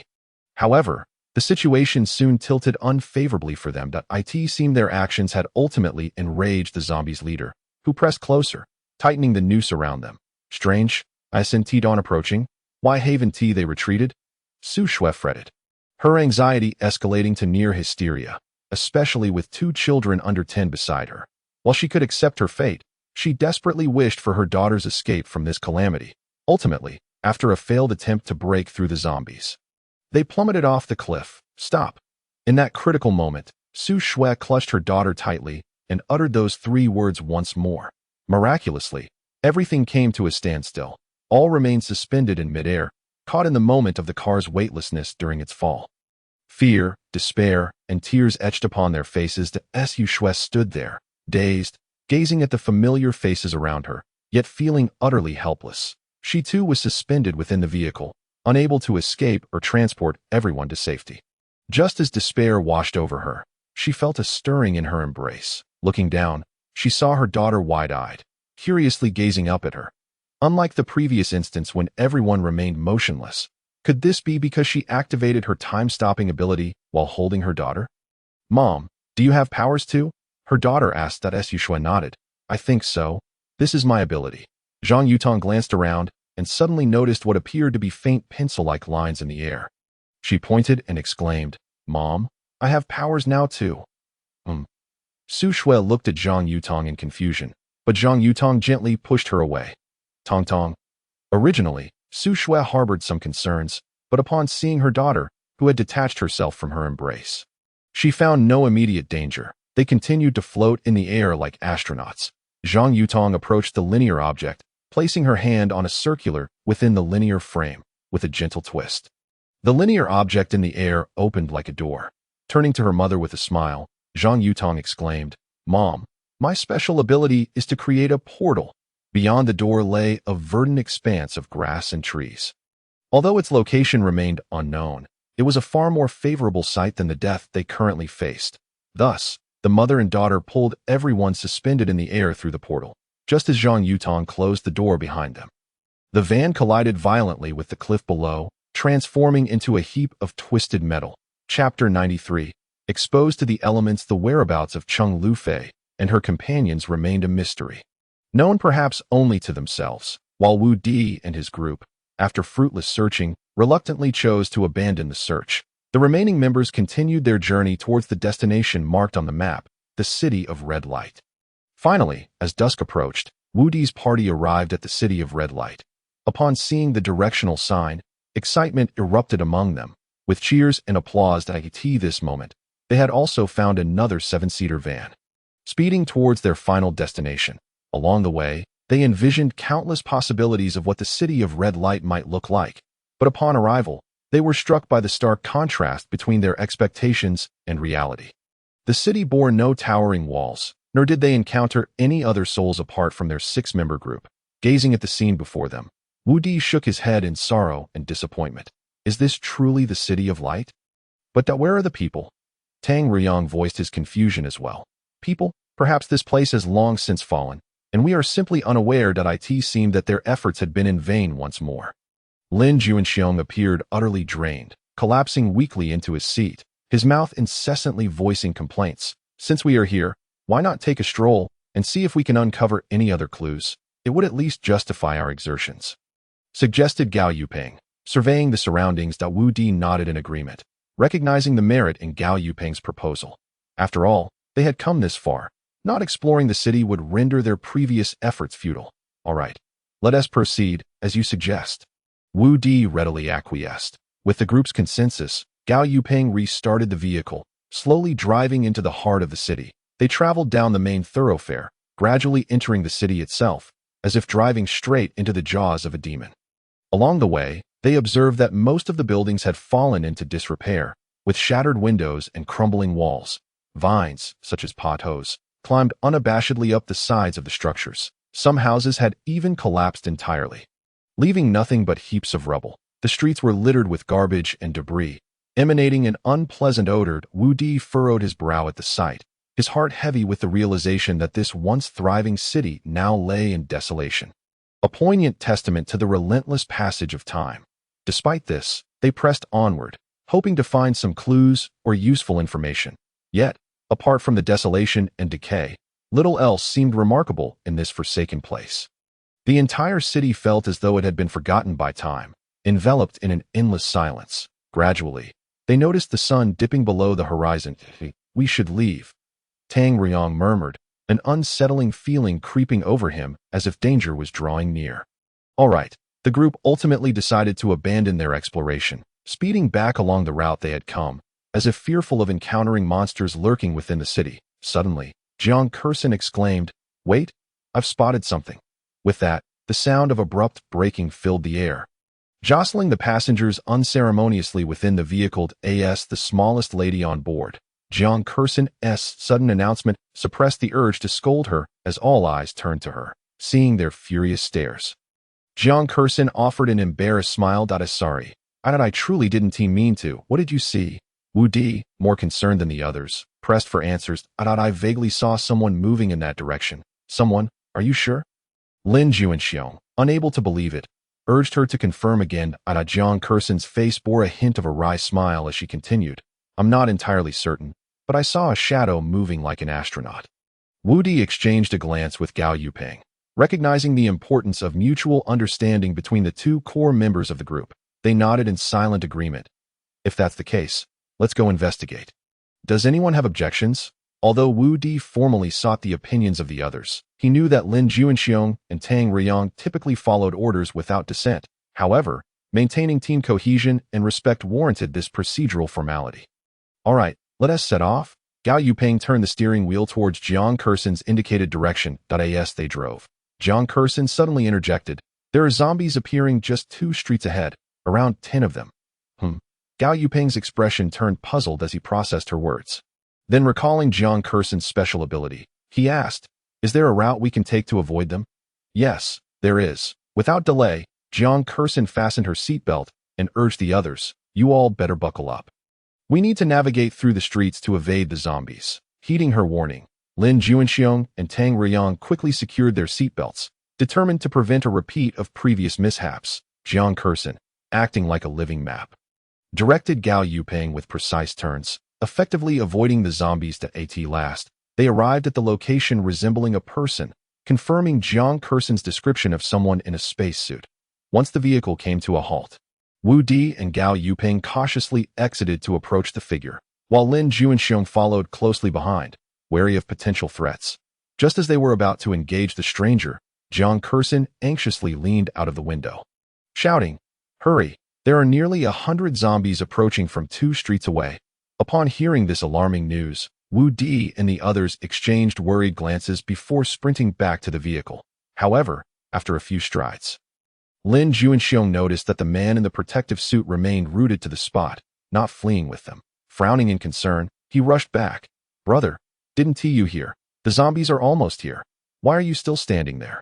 The man in the protective suit merely stared blankly at him, observing Lin Juanxiong's frantic demeanor. Eventually, he responded with a resigned shrug, patting his suit and succinctly stating, "It's heavy."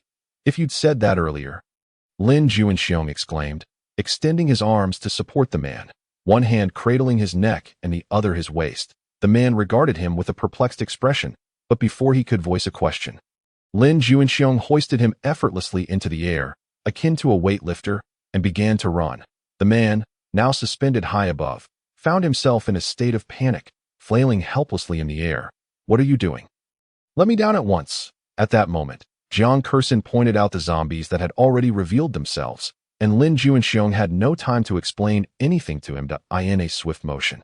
He threw him onto the vehicle, and the others scrambled in after him. Thus, 7 individuals were crammed into the confined space of the vehicle, particularly suffering due to the presence of the unfamiliar man whose protective suit took up an inordinate amount of space, much to the discomfort of those seated behind him. "Brother, even if that suit is rented, shouldn't you consider shedding it while we are desperately fleeing?" Lin Juanxiong called out helplessly, initially believing he would be more than willing to discard the cumbersome attire.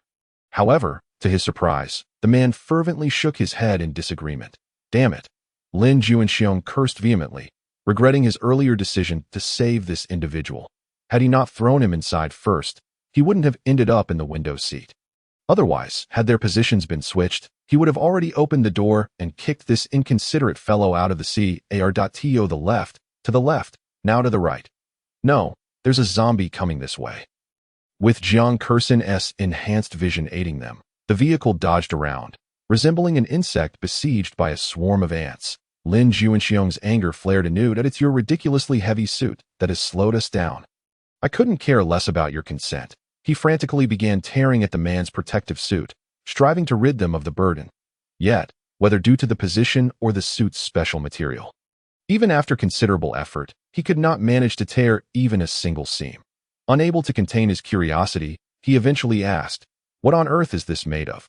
It's remarkably sturdy." Tang Riyang, who had been squished against the window, finally managed to glimpse the situation inside and was equally astonished. However, it was evident that none of them could provide an answer to this query. "Damn it, I have no idea." After several fruitless attempts, Lin Juanxiong conceded defeat. Meanwhile, the man's expression transformed from bewilderment to confusion, then to fear and relief, all within a few minutes. Although everyone was curious to know what he was thinking at that moment, they all understood that this was not the right time to ask questions. Ultimately, the vehicle was surrounded by a horde of zombies. "Brothers, it seems we have no choice but to fight," Tang Riyang said, a hint of fear creeping into his voice, yet resigned that in that case, "Let's each prepare our weapons and confront them," Gao Yang stated, his hands cracking ominously as he tightened his grip. "There's no point discussing it now. We just need to act." With that, Lin Juanxiong took the lead and exited the vehicle, slamming the door shut behind him. Seeing this, the others followed suit. Even the previously seated stranger exited without exception. At that moment, Wu Di quickly turned to the father-daughter duo, Jiang Hudong and Jiang Kursin. "You two should stay in the vehicle." Jiang Kursin, fully aware of her and her father's abilities, knew they could offer no assistance in a fight, and could only nod helplessly. Saying earnestly to Wu Di, "Please be careful," Wu Di, now outside, extended a hand toward her, signaling an okay gesture for reassurance. Strangely, as they disembarked, the surrounding zombies appeared unusually excited, yet did not immediately charge at them. Instead, they emitted a series of strange, high-pitched sounds. "What are they doing? Are they intelligent zombies?" Tang Ruyang mused, somewhat bewildered. Although they were likely facing an overwhelming number of zombies, he couldn't comprehend why they weren't attacking immediately. As if engaged in some form of communication. For now, there was no time to ponder. Kill one to break even. Kill two to profit. Let's charge. Gao Yupeng gritted his teeth, just as a whistle pierced the air. And the horde of zombies surged forward like a tidal wave.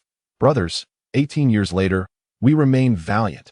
With that declaration, they exchanged what felt like their last words and immediately unleashed their abilities, launching themselves at the approaching zombies. Chapter 95. It's not us, it's him. As the sea of zombies surged toward them, the four men positioned themselves around the vehicle, prepared for battle. Their primary goal was to protect the professor and his daughter inside, while carving a path for their escape. Wu Di stood at the front, with Tang Ruyang to the right, Gao Yuping to the left, and Lin Juanxiong at the rear, while the stranger, inexplicably, found himself positioned on the right. They resolved to push forward, attacking as they advanced, intending to return to the vehicle once the zombie numbers thinned. Tang Ruyang was taken aback to see the stranger had exited the vehicle alongside them, noting with surprise that he bore no weapon. Could he truly fight the zombies in such a state? Before he could pose the question, the life and death struggle commenced. In the heat of battle, each individual was focused solely on their own survival. Upon exiting, Wu Di copied the abilities of the other three: firearms, strength, and plant manipulation, making him the most formidable among them at that moment. The vanguard. He switched between his three powers, dispatching the nearest zombies with ruthless efficiency. Meanwhile, the others, growing increasingly adept with their abilities, unleashed a flurry of attacks upon the frenzied zombies charging at them. The sight left the stranger in awe. Were they sorcerers? Not only could they breathe freely in the tainted air, but they also wielded magic to slay zombies. Who on earth were they? As he observed them discreetly, the others cast glances in his direction, curious whether he possessed any means of self-defense. Their astonishment was palpable upon realizing the truth. "Damn, I knew that cumbersome suit was not only heavy but also restrictive. Turns out it's your shell," Lin Juanxiong exclaimed, launching himself into the air and delivering a powerful kick to a zombie's head. Sending it flying like a soccer ball, the stranger found himself surrounded by 5 or 6 zombies. Despite their attempts to claw at him and gnash their teeth, their efforts were futile against the suit, which was akin to an impenetrable barrier. "Brother, while you may be protected, how do you intend to escape if they don't disperse?" Tang Ruyang remarked, ensnaring a zombie's head with his vine and swiftly dispatching it. The group pressed forward in their assault, but the stranger remained rooted in place, unable to move due to the overwhelming number of zombies encircling him, though he was safe for the moment. The question remained, what if they didn't manage to rescue him in time? Thus, Tang Ruyang and Lin Juanxiong, positioned closest to him, resolved to clear the zombies surrounding him to facilitate his escape. Their efforts, however, slowed their advance. At last, they succeeded in eliminating the final zombie in proximity to the stranger. "Brother, you really shouldn't linger here. You need to move." Before Lin Juanxiong could finish his sentence, an astonishing sight unfolded before them. The stranger's suit began to expand rapidly, transforming into a spherical shape. Before they could comprehend his intentions, the sphere rolled forward, and zombies were caught up in its wake. Much like a snowball gathering size as it rolled. In an instant, the once dense swarm of zombies scattered in all directions, creating an unexpected path ahead. The 4 men stood in stunned silence. A sudden honking sound broke through the air. Jiang Kersen had lowered the window and was shouting at them. "What are you waiting for? Get in the car now." Behind them lurked a horde of zombies, rapidly approaching. Upon hearing Jiang Kersen's words, the group snapped to attention, hastily rushing to open the car doors and clamber inside. Once Jiang Kersen confirmed that everyone was aboard, she pressed the accelerator without waiting for the doors to secure. And the vehicle surged forward. In an instant, it collided with 6 or 7 zombies that had not yet dispersed. Wu Di glanced through the rear window, and, indeed, not far behind them was a throng of zombies, sprinting toward their direction. "What the hell? Why are there so many zombies? This is far from a city of light. It's more like a city of the undead," Lin Juanxiong exclaimed, his frustration palpable as he pounded on the back of the vehicle. Hurry up, girl, faster. Even with my fighting prowess, there's no way I can fend off so many zombies without being turned into shredded calamari. As the swarm of zombies pursued them relentlessly, Jiang Kursin felt tears welling in her eyes from sheer anxiety. Lin Go, it's not that I'm not speeding up. I've already pushed the pedal to the metal. The distance between them and the zombies was closing rapidly, and it seemed inevitable that they would catch up. Just then, Wu Di suddenly had a thought and quickly asked Jiang Kursin, Kursin, which direction was that strange man in? He directly in front of us. Jiang Kursin swiftly scanned her surroundings down. No, at a time like this. He's just running off on his own, not even bothering to help us. Why should we care about him? Mentioning the man ignited Lin Juanxiong's irritation. Despite his considerable strength, he felt exasperated that the man had not offered any assistance. Reflecting on their earlier concern for his safety, they had even invited him to escape with them. However, Wu Di disregarded Lin Juanxiong's grievances and urgently instructed Jiang Kursin, let us not head in the same direction as him. We need to change course. Huh? Jiang Kursin was momentarily puzzled by Wu Di's intent to to the right. We need to veer right, Gao Yupeng chimed in. Aware of the urgency of their escape, Jiang Kursin complied and swiftly turned the steering wheel to the right. Just as it seemed the zombies would pounce upon the vehicle, the sudden shift in direction caused the horde to veer off in a different trajectory. Jiang Kursin watched as the zombies receded into the distance. Still struggling to comprehend the situation. Indeed, they were not chasing them, but rather the mysterious figure ahead. Chapter 96. Biodiversity. As they observed the zombies fading away, the group collectively exhaled in relief. They exchanged glances, each face reflecting the exhilaration of having survived a harrowing ordeal. What on earth was that guy doing? But I must admit, his high-tech attire was truly impressive, Lin Juanxiong mused. His initial resentment towards the enigmatic man giving way to curiosity and bewilderment. Recalling the man's space-age ensemble, Lin Juanxiong couldn't help but chuckled. He had initially thought the outfit was absurd, yet it possessed such formidable capabilities, offering protection from bites while allowing for rapid escape. Truly astonishing. Lin Juanxiong pondered, how marvelous would it be to possess such gear myself? He must be a local native. If he were one of us who fell from the plane, there's no way he could have crafted such specialized zombie fighting apparel in such a short time. Gao Yuping speculated, gazing out the window.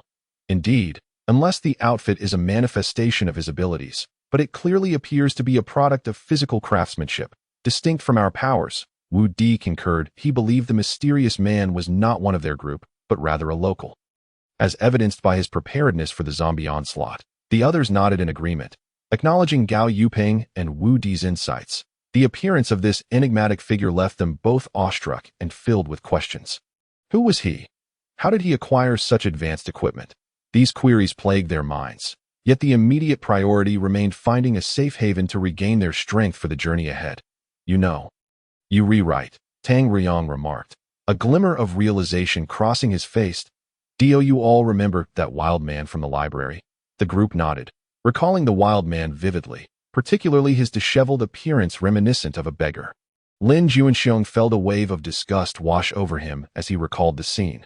That wild man had used the flesh of living zombies to bait rats, an abhorrent act. Fortunately, among them was an ability user capable of conjuring fruits, sparing them from starvation. Lin Juanxiong silently thanked his luck. Without Tang Ruyang, they might have found themselves in dire straits, contemplating consuming those revolting substances. After all, when faced with true hunger, people often resort to desperate measures to procure food, even if it meant swallowing down repugnant zombie or rat flesh without hesitation. Tang Ruyang continued, based on our previous observations, consuming local creatures may trigger our abilities. However, that wild man devoured an abundance of rat meat without exhibiting any signs of power. This revelation piqued the group's interest, prompting them to ponder the underlying reasons.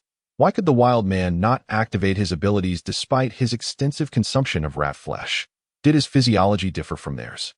Or were there other factors at play inhibiting the activation of powers? Wu Di nodded in agreement, acknowledging the validity of Tang Ruyang's point. Perhaps the effects of these abilities are limited to us outsiders, and do not apply to the local inhabitants, he added. Nonetheless, Gao Yuping could not help but shake his head, stating, even so, the contrast between the library's wild man and this individual is simply staggering. He expressed his astonishment at the vast disparity between the two figures, one resembling a primitive savage while the other appeared to hail from a futuristic realm of advanced technology. Jiang Kursin and her father remained silent, listening intently, as they had not personally experienced the events of the past and could only rely on others' narratives to grasp the truth. Perhaps it's due to environmental differences, Tang Ruiyang pondered. Consider that the library's individual lived in a relatively isolated setting, while this man survived in the outside world. The environments they inhabit may exert different influences on their bodies and lives.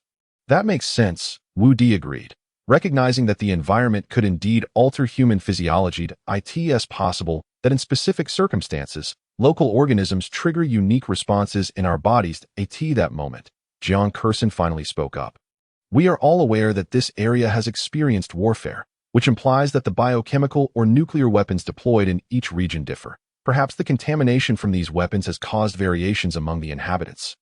Much like the mutated cannibal monkeys and vultures we encountered earlier, though they too were contaminated, they still retained signs of life.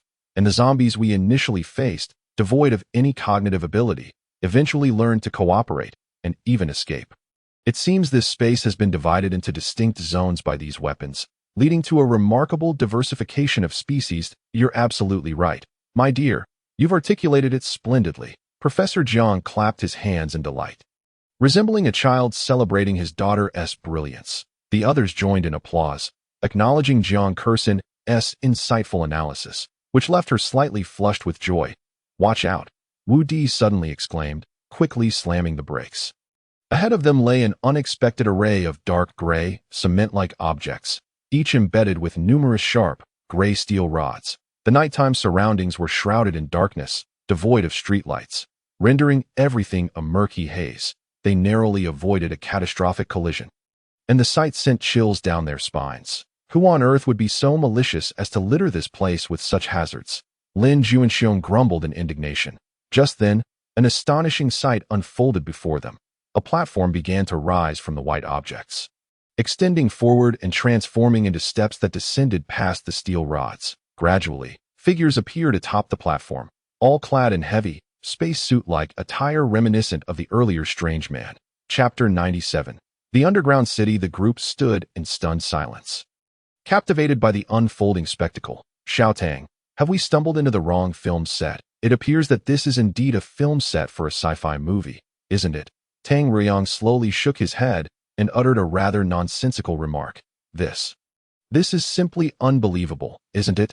Suddenly, two individuals hastily descended from the group. They walked down the stairs at a leisurely pace, approaching the others. Should we get out of the car? Jiang Kursin glanced at the crowd, seeking their opinions. No. Before anyone could speak, Professor Jiang shook his head vigorously, seemingly harboring a strong aversion to these individuals. Observing this, Wu Di furrowed his brows and inquired, Professor Jiang, why not? Is there something wrong with these people? No, Professor Jiang reiterated, offering no explanation for his stance. What are we afraid of? They are unarmed. How could they possibly intimidate us? Besides, we came here precisely to seek out the inhabitants of this space in hopes of finding a way back. If we don't engage with them, how can we gain any understanding? Lin Juanxiong interjected boldly, his words undeniably reasonable. Coupled with Professor Jiang's inability to provide any rationale, it remained unclear whether it was his unique ability or mere personal reluctance that deterred him from exiting the vehicle. Regardless, Wu Di concluded, we must confront this situation. Everyone needs to exercise caution. With that, he opened the car door and stepped out, followed closely by the others. Although Professor Jiang wished to resist, seeing his daughter exit compelled him to follow suit. Greetings and welcome to the city of Bright Hope, Qiguang City. The leader of the group, a man with a square face, thick brows, and bright eyes, stood taller than Lin Juanxiong, exuding an undeniable aura of authority. He briskly approached, shook hands with Wu Di and the others, and introduced himself. I am Yuan Jishan, the deputy mayor of Qiguang City, and this is my assistant, Liang Wei. Observing no malice from the man, Wu Di and the others introduced themselves in turn. However, they refrained from mentioning their origins from an alternate dimension, instead claiming to hail from a secluded mountainous region. This was not entirely deceitful, as their landing site had indeed been in the deep mountains. Welcome. It has been quite some time since Qiguang City has received new guests, Yuan Jishan gestured for them to follow, and they ascended the peculiar staircase together. The people on the platform nodded in acknowledgement, and for reasons unknown, Wu Di sensed an odd excitement radiating from them. Perhaps they had not encountered strangers in quite a while. As they followed Yuan Jishan, they entered an unusual cement area that housed an elevator leading underground. The surface was covered with a thick sheet of metal, suggesting that when the elevator descended, the metal would seal it off. This design likely served to protect them from nuclear radiation and biological threats during the war. As Wu Di observed this, a hint of hesitation crept in. He glanced at Gao Yuping and the others. Noticing their expressions mirrored his uncertainty. "What's wrong, Mr. Wu? Aren't you here seeking refuge?" We certainly are," Lin Juanxiong responded, taking the lead into the elevator. They had come this far. Retreating was not an option. Thus, the group, shedding their doubts, stepped into the elevator. Seeing this, Yuan Jishan's earlier displeasure transformed into a warm smile as he joined them. The elevator descended for quite a while before suddenly opening to a vast expanse. Leaving everyone in awe, they were greeted by an enormous underground city, stretching about 3 to 4 kilometers in length. From their vantage point, it was as if they were looking down from the heavens. Below lay streets, buildings, open squares, and even 2 winding underground rivers coursing through the city, resembling the world above, save for the absence of sunlight and stars, with illumination provided solely by artificial lights. In the center of this underground city stood a towering structure, adorned with 4 electronic clocks. Wu Di glanced at his wristwatch, noting that the time displayed on the clocks matched his own, suggesting they used these to distinguish day from night. Moreover, from the elevator, they spotted similar elevators integrated into the distant walls, 8 in total, strategically positioned in the corners of the cubic underground city. As their elevator came to a halt in a square, they found themselves amidst a throng of people, likely gathered to welcome them. As the elevator doors opened, several children rushed forward, bearing flower garlands, which they draped around the newcomers' necks. Tang Ruyang curiously touched the vibrant blooms, discovering they were mere artificial flowers. The residents here did not wear peculiar space suits. That moment, an elderly man approached them, his kind eyes twinkling as he greeted them with a warm smile. Wu Di and the others reciprocated, offering their greetings in return. The elder spoke. "Welcome to our underground city of Qiguang. I am Jiang Wentao, the mayor here. You will receive the best protection, but we also have some rules that we hope you will adhere to." He paused before continuing. "First, no one may leave the city without permission. Second, everyone must contribute to assigned labor. And lastly, and most importantly, all contact with the outside world is strictly prohibited." Wu Di and his companions exchanged glances, contemplating the implications of these rules. While they appeared stringent, they recognized that such measures might be necessary for survival in this post-apocalyptic world. They resolved to accept these conditions for the time being, eager to see how events would unfold. After all, finding a means to escape this realm would be ideal, but if that proved elusive, they would need a community in which to reside. Deputy Mayor Yuan Jishan bid farewell to Wu Di and his group as he went to change out of his cumbersome attire, while Mayor Zhang led them through the square towards the central tower. Along the way, the townsfolk regarded them with curious glances, yet maintained a demeanor of politeness and friendliness. Wu Di observed that life in this place appeared orderly. The inhabitants seemed well adjusted to their subterranean lifestyle. Chapter 98. The tattered siblings. Wu Di surveyed the crowd lining the streets, a smile masking a hint of concern, for he perceived the city's underlying disparity. While the urban layout was commendable and the citizens welcomed them with cheerful faces, he discerned a hierarchy at play. Those closest to them donned respectable attire, while further back, beyond a subtle barrier, he could glimpse individuals in tattered clothing, their faces smeared with grime, an image that contrasted sharply with his initial hopes of encountering an advanced civilization. As they proceeded, a ball unexpectedly rolled towards them, accompanied by 2 children, one larger and one smaller. The appearance of these children sparked a minor commotion among the crowd. In an instant, 2 men in suits and sunglasses, resembling bodyguards, rushed forward. One retrieved the ball, while the other blocked the children's path. "You little rascals, who allowed you to come out?" The older boy, perhaps 7 or 8, finally caught up with the younger girl, who was about 4 or 5, and shielded her protectively. "We're sorry. We'll leave right away." The boy's voice trembled with fear. That moment, the man obstructing their path brandished a device resembling a small flashlight, pressing a button that produced a glowing whip before Wu Di and the others could react. The man lashed out at the children. Upon contact with the boy, he convulsed uncontrollably, as if struck by an unseen force, and a scorched mark appeared on the tattered fabric of his clothing. "Get out of here, now!" Just as the man prepared to strike again, he found his arm immobilized. It was then that he realized someone had firmly grasped his wrist. "Hey, they're just children. Why are you being so brutal?" Lin Juanxiong, initially inclined to reproach the man, suddenly remembered they were in unfamiliar territory and withheld his outburst. Due to the fact that the man was wearing sunglasses at that moment, his expression remained completely obscured. However, Lin Juanxiong was acutely aware that this individual was far from submissive. He could still sense the man's exertion of brute force, as he attempted to swing his hand towards the child with such intensity that the veins in his neck were visibly protruding. 16. Do not be unreasonable. We must coexist peacefully with our new family members. At this juncture, the mayor, Jiang Wentao, finally spoke up. 16. Wu Di privately found the name rather peculiar and noticed a circular logo on the left side of the man's chest, upon which the number 16 was embroidered.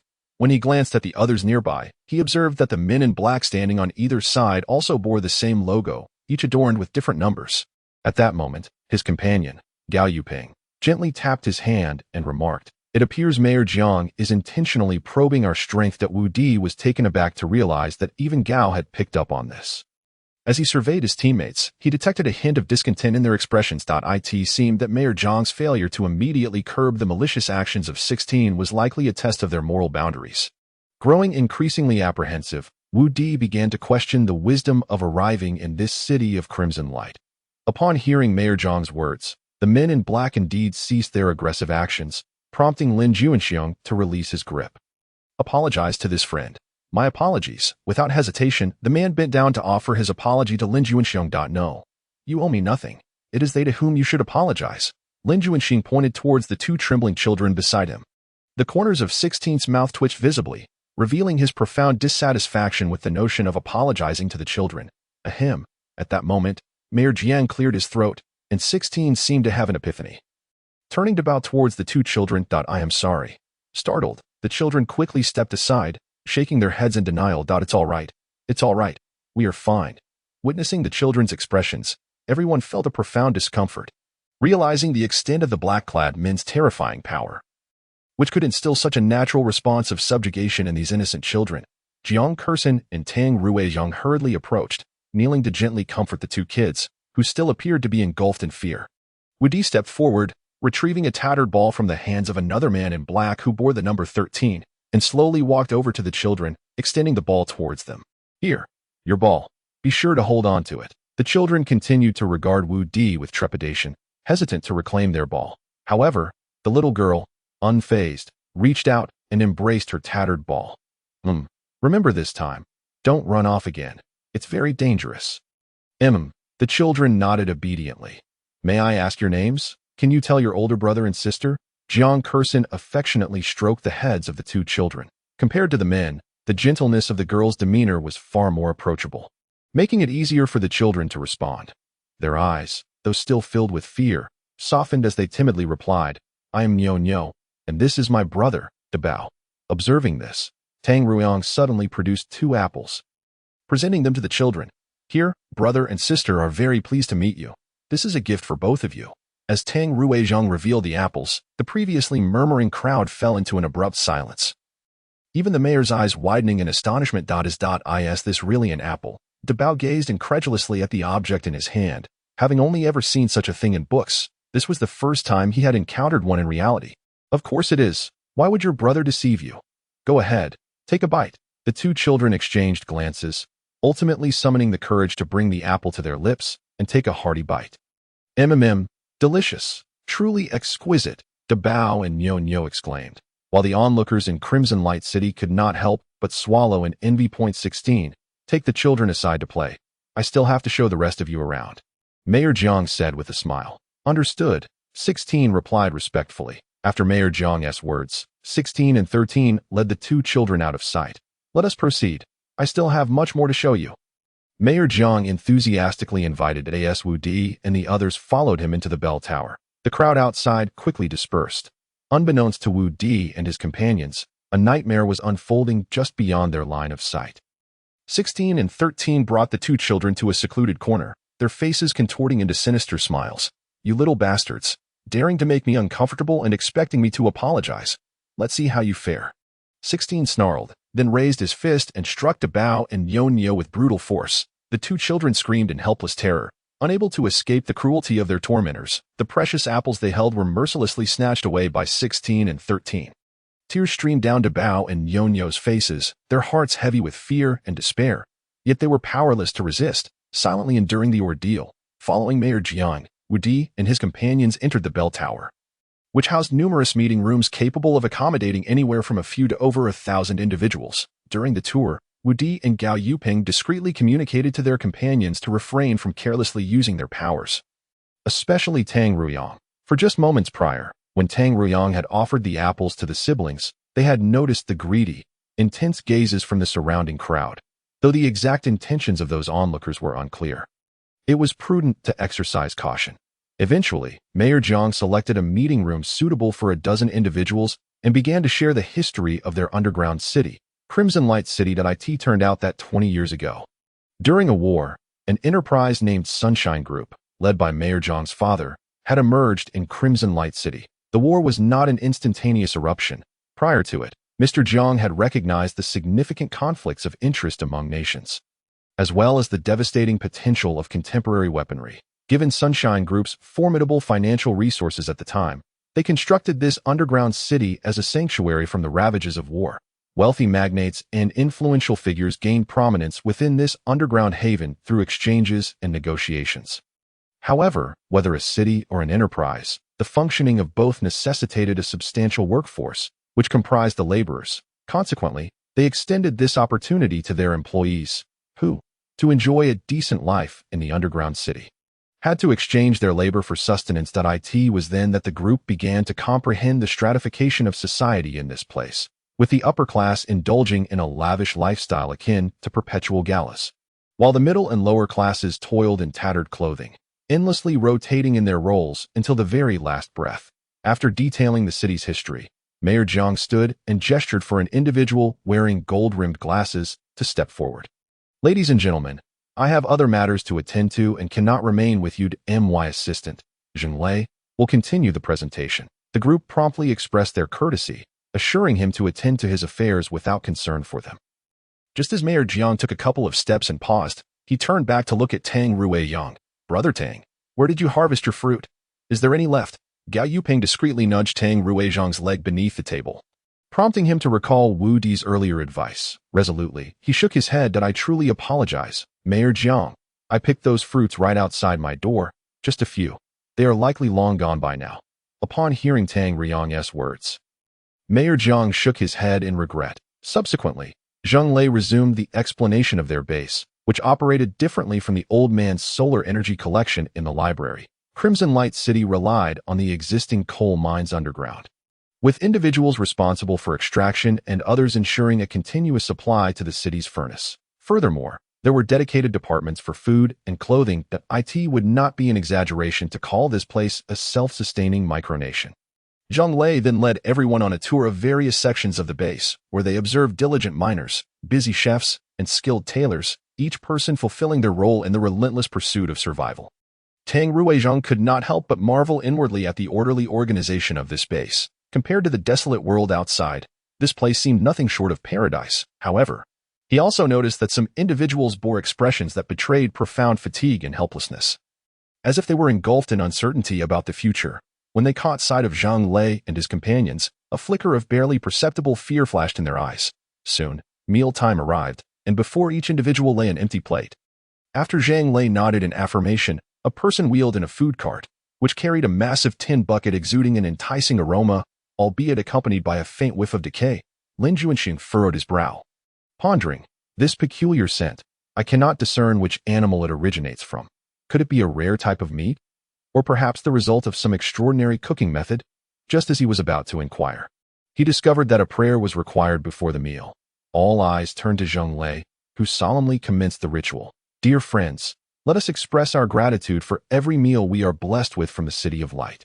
May the Lord protect us and bestow his blessings upon us. Amen." After concluding the prayer, Zhang Lei smiled and gestured for everyone to begin their meal. At that moment, Lin Juanxiong could no longer contain his curiosity. He raised his hand like a student and asked, "Mr. Zhang, may I inquire what type of meat this is?" Zhang Lei was momentarily taken aback, not expecting such a question. After a brief pause, he replied with a slight smile. "Mr. Lin, you must understand that we are in an apocalyptic world, and at this moment, we are deep underground. The meat we consume comes from animals we have raised ourselves. The environmental factors underground inevitably differ greatly from those above, which might result in a variation in the taste of the meat. However, please do not worry, for all the citizens of Qiguang City have been eating this meat for nearly 20 years. As you can see, our health has remained robust." Lin Juanxiong nodded in acknowledgement and refrained from further inquiries. Yet, as he brought the meat closer to his mouth, he ultimately lacked the courage to take a bite. For the flavor reminded him of the odors from the library, conjuring images of the mice awaiting slaughter. With such thoughts, his appetite waned further. The same sentiment was shared by the other 3 individuals who had also visited the library, as they too recognized the similarity in taste. After a few bites, Jiang Kursin noticed the peculiar reactions of her companions and discreetly nudged Professor Jiang, urging him to stop eating as well. Before long, Zhang Lei detected the unusual behavior around him and looked up, puzzled. In a world where food was scarce, having even a morsel to eat was a tremendous blessing. That as someone who had almost exclusively consumed this food since birth, he could not fathom why it would be deemed problematic. "Why aren't you all eating?" he inquired. "Though, we're not hungry. I haven't had much of an appetite lately. I've been suffering from a stomach flu." In response to Zhang Lei's question, everyone offered various excuses. "What a pity. If you don't eat now, we may have to wait until tomorrow for another meal." He lamented that it was then revealed that the citizens of Qiguang City were accustomed to only 1 meal a day. Zhang Lei assumed that once they learned of this, they would devour their meals, but to his surprise, they still did not pick up their utensils. They were not particularly concerned about having only 1 meal a day, especially with Tang Ruiyang as a mobile source of food, capable of providing fruits and vegetables, so they felt no anxiety over food scarcity. Witnessing their steadfastness, Zhang Lei chose not to press the matter further. Suddenly, a person hurriedly entered and whispered a few words in Zhang Lei's ear. The words were too soft for those nearby to hear, and Zhang Lei's eyes darted around, lost in thought. Finally, he stood up, smiling apologetically at everyone. "I sincerely apologize, everyone. I have a pressing matter to attend to. After the meal, someone will escort you to your resting quarters. This afternoon, we will proceed with the work allocation, and I hope everyone will be punctual. Mr. Zhang, please attend to your matters. There's no need to mind us. Indeed, we are all adults and can take care of ourselves. You go ahead." As Zhang Lei exited the room, the tension among the group dissipated. "Lin Yi, aren't you usually the one salivating over meat? Why aren't you eating?" Tang Ruiyang teased, grinning at Lin Juanxiong. "I do love meat, but I am rather discerning when it comes to what I consume." Lin Juanxiong retorted, "Brother Lin, does that mean you know what kind of animal this meat is from?" Jiang Kursin asked curiously, despite her own reservations about the peculiar taste. "I believe it is." Just as he was about to speak, Lin Juanxiong abruptly silenced himself. Although he suspected the meat was indeed rat meat, he chose to withhold his conjecture, fearing it might affect Professor Jiang and his daughter's appetite, seeing that she had not received the answer she sought. Jiang Kursin turned her gaze back to the other 3 individuals. However, they quickly feigned ignorance, avoiding her gaze entirely. Realizing that she could not elicit any further information, Jiang Kursin decided to abandon her inquiries, declaring herself uninterested in the meat on the table and requesting Professor Jiang to eat less. Before long, mealtime concluded, and Zhang Lei's prediction held true. Shortly thereafter, someone came to escort them to their quarters for rest. The brief respite, lasting only 2 hours, was immensely gratifying for the group. After all, remaining constantly vigilant against bizarre creatures in the outside world had left them utterly exhausted. At this moment, they could rest without the looming threat of strange beasts or zombies. For them, it was an unparalleled sense of happiness and relaxation. In the afternoon, everyone reconvened in a larger conference room. Besides Zhang Lei, the assistant to the deputy mayor was present, but the mayor himself was conspicuously absent. Considering their status as ordinary citizens of Qiguang City, it was understandable that the mayor would not be frequently among them. The 2 leaders had already honored them by accompanying them for the morning. "I trust you have all become acquainted with the various regulations governing Qiguang City." Upon receiving affirmative responses, Zhang Lei summoned someone from behind to bring forth a box. given the diverse array of jobs available in Shiguang City. We have written down all the different roles on slips of paper and placed them into this box. What follows is a matter of fate. With that, he handed the box to the first person on his left. Wu Di, unfazed, smiled slightly and reached into the box. Moments later, he retrieved a slip of paper and handed it to Zheng Lei and the others beside him, standing back to await the announcement of results. Underground coal mine. Zheng Lei glanced at the paper and then at Wu Di and the others. Before long, they had all been assigned their respective roles. Wu drew the most labor-intensive position, supplying the entire Qiguang city with light. Lin Juanxiong was assigned to the breeding grounds, which aligned with his earlier inquiries about the source of the meat. Gao Yupeng received a role in town management, while Tang Riyang was tasked with garment production, and Jiang Kursin was assigned to cleaning management. Even Professor Jiang could not escape his fate of being assigned work. Despite the group's insistence that he should be exempt, the regulations of Qiguang City dictated that no one could be idle and undeserving. Thus, he was placed in the packaging and processing team. Zheng Lei closed the box and clapped his hands. Well then, since everyone has drawn their respective roles, let us all commit to our tasks. Tomorrow morning, someone will come to guide you to your work locations. For now, please return to your quarters and prepare for the new chapter of your lives. As people departed, they harbored a mixture of anticipation for the future and trepidation about the unknown. Wu Di glanced at the slip of paper in hand, chuckling wryly. An underground coal mine. I hope it won't be too arduous. He recalled the Earth of yore, where humanity toiled tirelessly merely to survive. Now, in this apocalyptic world, they were still compelled to forge their future with their own hands. Lin Juanxiong, on the other hand, was filled with curiosity about his role, eagerly looking forward to exploring the breeding grounds. Gao Yupeng appeared calm, confident that town management would pose no challenge. Tang Riyang and Jiang Kursin also contemplated their respective tasks. That night, as they lay in bed, their minds were awash with thoughts.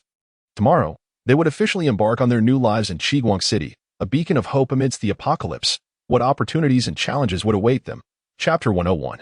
Underground miners at the break of dawn the next day. As the clock heralding morning rang through the underground city, everyone was prepared to set off for their designated workplaces. Each face bore a hint of anticipation, yet predominantly reflected nervousness and unease. However, upon arriving at their destinations, they would soon realize that the distances between them were increasing. It turns out that not only do their workplaces differ, but even their accommodation issues have been resolved. They will no longer reside together. Wu Di had once suggested to Zheng Lei the possibility of everyone continuing to live in the same quarters, believing it would foster team cohesion and enable them to better care for one another. However, Zheng Lei's response was somewhat disappointing. This arrangement was mandated by the leadership, aimed at managing work more efficiently and ensuring convenience in daily life. The same applies to other teams. Perhaps you can choose to gather on your days off. Although this reasoning may seem plausible, for Wu Di and his companions, such separation signifies the loss of an important support system. They had initially hoped to support one another through challenging times. It now appears that this aspiration is likely to remain unfulfilled. Faced with such circumstances, Wu Di could no longer uphold his opinion. After all, this is someone else's territory, and they must respect the local regulations and arrangements. Consequently, he could only resign himself to reality. The thought of never again savoring Tang Riyang's fresh fruits, coupled with enduring the dark, foul-smelling food, made everyone furrow their brows in dismay. They found it hard to envision how they could adapt to such a dietary environment. Nevertheless, they all understood that having arrived here, they must learn to adjust. Perhaps, over time, they would gradually acclimatize to this foreign way of life. Yet, for now, their hearts remained heavy with apprehension and unease about the future. Well, now that everyone has been assigned, let us proceed to our respective posts. They embraced each other like family, offering words of encouragement. Each of them took 2 large apples conjured by Tang Ruiyang. Feeling a deep sense of reluctance as they waved their farewells and boarded the vehicles heading to their destinations. Wu Di sat in the car, gazing out the window, where the ceiling appeared shrouded in a dull gray, invoking a sense of oppression within him. This environment stirred a profound unease in his heart. Though he could not articulate the precise cause, he could only silently pray that his fears were unfounded. After all, according to his replicated extraordinary abilities, being separated from the group rendered him akin to a mere shell of his former self. The vehicle continued onward, soon arriving at an expansive, desolate area. Situated far from the city center and nearly at the edge of the subterranean city, here, Wu Di could still see those clad in black attire, wearing sunglasses. Yet, these individuals stood rigidly, their expressions solemn. As though executing some significant task, their gazes were cold and piercing, imparting an air of authority. Each of them wielded weapons resembling electric batons, while the workers entering and exiting below appeared grimy. Though working underground inevitably left them dirty, Wu Di could not shake the feeling of being in a purgatory. Get down. Before long, his thoughts were validated when the black-clad figures approached him unceremoniously. Their tone far from friendly, demanding that he exit the vehicle at that moment. He wished to return to the car, but he knew he could not, so he reluctantly chose to disembark, if escorted like a prisoner. Wu Di followed two men in black deeper underground. Soon, he was led into a narrow room furnished with a simple table and a few chairs. One of the men in black took a seat, regarding Wu Di with an icy demeanor. Name: Wu Di. Age: 23. As the man recorded this information, he continued his inquiries. Do you know why you've been brought here? Wu Di clenched his fists nervously. Isn't it that those who remain in this city must have corresponding job assignments? Indeed, your group is required to undergo specialized training. Only by passing this training can you stay here to work. Failure to qualify may result in elimination, the man in black stated expressionlessly. Wu Di felt a weight settle in his chest. He understood that matters were not as simple as they seemed. However, it appeared he had no choice but to forge ahead. Clearly, someone had deliberately orchestrated their separation. Subsequently, Wu Di was assigned to a four-person room. After hastily organizing his belongings, he was taken to the innermost depths of the base. Along the way, Wu Di marveled at numerous astonishing sights. In this underground realm, he beheld an array of mechanical facilities and vast transport pipelines, all dedicated to the excavation and transportation of coal. As they ventured deeper underground, he began to feel a stifling sense of oppression. When they finally arrived at their destination, Wu Di was left dumbfounded by the sight before him.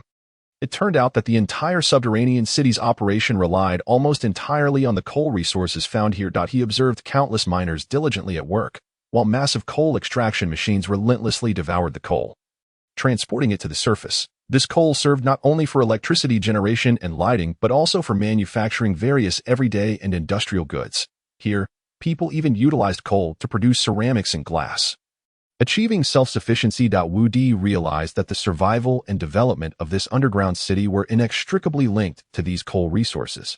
Yet, he also comprehended that excessive exploitation of these resources could yield unpredictable consequences for the city. It was no exaggeration to say that this place seemed to be the very heart of Red Light City. Subsequently, he was assigned a shovel, tasked with continuously shoveling coal from the adjacent mine into the iron furnace that opened and closed rhythmically.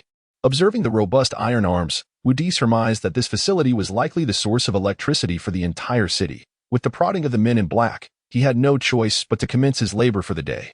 Perhaps due to his exhaustion and hunger, even the unfamiliar meat he had previously deemed inedible was consumed with a fervor. After the meal, Wu Di continued to wield the shovel, laboring diligently. His sweat mingled with the coal dust, creating a dark amalgamation. Prolonged toil gradually sapped his strength, yet he persisted. During this interval, he witnessed several individuals receive electric shocks from the batons wielded by the men in black for their sluggishness. In that moment, he possessed no extraordinary abilities, and he wished to avoid such punishment. Moreover, he discerned that among their group, he had been assigned to the most arduous locations, leaving him to ponder whether this was a deliberate act or merely coincidence. Chapter 102. What if I don't? After enduring an arduous day of labor, Wu Di found the workload overwhelming. Relying solely on the two apples to replenish his energy felt utterly futile. At that moment, he could think of nothing more than satisfying his hunger, regardless of the nature of the food. To him, anything edible was the best choice. However, as he began to sample the food, he suddenly became aware of a striking difference. The meals provided in the mine were entirely dissimilar to those he had consumed at headquarters. Although still dark, the meat bore a significantly reduced blood odor. This change puzzled Wu Di, prompting him to ponder the underlying reasons. Could it be due to the environment, or the cooking methods, or did the food itself originate from a unique source? A flurry of questions flooded his mind, plunging him into contemplation. After finishing his meal, Wu Di returned to his dormitory, where he finally met the three roommates he had not encountered during the day. Hello, I am Wu Di. I look forward to your guidance in the future. As they shared the same room, Wu Di hoped to foster good relations with everyone. Hello, my name is. A slender man with elongated eyes and a modest stature attempted to greet Wu Di enthusiastically, only to be silenced by a robust man who cleared his throat, causing him to retract his smile. Wu Di could not discern whether the man was responding to him or merely speaking to himself. but he barely uttered the words Chu Dong in an exceedingly quiet voice. Afterward, he quickly turned away, lying on his upper bunk, enveloped in a blanket, which Wu Di noticed quivered slightly. Wu Di watched the unfolding scene with a sense of bewilderment. Unsure why the muscular man behaved in such a manner or why Chu Dong appeared so intimidated. The imposing figure then turned to face Chu Dong's bunk, coldly stating, "Speak less and work more from now on. Do you understand?" "Why, yes," Chu Dong replied, muffled beneath the blanket. Although covered, Wu Di could faintly hear his words that a sense of confusion washed over Wu Di. He wondered if there was some underlying conflict between the two. However, he felt it unwise to pry further, having just arrived and lacking clarity on many matters. Thus, he resolved to observe for a while longer. Wu Di shifted his gaze to the brawny man and another slender individual. From their expressions directed at him, Wu Di could distinctly sense their hostility and wariness. Since they showed no intent to befriend him, he saw no need to impose himself upon them, seeking warmth where none existed. With that thought, he gradually withdrew the friendly smile that had graced his face. Looking around and raising his gaze, Wu Di found himself in a shabby dormitory that resembled a prison cell, and a wave of frustration washed over him, causing his spirits to plummet. It was evident that the time had come for everyone to return, and the dormitory instantly erupted into a cacophony of noise. From every room, a medley of sounds emerged, joyful laughter, desperate pleas, and heart-wrenching sobs, all intertwining to create a dissonant symphony. That Wu Di endeavored to recalibrate his mindset, striving to maintain his composure. He then ambled over to the only rickety table in the room and gently took a seat. Subsequently, he retrieved a book he had discovered at the library outside, attempting to immerse himself in its pages and forget the surrounding clamor. Unfortunately, despite his best efforts to block out the tumult, the din of the dormitory continued to infiltrate his ears, rendering it impossible for him to focus on the text before him. At that moment, a sudden knock sounded at the door. Wu Di hastily rose to answer it, only to find a middle-aged man with a warm smile standing outside. "Hello, I am the administrator here. I need to discuss a few matters with you," the man stated. After delivering his message, the administrator's keen gaze swept across the room before settling on Wu Di. "Given that you are new here, I would like to offer you some advice. It is best to avoid causing trouble and to refrain from getting too close to certain individuals. Moreover, it is advisable not to wander about at night. The mining area is not safe." With these words, the administrator cast a meaningful glance at two men in the room who regarded Wu Di with hostility, though he did not vocalize his thoughts. His expression conveyed a clear warning. "Understood. Thank you," Wu Di responded gratefully, nodding in acknowledgement. After bidding farewell to the administrator, he returned to his bed, yet his mind remained restless. The surrounding noise continued to reverberate in his ears, preventing him from concentrating on his thoughts. He shook his head in resignation, deciding it would be best to sleep, and thus stowed away the book, preparing to retreat to his bed. As the last arrival in the room, his bunk had been assigned to the upper berth above a burly man. Just as he approached his bed, he noticed the tall, slender man in the lower bunk slowly making his way to the door, quietly locking it behind him. This action did not escape the attention of Wu Di, who feigned nonchalance as he approached his bed. Just as he was about to climb up, the man in the lower bunk suddenly thrust his leg out, attempting to kick him. Anticipating the move, Wu Di easily sidestepped the kick, stepping back 2 paces while casting a glare imbued with anger. "What was that for?" he demanded. "Ha.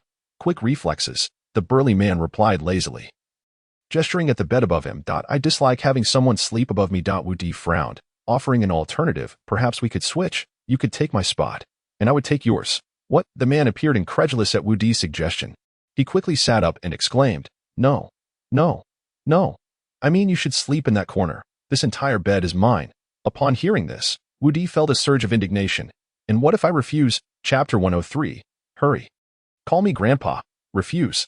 The burly man's lips curled into a smirk, his expression a mix of amusement and mockery. He ran his hands through his closely cropped hair, then raised his head, his gaze piercing as he locked eyes with Wu Di. Slowly, he rose to his full height, prompting Wu Di to gasp in astonishment, realizing just how tall the man truly was. He had previously thought the slender man beside him was tall, likely around 1.8 meters, but now it was clear that he paled in comparison to the burly man, who towered nearly 2 meters tall. Wu Di mentally cursed himself for nearly being kicked earlier. The man's broad frame and imposing height gave him an almost giant-like presence, exuding an unspoken intimidation. Observing Wu Di's surprise, the burly man reveled in his advantage, a derisive smile playing on his lips. So, what now? Do you still refuse? He taunted, his eyes glinting with provocation. Wu Di fell silent, acutely aware that without his abilities, he was no different from an ordinary person and could not hope to contend with the formidable figure before him. But a sense of trepidation took root in his heart. But he refused to surrender easily. Taking a deep breath, he steeled himself, determined not to show weakness. He understood that overcoming his fear was the only path to finding a solution. As Wu Di pondered his next move, the burly man spoke again. Are you scared? If so, just call me Grandpa. Perhaps I might let you off the hook and overlook your earlier comments. His words dripped with condescension, causing Wu Di's expression to darken. Stopping in his tracks, he felt anger flare within him. He had never anticipated being subjected to such humiliation, a sensation he found intolerable. Clenching his fists, he glared at the man, vowing silently never to bow down to this bully. Why don't you face me one-on-one? Wu Di shouted defiantly, his voice resonating with determination and defiance. No longer hesitating, he resolved to demonstrate his courage and strength through action, vowing to defend his dignity even without the enhancement of his powers. Oh, what's this? With that attitude, you may not even stand a chance against me in a one-on-one. The burly man sneered, his eyes brimming with disdain and mockery, having exchanged glances with the slender man. They both burst into laughter. Do you dare to call me Grandpa? Wu Di asked, his face clouded with anger. What is stopping you? Go ahead, the burly man boasted, seemingly convinced of his dominance over Wu Di. Yet, at that moment, a sly smile crept across Wu Di's face. All right, listen closely. Go to hell, Grandpa. Wu Di bellowed, suddenly launching a kick aimed at the man's abdomen. The burly man, caught completely off guard, stumbled back onto his bed under the force of Wu Di's sudden assault. Curse your ancestors, the burly man shouted, springing toward Wu Di. The confined space made every movement echo with the sounds of their scuffled. Wu Di nimbly maneuvered around, seizing opportunities to strike the burly man whenever he could. Sun Xiaohai, Chudong, what are you hiding for? Hurry and help me fight him. The burly man's towering height became a disadvantage as Wu Di evaded his grasp multiple times, occasionally landing quick strikes. Realizing he required assistance, the burly man bellowed for his friends. Wu Di felt a jolt of alarm. If they all attacked together, he would surely be at a disadvantage. What's this? Can't win against me. So you're resorting to tricks? He taunted. What tricks? The man retorted, taken aback. Didn't we agree on a fair fight? The man's face flushed slightly as he seemed to remember their earlier agreement. That was your idea, not mine. Regardless, whether it's a fair fight or a group brawl, it's still a few of us against you. With that, he turned to his companions, urging them to join him. Indeed, at the sound of his rallying cry, though Chudong remained cowering in the corner, Sun Xiaohai rushed forward, seemingly on good terms with the burly man. In a spacious environment, Wu Di would have been unafraid of their combined efforts. But in this cramped space, he had no means of escape. Seizing the moment before Sun Xiaohai could reach him, Wu Di quickly pushed the bunk beds together, directing them towards Sun Xiaohai. Taking advantage of the chaos, he leaped onto the burly man's head, unleashing a flurry of strikes. Though the burly man attempted to throw Wu Di off, he clung tightly to the man's head, using it to evade Sun Xiaohai's attacks. The burly man's towering height worked against him as Wu Di's strikes landed with unrelenting force. Quick, call me Grandpa, call me Grandpa, Wu Di shouted, his voice echoing with fervor. At this moment, Wu Di had descended into a state of frenzy. While the burly man's head, subjected to a relentless barrage of strikes, was beginning to spin, exhibiting signs of a concussion. In a state of partial consciousness, the stout man, amidst retching and tears, began to plead for mercy. Grandfather, please, stop hitting me. Grandfather, please. I admit defeat. Is that not enough, Grandfather? My dear grandfather. Suddenly, a group of administrators burst through the doorway, wielding electric batons, and incapacitated both Wu Di and the burly man simultaneously with their electric shocks. Chapter 104. I quit after parting ways with Lin Juanxiong and the others. He proceeded to the location assigned to him, which was yet another corner of this underground city. After undergoing a process similar to that of Wu Di, he too entered the formal workflow. Following the meal, a robust man named Chun Yu began to explain things to him. It turned out that in Qiguang City, people were divided into 3 tiers. The first tier consisted of the so-called mayor and vice mayor, along with a few high-ranking leaders managing various domains, who and their families were allotted dragon meat. Naturally, Lin Juanxiong was aware that in some places, what was referred to as dragon meat was actually pork. Following them were the mid-level leaders and those with some authority, akin to Chunyu, who received food classified as waste meat. Finally, there were the lower-class individuals, comprising ordinary workers and common folk, who subsisted on insect meat. Leader, Lin Juanxiang, adhering to the principle of inquiring when in doubt, turned to Chunyu and asked, I understand dragon meat, but what exactly are waste meat and insect meat?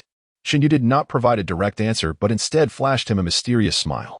You will know naturally once you see it. I heard you all roamed outside for quite some time.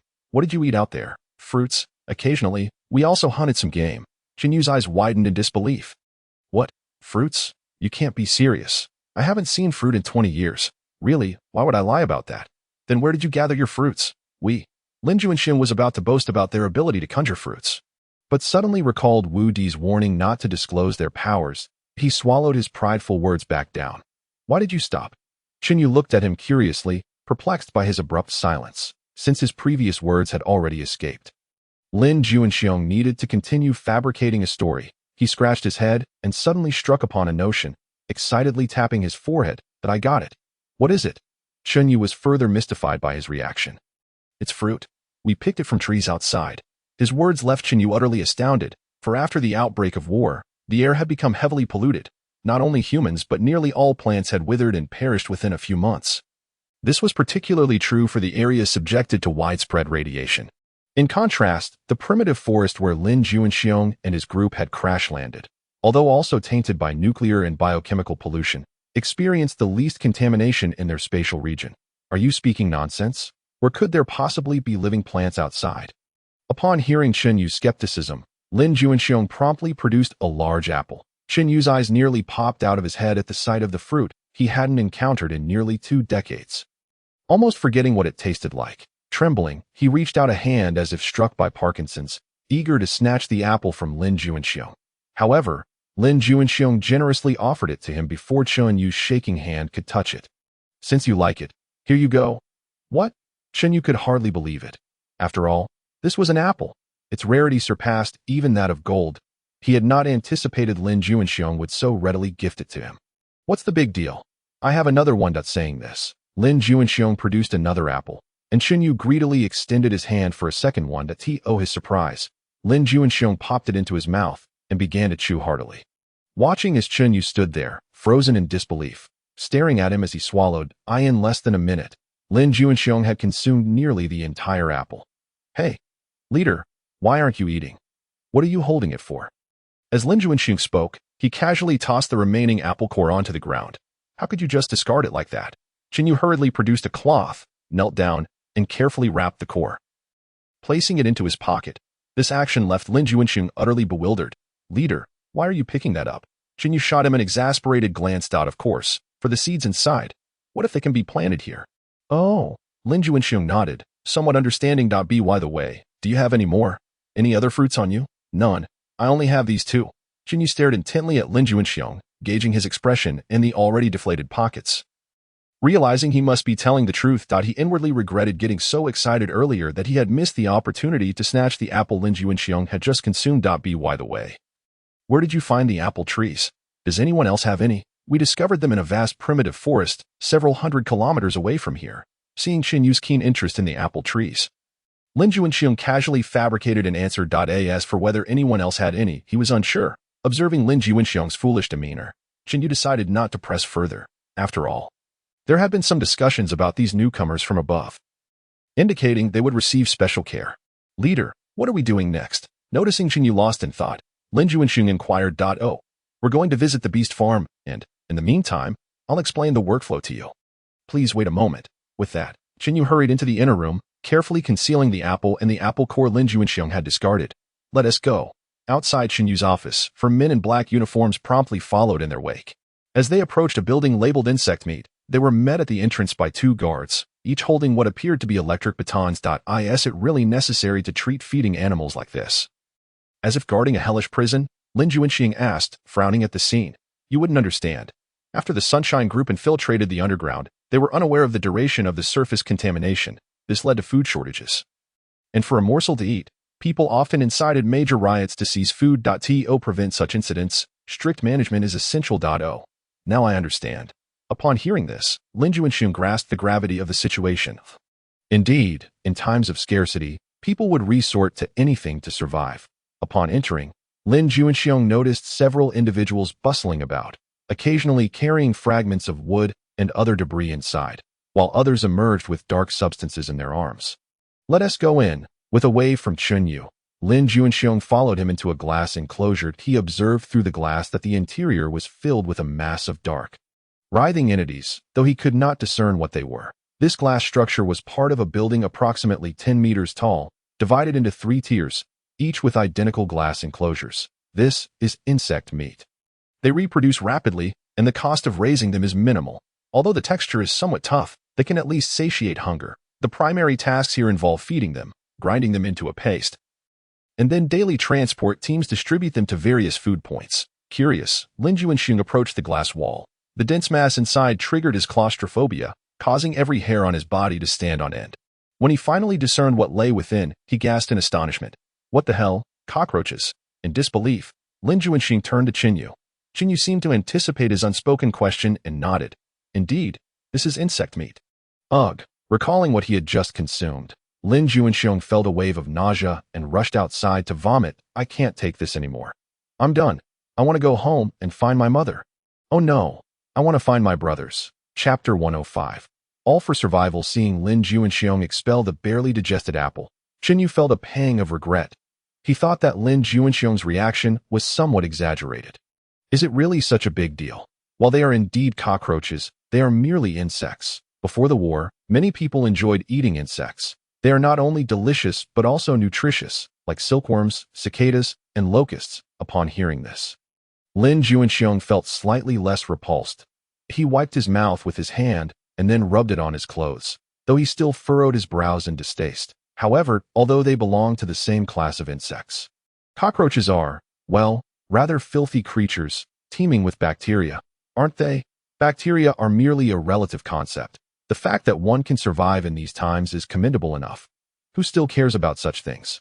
I also wish to rear some cattle, horses, sheep, and pigs, but after the outbreak of war, people are solely concerned with their own survival, hardly thinking of anything else. By the time we consider it and finish the food we have, the creatures outside will have perished, and the lush greenery will have been entirely consumed. If we do not consume it, what will so many people eat? Upon hearing Chinyu's words, Lin Juanxiong began to empathize with them. Then why don't you leave this place? There are places in the distance, like the primeval forest we came from, which is not only filled with trees but also other forms of life. Well, some of it is merely polluted. Upon hearing Lin Juanxiong's description, Chunyu's eyes revealed a glimmer of longing. Yet after a moment, he sighed that we thought the entire planet had become like this land. Moreover, the pollution outside prevents us from venturing too far. Lin Juanxiong, noticing his expression, suddenly recalled a rare idiom he knew. A frog in a well.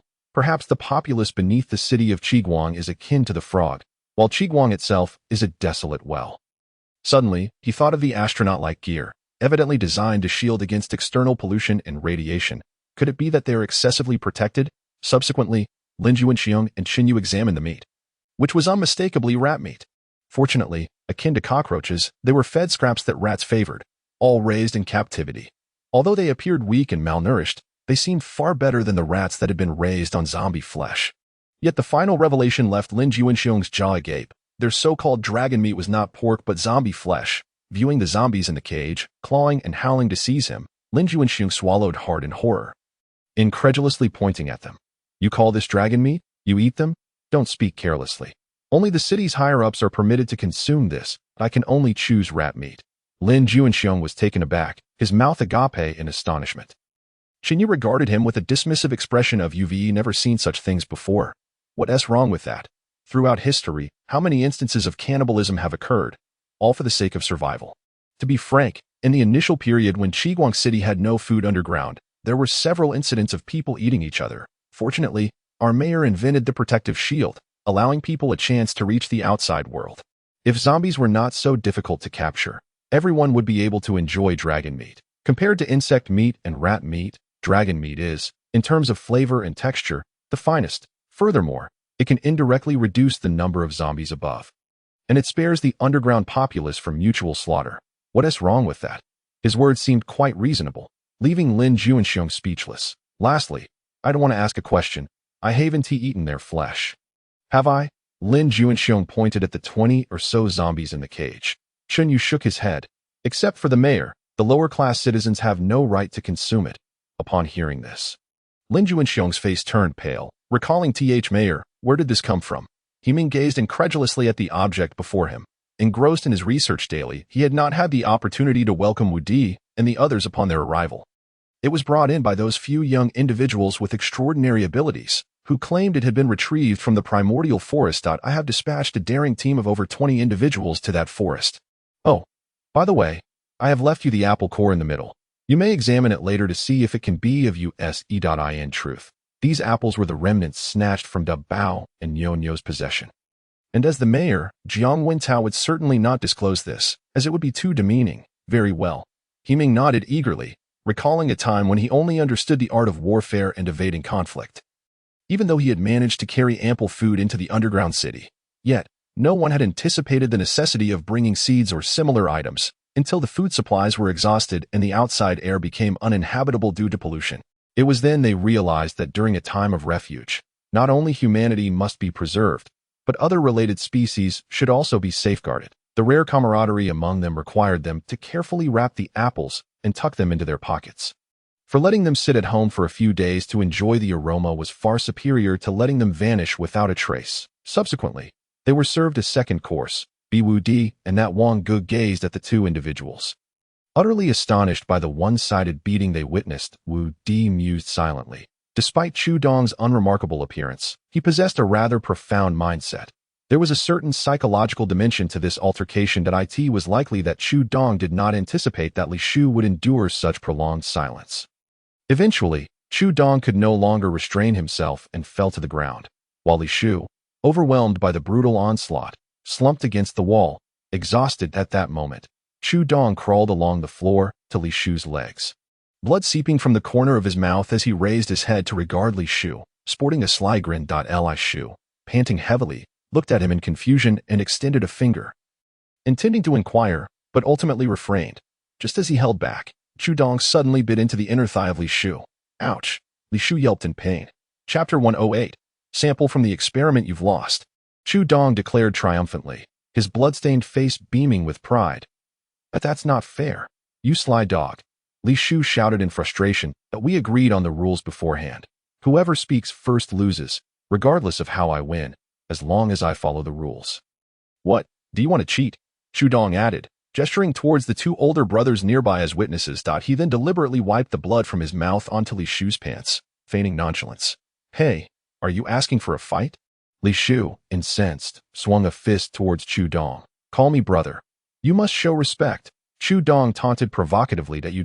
Li Shu seethed, gritting his teeth. Li Shu, let it go. A bet is a bet. Wang Daji interjected, unable to bear it any longer. Though Chu Dong often appeared meek, his earlier display of endurance earned Wang Daji's respect. Hearing Wang Daji's words, Li Shu could only begrudgingly grit his teeth in acceptance. Fine. You are my brother, Li Shu said, his reluctance evident. What did you say? I couldn't hear you. Speak louder. Chu Dong pressed, taking advantage of the situation to force him to call him brother. Li Shu glared at Chu Dong angrily, but suppressed his rage, shouting, Brother.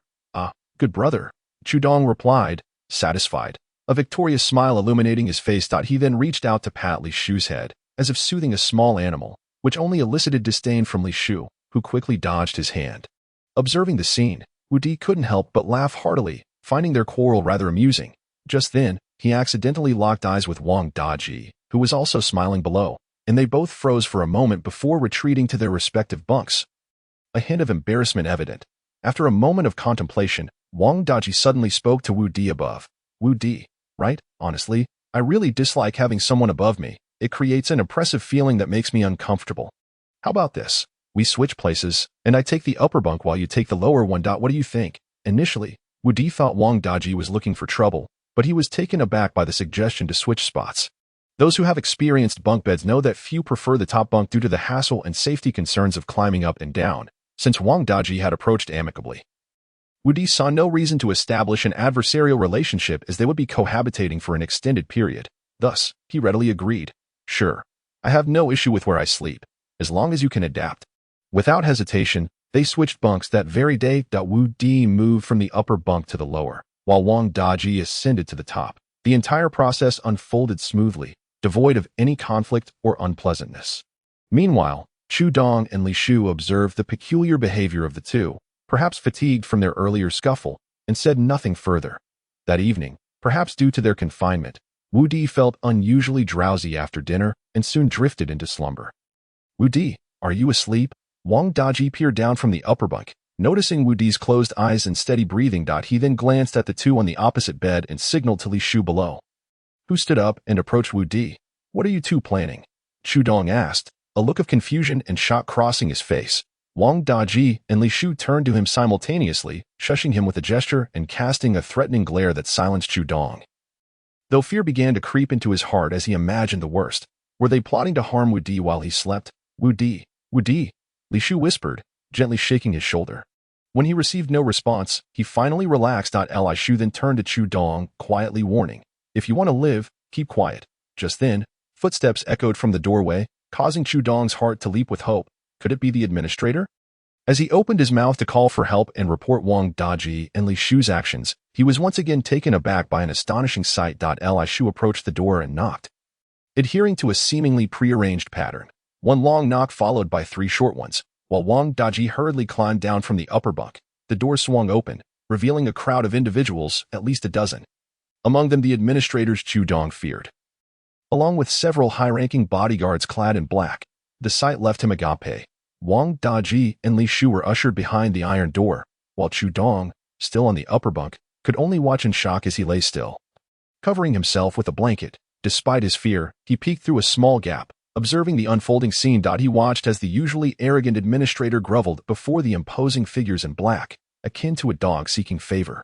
Then, an elderly man entered, diminutive and frail, with thinning white hair and perpetually sleepy eyes, clad in a wrinkled suit. The black-clad guards bowed respectfully as he passed, while the administrator scurried to his side. Professor He, you needn't come personally. Just let me know what you need, and I'll ensure it's ready for you, the administrator said. This man was He Ming, the head of the research institute, who had been organizing the collection and testing processes since the conclusion of the meeting. He ignored the administrator entirely, continuing, professional matters require professional handling. The subjects are limited. Should you mishandle them, can you bear the consequences? I cannot, the administrator stammered, his head shaking furiously. In Qiguang City, the powerful could extinguish the weak with ease, akin to squashing an ant, and they bore no responsibility for their actions. Here, they were gods. He Ming disregarded him, their status disparity evident. He waved his hand, and 3 individuals in white lab coats entered. Carrying medical kits, they began to measure Wu Di with various instruments, data flashing across screens that Chu Dong could not comprehend. They drew blood from Wu Di's feet and head, collected samples from every conceivable area, including his mouth, nostrils, and even his anus. The procedure continued until the clock neared dawn, concluding only then. As He Ming departed, he instructed the bodyguards to ensure Wu Di's well-being and to record any changes in his habits or experiences. The administrator, after several hours of bending over backwards, finally straightened up, shedding his previous servile demeanor and returning to his usual haughty self. He clapped Wang Daji and Li Shu on the shoulders, praising them for their efforts. Well done. I'll remember this as a significant contribution.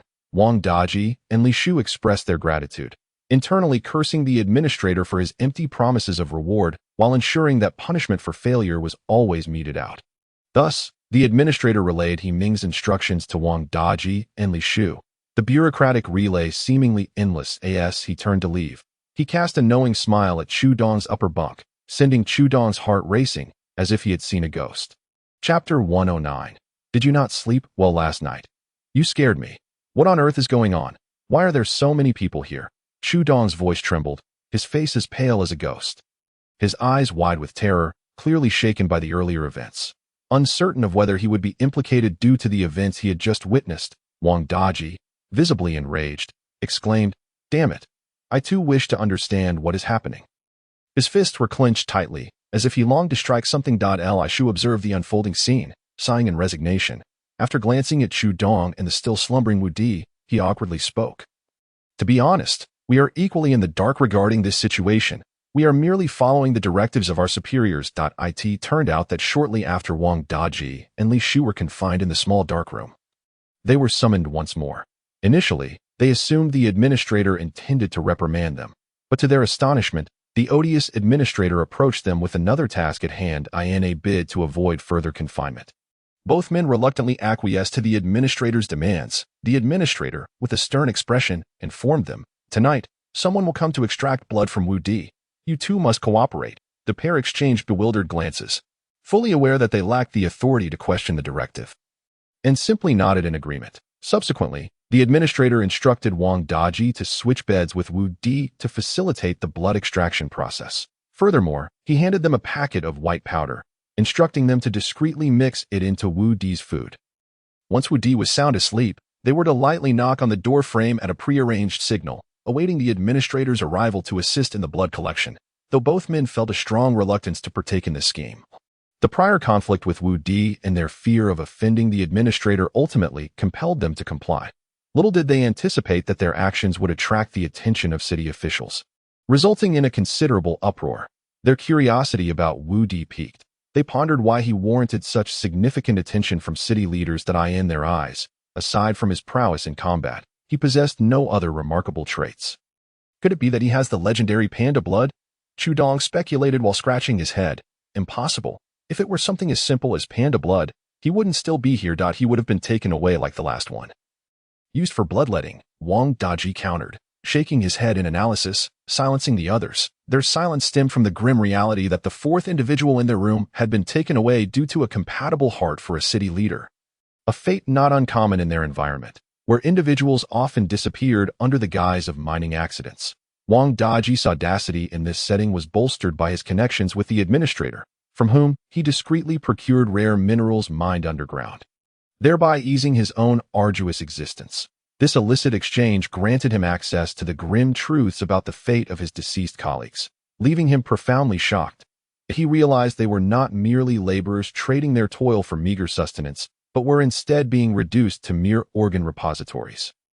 This knowledge tormented him. Ignorance would have been bliss, for he felt powerless against the oppressive hierarchy above him, resigned to survive day by day. Thus, he adopted an indifferent demeanor, refusing to show mercy to those who defied him.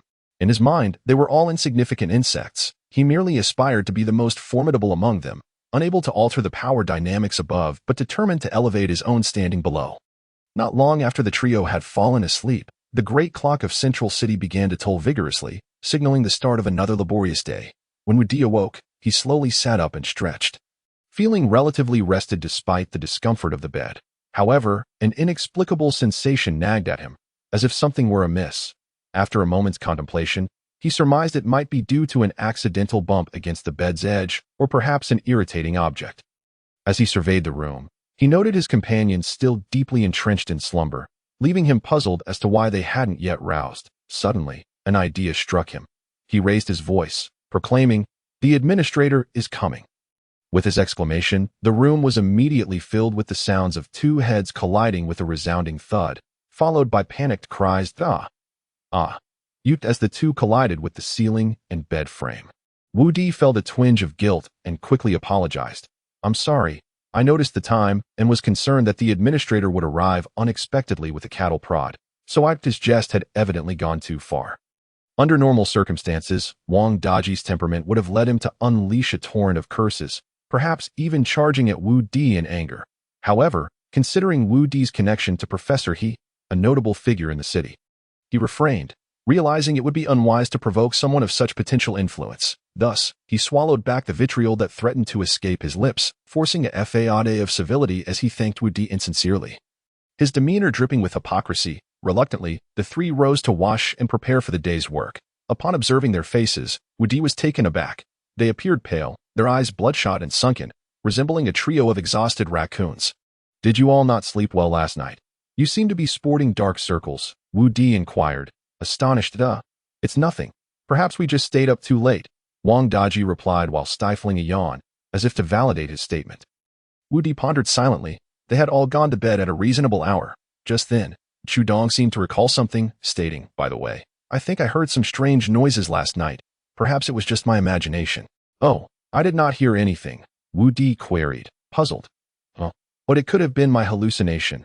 That might explain my restless sleep, Chu Dong admitted, scratching his head sheepishly, after listening to their respective excuses for their lack of rest. Wu Di encouraged them to prioritize sleep, for only then could they maintain the vigor he exhibited. Though they did not voice their thoughts, the trio internally cursed him. Wang Daji muttered to himself, "You slept soundly while we suffered. We stood guard all night."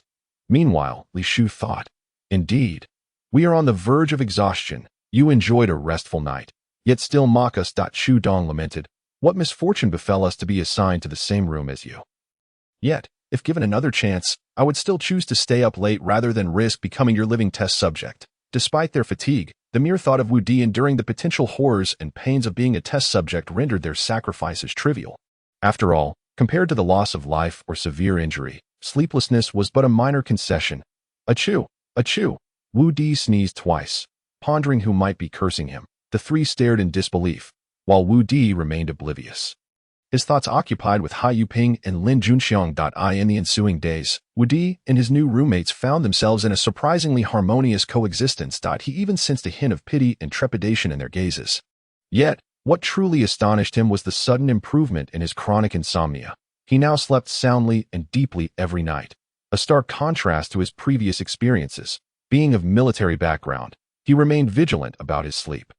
Additionally, he noticed numerous hard nodules forming on his scalp and neck, occasionally accompanied by an itchy sensation, akin to the healing of fresh flesh. As the saying goes, unusual occurrences often herald something amiss, prompting Wu Di to adopt a heightened sense of awareness. One day, as was customary, Li Shu eagerly invited him to the restroom before dinner, while Wang Daji and Chu Dong enthusiastically fetched his meal. It had become a routine. Each day, one of them would accompany Wu Di to the restroom, while others would serve him his food. Upon Wu Di's return, his meal had already been arranged at his customary seat. "Wu Di, come here, quickly sit down and eat." Wu Di glanced at the food on his plate, and suddenly furrowed his brow, causing a ripple of tension among the three individuals surrounding him. "What's wrong? Wu Di, why is it that every day we have this same dark, unappetizing fare? Is there truly nothing else to eat?" Upon hearing his words, the others exhaled in relief. It appeared that Wu Di had not noticed their subtle tampering with his meal. Wang Daji poked the food with his chopsticks and, with a resigned tone, remarked, "There is no other option. We can only say we are alive, and having something to eat is already fortunate. After all, 2 decades had passed since the nuclear war, and they had been consuming this same sustenance for just as long. In their struggle for survival, what other choices remained? It seems you have truly suffered." Wu Di lamented, shaking his head in pity. "Have you eaten anything besides this?" Li Shu regarded him with a hint of skepticism. "Naturally, before I arrived in Qiguang City, there were countless delicacies available to me." The other three widened their eyes in astonishment. "You truly came from the outside?" Chu Dong's voice rose uncontrollably, prompting Wang Daji to swiftly elbow him and shoot him a fierce glare. Realizing his faux pas, Chu Dong quickly covered his mouth with his hand. The authorities had previously cautioned them against excessive conversation with Wu Di, especially regarding his past. "What's wrong? Is this something we cannot discuss?" Wu Di inquired, perplexed by their unusual demeanor. "No. How could we not mention it? I merely think Chu Dong is overreacting." Yes. It's just that I haven't been outside for so long that I lost my composure." Wang Daji hastily clarified, and Chu Dong eagerly nodded in agreement, their voices noticeably quieter, fearful of drawing the administrator's attention. Yet, curiosity bubbled within them, and Chu Dong pressed on with his questions. "So, have you been alone out there since the nuclear war erupted 20 years ago?" "Alone? Certainly not. We number over 200. We resided in a remote forest during the outbreak, thus we were less affected." Wu Di, wary of revealing that they hailed from another timeline, recounted the story they had previously agreed upon. "Oh, I see. Were you able to breathe normally in that forest?" Wang Daji joined the conversation, for the leaders had informed them from the outset that survival outside was impossible, and they could not even inhale clean air. Of course, aside from some animals that were contaminated and mutated, everything else was quite normal. "And animals, can you eat them?" Li Shu swallowed hard, clearly intrigued. "Certainly. Before our arrival, we would frequently hunt wild chickens, rabbits, and fish. Even the flesh of vultures and man-eating monkeys that attacked us could be consumed, provided one could best them in combat. If you could defeat them, you could slay them for meat. Otherwise, well, you would simply become their meal." Prior to joining the enterprise, Li Shu's father and grandfather had made a living slaughtering livestock. So he felt little trepidation regarding the mutated creatures Wu Di described. His thoughts drifted to a life devoid of this dark, unappetizing insect meat, and free from the back-breaking toil of mining without a glimmer of hope. Do you have breathing apparatuses as well? Breathing apparatuses? Wu Di paused, perplexed, unable to grasp what they meant. Wang Daji quickly illustrated the concept with gestures. It was then that Wu Di realized they referred to the suits worn by the inhabitants of Qiguang City. Resembling space suits, Wang Daji's inquiry stemmed from a suspicion that something was amiss. After all, how could someone from the forest possess such technology? In other words, if they lacked these breathing devices, how had he arrived in Qiguang City? No, we do not have such equipment. Then how did you get here? Chu Dong asked, his curiosity piqued. Wu Di shrugged nonchalantly. We simply walked here. The three exchanged incredulous glances, the revelation striking them as explosive. Could it be that the research facility sought him out precisely because he could breathe in the open air? As this realization dawned upon them, they collectively yearned for freedom, longing to escape to the primitive forest Wu Di spoke of. But first, they had to secure breathing apparatuses to navigate beyond the polluted zones. You mean to say you have never been above ground? Seeing the three fall into silence, Wu Di tentatively probed.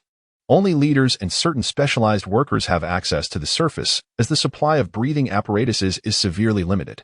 It is not something ordinary laborers can simply decide to do. Wu Di recalled the individual he had encountered in the library, who had also created a concealed space to protect himself from nuclear and biochemical threats, and who had recently begun foraging for food.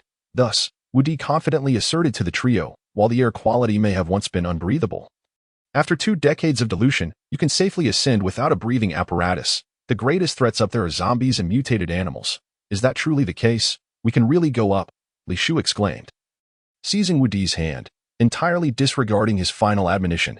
Indeed, what I say is true. I have seen people walk in the open air, evading nuclear threats for several years. This, without a doubt, was monumental news for the three. They were eager to escape immediately. Hey, you four, what are you doing? Hurry up and eat.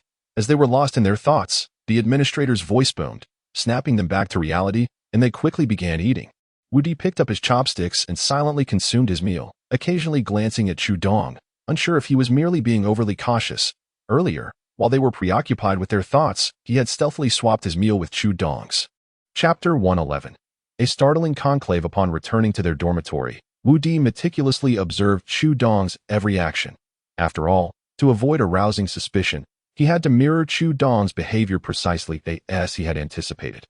Shortly after entering the dormitory, Chu Dong began to complain of fatigue and promptly climbed into bed to sleep. Wu Di, recognizing the cue, feigned exhaustion and flopped onto his bed, pretending to be fast asleep.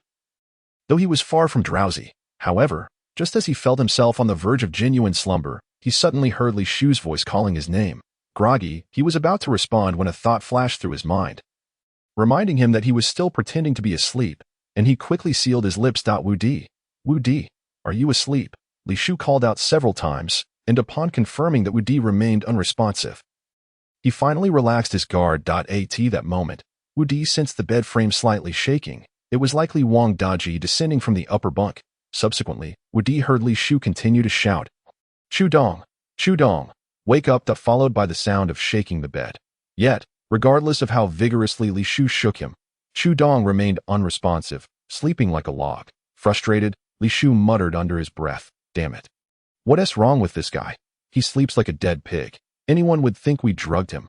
Wu Di thought to himself. Whether or not he had been drugged, he knew for certain that his meal had been switched with Chu Dong's, confirming their suspicions of foul play against him. Anger welled within Wu Di. Had he not been keen to discover their intentions, he would have already erupted in rage and dealt them a thorough beating. Daji, do you think what this kid said is true? Can we really go outside and breathe normally? Li Shu inquired, unable to restrain himself. Wang Daji pondered for a moment before replying. Who knows? However, you can clearly breathe outside, which should hold some truth. Otherwise, Professor he wouldn't be researching his body. Upon hearing this, Wu Di finally realized that the decision that had bewildered him was indeed that of a deranged professor. No wonder he had felt so peculiar in his own body these past few days. It turned out he had been reduced to a mere test subject. I must continue to feign sleep, he thought, in order to capture that perverse individual. Thus, Wu Di suppressed the fury within him and resumed his active slumber, eavesdropping on the conversation between the two M and A S, if digesting the information. Li Shu remained silent for a long while before finally speaking.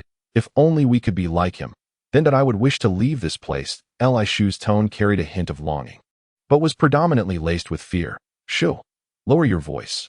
Are you seeking death? Before Li Shu could finish, Wang Daji immediately interrupted, his gaze tense as he listened for any sounds outside the iron door, fearful of being overheard. What's the matter? We've been underground for 20 years, and resources are dwindling each year. We are now surviving on cockroaches. If the people above truly knew, wouldn't that expand the resources? Wang Daji continued. No one would covet the resources of those above. They would be thrilled to have them. So why shouldn't I speak? Hearing this, Wu Di, who was lying down, felt a jolt of shock. He had only known that these people were consuming something dark and unidentifiable, but now he realized that they were eating cockroaches daily. The thought that he, too, was subsisting on such things made his stomach churn, and he fought the urge to sit up and expel the contents of his stomach. Fortunately, the two were too engrossed in their discussion to notice his abnormal reaction. Otherwise, they would surely have discovered that he had not truly fallen asleep. Others may be unaware, but are we blind? The ones eating bugs are merely as lowly beings. Those above feast on zombie meat, and they often send envoys out, claiming to conduct experiments, but perhaps they are out there seizing resources. If you let this information slip, the lower class would flee, and how could they maintain their status? Wang Daji's words rendered Li Shu speechless. Despite Wang Daji's burly appearance, he was undoubtedly astute. Otherwise, Li Shu would not have capitulated to him so readily. Though Li Shu was not particularly contemplative, he was not a fool and understood the implications of their predicament. Then what should we do? We can't remain here as mere rodents forever, can we? Their storage pantry? Li Shu asked, his expression filled with reluctance. Of course not. With so many black-clad individuals around, escaping is not as simple as it seems, especially with their advanced weaponry. Attempting to flee now would be akin to presenting ourselves as targets. Wang Daji replied, and Li Shu sank into despondency. Wu Di recognized that now was not the time for rebellion. As Wang Daji had indicated, it would be tantamount to inviting death. Wang Daji continued ominously. We must wait for the opportune moment, for when they reveal a flaw, we shall strike. Then, we can overthrow their rule and take charge ourselves. At these words, Li Shu's eyes lit up, and he asked excitedly, really, can we truly achieve this? Absolutely. As long as we unite with a common purpose, success is within our grasp, Wang Daji declared, thumping his chest for emphasis. All right, then we shall heed your counsel. However, we must first prepare ourselves. Li Shu asserted, his fists clenched and his gaze resolute. Indeed, we must gather intelligence, discern their weaknesses and patterns of movement, and then devise a comprehensive plan. Wang Daji nodded in agreement. Now, let us remain silent. We cannot predict when those individuals may arrive. Li Shu nodded in affirmation. Both he and Wang Daji lay down on the lower bunk, refraining from further conversation, silently awaiting the arrival of the experimenters. After overhearing their discussion, Wu Di was secretly astonished. He had not anticipated that Qiguang City was such a dark realm. Had he known, he would have preferred to remain a wild man in the mountains rather than descend. And he now wondered how the others fared. Hoping they were all safe, he needed to devise a way to contact them. As he pondered, a cacophony of footsteps echoed from outside. Chapter 112. Unable to restrain himself, the footsteps grew increasingly closer, sounding as though at least a dozen individuals were approaching, their heavy and powerful strides resonating upon the ground with an irresistible force. As the footsteps neared, a tense atmosphere enveloped the air, instilling a sense of invisible pressure. Wu Di, lying down, felt his heart race with anxiety. He had already overheard Wang Daji and the others' conversation and knew that the newcomers were specifically targeting him. Experiments? How would they experiment on him? The thought intensified his apprehension, leading him to wish he had truly lost consciousness. For while he remained awake, he had to feign sleep, allowing others to conduct unknown experiments upon him. It was this uncertainty that was most terrifying to that moment. Wu Di finally understood why Wang Daji had so abruptly relinquished his lower bunk. It was merely to facilitate his role as a test subject. Li Shu and Wang Daji exchanged knowing glances, aware that their visitors had arrived. They quickly rose from the bed, standing obediently at the door. The sound of a key turning in the lock echoed, and soon the door swung open. As they stepped inside, Wu Di realized that for the sake of safety, it was not yet time for a desperate gambit. He must continue to feign unconsciousness. Otherwise, even the slightest sign of anomaly could alert these individuals, jeopardizing his future actions. Once the door opened, the familiar figures clad in white uniforms and their protective black-clad guardians entered. 13th Master, you have arrived. Greetings, 13th Master. Wang Daji and Li Shu, who were typically brash in demeanor, instantly transformed into obsequious sycophants, bowing and nodding with extreme humility. Yet these individuals could not even be bothered to respond politely. They appeared stern, their eyes betraying an emotionless and ruthless demeanor. Their faces were devoid of any expression, executing their tasks like machines. The lead black-clad man, tall and formidable, wearing sunglasses, was none other than 13. He surveyed the room and, in a cold voice, commanded, "You two, come with me. Do not disturb their work." With that, he turned and exited the room, with Wang Daji and Li Shu trailing behind him. Due to the cramped space, there was not enough room for everyone to turn around, so whenever these individuals arrived, Wang Daji and the others were compelled to follow the black-clad security team outside to wait at the door. However, it was evident that this time 13 had not noticed the figure above, Chu Dong, partly because Chu Dong was small in stature and concealed beneath his blanket, and partly because those confined here were frequently taken to a small dark room for punishment. Thus, 13 paid it little mind. After all, in his perception, his status far exceeded that of the overseers here, and he naturally felt no inclination to inquire further. As Wang Daji and Li Shu followed 13 into the corridor. An unsettling sensation gnawed at their insides. In an effort to distract himself from this inexplicable emotion, Wang Daji decided to shift his focus. 13th Master, is that individual? Did he come from the primitive forest? Wang Daji cautiously inquired, attempting to ingratiate himself. 13 cast a fleeting, indifferent glance at Wang Daji but did not respond. Undeterred, Wang Daji boldly pressed on.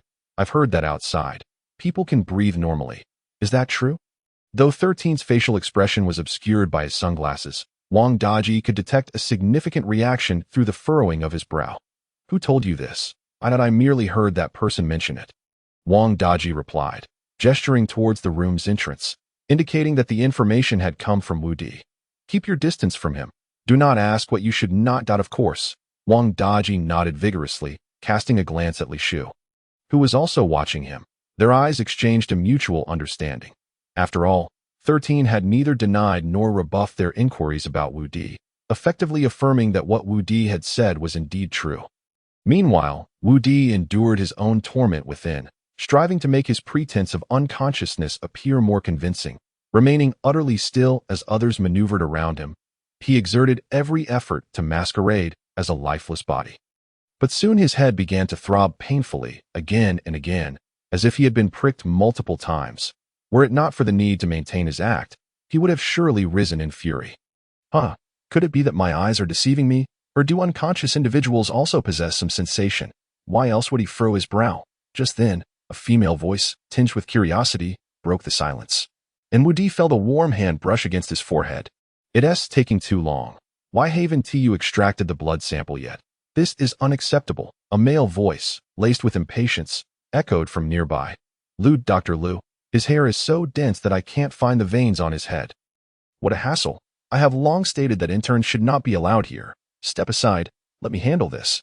Wu Di cursed under his breath, thinking to himself, what kind of experiment involves repeatedly puncturing someone's head? It turns out to be an intern. Wu Di could feel the sensation of his hair being rummaged through. Moments later, the man sighed helplessly again. Are you practicing on some beans? His scalp is almost covered with needle holes. Where do you expect me to insert the needle? At this rate, when he wakes up, he might feel no need to wait. My entire head is already numb. Wu Di sighed inwardly.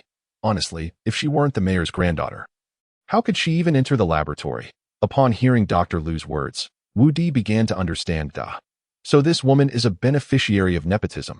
No wonder her skills are so abysmal, yet she is allowed to administer injections. Forget it. I might as well inject his foot. After saying this, Dr. Lu took the syringe and directed it towards Wu Di's soul. The moment his hand touched Wu Di's foot, it suddenly vanished, retracting as if it were pulled back.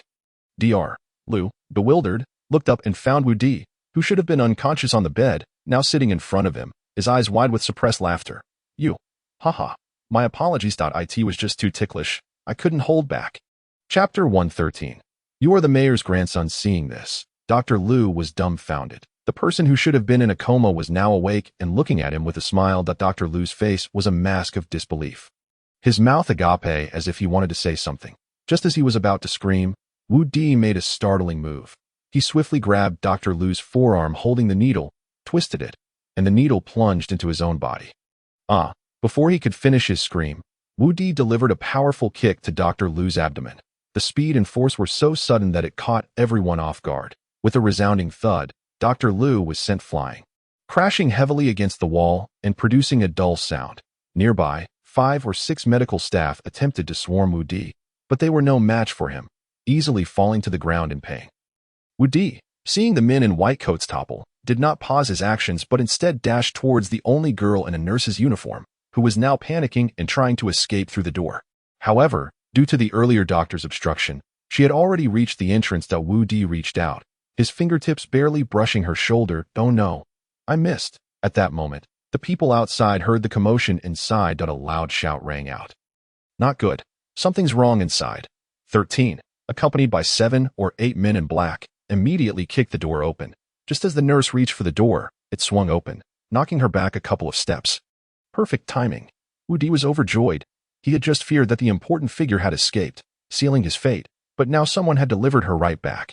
Since they were so helpful, wouldn't it be rude not to take a hostage?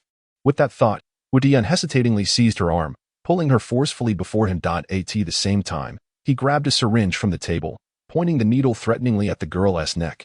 What the hell is going on? At the sight, Li Shu at the door couldn't help but exclaim, his face filled with disbelief. Now that the door had been kicked open, Wang Daji and Li Shu could see the situation inside clearly. They both felt a bit awkward, unable to comprehend how the supposedly unconscious person had suddenly awakened. They exchanged glances, secretly relieved that they hadn't rushed in, or they might have been caught up in this storm. "Let her go. Let's talk this over. What kind of skill is it to capture a woman?" Wu Di looked at the man before him. Although all the men in black wore similar attire, he still recognized this one as 13, the bodyguard who had been beside the vice mayor that day. Each bodyguard was assigned to protect a specific individual, so his presence here confirmed that Dr. Lu had not lied. The woman in his arms could indeed be the mayor's granddaughter. Wu Di's gaze was fixed on the gun in 13's hand, his heart racing, cold sweat trickling down his forehead and palms. He understood that the speed and destructive power of a bullet far surpassed the needle in his hand. Realizing the danger, he instinctively pressed the syringe closer to the girl's neck. Attempting to threaten 13, the nurse's fair neck bore several shallow scratches, stained with blood. 13 raised an eyebrow at this sight. Wu Di, feigning calm, wore a cold smile, and said, "Do you truly think me a fool? Even if she is a woman, her identity is undoubtedly significant. At the very least, she can ensure my safe departure from here." Upon hearing this, 13 furrowed his brow further. He looked at Wu Di with confusion, pondering how this man knew the woman's identity. However, he refused to acknowledge it. What is so special about her? She's just an ordinary nurse. People of noble status would never come to a place like this. 13 deliberately pretended not to notice the nurse's furious expression before Wu Di. Did I mishear? Wu Di thought to himself, but quickly dismissed the notion, believing that this man was merely trying to deceive him. Thus, he decided to further probe the other party's limits. Wouldn't it be too unfortunate? After all the trouble to capture a hostage, it turns out to be someone useless. Indeed, so I advise you to let her go and cooperate with us. That way, you can spare yourself some suffering. Wu Di feigned contemplation, nodding after a moment, and said, "You are right. That certainly makes sense." Seeing Wu Di seemingly persuaded, 13 gradually relaxed his grip on the gun. He knew that each of these 6 individuals possessed unique abilities, making every test subject incredibly valuable and irreplaceable. Therefore, unless absolutely necessary, he could not harm them. At that moment, a faint smile crept onto Wu Di's lips. Since she is merely an ordinary woman, she holds no real value, and since I am doomed anyway, it would be worthwhile to kill one. As Wu Di finished speaking, he prepared to thrust the needle into the woman's neck vein with force. "No, don't." 13 and the nurse cried out simultaneously, as 13 and the surrounding men in black readied their guns and aimed at Wu Di. "Stop, don't you dare move her." 13 calmed his frantic tone and continued. "How about this? I'll exchange myself for her. I'll be your hostage." "You?" "Yes, me. You are the mayor's grandson?" "Huh." 13 was momentarily taken aback, but quickly grasped his meaning. "No, I am not. Thus, you have no leverage over her. Hurry, notify your boss. If he does not wish to collect his granddaughter's corpse, he must immediately release our people and allow us to leave the premises. Hurry." "Ah, you might as well call me Grandpa." Seeing 13 still hesitating, Wu Di unhesitatingly pressed the syringe half a millimeter into the nurse's neck. Don't. I'll contact them right now. 13 hesitated because he knew that releasing these individuals was no longer solely the mayor's decision. Various ministers were deeply concerned about this matter, but at this moment, it was clear that it was beyond his control. All he could do was report the situation to his superiors and let them make the decision. Chapter 114. Blame your grandfather in the mayor's office at the Central City Administrative Bureau. What? You say Yeye has been captured? How could you fail to protect a girl? Jiang Wentao slammed his hand on the table and stood up, causing Shirlu to immediately lower his head in fear. Mayor, please do not panic. After all, this is our territory, and Miss Yeye will surely be safe. Zheng Lei quickly stepped forward to reassure Jiang Wentao. But how could the mayor easily accept this? His sole granddaughter had been kidnapped, and he was expected to remain calm. At this moment, he was growing older and had originally planned for his son to continue leading Qiguang City. However, just a short time ago, his son suffered an accident and became a vegetable. This forced him to cultivate the third generation, his beloved granddaughter Jiang Yeye. Unfortunately, Yeye had always been well protected, shielded from too much of the world. Fearing that she might not be recognized when she eventually inherited, thus, she was sent to learn from experience on the ground, even being assigned to the most important research institution in Qiguang City, believing it to be the safest environment. Yet, unexpectedly, such an incident occurred. What are you still standing there for? Why aren't you hurrying? Jiang Wentao swiftly seized the coat from the hanger and draped it over himself, urging 16 to hasten. Yes, yes. 16 promptly moved ahead of Jiang Wentao, with He Zhenlei clearing the path. Yuan, Vice Mayor Yuan, Professor He. The moment 16 opened the door, he was taken aback to see two prominent leaders standing before him. In a moment of stunned silence, he quickly stepped aside, allowing the dignitaries to face one another. What brings you here? Jiang Wentao inquired. However, I have matters to attend to. If you have something to discuss, please take a seat and wait for my return. Upon seeing the individuals before him, Jiang Wentao couldn't help but furrow his brow. Yet, Yuan Jishan and He Ming did not immediately withdraw. What is the meaning of this? Jiang Wentao sensed their unusual demeanor, prompting his tone to become increasingly brusque. Mayor, why the rush to leave? We have already heard about Yeye's situation. The ability user has taken control of her and seeks to negotiate with you. The sooner you leave, the more detrimental it is for both us and Yeye. If you refrain from going, his plans will falter, and he will think twice before endangering Yeye further, Vice Mayor Yuan Jishan said with a smile. Although Jiang Wentao felt anxious, his years of experience in this position allowed him to analyze the situation. Hearing Yuan Jishan's reasoning made him reconsider his initial impulsiveness. Still, he couldn't hide his displeasure. Jishan, it seems your sources are quite reliable, knowing more than I do. He shot a stern glare at 16, who quickly shook his head. Although his sunglasses obscured his expression, his frantic gestures were unmistakable. Wentao, don't blame him. It was me and Jishan who informed him. After all, it was personnel from the research department who were abducted, and the mine dispatched personnel to inform me immediately that IT made sense.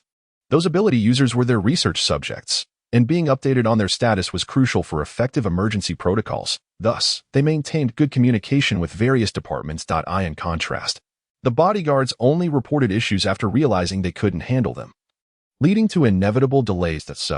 What do you propose? I can't just allow Yeye to remain in his clutches. Jiang Wentao looked at the two men, hoping for a satisfactory solution. Yuan Jishan and He Ming exchanged glances. Then Yuan Jishan continued with a smile. How about this? You should stay put in your office while we handle this matter for you. After all, those directly involved can be blinded by their emotions. We'll manage the situation more effectively and safely bring Yeye back. Is that truly feasible? Jiang Wentao hesitated. Despite their assurances, being absent from the scene left him feeling uneasy. Rest assured, we will act accordingly. After their exchange, the two men shared another glance and followed 16 out the door, heading towards the mine. What of Jiang Wentao? Why hasn't he arrived yet? Wu Di felt the wait had been excessively long, and with each passing moment, his anxiety grew, knowing that the longer this dragged on, the more unfavorable it would be for him. Haven't you seen that 16 has already gone to fetch him? Although 13 remained silent, he too was beginning to feel anxious. After all, if the mayor's granddaughter were harmed while it was his watch, he would be equally doomed at least if another leader were present. His responsibility might be somewhat alleviated. However, with no one in sight, and even 16, who had been gone for quite some time, still absent, How could he not be worried? Should we go out now? 16 finally mustered the courage to voice his thoughts to the two leaders, who had previously promised to rescue Jiang Ye. Yet, seeing them stand idly without any inclination to move forward left him feeling helpless. Let us observe the situation for now. We'll decide how to proceed later. With both leaders expressing this sentiment, 16 could only reluctantly continue to follow them in hiding. Watching from a distance, Wu Di understood that circumstances were spiraling beyond his control, so he cautiously maneuvered with the hostage in his grasp, preparing to escape at the opportune moment. Don't do anything reckless. Please, don't harm Miss Ye. 13, fearing Wu Di might flee, took a few steps closer. In response, Wu Di made a menacing gesture with the needle towards the woman in his arms. Step back. All of you, just step away. As he threatened, Jiang Ye cried out, causing 13 and the others to hesitate and quickly retreat a few steps. It seems no one cares about your well-being. Miss, after all this time, your grandfather has yet to show up. If I am left with no choice but to end your life, you should blame him, Wu Di whispered into Jiang Ye's ear, instilling a sense of dread within her. Chapter 115. Escape. No, this cannot be. My grandfather loves me dearly. He cherishes me. Jiang Ye shouted at Wu Di, her eyes wide with disbelief, her voice echoing as if it could pierce the heavens. Wu Di smirked coldly, a derisive curl to his lips as he retorted, "Oh, is that so? Then perhaps you could elucidate the current predicament we find ourselves in." Hearing this, Jiang Ye was rendered speechless, as if her throat had been choked by an unseen force, unable to utter a single word. Indeed, as Wu Di pointed out, at such a critical juncture of life and death, if her grandfather truly loved her as she believed, he would not be absent in her time of need. At this realization, tears welled in her eyes, shimmering like two pearls poised to fall. All her life, she had been carefully sheltered by the Jiang family, akin to a delicate flower thriving in a greenhouse. However, following her father's passing, her grandfather hastily placed the burden of governing the city upon her inexperienced shoulders. The immense pressure weighed heavily on the once innocent girl, leaving her feeling profoundly aggrieved and exhausted. Now, facing such peril without the anticipated arrival of her beloved grandfather, the flood of grievances within Jiang Ye surged uncontrollably. Wu Di tightened his grip on Jiang Ye with one hand while preparing another. He could strike at her slender neck at any moment and stride toward the exit. Despite being encircled by a sea of onlookers, none dared to intervene or obstruct his advance. They could only follow his lead, inching backward with trepidation, their faces painted with anxiety and fear, as if any misstep might incite the wrath of this seemingly ordinary yet enigmatic man. Meanwhile, hidden in the shadows, Ming watched the unfolding scene with a furrowed brow. Perplexed, his previously calm demeanor shifted to one of gravity, his sharp gaze fixed on Wu Di's receding figure before swiftly turning to Yuan Jishan, who was also concealed in the vicinity, his expression filled with confusion. Wasn't it said that this fellow possesses multiple abilities? Why have we yet to witness any of them? Yuan Jishan's expression darkened at Ming's query, responding curtly, Why ask me? Who else could I consult? My knowledge is no greater than yours. I've merely seen some battle footage, but I've never had the chance to witness his abilities firsthand. After speaking, Yuan Jishan sighed softly, seemingly exasperated by the current predicament.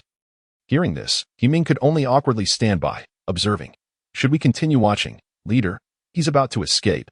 As Wu Di drew closer to the mine's exit, 16's anxiety mounted. If he manages to get outside, it will be far easier for us. Why is that? 16 inquired, increasingly perplexed. To his astonishment, Ming produced a syringe-like gun from his bag, filling it with a liquid. What is this for? Although 16 understood that this was not the appropriate moment for questions, curiosity got the better of him. This is a tranquilizer gun, Ming replied dismissively, his tone dripping with arrogance. As soon as he reached a spacious area, he could directly knock him out and carry him away. So that's how it is. Now I understand. Once Shirlu learned of their specific plans, he ceased to press them further, merely hoping that Wu Di would run faster, so he could then use the tranquilizer gun to incapacitate him. Wu Di, we can negotiate. Even if you harm Miss Ye, it won't resolve anything. Negotiate? Fine. I want those who came in with me to leave with me. But I don't possess that kind of authority. Then why are you even bothering to negotiate with me? Wu Di retorted bluntly. As he drew closer to the entrance of the tunnel, Wu Di suddenly realized that his escape route was far from secure. After all, this was their territory, and he couldn't keep carrying Jiang Ye. The terrain was starkly open, making him an obvious target. He was well aware that they were armed, and before he could take a few steps, he could very well be shot down. This thought filled him with anxiety, and at that moment, he noticed the entrance to the mine where they descended daily. although hiding in the mine might not be entirely safe for him. Compared to the vast open space, it seemed more advantageous. After all, with his agile skills, he could leverage the terrain to defeat them one by one before making his escape. He had to bring down those dozen or so men before their reinforcements arrived. Resolving himself, Woody no longer hesitated and slowly made his way toward the mine. Was he out of his mind? Isn't the exit over there? Why is he heading toward the mine? He Ming, already prepared with the tranquilizer gun, couldn't help but voice his confusion. Not good. He's trying to get into the mine. Yuan Jishan immediately grasped Wu Di's intention, even though that was their territory after years of mining. Countless winding tunnels had formed there. One could confidently say that even seasoned miners would easily lose their way. Realizing this, Yuan Jishan quickly jumped out and shouted, "Hurry, don't let him enter the mine." In that fleeting moment, Wu Di suddenly pushed Jiang Ye forward and turned to dive into the tunnel. That instant, He Ming's tranquilizer gun fired, hitting Jiang Ye squarely. She rolled her eyes back and collapsed immediately. Seeing her fall, San rushed forward to support her. "Forget her, go after him," He Ming shouted in a frenzy upon realizing his target had escaped, but she was a precious lady. Who would dare to step over her? In that moment of delay, Wu Di had already vanished without a trace. Chapter 116. The struggle of a cornered beast. As the group rushed chaotically into the mine, Wu Di had already concealed himself in the optimal hiding spot, a narrow space barely big enough for one person. Utilizing his agility, he swiftly took down the first man who entered. However, the second, third, and fourth men followed closely behind, leaving Wu Di no choice but to gradually retreat. He knew that if he continued this way and ended up in a more open area, it would be difficult to escape if they surrounded him. Seizing an opportunity, he pushed the foremost man back, using his body to block the others while buying himself some time. He then sprinted forward, seeking out the advantageous terrain of the mine. As the number of underground lights dwindled, Wu Di realized he was nearing the abandoned shaft, although it would be easier to evade his pursuers there. It also posed unknown dangers. After all, it had been abandoned for years, and in complete darkness, no one could predict whether the next step would lead to a pitfall or a dead end. But at this moment, he had no other choice and could only continue to fight while attempting to escape and conceal himself. "Leader, he's still moving forward. He is about to reach the innermost part," one of the men in black reported to San. The mine below had been abandoned for so long that almost none of the original miners were still alive, and the darkness and confinement deterred everyone from venturing deeper. Although San, wearing sunglasses, could not clearly see his expression, his words conveyed his extreme displeasure. 28. Have them execute him. Just as he coldly uttered this command, another voice urgently interjected, "No, I want him alive. He must be alive." San, feeling helpless, turned his gaze to the speaker, who was none other than the mad Professor He. Although reluctant, He Ming held a significant position, so San could only patiently explain, "Professor He, once he reaches the interior of the abandoned mine, it will be exceedingly difficult to capture him again. It would be better to shoot him now to avoid future repercussions." Shoot him. Each of them possesses unique abilities, especially this one, whose powers surpass those of the others and hold profound significance for my research. If we truly cannot capture him, we should simply guard the entrance to ensure he does not escape. I refuse to believe he can remain hidden inside forever without food or water. "But there are no buts. What I say is a command." Before San could finish, He Ming rudely interrupted him.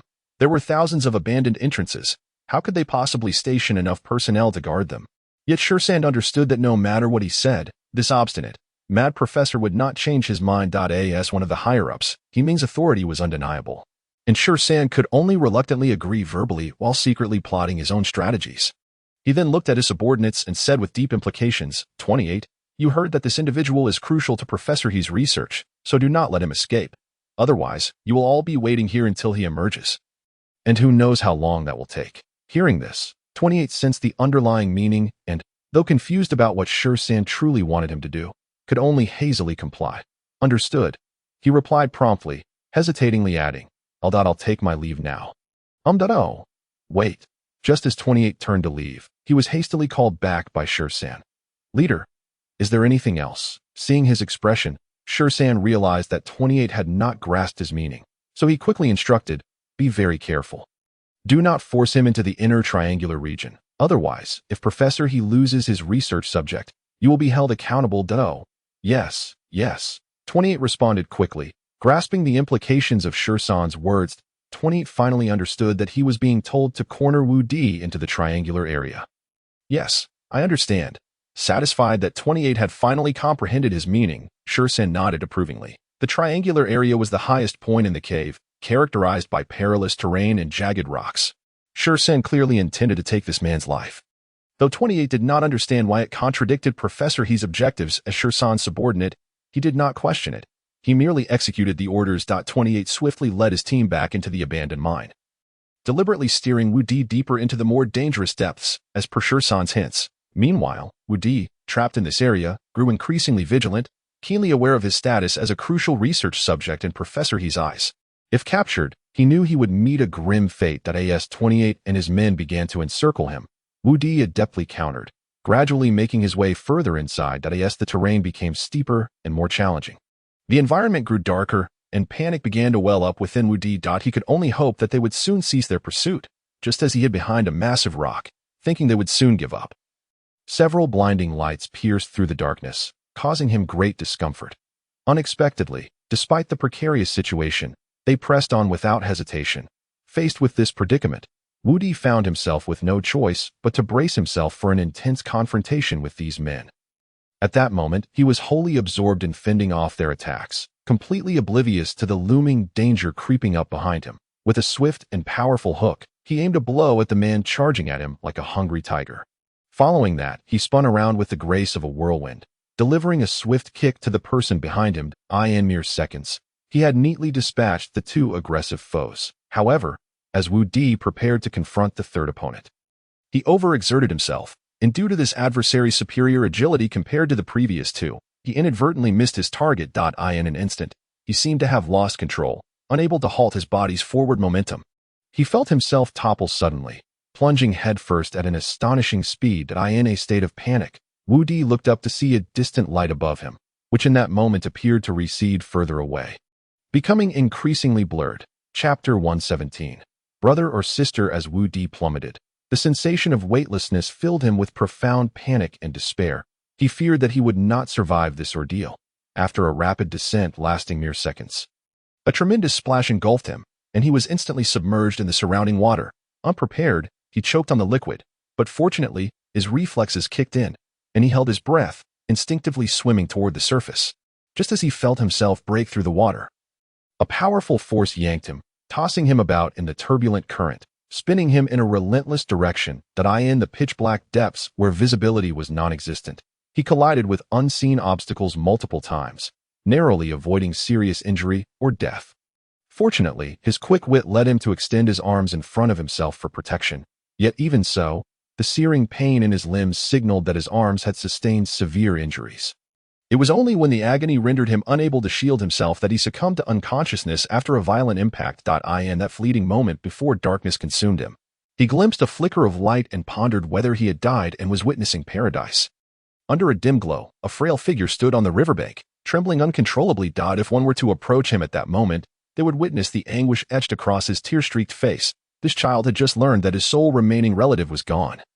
And in this tumultuous world, he had lost the will to survive. Staring at the underground river that they referred to as the mother of life, he recalled the many joyful memories he had shared here with his family and resolved to sacrifice his life to it. With gritted teeth, he leapt into the river, a place where he had once played joyfully. However, the instinct for self-preservation quickly propelled him to the surface. He was an adept swimmer, and although he contemplated giving in to the depths, the urgent current compelled his body to instinctively fight for life, preventing him from sinking to the bottom. This was the 9th time he had attempted to end his life. Why was it so difficult to die? The child felt disheartened, reproaching himself for lacking the courage to truly drown. Perhaps he should choose another method of death. Yes, another method. Fish could never drown in water. Recalling how his parents used to praise him for swimming with the grace of a fish, he realized he had never seen a fish nor understood what it truly was, only knowing that it was a creature that lived beneath the waves. Just as he contemplated leaving this world in a different manner, he caught a glimpse of something floating on the river's surface, and overwhelming curiosity compelled him to swim toward it. Despite the swift current, it posed no challenge for a child who had grown up swimming in these waters. To his astonishment, he discovered it was a person. As he drew closer, he realized it was an individual lying face up on the water's surface. The boy furrowed his brow. Forget it. He had no intention of living. So why save someone else? For a moment, he considered turning back and pretending he had seen nothing, but an irresistible curiosity and an innate kindness rooted deep within him prevented him from abandoning the stranger. With a resigned sigh, he swam toward the person. Although the size difference was significant, he relied on his understanding of the water's flow to effortlessly pull the individual to the riverbank. As he gazed at the person before him, the familiarity of the clothing struck him. Cautiously, he wiped away the grime and mud from the man's face, revealing features that became increasingly recognizable in the dim light. Wait, how could it be him? The boy stared in disbelief at the unconscious man. He glanced around, relieved that no one was nearby. Everyone seemed to be resting. Instinctively, he knew this person must not be seen by others, or he would invite immense trouble upon himself. Without the buoyancy of the water, he strained with all his might to drag the man, pushing and pulling him onto his small cart, covering him with a cloth before hauling him back home. Professor He, downstream, had not yet found any trace of him. Perhaps he had sunk to the riverbed or drifted away. Damn it, with so many of you searching, how can you not find one person? When He Ming learned that Wu Di had been forced off the cliff by a group, he could not contain his fury, his anger causing him to stomp his feet. Though everyone speculated that Wu Di might have been swept away by the rushing waters or drowned, He Ming refused to abandon the search for Wu Di. After all, as an experimental subject, he held value while alive, and even in death, he would provide insights for research that I don't care. You must find him immediately. Even if it's just his body. I want it. He glared fiercely at Shursan and Shirlu, who could only nod in agreement before continuing their search for Wu Di's whereabouts. Wait a moment, Shirlu, He Ming suddenly called out to Shirlu. While dismissing Shursan with a wave of his hand. We don't need you here. You can continue your search elsewhere. After a moment's hesitation, Shursan nodded and left. He Ming felt irate at Shursan's failure to follow his orders to capture Wu Di. Yet he could not openly act against someone who enjoyed the mayor's trust. Shirlu, organize a team to detain the others, preferably without them noticing, so we can control them. He Ming spoke with a sinister intent etched on his face. Understood. A calamity was poised to descend upon Wu Di and his companions, yet at that moment, they remained blissfully unaware. When Wu Di regained consciousness, he was assailed by a nauseating stench that left him gasping for air. Coughing violently, he struggled against the intense pain in his arms. You finally woke up. A familiar yet timid child's voice captured his attention, and he turned his gaze toward the small figure, taking a long moment to discern its features. Though his mind was still clouded. Are you my brother or sister? Chapter 118. Just me. Despite the dim lighting, Wu Di discerned that this child was the one he had encountered earlier, though the murky light and his still foggy mind made it difficult to ascertain whether he was the protective brother or the mischievous sister. The boy, looking despondent, quietly replied, I am the brother. Surveying the dirty, dim, and damp surroundings, Wu Di inquired, What is this place? While he understood they were in an underground city, it was evident that this area held abundant coal reserves. Even in this subterranean realm, there were numerous lighting fixtures. This is my home, the boy mumbled, lowering his head. It was clear they belonged to the lowest echelons of this city, where social stratification was starkly defined. What about the others in your family? Wu Di asked, observing the dilapidated abode, where he saw no one but the boy, realizing the importance of clarifying his identity to avoid causing them further trouble. He began to explain, I am alone in my family. Oh really? Wu Di suddenly grasped the implications of the boy's words. He was unsure if there were other family members, but he distinctly remembered the boy had a sister. As everyone had witnessed, confusion set in. But don't you have a little sister? The boy did not respond immediately, his gaze fixed downward, lost in thought. Aware of the city's peculiar circumstances, Wu Di refrained from pressing further. Swallowing hard, he addressed the boy. I apologize. Although I am unaware of what has transpired in your family, I must inform you that just as Wu Di was about to divulge his circumstances, fearing his presence might bring trouble to the child, he noticed the boy seemed oblivious to his words, consumed by the earlier question. She went to receive punishment. Punishment? The sudden utterance left Wu Di's mind momentarily paralyzed, rendering him utterly perplexed by the words spoken. Yes, my sister, she has been taken away for punishment.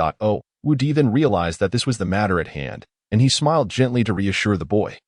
Oh, so that's it. She should be back soon, and you won't be alone anymore.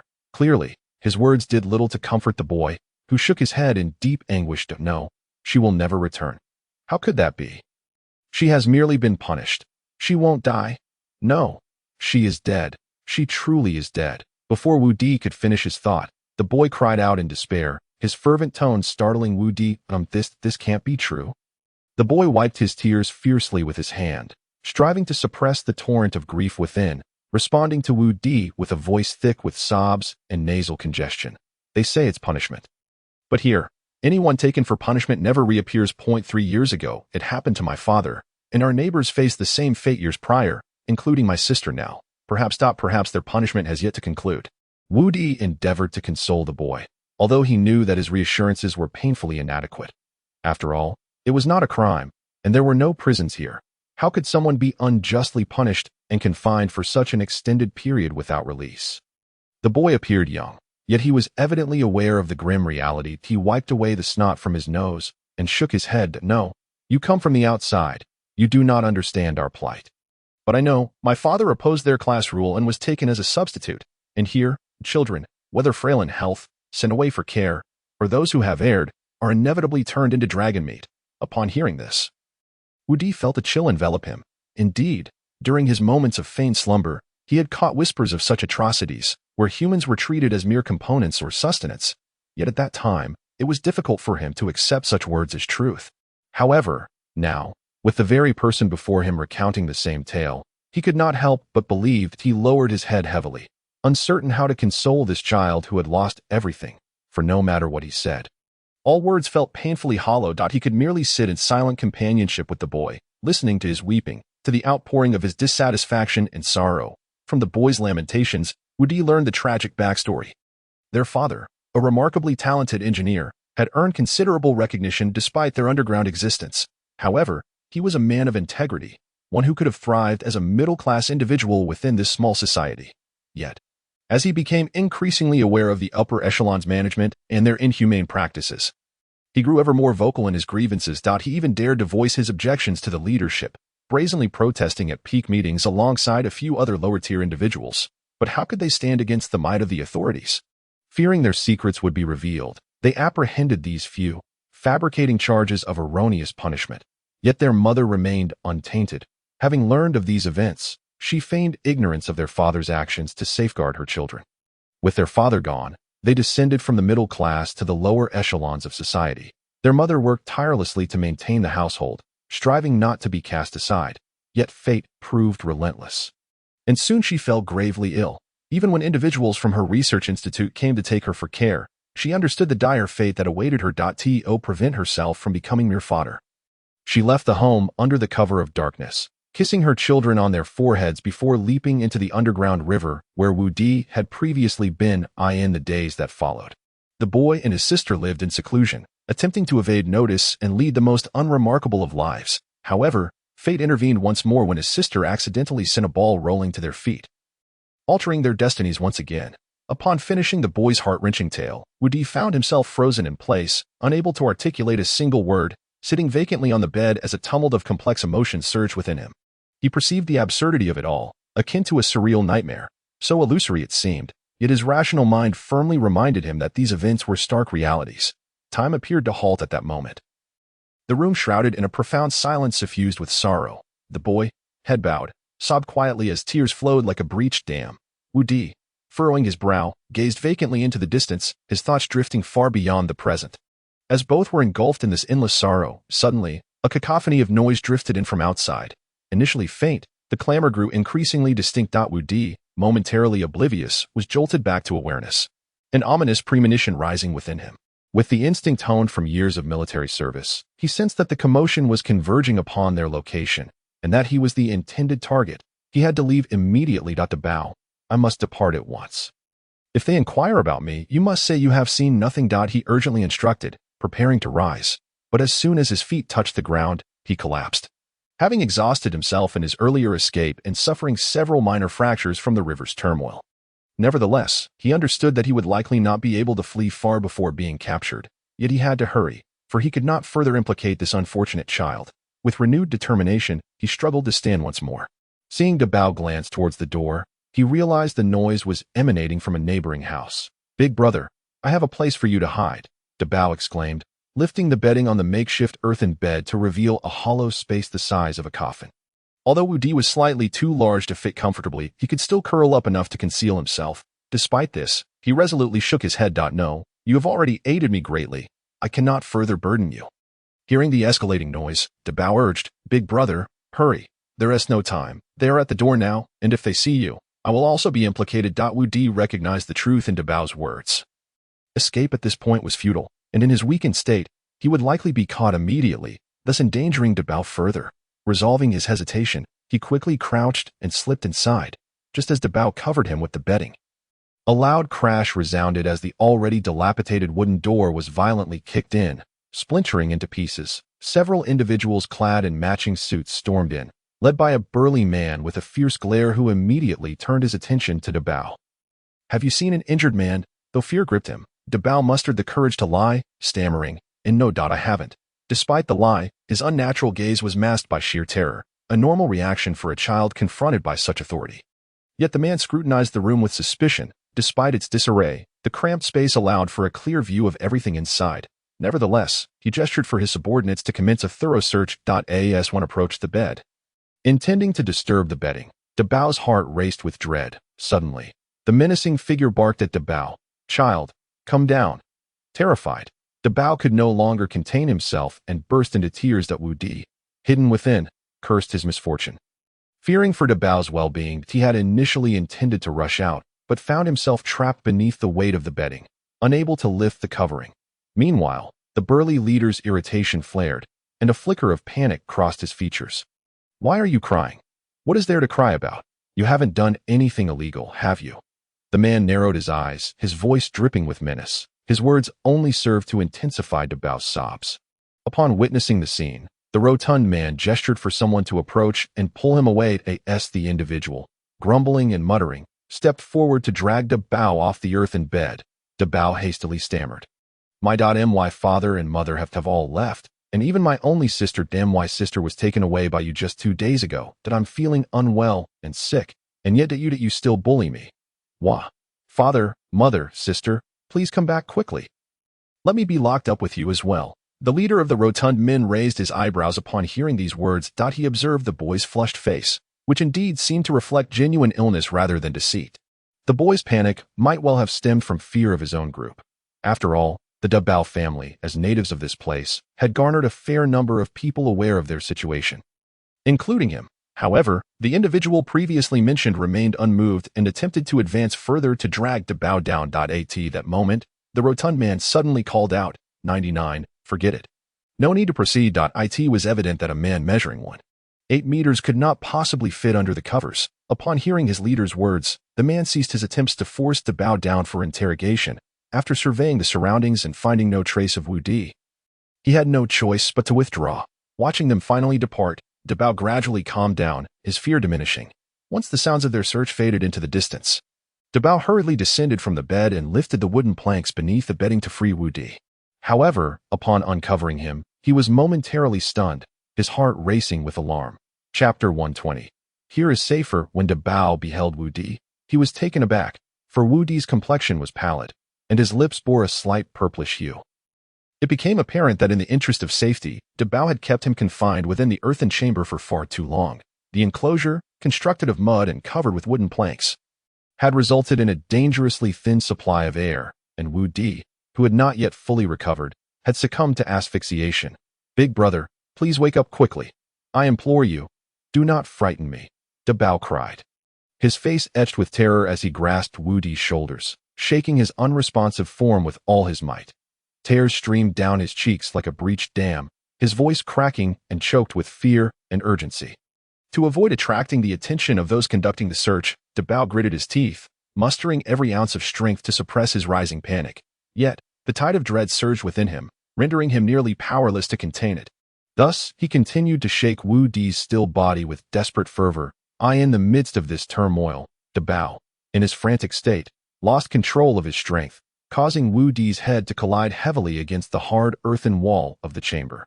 A dull thud echoed, followed by a series of violent coughs from Wu Di. This unexpected turn of events left Dabao momentarily frozen, his cries abruptly silenced. Under Dabao's astonished gaze, Wu Di coughed a few times before abruptly sitting up. As if jolted awake from a nightmarish slumber, he gasped for air, greedily inhaling the surrounding atmosphere, each breath seemingly an attempt to reclaim every ounce of oxygen lost. After a moment of heavy panting, Wu Di finally focused on the tear-streaked face of Dabao. Dabao, it's all right. Don't worry, he reassured weakly, patting Dabao's shoulder with a gentle hand. Upon seeing this, Dabao's tears transformed into a relieved smile. Noticing that those who had been searching for him had retreated, Wu Di exhaled a sigh of relief and said, I must leave this place quickly. I cannot burden you any longer. As he spoke, with Dabao's frail form supporting him, Wu Di slowly crawled out of the earthen chamber. Observing Wu Di's frail state, Dabao bit his lip, as if resolved to make a significant decision. He then lifted his gaze to Wu Di and implored, Big brother, please don't leave. Stay at my home. You can go once you're healed, but that would put you at risk, Wu Di replied. Aware that, given his current condition, he would likely be discovered and captured before he could escape. Yet, he feared burdening this lonely child. Seemingly perceiving his concerns, Dabao, with an earnest expression, declared, Brother, I am not afraid of being a burden. I am all alone now. It cannot get any worse. Besides, they have already searched this place, so they want to come back again. There is no safer place than here. Wu Di understood the truth in his words. If he ventured outside, it would be far more perilous. He needed to inform the others. Only with their presence could he once again harness his abilities. Alone, he would likely be captured the moment he stepped outside. Ultimately, he could take Dabao with him when he left, ensuring the child would not go hungry. Though danger loomed, it would spare him from becoming prey for those fiends. He gently ruffled Dabao's hair and nodded with a smile. Unbeknownst to him, just 2 streets away stood someone he wished to contact. Gao Yupeng watched as the group moved through the impoverished area designated as Red Light City, their behavior akin to a swarm of locusts. Particularly the suit-clad individuals rampaging through with impunity. His brows furrowed in discontent. Although he had held this position for some time and had witnessed the inequities of Red Light City, his extensive experience with societal ills had rendered him somewhat desensitized. After all, human beings are inherently selfish, and the oppression of the weak had seemingly become a vile inclination of mankind. Yet, as a police officer, he felt compelled to intervene and halt their nefarious actions. Gao Yupeng, what do you intend to do? Just as he began to approach, he was halted by his partner. The administrator named you. You're not thinking of making trouble again, are you? You said, exasperatedly tapping his forehead. If it weren't for Gao Yupeng's unique status, he would have cared little about his actions. Why not simply enjoy a leisurely day? It must be noted that the town administrators, aside from those with official titles, held considerable authority in Red Light City. Yet, this newcomer, Gao Yupeng, appeared oblivious to this fact, continuously antagonizing the influential figures within the city on behalf of the impoverished citizens. Previously, he had offended a leader's secretary, insisting that the secretary compensate a commoner simply because the latter had not polished his shoes to the secretary's satisfaction. The secretary had subsequently beaten the commoner. There were also instances where he rebuked the servants of leaders for seizing the private belongings of the poor, which had infuriated the leader, leading to a public reprimand of Gao Yupeng. Such incidents were numerous, and it left you feeling frustrated as he became the scapegoat for Gao Yupeng's actions. Gao Yupeng, unwavering, replied, These individuals are utterly lawless. This matter must be addressed. Sir, are you truly considering this? You exclaimed, his frustration palpable. Do you even realize who these people are? They answered directly to the mayor. They are beyond our jurisdiction as mere administrators. I understand their status, but as town administrators, are we not tasked with managing the town? We must address the actions, not the identities. If they act unlawfully, we must intervene, Gao Yupeng declared with righteous fervor. You was incensed. You've been appointed as a town administrator, yet you genuinely think you wield power? I regret to inform you that our duties are indeed to serve the powerful, not the just. If a leader commits an error, it is rendered correct, while a commoner's righteousness is deemed wrong. You speak in fallacies. This is akin to a slave society. Chapter 121. A familiar voice indeed. It bears a striking resemblance to a slave society. You, infuriated, unabashedly spoke the truth. Meanwhile, Wu Di and Dabao remained oblivious to the events unfolding outside. Engrossed in their discussion regarding future plans. Dabao even rummaged through the meager remaining food in his home. Dividing what little he had with Wu Di. Wu Di regarded the charred morsel resembling coal with trepidation, yet he swallowed his discomfort and took a bite, discovering it was not as unpalatable as he had anticipated. Gao Yupeng found himself momentarily speechless, caught off guard by the compliance and used tone. As he turned away in frustration, he realized that the group responsible for the earlier commotion had already distanced themselves significantly. With a sigh, Gao Yupeng dashed towards them, prompting Yu to hurriedly follow suit, once more grasping his arm. For heaven's sake, Gao, I would even call you my ancestor. Can you refrain from attracting trouble? Yu urged with a tone of resigned exasperation. Gao Yuping initially wished to offer a few words of defense, yet he understood that whenever he offended those he ought not to, the repercussions seemed trivial for him. Rather, it appeared that it was the smaller fish that bore the brunt of the scolding. Contemplating this, he felt a twinge of guilt. Turning to observe those who resembled bandits invading a village, he thought it best to let it go. Seeing his expression soften, Xiaoyu experienced a sense of relief.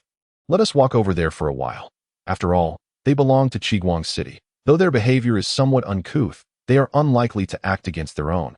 Just as Gao Yuping acquiesced and was being pulled back by Xiaoyu. A loud crash echoed from behind, accompanied by a muffled groan of pain and the terrified cries of a child. The suddenness of the noise caused Gao Yuping to halt, turning to look. He beheld a lean man in a black suit mercilessly beating an elderly man lying on the ground. Even disregarding the child who had shielded the elder, blood streamed from the old man's head. And upon closer inspection, he noticed a stone platform behind the elder, with traces of blood at its edge, indicating that the old man had been pushed and had struck his head against the stone. "Damn it! Do you dare obstruct my entry to inspect? Are you tired of living?" the man barked, continuing to pummel the elder and the child. The elder shielded his injured head with one hand, while desperately attempting to protect the child with the other. "Oh dear, officer, I assure you, there are no fugitives here. It's just my daughter-in-law has just given birth to her second child, and it's truly inconvenient." As if in response to the elder's plea, a wailing cry immediately emanated from within the building. "Damn it, what bad luck." The gaunt man, intending to leave, suddenly caught sight of the fat man's glare, compelling him to turn back. The elder, who had just begun to breathe a sigh of relief, immediately felt the tension return. "Officer, damn it, I almost got away with it. Even with a newborn, you still have to check." With that, he and his men prepared to force their way inside. Observing this, the elder hurriedly pushed the child aside and stumbled forward, using his back to block the broken door. "Officer, this is truly inconvenient. If you go in, how will I explain to my son? You should wait for them. You're asking for death. Rest assured, once you're dead, you won't need to explain anything to anyone." With that, he swiftly drew his gun, pointing it at the elder, just as he was about to pull the trigger when a loud shout rang out from behind. "Stop! You cannot do this." Gao Yuping broke free from Xiaoyu's grasp and strode purposefully towards the group of suited men. Seeing this, Xiaoyu could only sigh helplessly and follow. Gao Yuping's actions left others in astonishment. Before the gaunt man could utter a coarse remark, the chubby man beside him raised a hand to stop him. The chubby man scrutinized Gao Yuping and then glanced at Xiaoyu, tentatively asking, "Are you the administrators?" Although the black-clad man was quite formidable in this scenario, his cunning nature compelled him to inquire further. For above him were many leaders, including their relatives, whom he could not afford to offend lightly. "Indeed, I am," Gao Yuping asserted, producing his identification as an administrator and extending it forward. The fat man, taken aback initially, quickly grasped the situation. It dawned on him that before him stood a mere rookie.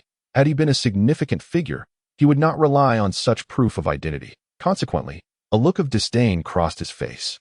Xiaoyu, recognizing the man's formidable demeanor, rushed to the fat man's side, offering a conciliatory smile and whispering in a tone only the two could hear, "Officer, you needn't stoop to his level. He's quite simple-minded.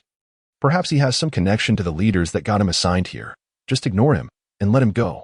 The fat man, upon hearing this, glanced at Gao Yuping again, a sneer firmly affixed to his lips. 136, pay him no mind. Just carry on with your duties. Understood. The lean man turned away, disregarding Gao Yuping, and pressed the gun against the old man's forehead. "I said to cease your actions, or do not blame me for being ungracious."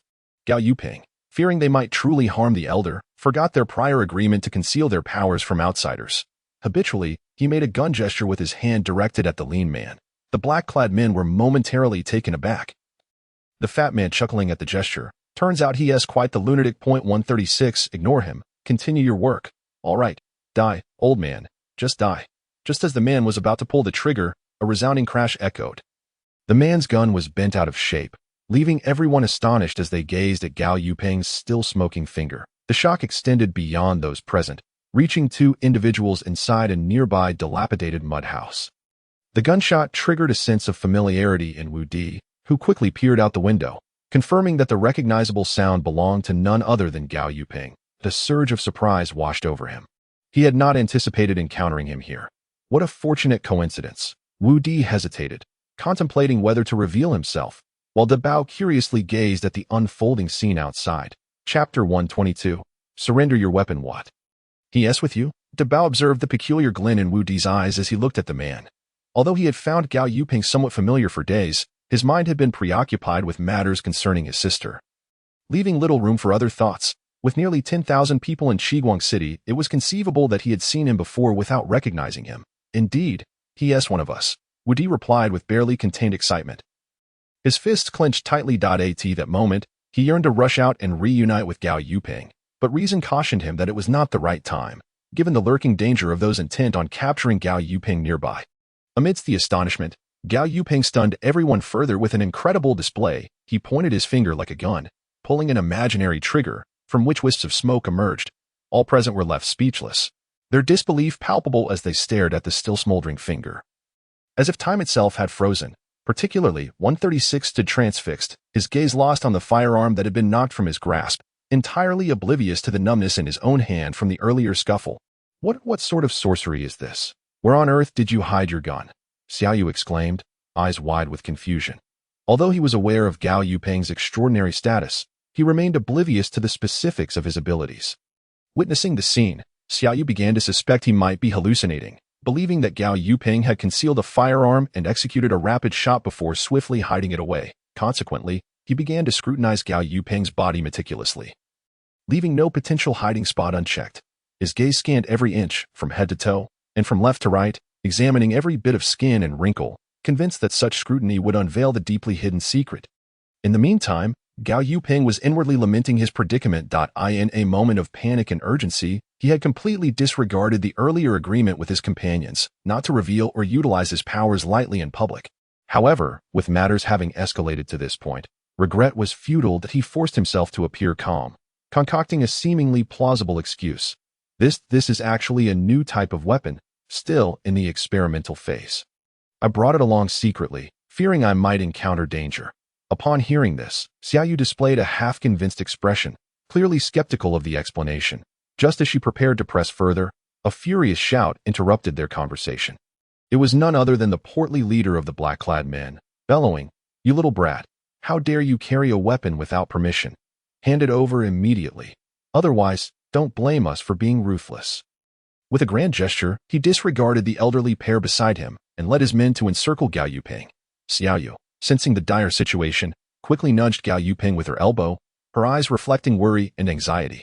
"Quick, Gao Yuping, surrender your weapon to them. My colleague is new here and doesn't understand the rules. Please do not hold it against him. I'll make him hand it over, and you can continue your work without us interfering." Hee. Xiaoyu's subsequent remarks were clearly directed at the black-clad men, yet despite her extensive pleading, Gao Yuping showed no intention of relinquishing any weapon, causing her forehead to bead with sweat from anxiety. Gao Yuping, too, was inwardly exasperated. This was merely his ability, not an actual firearm, let alone something to surrender. Realizing that it was better to take a risk than to remain passive, he resolved to fight back. Without a hint of hesitation, he retorted with unwavering resolve, "I apologize. This is my personal property, and I shall not relinquish it." What? The two individuals exclaimed simultaneously, one being Xiaoyu and the other the corpulent leader of the black-clad men. The former's tone was tinged with fear and disbelief, for they were numerous, and even in the name of self-preservation, they would not dare refuse an order to surrender their firearms. In contrast, the latter's voice was a furious roar, as he could scarcely fathom that a mere street administrator would dare defy his command. "Since you are so intent on keeping your weapon, then by all means, keep it forever." With that, he waved his hand, and the black-clad men simultaneously raised their weapons, directing them at him. Gao Yuping instinctively raised his own hand, causing a noticeable stir among the surrounding black-clad individuals, for his earlier speed had been astonishing, and none wished to be struck by him. However, when they discerned his gesture, they could not help but exhale in disappointment, for the imagined firearm was nowhere to be seen. All that was present was a hand mimicking the shape of a gun. "You fool! Even with death looming, you still jest. What? Do you believe your hand is a gun? Can it truly shoot me? Come now. Fire at me." With that, the corpulent man strode boldly into the encircling throng surrounding Gao Yuping, even directing the latter's finger toward his own head. "Step aside. Do not force my hand," Gao Yuping implored desperately, While to the onlookers, it appeared merely as a pair of ordinary arms, he knew full well that this was a genuine weapon, and any misfire could have dire consequences. Yet, to others, it was merely a common gesture. "Come on, use it, or else you're the coward," the stout black-clad leader shouted, showing no signs of retreat. As the situation escalated into a stalemate, Xiao Yu hurriedly stepped forward to mediate. "Hold on, everyone.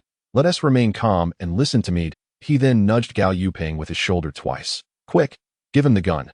This is not the time for games." Although this matter pertained to Gao Yuping, the leader was equally concerned about his own standing. If he lost Gao, he knew the leader would never forgive him. No way. Indeed, it is not a matter of refusal. It is simply impossible. "Oh, really? What do you mean by wanting to give but being unable to?" "Kid, you are far too arrogant. Since you feel this way, do not blame me for being ungracious." With that, the corpulent man waved his hand, and a synchronized sound of bullets being chambered echoed ominously, all aimed at Gao Yuping's head. Don't shoot," Xiao Yu cried out in terror. Chapter 123. The outsider. Upon hearing Xiao Yu's exclamation, the corpulent black-clad leader's face immediately contorted with evident displeasure. His eyes widened in anger as he glared at Xiao Yu, bellowing, "What are you screaming about? I have never encountered anyone I wish to eliminate who was spared. No one shall obstruct me." With his words barely escaping his lips, the stout man raised his right hand high, preparing to signal his subordinates to fire upon Gao Yuping.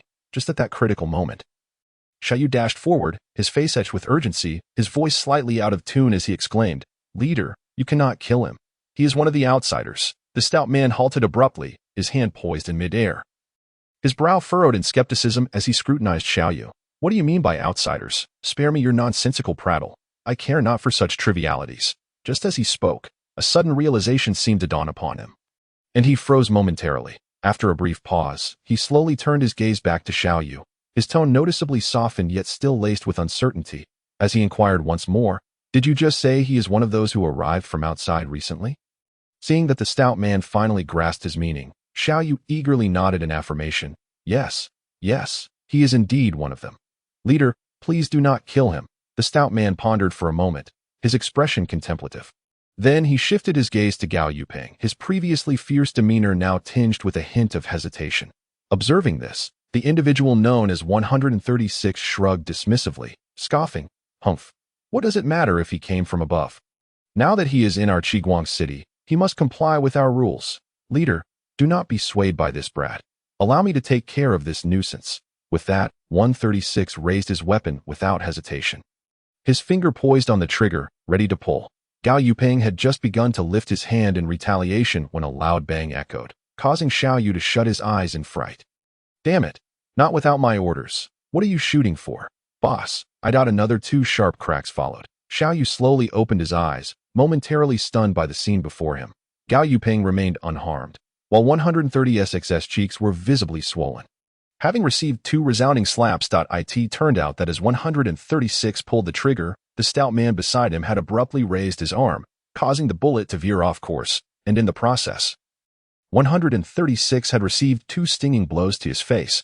Had it been anyone else, 136 would have retaliated without a second thought, but faced with his leader, he could only swallow his curses, his eyes glistening with unshed tears of indignation. Who would have thought that the perennial sycophant would find himself at the receiving end this time?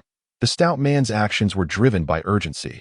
While others might be oblivious, he, as one of the key leaders among the black-clad men, understood the significance of these individuals to the leadership. Otherwise, he would not be so fervently pursuing the one who had escaped from the mine. Their numbers were already few, and if another were to be lost, the available living subjects for the leader's experiments would dwindle even further, inevitably leading to his own punishment. How could he not be anxious when it involved his own fate? Consider yourself fortunate today. I am in a good mood and shall not engage in petty squabbles with you. But heed my warning. Mind your own business here, and you might live a little longer. With that, he gestured to his black-clad subordinates. Let South move to another street and search. Although Gao Yuping was unaware of the reason behind the sudden change of heart that spared him, he was relieved that the immediate danger had passed. While his abilities were formidable, taking down a group encircling him simultaneously was still a daunting task. Though he could potentially use his firearm to claim a few lives, he doubted he could escape unscathed from their gunfire. Since they had ceased their aggression towards the elderly and the child, and did not intend to continue their assault on him, Gao Yuping felt a weight lift from his heart, allowing him to exhale in relief. Xiao Yu, too, shared in this moment of reprieve. Just as the stout black-clad leader and his men were about to depart, he suddenly halted mid-stride, causing both Gao Yuping and Xiao Yu's nerves to tense once more. The stout man slowly turned around, a cunning glint in his eye. "Kid, have you seen any of your comrades in these past few days?" "Comrades? Which comrades?" Gao Yuping replied warily, confusion etched on his face. "Nothing much, just inquiring whether you've been in contact with anyone lately," the stout man chuckled. Though Gao Yuping found this individual detestable, he retorted with irritation, "What time do we have for gatherings?" "I was about to ask you the same. You've scattered us so far apart that it's nearly impossible to meet. No need to be upset. I'm merely curious." Despite the stout man's feigned amiability, Gao Yuping was clearly unimpressed. Seeing that his attempts at conversation were falling flat, the stout man could only awkwardly chuckle twice before leading his subordinates away. Xiao Yu looked at Gao Yuping with concern. "Well, you've certainly made an enemy of him." With that, Xiao Yu disregarded Gao Yuping, stepping forward to check on the injuries of the elderly and the child. Gao Yuping hastily followed him, just as he was about to approach when a sudden gust of wind rushed past him. Realizing something was amiss, he instinctively raised his hand to turn and strike, only to find it was not the black-clad men behind him, but rather a frail boy. He quickly altered his gesture to steady him. "Debeo, what are you doing? Why the rush?" I'm sorry. I was just trying to get across." Gao Yuping, having patrolled this neighborhood for some time, recognized Debeo and had intended to reprimand the reckless child, but suddenly felt a tightening in his grip. "N01 is watching," Debeo exclaimed, breaking free from his grasp and darting away. Chapter 124. The secret protective weapon. "What are you doing? Why are you dawdling? Hurry up and come over to lend a hand." Xiao Yu furrowed his brows, his face etched with impatience as he shouted towards the distant figure of Gao Yuping, who had been standing still for quite some time. As he called out, he waved his hands vigorously, urging the other to assist. After all, both of them had sustained considerable injuries, and it was impossible for Xiao Yu to move two individuals on his own. Upon hearing his name called, Gao Yuping seemed to awaken from a trance. He hurriedly responded, It's nothing. I accidentally bumped into a child just now. I'm coming over to help." As he spoke, his gaze unconsciously darted towards the small boy who had just ventured into the alley of the slums. In truth, due to work and living circumstances, Gao Yuping had encountered Debao several times before, but they had hardly exchanged a word. This unfamiliar relationship left Gao Yuping feeling somewhat bewildered, entirely unsure of how to navigate the current situation. However, upon seeing Debao's mysterious demeanor, he couldn't help but feel puzzled, contemplating, why did this little fellow suddenly appear, and why is he acting so strangely? What did he write on the note he gave me? What could we possibly discuss? Despite his myriad of questions, Gao Yuping chose not to disclose the matter of the note to Xiao Yu for fear of inciting unnecessary trouble or misunderstandings. Thus, he discreetly tucked the note into his pocket, took a deep breath, and swiftly made his way towards Xiao Yu. With their combined efforts, they soon helped the elderly pair into the shelter. Upon entering, they were met with the sight of a frail old woman, panic-stricken, blocking a rickety door. Inside, the faint cries of a newborn could be heard intermittently. "Sir, you really can't come in. It will bring bad luck." "Dear lady, please don't misunderstand. They are injured, and we are merely bringing them inside," Xiao Yu reassured her. Upon hearing this, the old woman's attention shifted from the two strangers to the grandfather and grandson beside her. "Oh, child's father, dear girl, what happened here?" she exclaimed, rushing forward. "Hey, careful, old woman. My arm feels like it's about to break," the old man protested, clutching the arm that had been jostled by her. "These heartless fiends really beat us to a pulp." "Shoo, keep your voice down," the old man quickly interjected, realizing the two strangers had just saved them and had even angered the men in black on their behalf. Nevertheless, they dared not offend those men, nor speak of them in front of outsiders. "Has the child been born?" Yes, it's a healthy boy. Both mother and child are safe." "That's wonderful news." The old man beamed, and Gao Yuping and Xiao Yu quickly offered their congratulations. Following the old man's guidance, they assisted the elderly pair into a nearby vacant room that could barely accommodate a bed, where Xiao Yu busied himself checking their injuries and administering basic treatment. Gao Yuping, on the other hand, was preoccupied, his hand tightly gripping the note in his pocket. Seizing a moment when Xiao Yu was distracted, he stealthily unfolded the paper, revealing neatly written words, "Tomorrow at 10 o'clock. Meet at this location. Do not tell anyone. Would." Gao Yuping's heart raced at this revelation. This location? Could it be the very place Debao had handed him the note? But shouldn't Would be at the mine? Why was he here? And why so secretively? It seemed he had to come here once more today. As soon as Xiao Yu managed to tend to the injuries of the elderly pair, they exited the old man's home. At that moment, Xiao Yu finally had the opportunity to inquire about something that had been on his mind. Brother, why do you have a gun on you? I didn't see it when we were bathing. You really hide it well? You go. You know I came from the outside.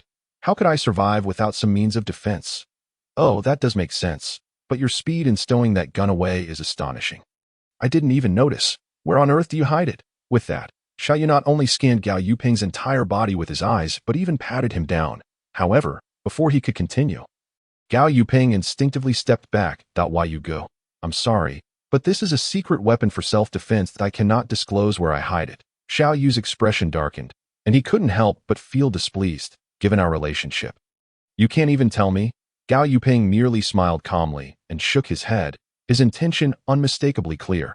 Although Xiao Yu felt unhappy, he realized he could not force the matter, contemplating that he would have to report this to their superiors without any other options. Resolving himself, he feigned anger and shot a glance at Gao Yuping. Fine, if you want to show me, so be it. How stingy. I treat you like a brother, and yet you keep your guard up against me. Humph. The following morning, as the clock tower in the heart of the underground city approached 10, Gao Yuping concocted an excuse to visit the restroom and slipped away to the designated location. Ever since he had been assigned this post, Xiao Yu had been virtually glued to his side, whether they were on a mission, eating, or sleeping. Ostensibly partners, it was little different from being under surveillance. When Gao Yuping arrived at the spot where he had encountered Dabao the previous day, he found it devoid of anyone. Curious, he scanned the area until he spotted a small head peeking from around a corner. It was Dabao. The boy waved at him, and after a moment's hesitation, Gao Yuping approached. Who exactly are you? How did Wu Di's note end up in your possession? Gao Yuping asked warily. Dabao did not answer, but instead looked around cautiously. You are not being followed, are you? Of course not. Good. Follow me. Despite his suspicions, Gao Yuping had no choice but to trail behind the boy. Thus, they wound through the cluttered alleyways until they arrived at a dilapidated hut made of mud. There, the person you need to see is inside. Though Dabao led him through a convoluted path, Gao Yuping was familiar with the area and realized they were quite close to where he had just been. Dabao had intentionally taken him on a roundabout route. Although puzzled, he felt no fear of the child and, without further hesitation, pushed open the rickety door and stepped inside. Chapter 125, Their Secret. Gao Yuping's eyes widened in disbelief, his expression a mixture of astonishment and joy as he fixed his gaze on the man seated on the bed, wearing a faint smile. That familiar face belonged to none other than Wu Di, whom he had not seen for a long time. In an instant, a wave of indescribable joy and excitement surged within Gao Yuping. He hurriedly approached Wu Di, his steps quickening.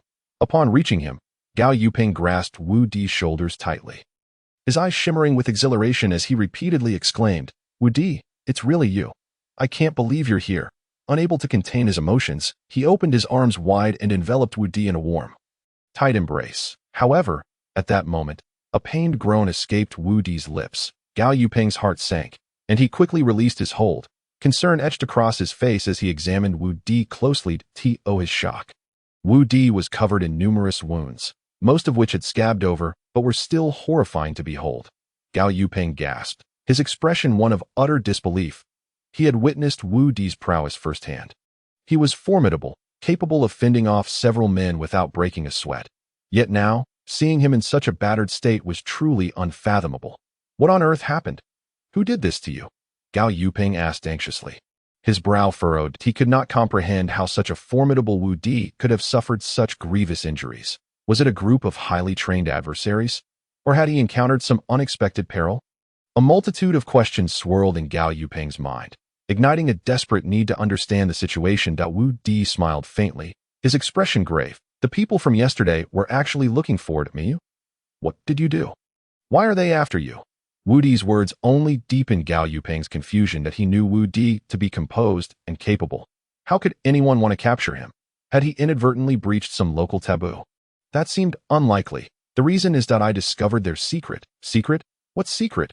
Wu Di sighed with resignation. Actually, we are all test subjects here. Test subjects? Gao Yuping's heart skipped a beat. Are you implying that they have discovered our secret abilities? Though reluctant to confirm, Wu Di nodded affirmatively. How can this be? Surely someone must have leaked information. We explicitly agreed to keep our abilities hidden when we parted ways. Gao Yuping could hardly believe that this was true, for it signified that they would no longer be able to lead a tranquil existence here. After all, life outside was fraught with peril at every turn. Have you noticed that since arriving here, your sleep has improved significantly? There are often itchy spots on your head, back, and even in some inconspicuous areas, resembling small, stubborn bumps. Although he could not ascertain whether Gao Yuping had encountered the same predicament, he presumed that since they had arrived together, their situations were likely comparable, and thus he confidently inquired, "How can you be so sure? What does this have to do with the experiment?" Gao Yuping furrowed his brow in confusion.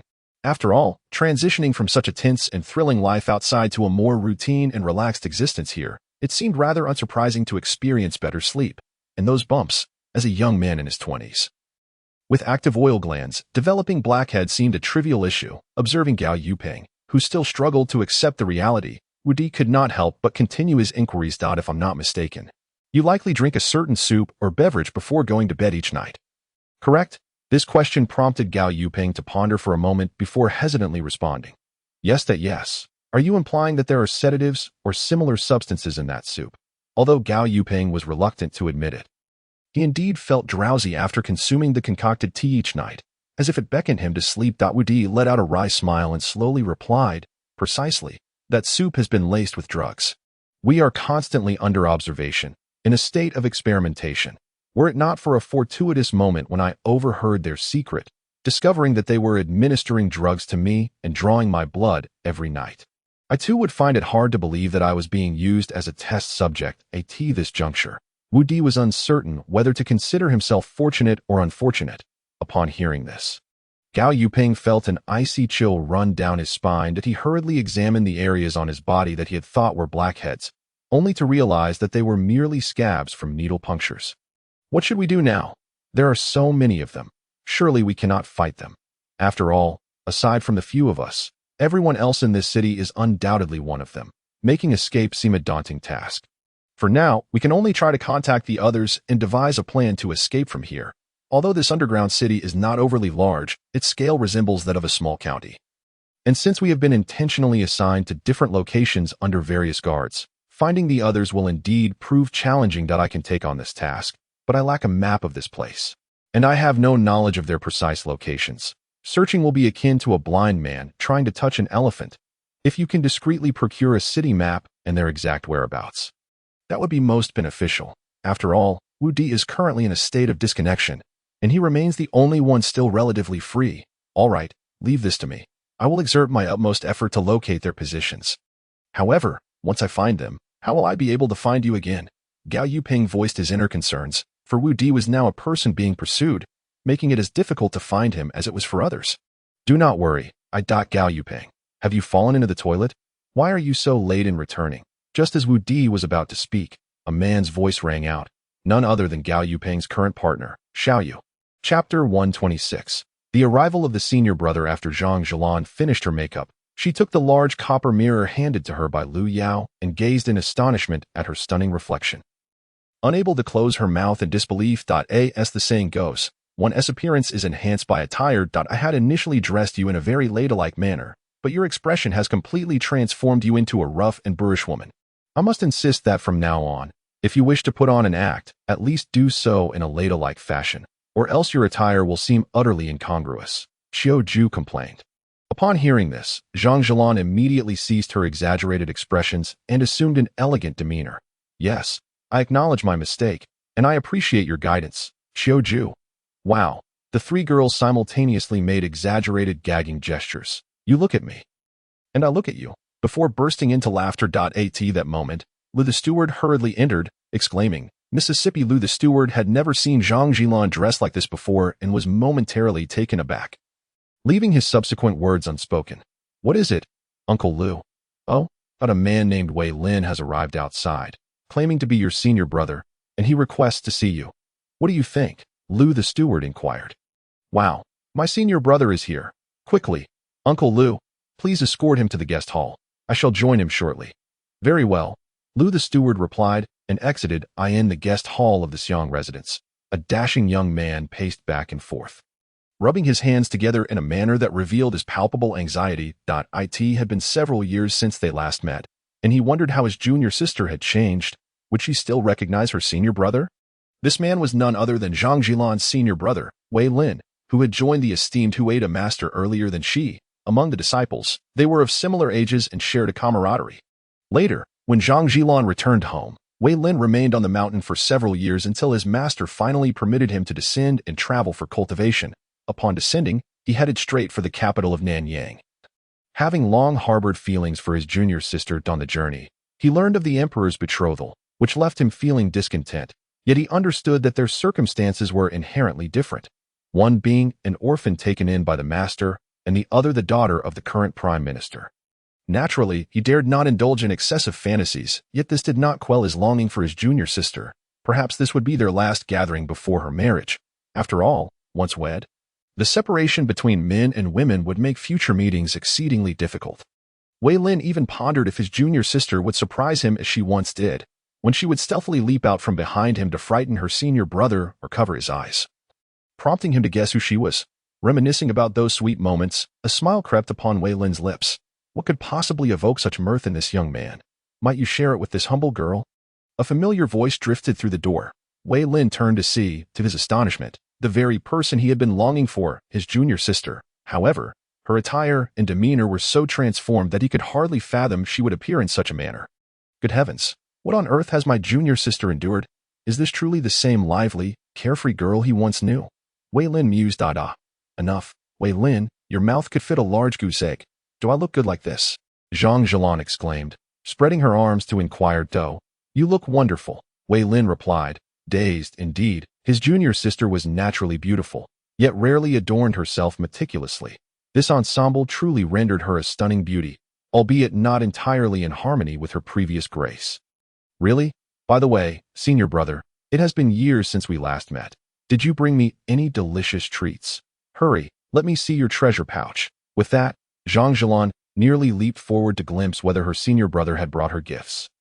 In the past, during their time with their master, she had been unable to enjoy tasty food, and Wei Lin would often sneak her some of the offerings. However, before she could reach him, oh no, be careful.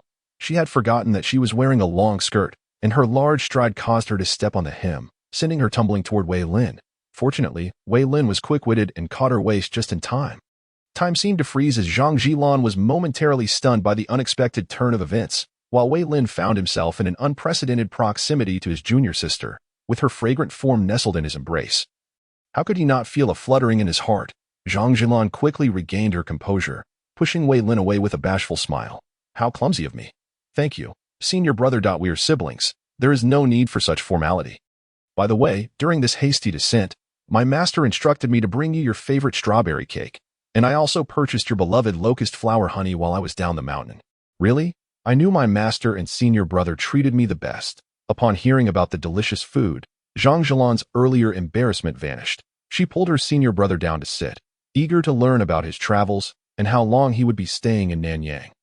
After a brief exchange, as Zhang Jilan had matters to attend to at the 6th prince's residence, they arranged a time and place for their next meeting before parting ways. As Zhang Jilan carefully walked, still unaccustomed to the long dress after being used to short skirts and trousers, her breathtaking beauty caught many eyes along the way. Yet, her cat-like gait sparked much discussion among onlookers. Li Wenxiang. This is your fault. If it weren't for you, I wouldn't be wearing this absurd outfit. You shall pay for this. Just wait and see. Zhang Jilan murmured through gritted teeth, smiling coyly while using her feather fan to shield her face in embarrassment.